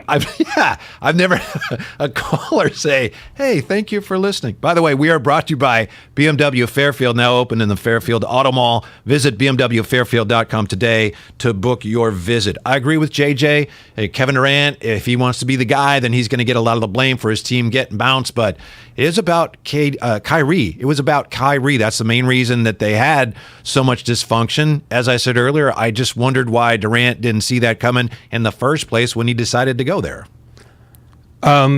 Because players are not always the best judges of who their teammates ought to be. Kevin Durant likes Kyrie Irving, but Kyrie Irving is not fully committed the same way that Kevin Durant is. Absolutely not. You're 100%. Yeah. And I think that's the problem here. Is Kevin Durant is a guy who, if you gave him a day off from work, he'd go to work. I heard Steiny today say, brilliantly as usual, Steiny, he said, Ben Simmons, does he like basketball? Does Kyrie really love basketball? Does Kevin Durant? Yes. Kevin Durant loves basketball. Yeah, I think privately he's angry at just about everybody. And one of the people he may be angry at, if he's honest with himself, is himself. Because he thought that forming a team isn't that hard.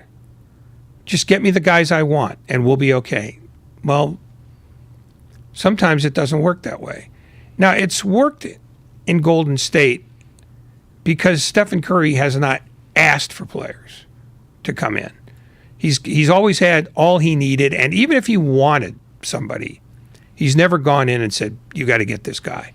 But Ray. He's left that to Bob Myers, and in part because the Warriors have been well-stocked throughout most of his career. Some of this is cliche, but a lot of it is true. When you make the comparison, the Warriors had the culture which the players helped formulate, and then Kevin Durant was brought into that, then he leaves, and that they still have all that going. Whereas Kevin Durant went to a place where we're going to bring in Kyrie, and a coach who's never coached, and we're going to build some kind of culture. It's like, no, you don't have the ingredients. That's what he overlooked. Well, he didn't know what the ingredients were.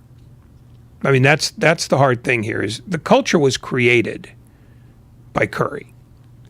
And everybody else has benefited from that because Curry is one of those athletes who doesn't insist on every perk, including roster construction. And part of that is because they drafted Thompson and they drafted Green, which were profoundly fortunate picks for both. And Bob Myers has been skilled at filling the gaps in. So Stephen Curry's never had to say, you've got to get me C.J. McCollum, because he's got somebody next to him who's already just as good, if not better. According to reports, Steph and the veterans came as close as they've ever come to doing that this offseason, where they made it known to the front office that we don't want to be carrying a bunch of young guys. We want to go out and add another veteran. And they didn't do that, and it's worked anyway. Well, they added veterans. They just didn't add a high-profile veteran. I meant a star. No, I'm not right. correcting you. What I'm saying you're is... You're right. Yeah, Bielitsa, if they went in and that's what they said, yeah. Well, they didn't get what they wanted. Right. But they got what they needed. What they got was hell. The only thing they haven't gotten this year, at least at one point in the season or another, is James Weissman. That's the one miscalculation. And even then, how would you imagine that he would be out for the entire year with a knee? You wouldn't. So basically, they haven't needed... You okay? Yeah, I just had a cough. No, good job. Thank you. Yeah. I've coughed for many years. I'm really good at it. No, that's it. That's the only true miscalculation they've made all year. Well, Charles Barkley had some interesting things to say about Kevin Durant. Is he a bus driver, or was he merely a rider on the Warrior bus? KD didn't like it. KD responded to it today, I think, on social media. Here's what Charles Barkley had to say last night about Kevin Durant on Sunday. Pardon me. Thank you, Lucas. Sunday, about KD and his time with the Warriors and his role as a superstar. Don't tell me you're a great player if they can slow you down. All these guys can play, but please don't tell me you're a great player and you're averaging 20. Come on now. I don't think I ever played in the playoffs and averaged 20. Here we go. Is Kevin Durant a great player? He is, and he's been stifled by Boston. And let me tell you something. I don't want to badmouth the dude, but see, you guys always talk about that championship stuff. I try to tell y'all, all these bus riders, they don't mean nothing to me. If you ain't driving the bus, don't walk around and talk about you a champion. If you riding the bus, I don't want to hear it.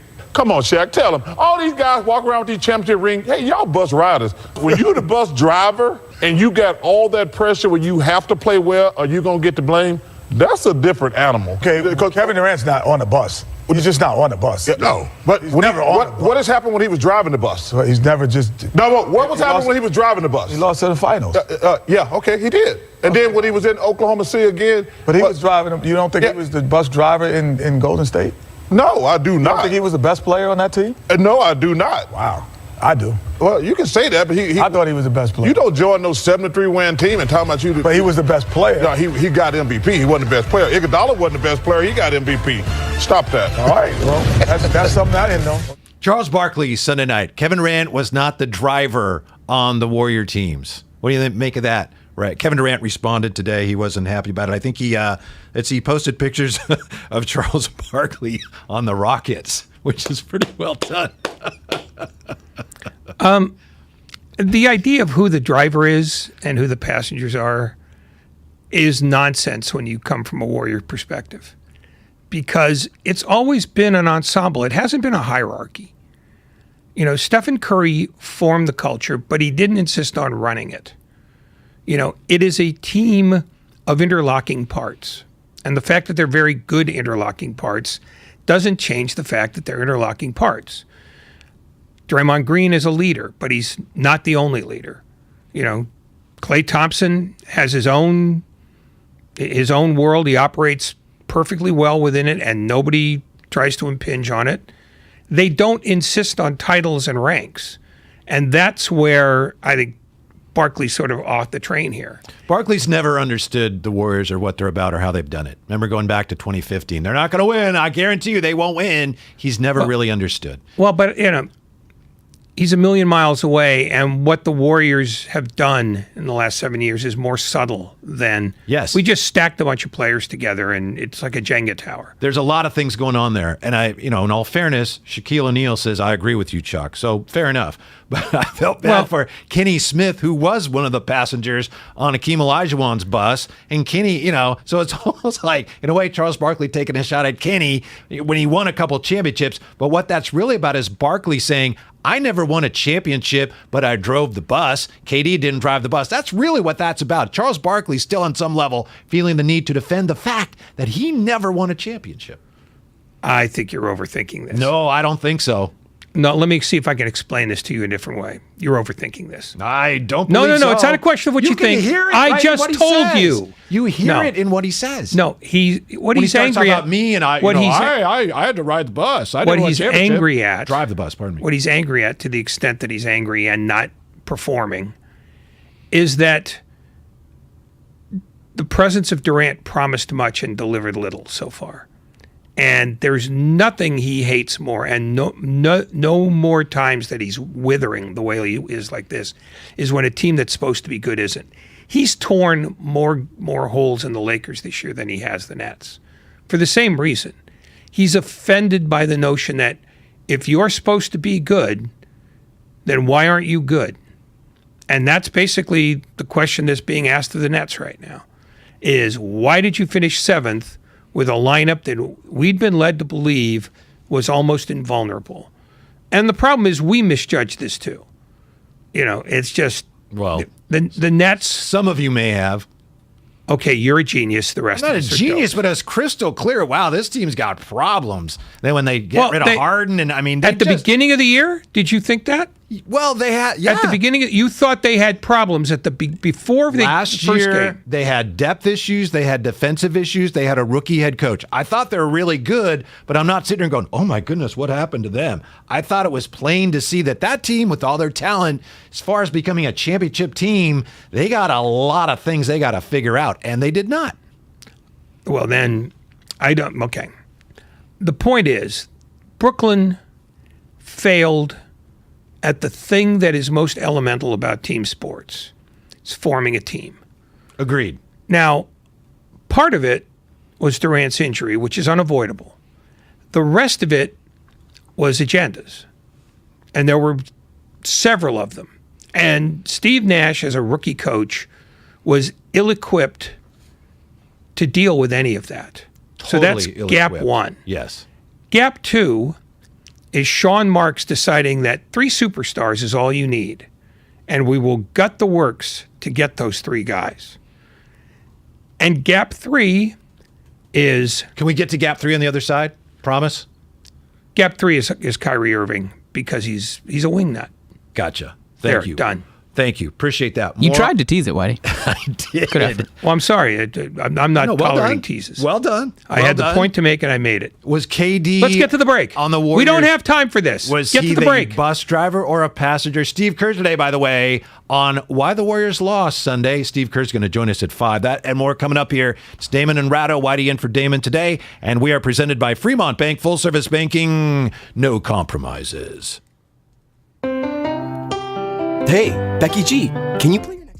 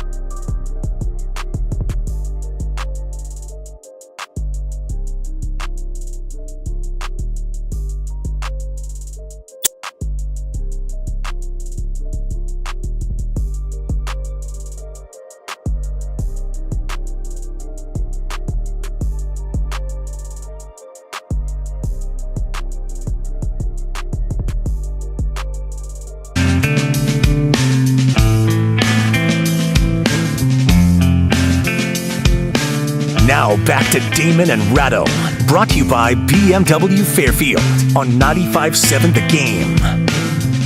Little Red Hot Chili Peppers, huh, Ray? Wouldn't you love to hear Lucas sing some Red Hot Chili Peppers? Whitey Gleason in for Damon. This is Damon and Ratto on 95.7 The Game. Steve Kerr is going to join us at 5 o'clock. Steve Kerr also spoke today, and at some point we're going to get to what Steve Kerr had to say today. But here we are with the Warriors getting ready to play Denver tomorrow night. We got the Bay Bridge series starting tonight, and we're talking about Kevin Durant. It reminds me, Ray, of something that John Feinstein said once. I was doing an interview with John Feinstein, the great golf writer. We were talking about Tiger, and John Feinstein said or agreed with the point I made, whatever it was, that when it comes to the most fascinating figures in sports, it's not the game. The game doesn't matter. Like Tiger Woods isn't so much about golf. Golf's just what he plays. Tiger Woods is a fascinating individual, as Steph Curry is, Kevin Durant is. I know some of the reason people are talking about Kevin Durant today is because there is some resentment from some Warrior fans over the fact that KD was here, he left, and he got what he deserved. But there is something about the poor guy where he seems to be searching for something and not happy with what he has and searching for joy. He's a fascinating featured character in this drama. I think that's too simple a way to put it. I think he is essentially a happy guy. Really? But there are things that frustrate him, and because basketball is one of the most important things in his life, that frustrates him. He worries too much about what other people think of him, and always has. And he is going to find that this offseason will be hell for him, because while the Nets as an organization are responsible for the mess they've made, and that if they're not very careful, they could become the next Lakers. And by that I mean a team that doesn't make the playoffs for a good long while. Without the championship. Well, without the take that championship out, and they've had a decade of crap. But he's the one who's going to catch the most grief, because rather than look at this in a nuanced way, we're going to look for the biggest figure, and he is that. He's bigger than Steve Nash. He's bigger than Sean Marks. Nobody knows who Joe Tsai is, and they dismiss Kyrie Irving as the lunatic who Kevin Durant wanted. So all of a sudden, it's going to be his fault, and he's going to hate every minute of this. That said, this is what you get when you play a general manager. If you are not prepared for all the things that make a general manager's job difficult. You have to be able to say no to your friends.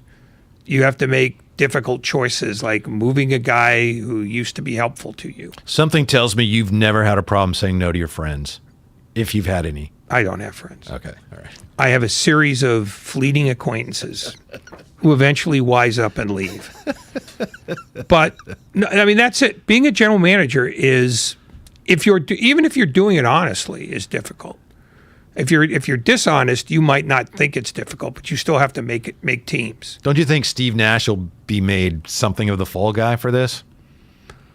Probably not until next year, because it took Frank Vogel a year in the full-on hot seat to finally Frank Vogel had proven he knew what he was doing, and that didn't matter.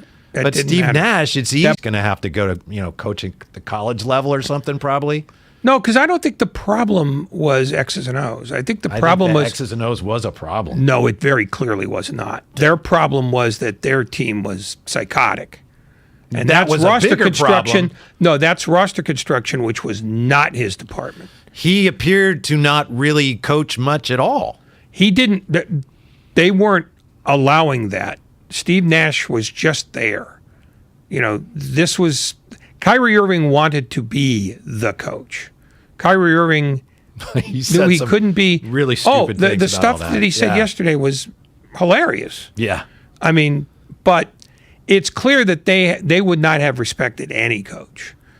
But at some point, for the Nets to pull out of this, somebody who doesn't wear a uniform is going to have to be the adult and say, look, there are things you guys can do, and there are things that you're going to have to leave to me.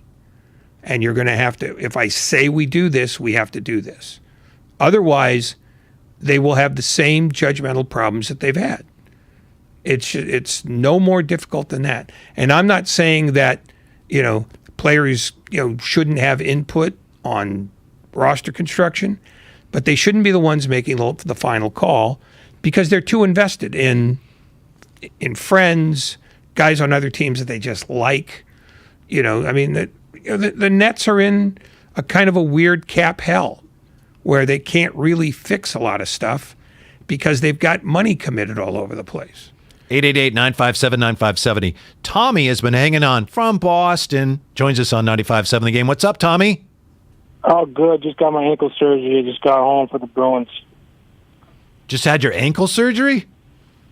Oh, yeah. I busted it 2 weeks ago, good and proper, in a street brawl up here. All right. Well, what's on your mind today, Tommy? Glad you're feeling better, by the way. What's up? Thank you. I am. Thanks. I'm just so happy about Udoka and how the D. White trade from the Spurs. I felt like the Jaylen Brown and all the young guys, they weren't passing it. Well, when D. White came here, they really changed their game. Thanks, Tommy. No, he's right, because the Celtics were headed the way the Nets were. Not as high profile, but people were questioning Ime Udoka. I think they were 18 and 21, if I'm not mistaken. Yeah, they were they were not going to make. They were going to be like the Knicks, no question. And then first, Derek White comes. Secondly, they all get together and realize, we're better than this. Let's stop worrying about who's getting the last touch, and let's start acting like this matters to all of us equally, rather than this matters to me because I'm interested in me. Is Jason Tatum right now better than Kevin Durant? No. Kevin Durant is played better than him in the series. So, Kevin Durant, if you're starting Kevin Durant's getting old. You're starting a team right now, you're taking Kevin Durant. Somebody asked me that question last week, someone who used to be in the league, and that was my answer. To be honest, I said Kevin Durant. Yeah. Well, because that's the right answer. Yeah. He's playing by himself. Kyrie Irving was not the second best player for the Nets in that series. That's an indictment on him. And Durant had his problems as well, but Durant is still the best player. I just want to share a couple quick texts here because it's interesting the way people are looking at all of this from the 415. The only thing interesting about Curry is that he isn't a great player, but people think he is. The Warriors, this is from the 415 also, different, it's actually the same person.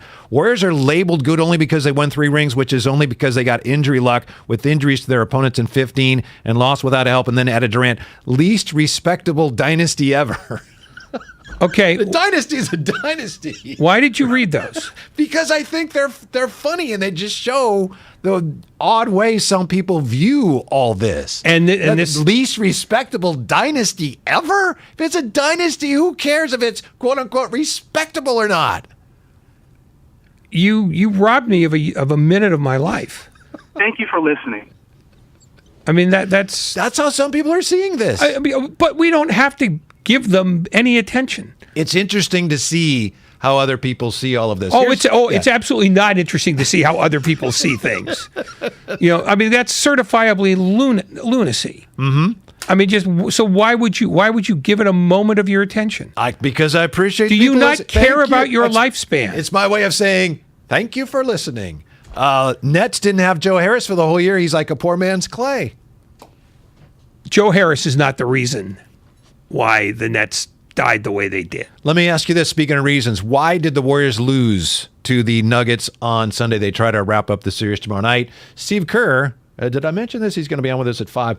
Why did they lose? Steve Kerr had his answer today. What's Ray Ratto's answer? Because the Nuggets aren't a bad team. They're playing at home. They played with desperation. I don't care what he said. He's wrong. Not where he went with this. Well, I don't care. You asked me. I know. You want to ask him? He'll be here in an hour. No, the Nuggets are good too.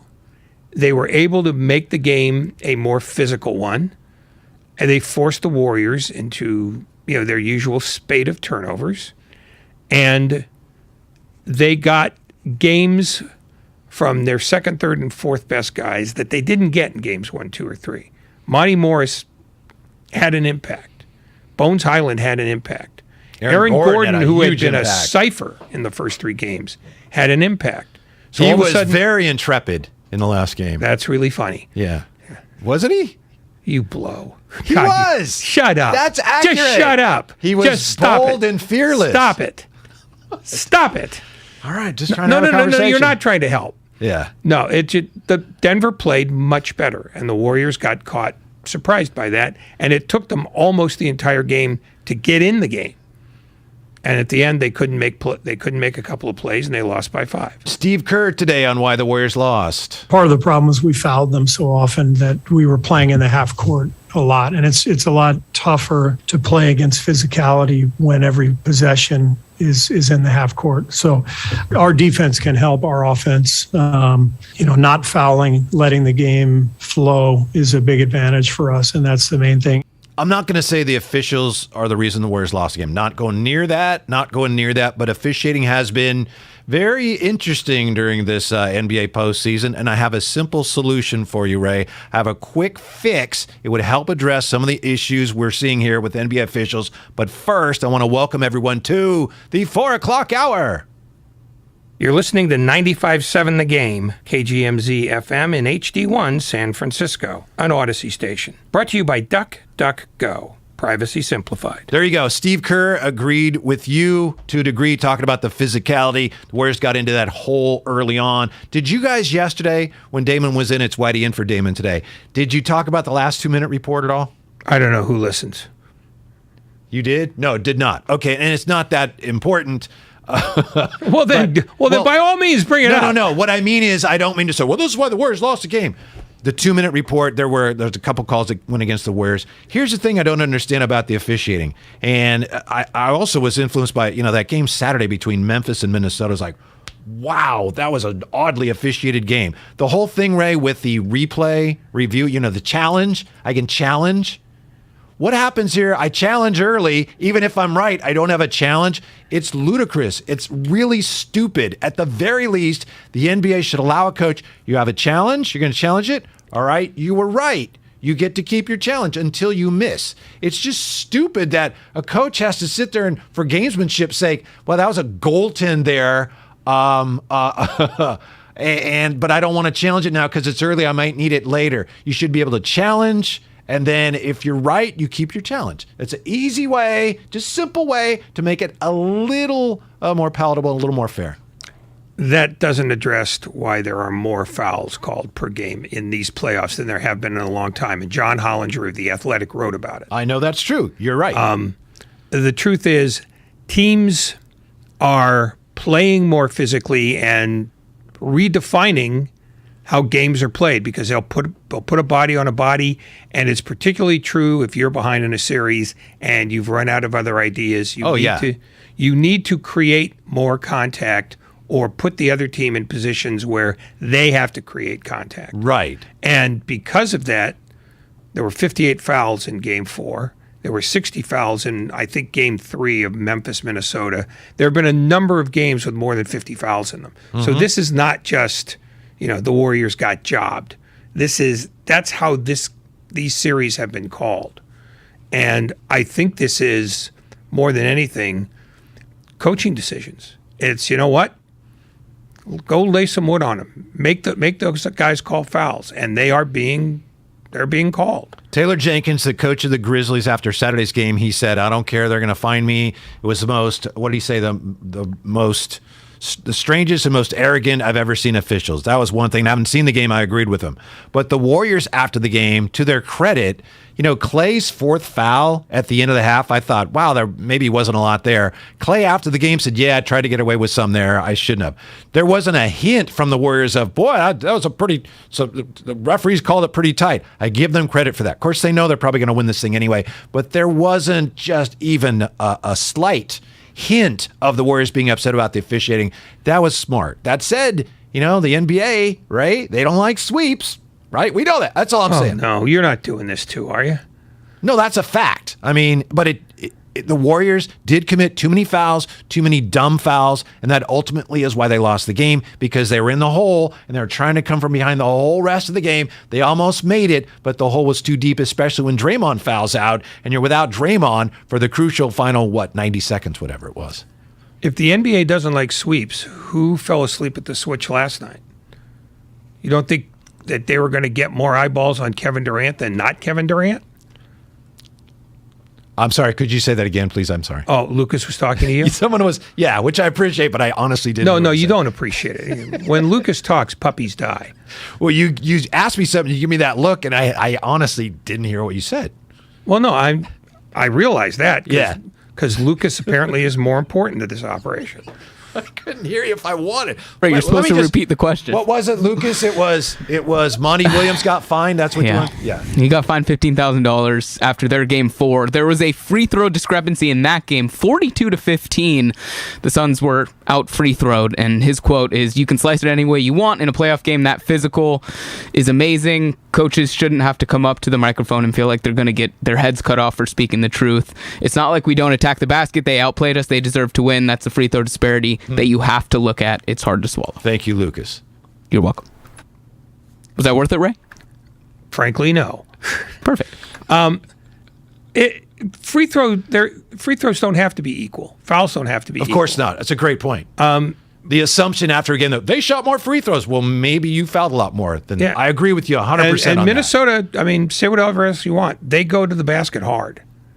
And, I think Phoenix without Devin Booker, that's a hole in their defense. He's not a phenomenal defender, but he's obviously plus. And to their credit, Minnesota has played pretty fearlessly in this series. And they played fearlessly in that we're too young to care. They look a lot like Phoenix did 2 years ago in the bubble when they were essentially out of playoff contention. They won all their games. But they won all their games. It's like they go, you know what, we don't have anything to lose here. Let's start playing like there's money on the rim. Let's go get the money. Even in the game in which they lost 2 20-point leads? They blew a 26-point lead at home, and they were... Yeah. Oh no, because they're young and they're dumb. Minnesota is that team too, But were you dumb when you were young, Ray? Oh, like a rock. In fact, every day I come in here, I'm reminded of those days. That's why Minnesota-Memphis has been the most fun, because it's largely two teams that have risen faster than they thought they would. I don't think Memphis looked at last year and said, we'll be the second best team in the conference this year. I don't think they did that. And Minnesota has been so bad for so long that just getting to 7th was a triumph. So they're playing as though they have nothing to lose. So you're getting all the good things and all the bad things that young and talented teams do. I know I was making funny about what you said about the Suns. I still think the Suns, they take care of business against the Pelicans. Pelicans have been a great story. Willie Green's done a fabulous job there. I'm happy for CJ, but I still think the Suns win. And then I think they're going to end up playing Dallas. We'll see. But the Warriors are still going to play Memphis, aren't they, Ray? I mean, I know it's 2-2, and it'd be ludicrous to suggest, Minnesota doesn't have a chance, but I really think Memphis wins this series. Memphis is better. Yeah. I mean, you'd like to see them put it away, but Ja was, he had a hard time. He almost looked like Jordan Poole did the next day. Well, that will happen. Yeah, because they really focus everything. Because if it doesn't, if it never is supposed to happen, then every series is a sweep. Yeah, the Timberwolves played like one of those protesters who was glued to Ja throughout that game, right? That's part of your long drive in every day, huh? Less than good. I admire the fact that they did a great job defensively. What do you want me to say? You compared them to the protesters. The protesters you wanted to do that since you woke up this never morning. know when someone's going to run out there, and I know, okay, it looks like they're protesting the treatment of chickens, which I get, and it looks like they don't have any, they don't mean to do any harm to anybody, but it's scary when you're watching. I've never seen that before, and the actions that went into the court, and then you see somebody getting tackled there at the foul line. It was scary. In today's day and age, it's scary. And it's now just part of like the playoff experience in Minnesota. I guess it is. Yeah. You know what? I mean, I guess Glenn Taylor shouldn't have been frying chickens while they were still alive. I'm with you on that. 888-957-9570. Is this Kayed? Kayed joins us from Oakland, 95.7 The Game. Hey, Kayed, what's up? What I do, man? I'm just a big fan of the show. I just wanted to come on here. because I'm inspired by you guys, and I'm one of my uncle, he actually always tells me to come and call in. So I'm just coming here I had a question about do y'all think the Warriors can win it all this year? Thank you, Kayed. Can the Warriors win it all this year, Ray? I know Andrew Wiggins just recently said, we have the ingredients to win it all. What does Ray Ratto say? Ray Ratto, who has, I don't know, probably some Phoenix Suns underwear on today. Can the Warriors win it all? I'm not going to answer that because of what I have Phoenix Suns underwear. Well, you've just been touted Phoenix. Oh, Phoenix, they're so great. Now, you said they were the best. So I represent an opinion by undergarments. Maybe. That's the world in which you think I live. That was I just said, I don't know. I said he probably does. He's so pro Phoenix. So I wanted to get your feeling on that. I will just say this before you answer. Before the playoffs started, I looked at all the questions the Warriors had to answer, and I thought, there's just too many things that got to break right for him. From Clay getting right, to Draymond's back, to Curry playing well, to Jordan Poole continuing to play well, Wiggins in the playoffs, and boom, boom, boom, boom, boom. So far, so good. They're a long ways from even the conference finals, but so far they've checked every box. They could win it all. I don't know that that's the way to bet, because I think they would have a hard time with Phoenix on the assumption that Booker comes back. And I think they would have a hard time with Boston or Miami, because they both play incredibly good defense. Very physical defense, too. Yeah. If you have to play. And the Warriors don't do physical teams well. I mean, that's just a fact. So if they win this, it's because they've earned it. Period. That's as far as I'll go. Do you think that in some ways it would mean more to win it? Because I do without Durant. Nothing to do with Durant, but just the fact that they won before he got here. They won a couple, and as Texter said, least respectable dynasty ever. But to then, after Durant leaves, to then win another one, I think it would mean the most. And I think most importantly, it would mean the most to the players. It would not mean the most. The first one always means the most. That's always true. You just ask any player anytime who's won more than one title. The first one is always the most special. This one would stop the notion that they were a good team, then they got Durant, then they became great, and then without Durant, they became beatable again, and then they became bad. So if they pull one out here, it would be a significant accomplishment for their place in history. I mean, 4 and 7 years, not a bad way to, 4 and 8 years, I'm sorry. But the first one is always going to be the one that they remember most fondly. And even at that, they will hate 2016 more than they love 2015. I agree. Coming up next, Ray has it in his contract. We got to get back to Debo. So why the 49ers may have to deal Debo after all that.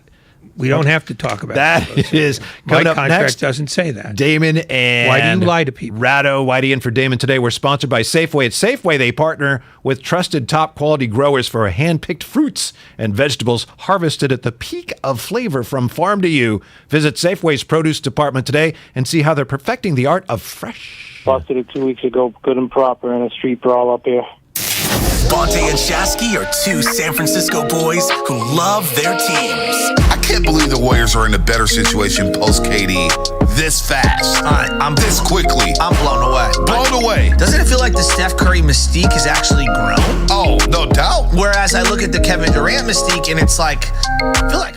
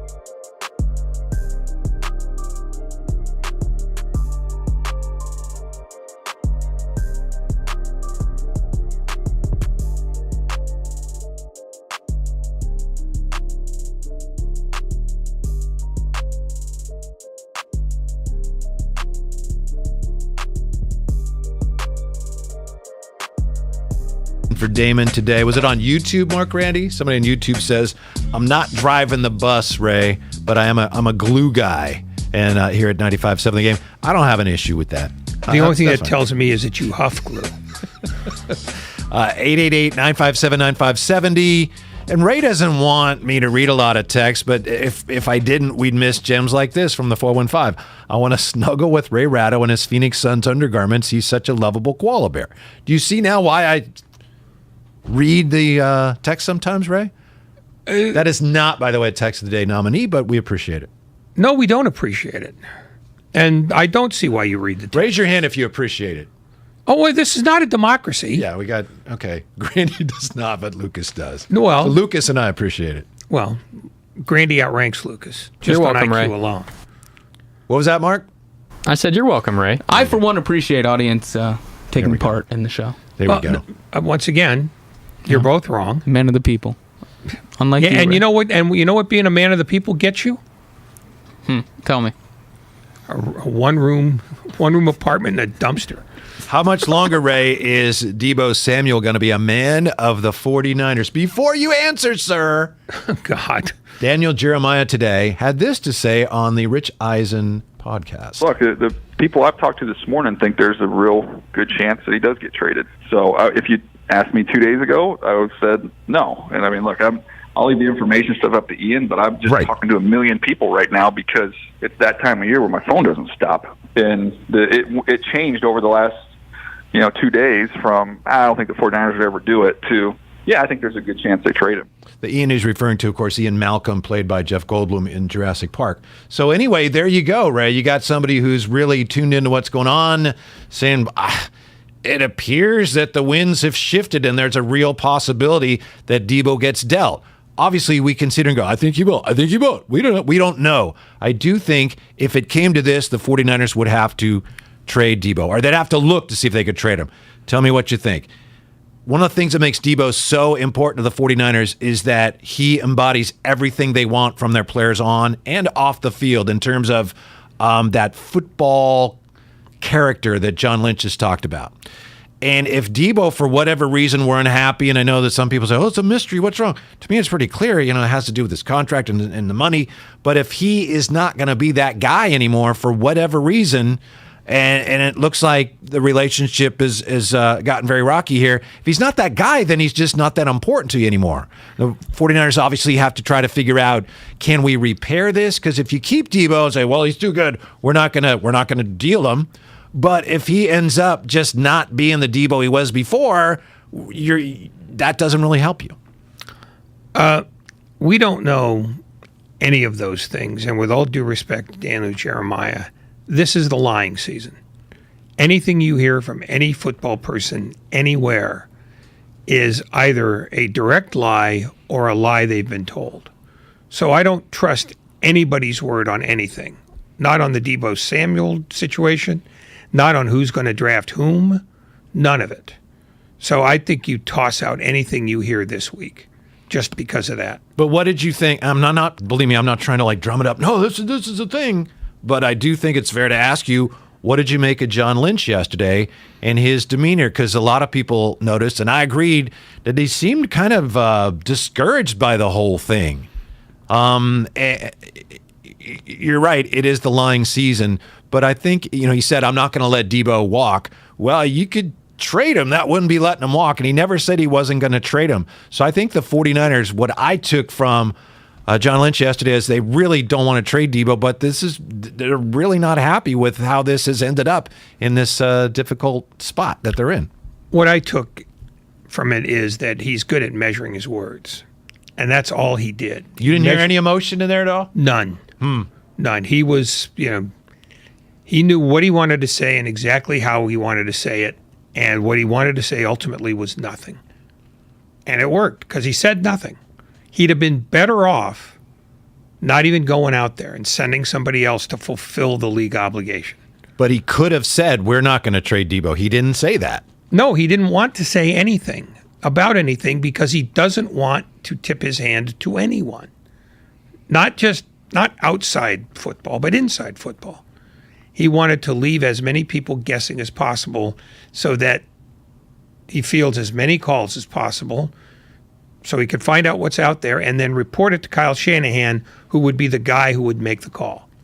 So you think a trade's potentially, and I'm not saying... No, I don't. You don't think... But I don't think this has gone nearly long enough down the road for... You just said he's fielding calls. Well, you're always fielding calls, but, all you're doing is finding out, hey, we'll trade you Patrick Mahomes and a first for him.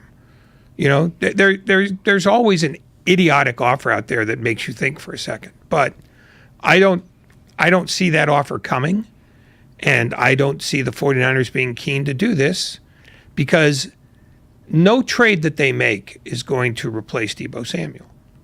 Right, but you're right, obviously. However, if Deebo is non-cooperative, however you want to interpret that, he's going to hold out or he's just not going to be as willing to do things he's done before, then you don't have the Deebo that you had before. Then you trade him later.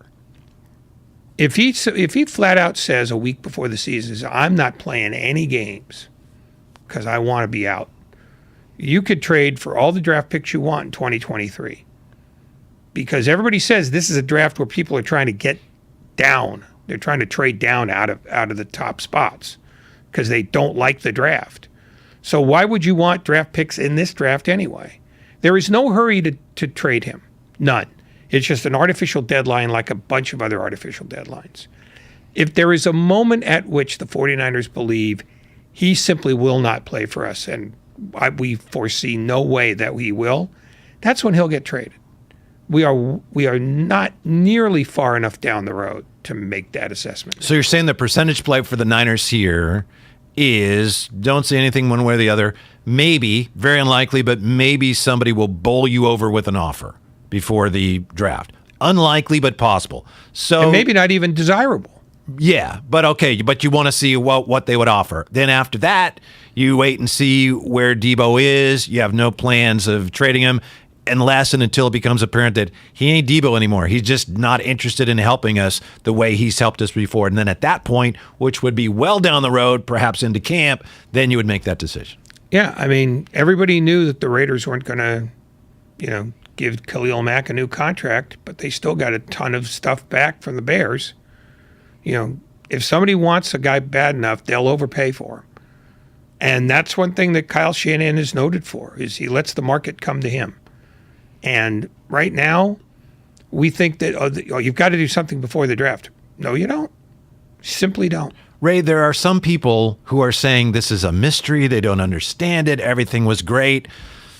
I've seen these types of things before. I'm sure you have. To me, there's no mystery here. And I can't pretend to know everything that goes into this, but clearly you've got a player represented by an agent who's gone about getting extensions for his players. Deebo looks at this situation here and says, wow, they're asking me to do a lot, which puts me in harm's way, and I don't like that. I want my extension now. It is about money, but I just don't see why there's this notion of what is going on. It's a mystery. There's really nothing mysterious about it. No, the mystery is that he has not specifically stated what bothers him. Fair enough. That's the mystery. But don't we can't we guess? Well, we don't know for sure. Of course we right. guess. I mean, we'll probably be wrong and stupid, but we'll do it anyway. Speak for yourself there, Intrepid. You can't help yourself. You just can't help yourself. I hope when you drive home today, I hope the traffic to Vacaville has you stuck there till 9:30. Going to Pacifica, so yeah, that's not gonna. I don't care. Maybe I'll get lucky and you'll go wrong out. You'll go the wrong way out of habit. Pacific Ocean. I'll, as clearly as I can say it, it's, the mystery is only that he hasn't said it's money yet. We think I believe there's a number figure that he will accept, that he and his agent will accept. And that's fine. But that's just me. I mean, if you want to say it's a mystery, it's only a mystery because he hasn't confirmed anything yet, and we are left to read all the specu-guessers about it. Whether it's Daniel Jeremiah, whether it's Chris Sims, or Ian Rappaport, or blah-de-blah down the road. What was the Chris Sims thing? I did some poking around, and someone said maybe he doesn't like playing in California, and then that gets shared like, oh, did you hear what's really going on? Yeah. That's the mystery, is why we pay any attention to such idiotic notions and blatherings. Well, here we are doing it now. No, we're not. Well, you just mentioned it, so of course we're paying attention to it. The only way to not pay attention to, in your words, idiot blatherings, is to not pay attention. When you pay attention to them, you have, by definition, paid attention to them. So you think Daniel Jeremiah, I don't think that was idiotic blathering. I agree with you. It's a guy who's getting caught up in the... What he said is he's heard people say, and there are two kinds of lies. There are the lies that you tell yourself and the lies that people tell you that you report, not as truth, but as this guy said. Because that's a lie too. It's just not a lie that you're telling specifically yourself. But it is the week of the draft. But it's the week of the draft. Someone as respectable as Daniel Jeremiah isn't he going to be smart enough to realize he may be getting played by agents and he's not going to? They all know they might stumble into that web. They all might be getting played by agents, and they all know it. That's why they word those things the way they do. I have something to say. Gives me something to say. Yeah. I'm hearing. Oh, congratulations! I did some poking around. I'm hearing that Kyle Shanahan has a third eye. Hooray! I heard that. Give me sources. Well, I mean, and nobody does that because the great thing about this week is you can report anything that somebody tells you, and it doesn't have to be true. All you're saying is somebody said this. That's why it's the week. It's the Liars Festival. It literally is the Mardi Gras of dishonesty. But Ray Ratto tells us that it's almost certain that Debo will not be traded before the deadline. I agree with you if that's what you're saying. No, I'm saying the likelihood is that he won't be traded. Yeah. I don't know anything. So you're not willing to say it's almost certain? They don't have to trade him before the draft. It's an artificial deadline. Sounds like you're hearing that he may be traded. I'm not hearing anything, and if somebody tried to tell me, I would refuse to listen. I don't want to know. 888-957-9570. Let's talk to E in San Jose on 95.7 The Game. Hello, E. How you doing? How you guys doing today? Ray, are you nice and upset today? Ask your question, and I'll answer that. All right. So it's more of I think I figured out why Debo doesn't want to be a running back for the next 3 years for the 49ers, and it's they can guarantee all the money they want. They can guarantee him 3, 4, 5 years. It's the next contract that he's worried about. It's the one that gets him up into the career earnings of $200 million, because you spend the next 3 years as a running back for the 49ers, and you don't have another 6 or 7 years to play wide receiver in the NFL. He'll be burnt straight out. I don't think he's worried about this contract. He's going to get his bag now. Hey, E. He's worried about getting the next contract. Yeah, I think that's a great point. I agree with you, but I'm assuming maybe you're a 49er fan. I don't know. Do you blame him for that? Do you resent him if that's how he feels? Absolutely not. I see these guys celebrate after the most mediocre play because they know that literally at any point they could die on that football field. I do not resent Debo one single bit. I have faith in Kyle that he'll figure it out. He got more out of Matt Breida than literally any other person could ever. He got more out of Mostert, who's going to find out real quick in Miami that you're not the same guy as you are outside of a Kyle Shanahan system, even though he does have Mike McDaniel. So I think Debo, I have no resentment for these guys at all wanting their money, because the average career is 30-something years, and it's less for a running back. So I get it. Thank you. I agree. Call of the day nominee right there. And the mystery, Ray, would be Debo doesn't want to say that. You don't want to come out and say that. But if that is how he feels about it, it's certainly understandable. I think that's why there's this mystery. He doesn't want to say, "Look, I don't want to get hurt, and I want to make a lot of money." But you can't blame someone for feeling that way. No, you don't. But what's happened here is the market's changed. That's why this is at least fascinating to the extent that it is. All of a sudden, wide receivers are being paid not just a lot of money, but a lot of guaranteed money. This is the time to make your play. I mean, the next contract, it's 3 years down the road. You can't worry about that.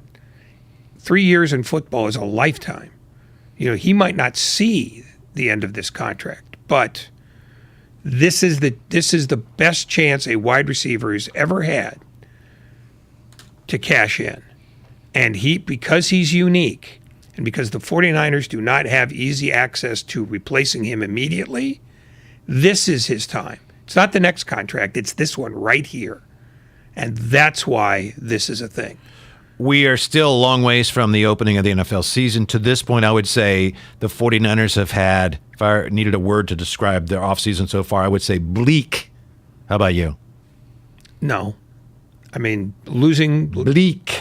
Losing. Okay, fine. It's bleak. What do you say? No, I don't keep score in the offseason, because if you lose a guy like they lost Laken Tomlinson, it's not that they lost him. It's all right, how are you going to replace him? Because if they replace him with somebody as good or better, or they draft somebody who turns out to be really good, then it wasn't bleak at all. They actually saved money on the deal. I did qualify it. I said to this point, but that's the biggest issue. Last year we knew the secondary was a problem, and it was a problem right through, especially when Verrett got hurt. And right now you look at the offensive line, that's a problem. Yeah, but you can problems don't get fixed whenever you want them to be fixed. They take time. That's why the idea of who won the offseason is so profoundly stupid, and why people talk about it. It's largely because they need something to say or write in a time when nothing's going on in football. But this Debo thing is, okay, maybe they work it out, but well, it's not good. The Debo thing is the Debo thing. If they re-sign him, this was much ado about nothing. When you start the next season, that's when you can look back at the offseason and say, well, that was not good, or that was good. This is just today's snapshot. That's all. The Garoppolo thing, I think people are making too much of that. Yeah, it'd be great if they traded him by now, but they haven't traded him, and they still could trade him, and he had to have surgery. So, all right, it's not ideal, but you can understand where it is. It's not like, oh my goodness, what a massive failure. I don't see that at all, but I do think they've had a very underwhelming, at best, offseason. Here's John Lynch from yesterday on the 49ers offseason, which, no surprise, he likes it, Ray. We feel really good about our offseason. You know, we took a hard look at our roster and said, where do we need to be better? And we think we've addressed those areas. You know, I think a common theme was we wanted to be better holistically on special teams, but we never just want to have special teams players. We want guys that are fits into our offense or defense. And I think Ray McLeod is a perfect example of that. Oren Burks is a perfect example of that. A very good special teams player, but also a very capable linebacker who provides depth. I think George Odom is another example, a guy who started meaningful games for the Colts last year and played at what we thought was a really high level at safety. But this guy's an all-pro special teams player as well. You know, you had a guy like Kamoko Toure late. He's got very good rush skills, and we feel like can thrive in our system. You know, we like a lot of what I did. You know, Charvarius Ward, that was our number one goal, to add a top-flight corner that can match up with the top receivers in this league. And, man, I can't tell you how excited we are about Charvarius. They're very excited about Charvarius. Other than that, haven't done much. And I know what you're saying, Ray, is, hey, there's a long ways to go. They could still do something. That's true. All I'm saying is, to this point, I don't think they've done anything very impressive. But that's the trap. I mean, it's just, you know, you would say, well, it's the middle of April. They haven't drafted anybody yet. How have they done? Does it matter? It doesn't. I mean, they'll get to reassess all this again ad nauseum. Their center, they've lost, as you said, Tomlinson. Some of that happens. They'll have a center. Trust me. When the games start, they'll have a guy playing center. As good as Alex Mack? We don't know. Well, I think we can. It's pretty safe to say no, probably not. I know. Did he have a great year? He had a pretty good year. Borderline all pro. Borderline he did a good job. Pro? No. Yeah, I'd say so. Maybe borderline Pro Bowl. Okay. Well, you were borderline Pro Bowl. Well, you know, I didn't see anything that suggested that he was a potential all-pro. Okay. But I thought he had a good year, and he's an important piece of an offensive line puzzle that they're really struggling to. But John Lynch went through this whole dog and pony yesterday about how it's easy to find a center. You know, well, if it's easy to find a center, then Honus Grasu's on the phone. He was a center. What happened? They signed him. We're going to play Seattle. Honus Grasu. He's played in the league. But Jimmy Garoppolo got destroyed. But that's my point. It's that, you know, April is not the time where you make judgments about, well, how have they done so far? It's, you get to decide with some certitude when the next season starts. And I realize that doesn't get the bell rung in late April, but It's not meant to be rung then. 888-957-9570. John in San Francisco. Hey, John, you're on with Ray Ratto and Whitey Gleason. What's up? Hey, guys. Love your show. So I just, Debo thing, NFL is a copycat league, right? Does he not realize wherever he goes, they're going to do the same thing with him? Is he that dumb? Is he too dense to realize that? Does he not think wherever he goes, they're going to do the same thing? Well, what makes you think that the problem is he doesn't want to do both things? I mean, all you've done is hear speculation about it. I mean, the real point... It's a fair question. Thank you, John. It is a fair... if that's the problem, I see John's point, but I'm assuming Debo probably thinks if I get traded, somebody, wherever I go, they're going to take care of me. That'll be part of it. No, yeah, it's about getting paid now, because now is the time to get paid. He's not dumb, John. It's just that the part of it would be you trade me someplace where they're going to take care of me the way you guys won't take care of me financially right now. That's why what I think makes the most sense. It's not the same as me knowing, but given the Jenga tower that I'm playing with, there's a dollar and year amount that he will say makes him an elite member of a wide receiver class, even though his wide receiver skills on their own don't put him there. It's the other 80 some odd touches he had that put him there, because they don't take away touchdowns because you didn't catch the ball before you went in the end zone. Would you agree that they asked an awful lot of him last year? They asked an extraordinary amount. They don't get anywhere near the conference final. No. If it weren't for Debo, not only what he did catching the ball, but the fact that we can't, the zone stretch, which is our bread and butter, we don't have anybody who can run it. Hey, Debo will do it. It was remarkable. No, they were 3-5 and dead in the water. Then they did this, and then they won 10 games the rest of the year. Of course it was the turning point. Let me slip in one more here. Joe in San Jose, 95.7 The Game. How you doing, Joe? What's going on, gentlemen? No, I'm saying what I said is this guy. Their offense runs with a lot of gimmicks. So if you're going to do a little flea flicker or something like that, you're going to meet a linebacker. You're going to meet a defensive end. You're going to run into that. But now, if you're going across the field, then you're not going to get banged up as much, because you got free safeties, and corners. But all that gimmicky stuff that they do as an offense, you're going to get, if he continues to play like in that offense, he's going to get blasted. He's going to be out of the league in 5 years. Thank you, Joe. Yeah, I'm sure that's part of Debo's view as well. Good point there at 888-957-9570, Xfinity mobile text line. Steve Kerr is coming up, top of the hour, and up next, we're going to look at the whole question of Steve Kerr's starting lineup for the Nuggets, the Warriors against the Nuggets tomorrow night. You put Steph back in the starting lineup. Do you need to do that? That's coming up next with Coach Kerr coming up top of the hour. It's Damon and Ratto. Whitey in for Damon here on 95.7 The Game. We are presented by Fremont Bank, full service banking, no compromises. The morning roast was Big Steppin' with Stunna Man and Gunna Goes Global. In the Bay, we be like Richmond, Oakland, Frisco. If you see us, you hear us, man. Come on, we actors. We in the Bay, man. Hey, I'm not Paperboy.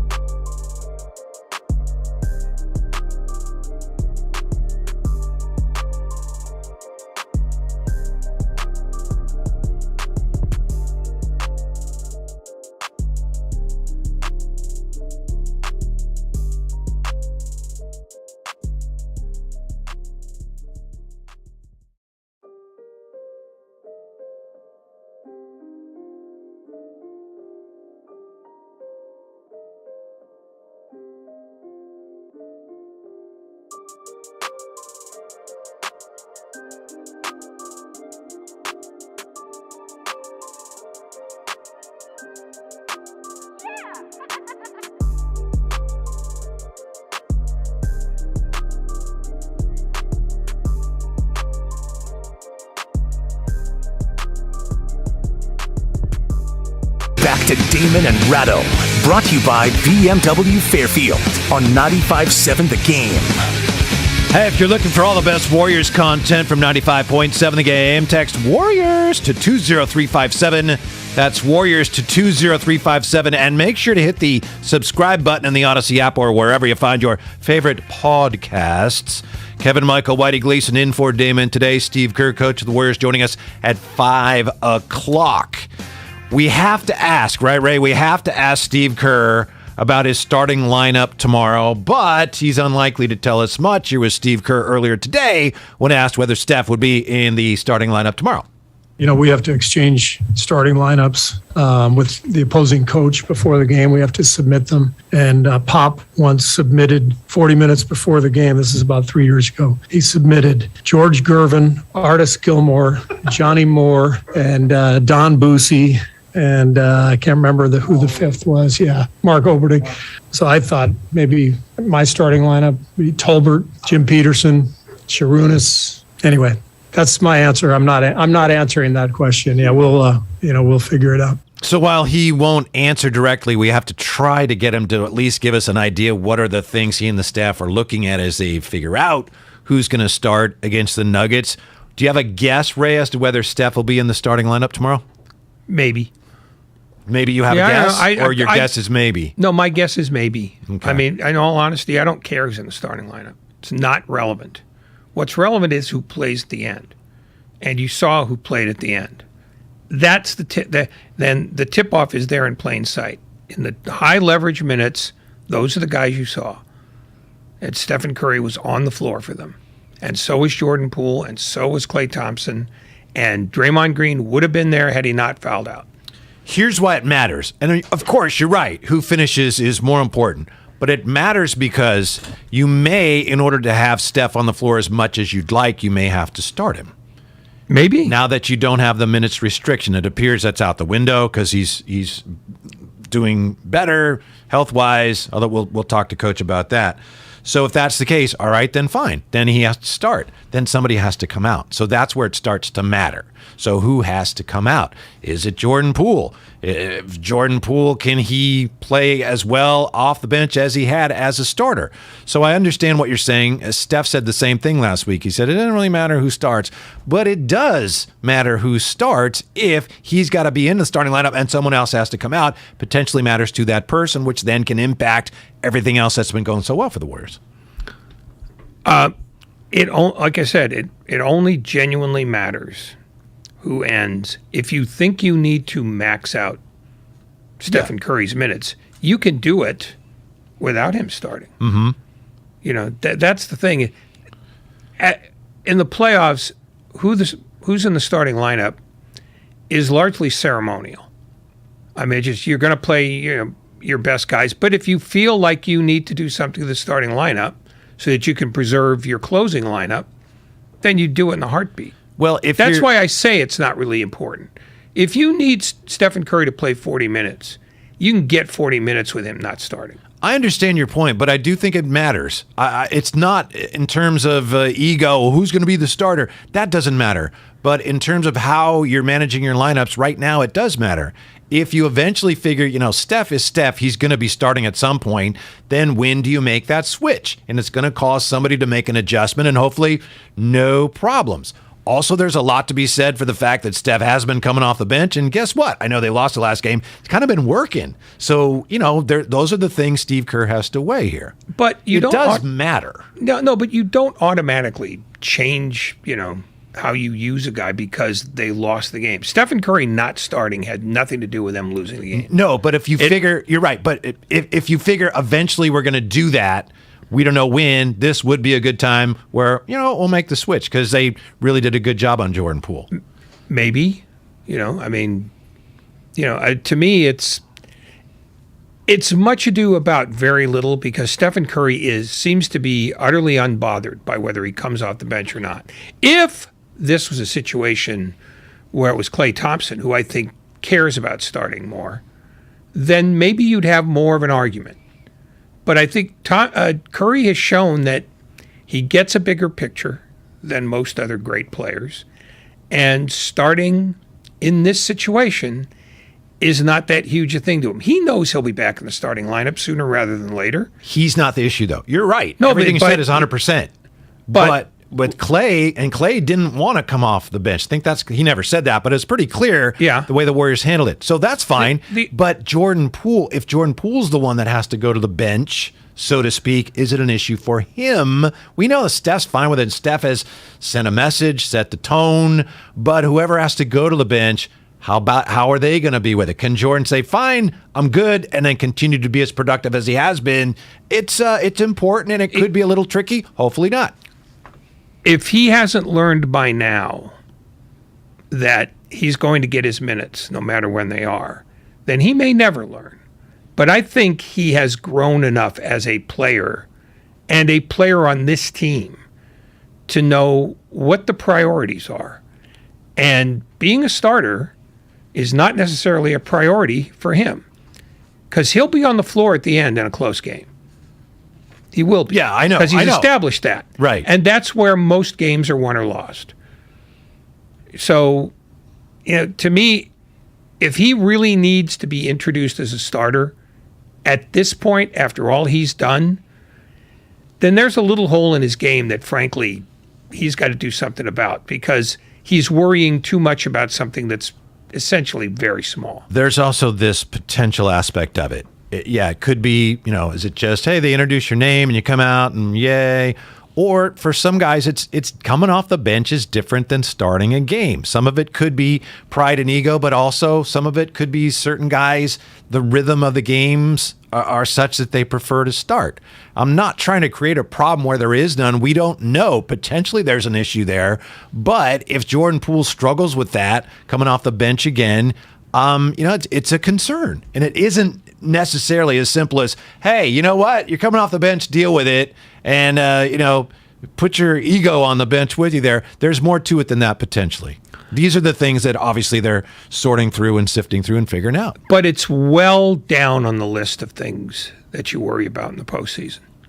If this is a thing in Game 65, okay, you can mollify it one way or another. But you do the tactical thing that makes the most sense in the postseason without regard to whose feelings get hurt. On something like this, if the best player on the team is saying, yeah, I'll come off the bench, then nobody else gets to complain about it. I feel like Chris Tucker in Rush Hour. Do you hear the words that are coming out of my mouth? Yes, and I'm saying that you're wrong because starting has been established on this team as less important than finishing. Yeah, but that's a cultural thing. It's not just necessarily about your feelings getting hurt and your ego. That's all I'm saying. It could be just it's difficult for Poole. I can't get it going coming off the bench. That's something to consider. That's all I'm saying. If that's the best tactical answer you've got, is that Poole comes off the bench, then you simply tell him, you've established how good you are. Yeah. This can't be a problem anymore because you're coming off the bench. Don't you think that's where this is headed? Because Steph Curry is freaking Steph Curry? Or do you have Poole I think it's headed that way, but it may not end up that way tomorrow. Right. What do you think of the way Kuminga played in the last game? They wanted him to spell Green and Looney. He gave them 11 minutes. He was, started out a little like you'd think a 19-year-old would look in his first playoff because game, but then he did well. I wouldn't put Jonathan Kuminga on Nikola Jokic at any point if I could avoid it, because Nikola Jokic will stand on his throat. See, Iguodala trying to guard DeMarcus Cousins, that did not go well. No, it didn't. I mean, Denver is bigger and stronger down low. That's one of the weaknesses the Warriors are going to have to live with the entire postseason. That's the deal. Nobody is complete, and this is the way that good teams will attack the Warriors. They will try to make it a down-low game, and they will put bodies on bodies, and then, because that's the one thing they know they can exploit with significant success. It's Draymond Green can't guard every big guy you got. And that's just unavoidable. So as effective as he's been, Ray, as effective as Draymond has been guarding Jokic, I think the point you just made is, if I understood you right, I think an important one. Draymond can guard Jokic effectively, but not for like 40 minutes. No, because 6 fouls. That's why. You want Draymond Green in at the end of games. That might have made a difference in Game 4 had he been there. But the greater truth is the Nuggets are going to own that position because Jokic is that good and the Warriors are that small.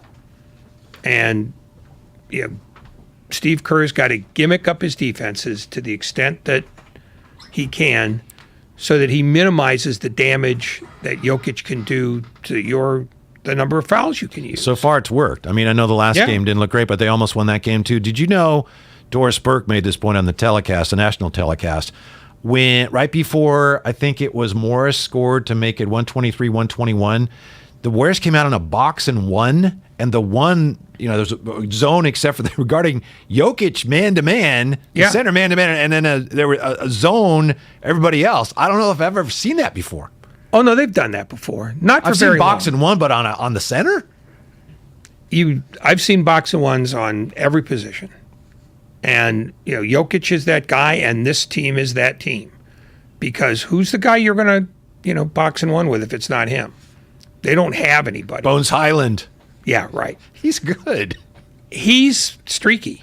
He's fun to watch when he's making shots, but he hasn't made a ton of them in this series.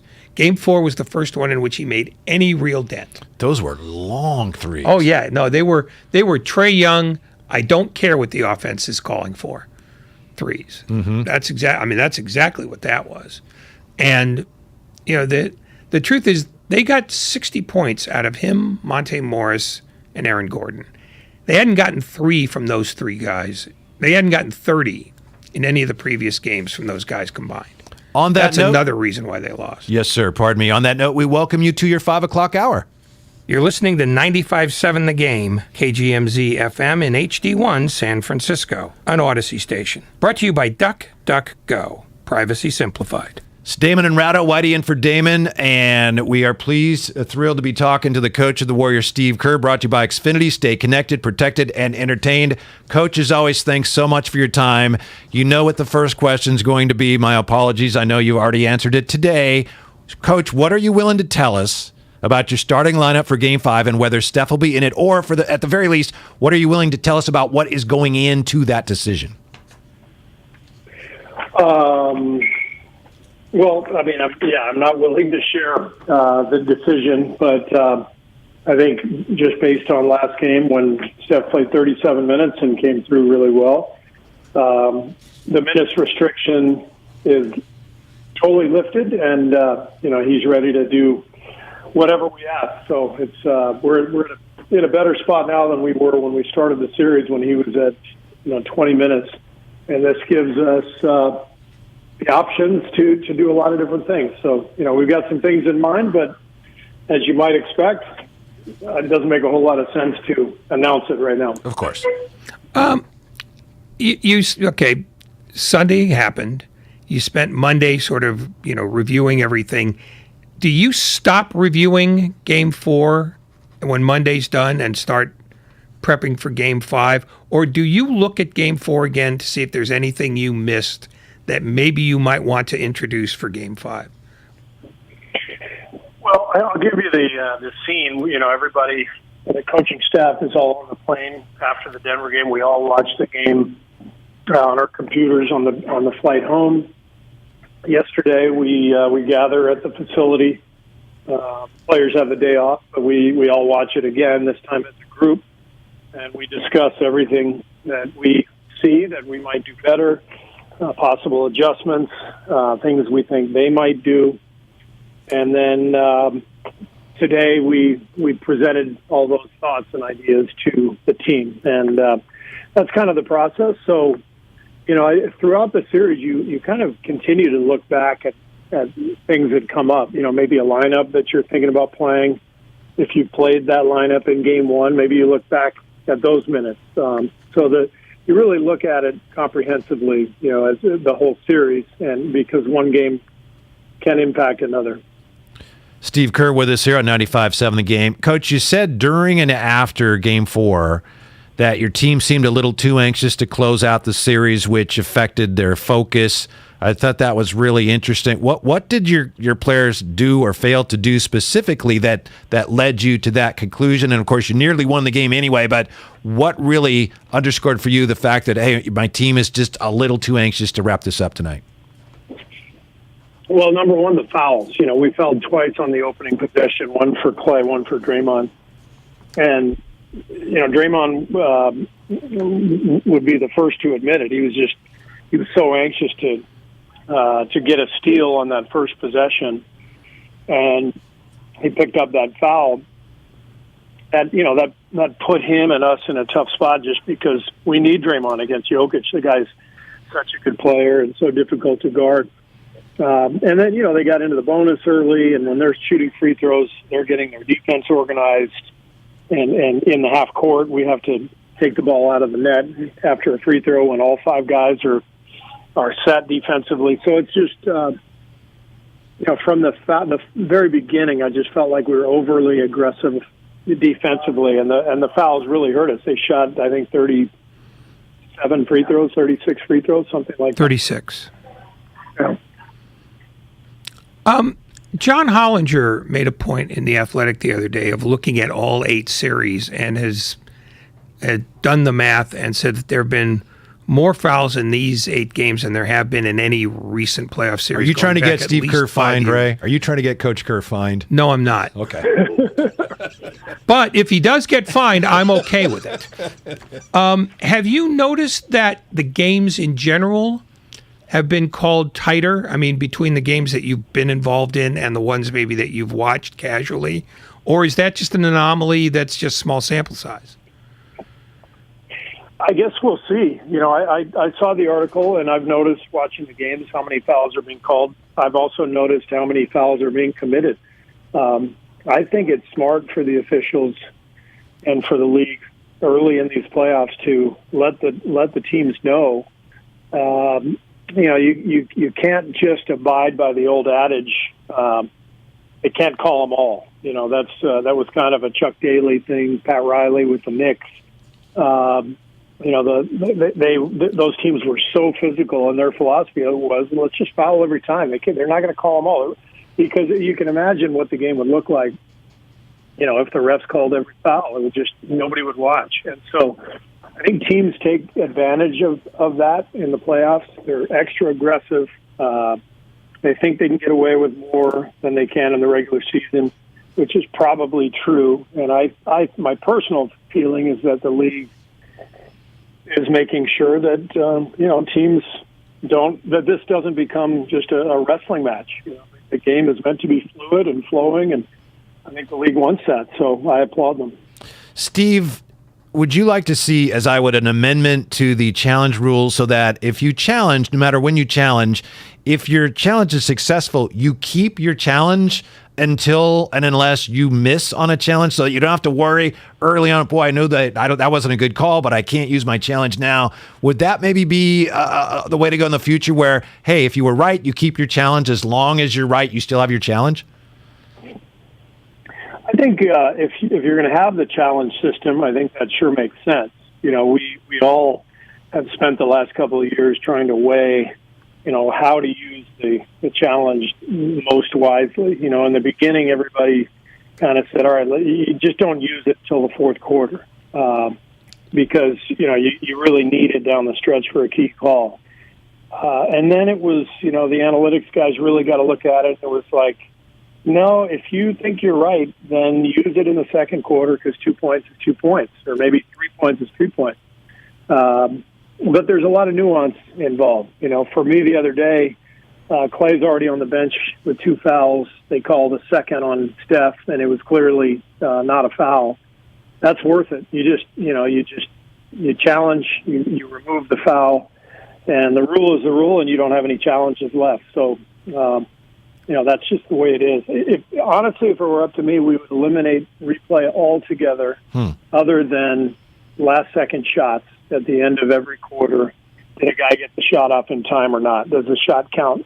Otherwise, I'd like to eliminate all replay, all challenges, because in our quest to get, quote-unquote, everything right, which is impossible in basketball, whether you have, replay or not, we've just created all these stops and starts, and it's ruined the flow of the game. So I hate replay, personally. You should get a contract extension on that sentence alone. Contract extension from you? Oh, no. I mean, ignoring the fact that I'm right about it, you should get a contract extension because it's wisdom, and wisdom should be rewarded.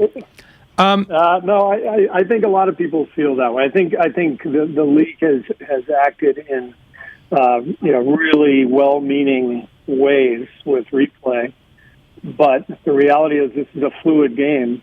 Can you imagine if soccer, I mean, I watch a lot of soccer. Can you imagine if every foul soccer were replayed and reviewed? The game would just come to a halt. And basketball and soccer are very similar. It's a fluid game. You know, we don't want timeouts. We don't want stoppage. We want the players to play. That's why we got to get rid of the take foul, where teams are being rewarded for fouling as soon as they're in a disadvantage in transition. You know, I think we've erred on the side of, like I said, trying to get everything right when we need to err on the side of let's keep the game moving. This is a question that requires only a number for an answer. How many more ways can you think of to defend Nikola Jokic that you haven't used yet? Yeah, that's a good question. There are a lot of things you can do. There's not necessarily an answer because he's got an answer for everything you throw at him. So, for me, just playing this series, coaching this series, we have established a game plan, a series of rules that we want our guys to follow, and if we follow those rules perfectly, Jokic is still going to end up with 35 and 12 and whatever. So he's a phenomenal player. There's a reason he's MVP, probably two-time MVP after the votes are counted for this one. So you don't worry about throwing 11 different coverages at him. You worry more about just what are your baseline rules to beat Denver, and that's what we talk about. Is he the most maddening player that your team faces in the course of a year because of that? Maddening is probably the wrong word. I think he's a beautiful basketball player. I mean, when you look at the passing and the instincts and the feel, he's a pleasure to watch. But when you're coaching against him and playing against him, he's a handful. But you respect that. You respect that kind of skill and talent, and it's a great challenge to try to beat him. Steve, when Draymond was out, of course, you guys have known this for a long time, but when Draymond was out this year, we really got another lesson in how much he organizes things at both ends of the floor in the half court. So that said, how much did you guys miss him? How difficult was it to figure out what you wanted to do at the end of the game at both ends of the floor after he fouled out? Well, it wasn't so much trying to figure out what we wanted to do. It was just missing his presence. And I mean, he's one of the best players in the league. It's not a statistical thing. If you want to look at stats and whatever, even the advanced stats, PER, all that stuff, just throw it out the window with Draymond. He impacts winning as much or more than any player in the league. And it's because of his brain, it's because of his strength and his versatility defensively. The guy is an amazing basketball player, especially come playoff time. When he's rested and he can prepare for every game, and it's amazing to watch. I mean, Draymond is just a brilliant basketball player. But sometimes it takes. People who really know the game to truly appreciate what he does. But people around here, Warriors fans, know exactly what I'm talking about. I mean, year after year, playoffs come and Draymond becomes indispensable and one of the very best players in the league. If there is one thing that you absolutely must improve between Game 4 and Game 5, and only one thing, what would be the one you'd want to improve most? Is it fewer fouls? Is it fewer turnovers? How would you prioritize the things you want to see your team do better than you did in Game 4? I think it's the fouls. I mean, turnovers would be a close second. We had 17 in Game for, I think we were averaging maybe 12 or 13 in games 1 through 3. The turnovers are a big deal because they turn into buckets at the other end, and those easy points that they get in transition also mean that guys are more comfortable the next time they have an open shot because they've just had a transition layup. But it's the fouls that really muck the game up. If Denver can live at the foul line, then they get a chance to get their defense set up. And obviously our advantage in this series is our speed and our ability to get into the open floor. So if we're not fouling, then the game moves faster. And so we've got to defend without fouling.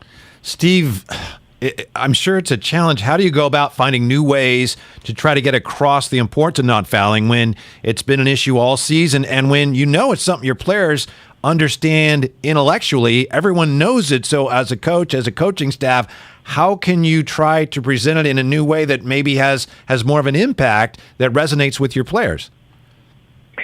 Well, that's where you hope that losing a playoff game comes into play in terms of what lesson you take from it. And one thing in the regular season to say, hey, we fouled too much, and then you move on to the next game. But in the playoffs, it's every possession matters, every game matters, and you're really able to zero in on strategy a lot more. And so I think it's fair to say we win that game the other day if we don't send them to the line 36 times. I really believe that. Now, there's a lot of other stuff that happens in the game for sure, and you give Denver credit for playing really well, and we made our share of mistakes. I made my share of mistakes. All that stuff is true. But when it comes down to it, when the players are able to see on film that all those fouls lead to losing, they're much more likely to respond to them.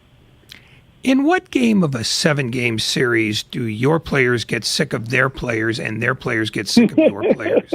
Or has it already happened yet? Yeah, I think it's probably in the middle of the series. It's probably game 4. They were much more physical in game 4, which we expected. The first couple of games we were able to get to a lot of places on the floor, and they turned up the heat in games 3 and 4. They were much more physical. And when it gets more physical, that's when it gets more chippy. I think it's usually game 4 or 5 where, teams really get tired of one another. I wanted to ask you about Jordan Poole, and this is Steve Kerr with us here on 95.7 The Game. I was impressed by the fact that as much as he struggled, and as you said, he's going to see a lot of different defenses here. They're going to focus more on him. He didn't seem discouraged or frustrated. He didn't put up big offensive numbers, but he didn't seem to me like it got to him. So moving forward, how much of it, Coach, comes down to him making adjustments? How much of it comes down to you as a staff making some adjustments within the offense to help put him in a better position against the more physical defenses that he's likely to see? Yeah, it's a combination of all that. That's what it's about. You watch film as a team. You watch film individually. You have individual conversations with guys. And for Jordan, this is his first trip to the playoffs. So there's a lot of good stuff happening. And for us to be able to tell him, hey, this is what Steph's been facing now for 10 years. He's lighting everybody up. And so, what's the opponent going to do? They're going to get physical. They're going to put a big, strong guy on him, and that's what they're going to do to you now because the word is out. The league has seen the impact you can make, and now it's a matter of adapting and adjusting. What do you do differently? How do you use an opponent's pressure against them, and rather than succumbing to it? And it's all part of the experience for Jordan. You've said in the past and more than once that you will watch other playoff games simply because you enjoy watching them.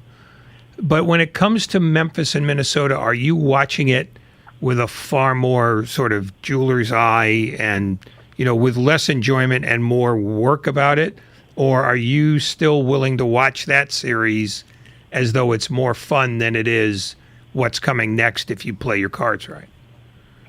I watch the games. I've got the one that's happening right now recorded. I haven't started it yet, so don't ruin it for me. But I don't really give much thought, if any, to what would happen if we play one of those teams. We are 100%, just thinking about Denver and thinking about Game 5, and then if you're lucky enough to move on, then you move on and you start watching those games again with real intent. Coach, as fans, we sit there, and we watch the playoffs and we say, it's different in the playoffs, like we know. I'm wondering, and maybe there wasn't, but you as a player, was there a moment or a game or a series where you can remember as a player realizing, wow, okay, this is what the playoffs are really about? I think as a player, I felt in my very first playoff game, way back, I guess it would have been 1990. I was playing for Cleveland. We had a playoff game in Philadelphia, and you could just feel the intensity level just ratcheted up. And okay, I get it now. Everybody's moving faster. Everything you do has been scouted. They're kind of sitting on your pet moves, whatever, whatever sequence you like to run as a team, they're sitting on that. And it's just a lot harder. It's a lot harder individually and team-wise. All right, Coach, we'll leave it with this. I was just wondering, I know you've spoken about how well Clay played. Had it not been for the foul trouble, is it possible that Clay was on his way to one of those 60 on 11 dribbles, 37-point in a quarter games? I know that's a high bar, but it looked like Clay had a chance to go nuclear again in that game. Did he have that look to you? Yeah, he had it going. I mean, he's had a great series, really. He's just locked in and feeling good physically, and he's comfortable in the spotlight. Obviously, he's been there a million times. He's just thrilled to be back playing after a long absence. So Clay looks great, and it's really fun to watch him play. Coach Kerr, thanks. We appreciate it. Good luck tomorrow night. We'll talk to you soon. Okay, sounds good. Thanks, guys. Steve Kerr, brought to you by Xfinity. Stay connected, protected, and entertained. I don't know, Ray, the way he answered our question about Steph and the way he talked about we have options now that we didn't have because we have the minutes restriction off. To me, it sounds like maybe he's suggesting that number 30 may be in the starting lineup tomorrow night. I know you're going to say, no, I didn't hear that. You're overthinking it. That's what I heard. Well, okay, you heard it. I stopped trying to peek under his hood a while ago. Well, I know he knows he chooses his words carefully, so yeah. No, he chooses his words more carefully than he used to. He used to be, let me put it this, it used to be less guarded about what he planned to do in the postseason. And maybe it's because when you had a roster as top heavy and loaded as that one was, that there weren't a lot of sort of strategic questions to ask about who's going to start and things like that. This is a team where all of a sudden those doors are opened because he almost has more starters than he has positions to start. So it becomes a thing. But he is very much more, shields up than he used to be. And I think part of that might be because of the second guessing that he heard in 18 and 19, when he went from being the smartest guy in basketball to, oh, I could do that better than you. The usual sort of, genius to common man fall that successful people have because we're so brilliant and they're so stupid. So I think he's not letting out anything that he doesn't want out, and he's more strident about it than he used to be. He just says, I'm not answering that. Is there any kind of cautionary tale for the Warriors and what's going on with Philly? They were up 3-0, and now it's 3-2. And I know, Harden looks like something's wrong with him, and Joel Embiid injured his thumb. Some people in Philly are wondering, Well, how did that get leaked out? And some people think, well, he leaked it out because he wanted to have an excuse ready in case things started going sideways. I don't know. Philly still probably wins that series, but, I mean, there's an example, though, that he can show his team, right, where you don't have these things won until you've actually got the 4 wins. There is nobody on that roster that he has to show that to, with the possible exceptions of Poole or Kuminga because they've never been through it. But he probably doesn't have to show them either, because they will have heard it from Curry and Thompson and Green and Wiggins and Porter and Iguodala and go down the line. Nuggets to the 3-1 comeback Kings, Ray. That doesn't concern you? In the bubble playoffs 2 years ago, it came from 3-1 down in back-to-back series. No, I'm indifferent. That's I don't know. That's a Lucas fun fact, by the way. So fun, right, Ray? The phrase Lucas fun fact is in and of itself an oxymoron. I mean, you could have just debunked it by saying, yeah, they actually have to go on the road and win games. No. We could have had a nice conversation about it, but instead, just hate. Thank you. Gee, I'm sorry that I ruined a bad stat from you by pointing it out. There was a bad stat. It's all good. We'll get past it. Huh. Oh, I'm not getting past it. I'm blaming you for this. You derailed the show with your petty need to give us numbers that we can't really use. I don't think Denver, they've had a really nice season. Everyone knows their challenges with their guys they've had injured. Unless the Warriors somehow something really bad happens to somebody or they forget how to perform one of the things they do well every game, I don't think Denver has much of a chance at all of pushing this thing back to Denver. Well, I mean, they're just not as good as the Warriors. Well, they're clearly not. But if this game is as tightly called as Game 4 was, and the Warriors get into the same issues that they had before, look, they're a team that's known for hacking. I mean, they commit a lot of fouls. I think they're 4th most. Yeah, and they do throw the ball around. Yes, they're and they a have high turnover forever. team and always have been. If that plagues them again, I could see them losing Game 5. I don't think it's likely. Wouldn't that drive you crazy if you're Steve Kerr? For years, as long as you've been there, turn the ball over too much. In the last couple of years, foul too much. And, hey, guys, we foul too much, turn the ball over. Yeah, we know. And they still do it. It just happens over and over. Well, it's not like you are fixing things in a vacuum. It's not like you're just opening the hood of a car and going, tighten the carburetor, we're good. Right, but other Ray, teams are causing sometimes you to do some of that. And we know not all turnovers are created equal. Steph even said, I think after the last game, it's not just the number of fouls, it's the type of fouls you commit. We committed some dumb fouls. They do in some of the turnovers. Some of this is basketball, but sometimes you see the Warriors trying to make these plays. It's like, what in the world was that? And it's just part of the whole Warrior experience. Well, that's more the turnovers than the fouls, because the fouls are just lazy defense for the most part. And also, I think being a little undersized sometimes. Well, in this series, sure. But, there have been a lot of fouls called in this series. I mean, Game 4, there's more than any other game. But this has not been a non-contact series because Denver didn't want it to be. But now that Denver has figured out, we can do these things and get them to react this way. And so let's do that again and see if they'll continue to take the bait. And maybe they do. I mean, Denver has a counterpuncher's chance, but that's all it is. If Game 5 was in Denver, I might think a little bit differently. But Game 4 was in Denver, Game 5's in San Francisco, and I think that makes some difference too. All that said, last time I was on with you was Friday, I was all but certain that, Memphis is going to take care of business against Minnesota. They still may, but Minnesota's leading at Memphis 49-44. With 3.5 to go in the first half. Minnesota is leading. That series is tied. Minnesota leading. And then what's going on here with the Pelicans and your beloved Suns? I have no idea how that series is even. I know, Devin Booker's hurt, but still. So Herb Jones is happening, Whitey. There you go. That's I love him. Yeah. Jose Alvarado. And don't forget about TM3.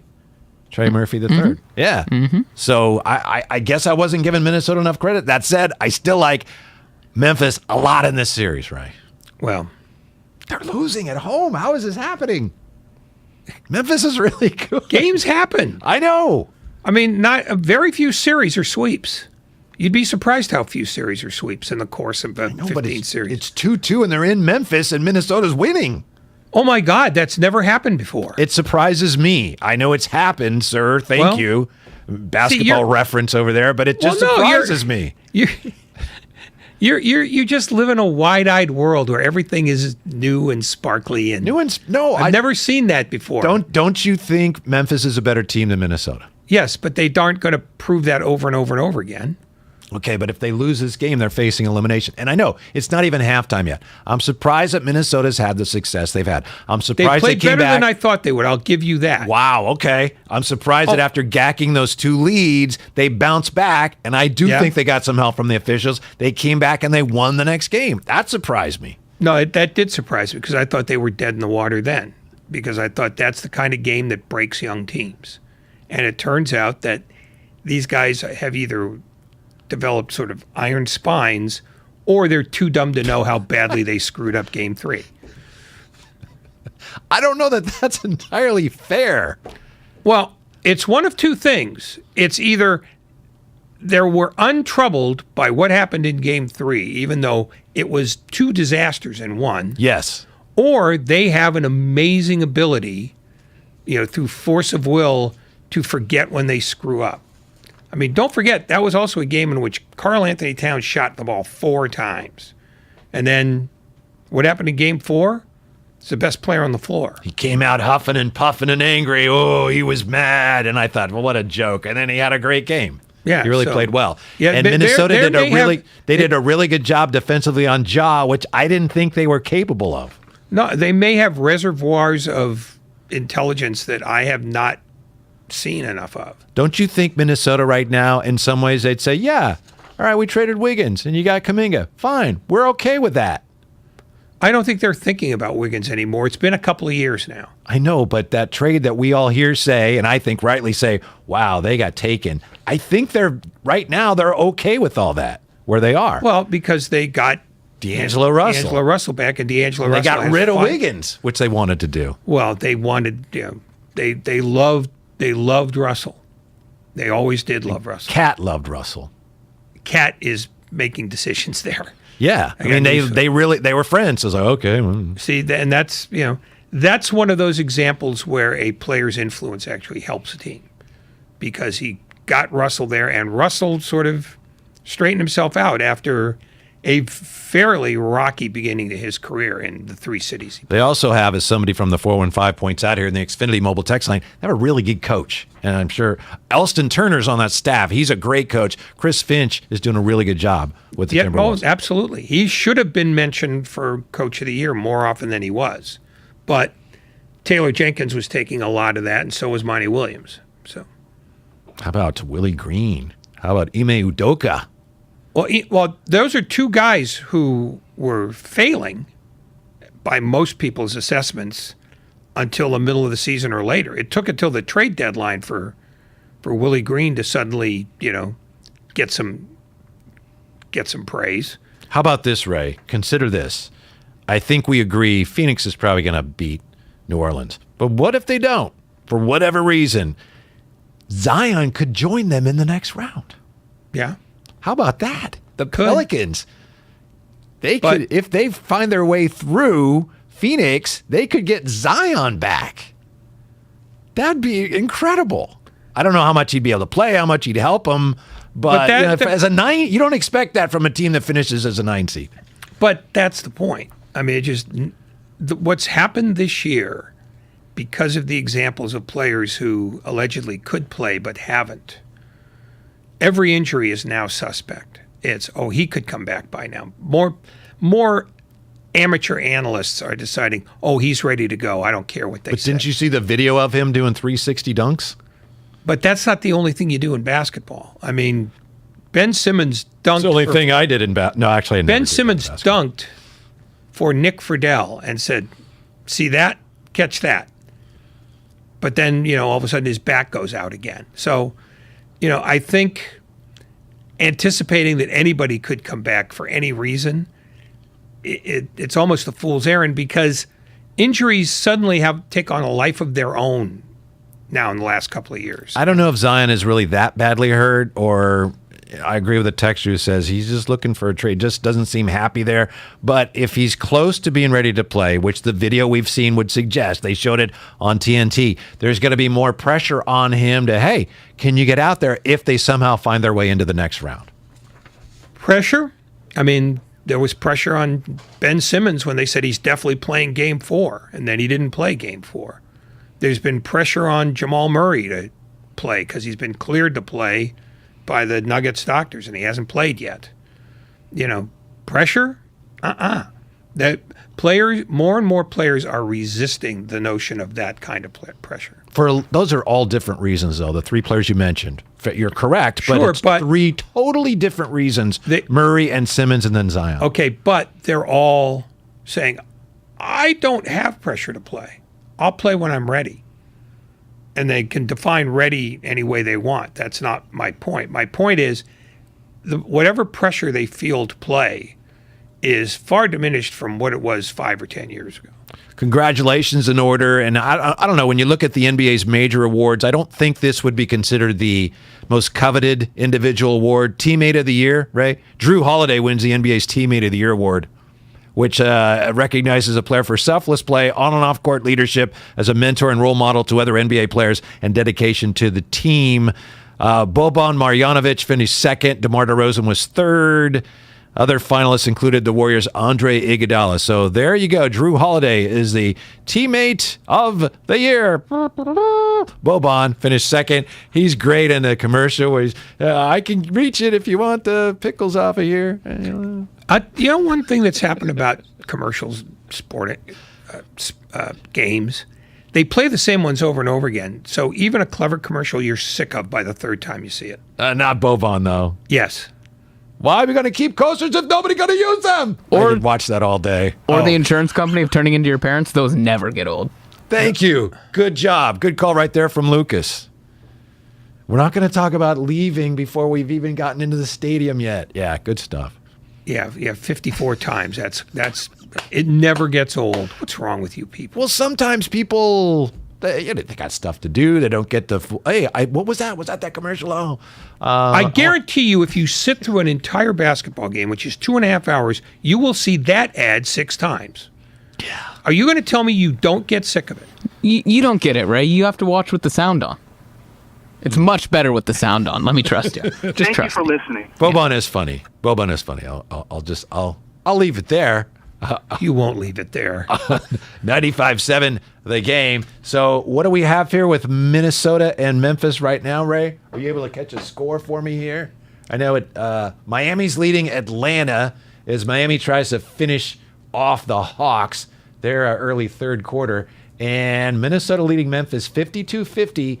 1:48 to go in the first half. If Memphis doesn't win this game, and if I had to bet, I would still bet they'll win this game. They don't win this game, they're in big trouble. No, they're not. They're not in trouble going back to Minnesota for an elimination game?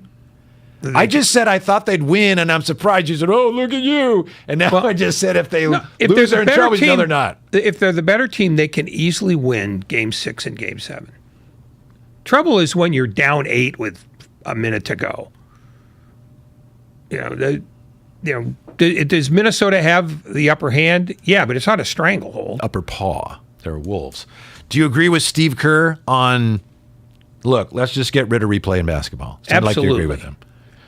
They have, one of the things that all sports have done to their detriment is they have taken the ability of an official to use common sense to solve a problem. As a result, you get more timidity, you get more robotic behavior from officials, and the replays become a crutch. You can get good officials to work good games a lot more if you train them and trust them. They don't train them well enough, and they don't trust them at all. I think it would be disastrous if we got rid of replay altogether. And I understand the point, and I miss the days where the game just flows, especially in football. When we're going to fumble it or the play is under review. But there are so many bad calls now that maybe there have always been bad calls, but with the technology we have now, we can do a better job of seeing them and finding them. I think it'd be disastrous if we didn't have replay review and we had some major games and championships settled on just some horrible, horrible botched calls. So too bad. They're ultimately their memories and stories. You think people in New Orleans don't enjoy rehashing the story about how they got screwed? Well, by that's the a Rams? good point. I mean, because that just happened a few years ago and we're still playing, and it's just like, yeah, play on. You're right. I mean, life went on. Yeah. That's probably the worst call ever, right? That and Dinkinger at first base in the 85 World Series. I mean, there have been many, don't get me wrong, but, I just stop whining and get on with it. Train them better, treat them better. You'll get better officiating. I mean, if you want to go to robot umpires, fine, but then go to robot players and just be done with it. I don't want to go to human beings out of the thing entirely. Hey, I don't want to go to robot umpires. I didn't say you did, but it wouldn't surprise me. I think they're coming, though. I really do. Well, then that will help ruin the game. Mm-hmm. And I hope that Kyle Schwarber, the first time he gets Angel Hernandez by a robot, that he takes the bat and he bashes that thing to smithereens. I will support him. I will send money to pay his fine. I think the problem with your scenario there, and I love it, but robot umpires, it's actually just going to be computerized balls or strikes. It's not going to actually be no, I'm saying you go where the machine... a little umpire's cap on, strike one. No, you go to where the machine is. If he has to climb in the stands up to the second deck, then that's what you do. If you had actual robot umpires who could shoot laser beams when they get in arguments, that might even make it better. But I don't. I think burning players to death is really the form of the entertainment that you're looking for. Give them a little shock or something, If you're going to have laser beams, have laser beams. You'll get a lot fewer arguments if a guy is sitting there is roasted, like a chicken standing at home plate with an ash that used to be a bat. So you don't like my idea? Steve Kerr said, yeah, if you're going to have a challenge, he said, I'd rather not have it at all. But if you're going to have it in the NBA, then I get to keep it if I'm right. He said it was okay, but what he preferred was replay only for last-second shots. And those are the ones that are relatively easy to do. Mm-hmm. You rarely see an official screw up a last-second shot. Coming up, back to Kevin Durant. Roberto Hernandez on the text line from the 510. Kevin Durant, did he drive the Warriors bus or was he just a passenger? That's next year. We are sponsored by Safeway. At Safeway, they partner with trusted top-quality growers for hand-picked fruits and vegetables harvested at the peak of flavor. From farm to you, visit Safeway's produce department today. See how they're perfecting the art of fresh. It's Damon and Ratto. Whitey in for Damon today on 95.7 The Game.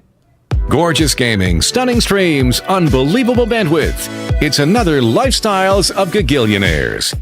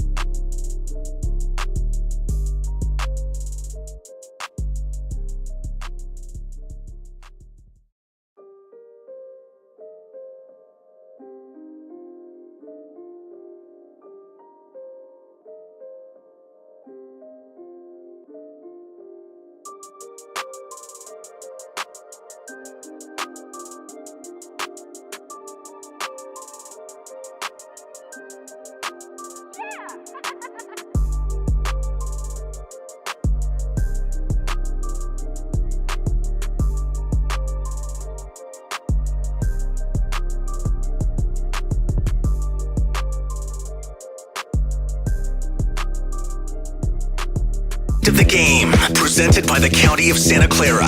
Book a COVID-19 booster shot now at sccfreevax.org or call 211. Now back to Damon and Ratto.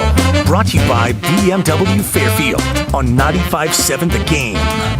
Whitey in for Damon today. The Warriors get ready to take on the Nuggets tomorrow night. Kevin Durant, it is all over. I know Ray gets mad when you suggested it's KD's fault. I don't get mad. You get really angry, salty. No, I don't. You just don't think it's fair. And you're right. I don't think it's complete. It's not, but for Warrior fans, some Warrior fans take some satisfaction out of the Lucas fun fact that if the Warriors beat the Nuggets, they will have as many playoff series wins as KD has since he left the Warriors. It's just the nature of being a fan. Can I add some more to that fun fact? How about the fact that Kevin Durant has now been swept in all of one series? Steph Curry's never been swept. what was really smart about the way Lucas played that, he said, "Can I add more?" And he didn't wait for you to answer.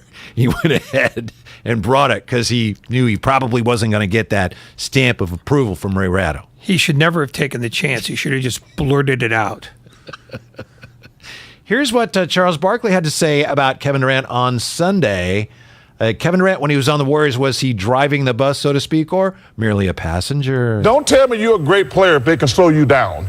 All these guys can play, but please don't tell me you're a great player and you're averaging 20. Come on now. I don't think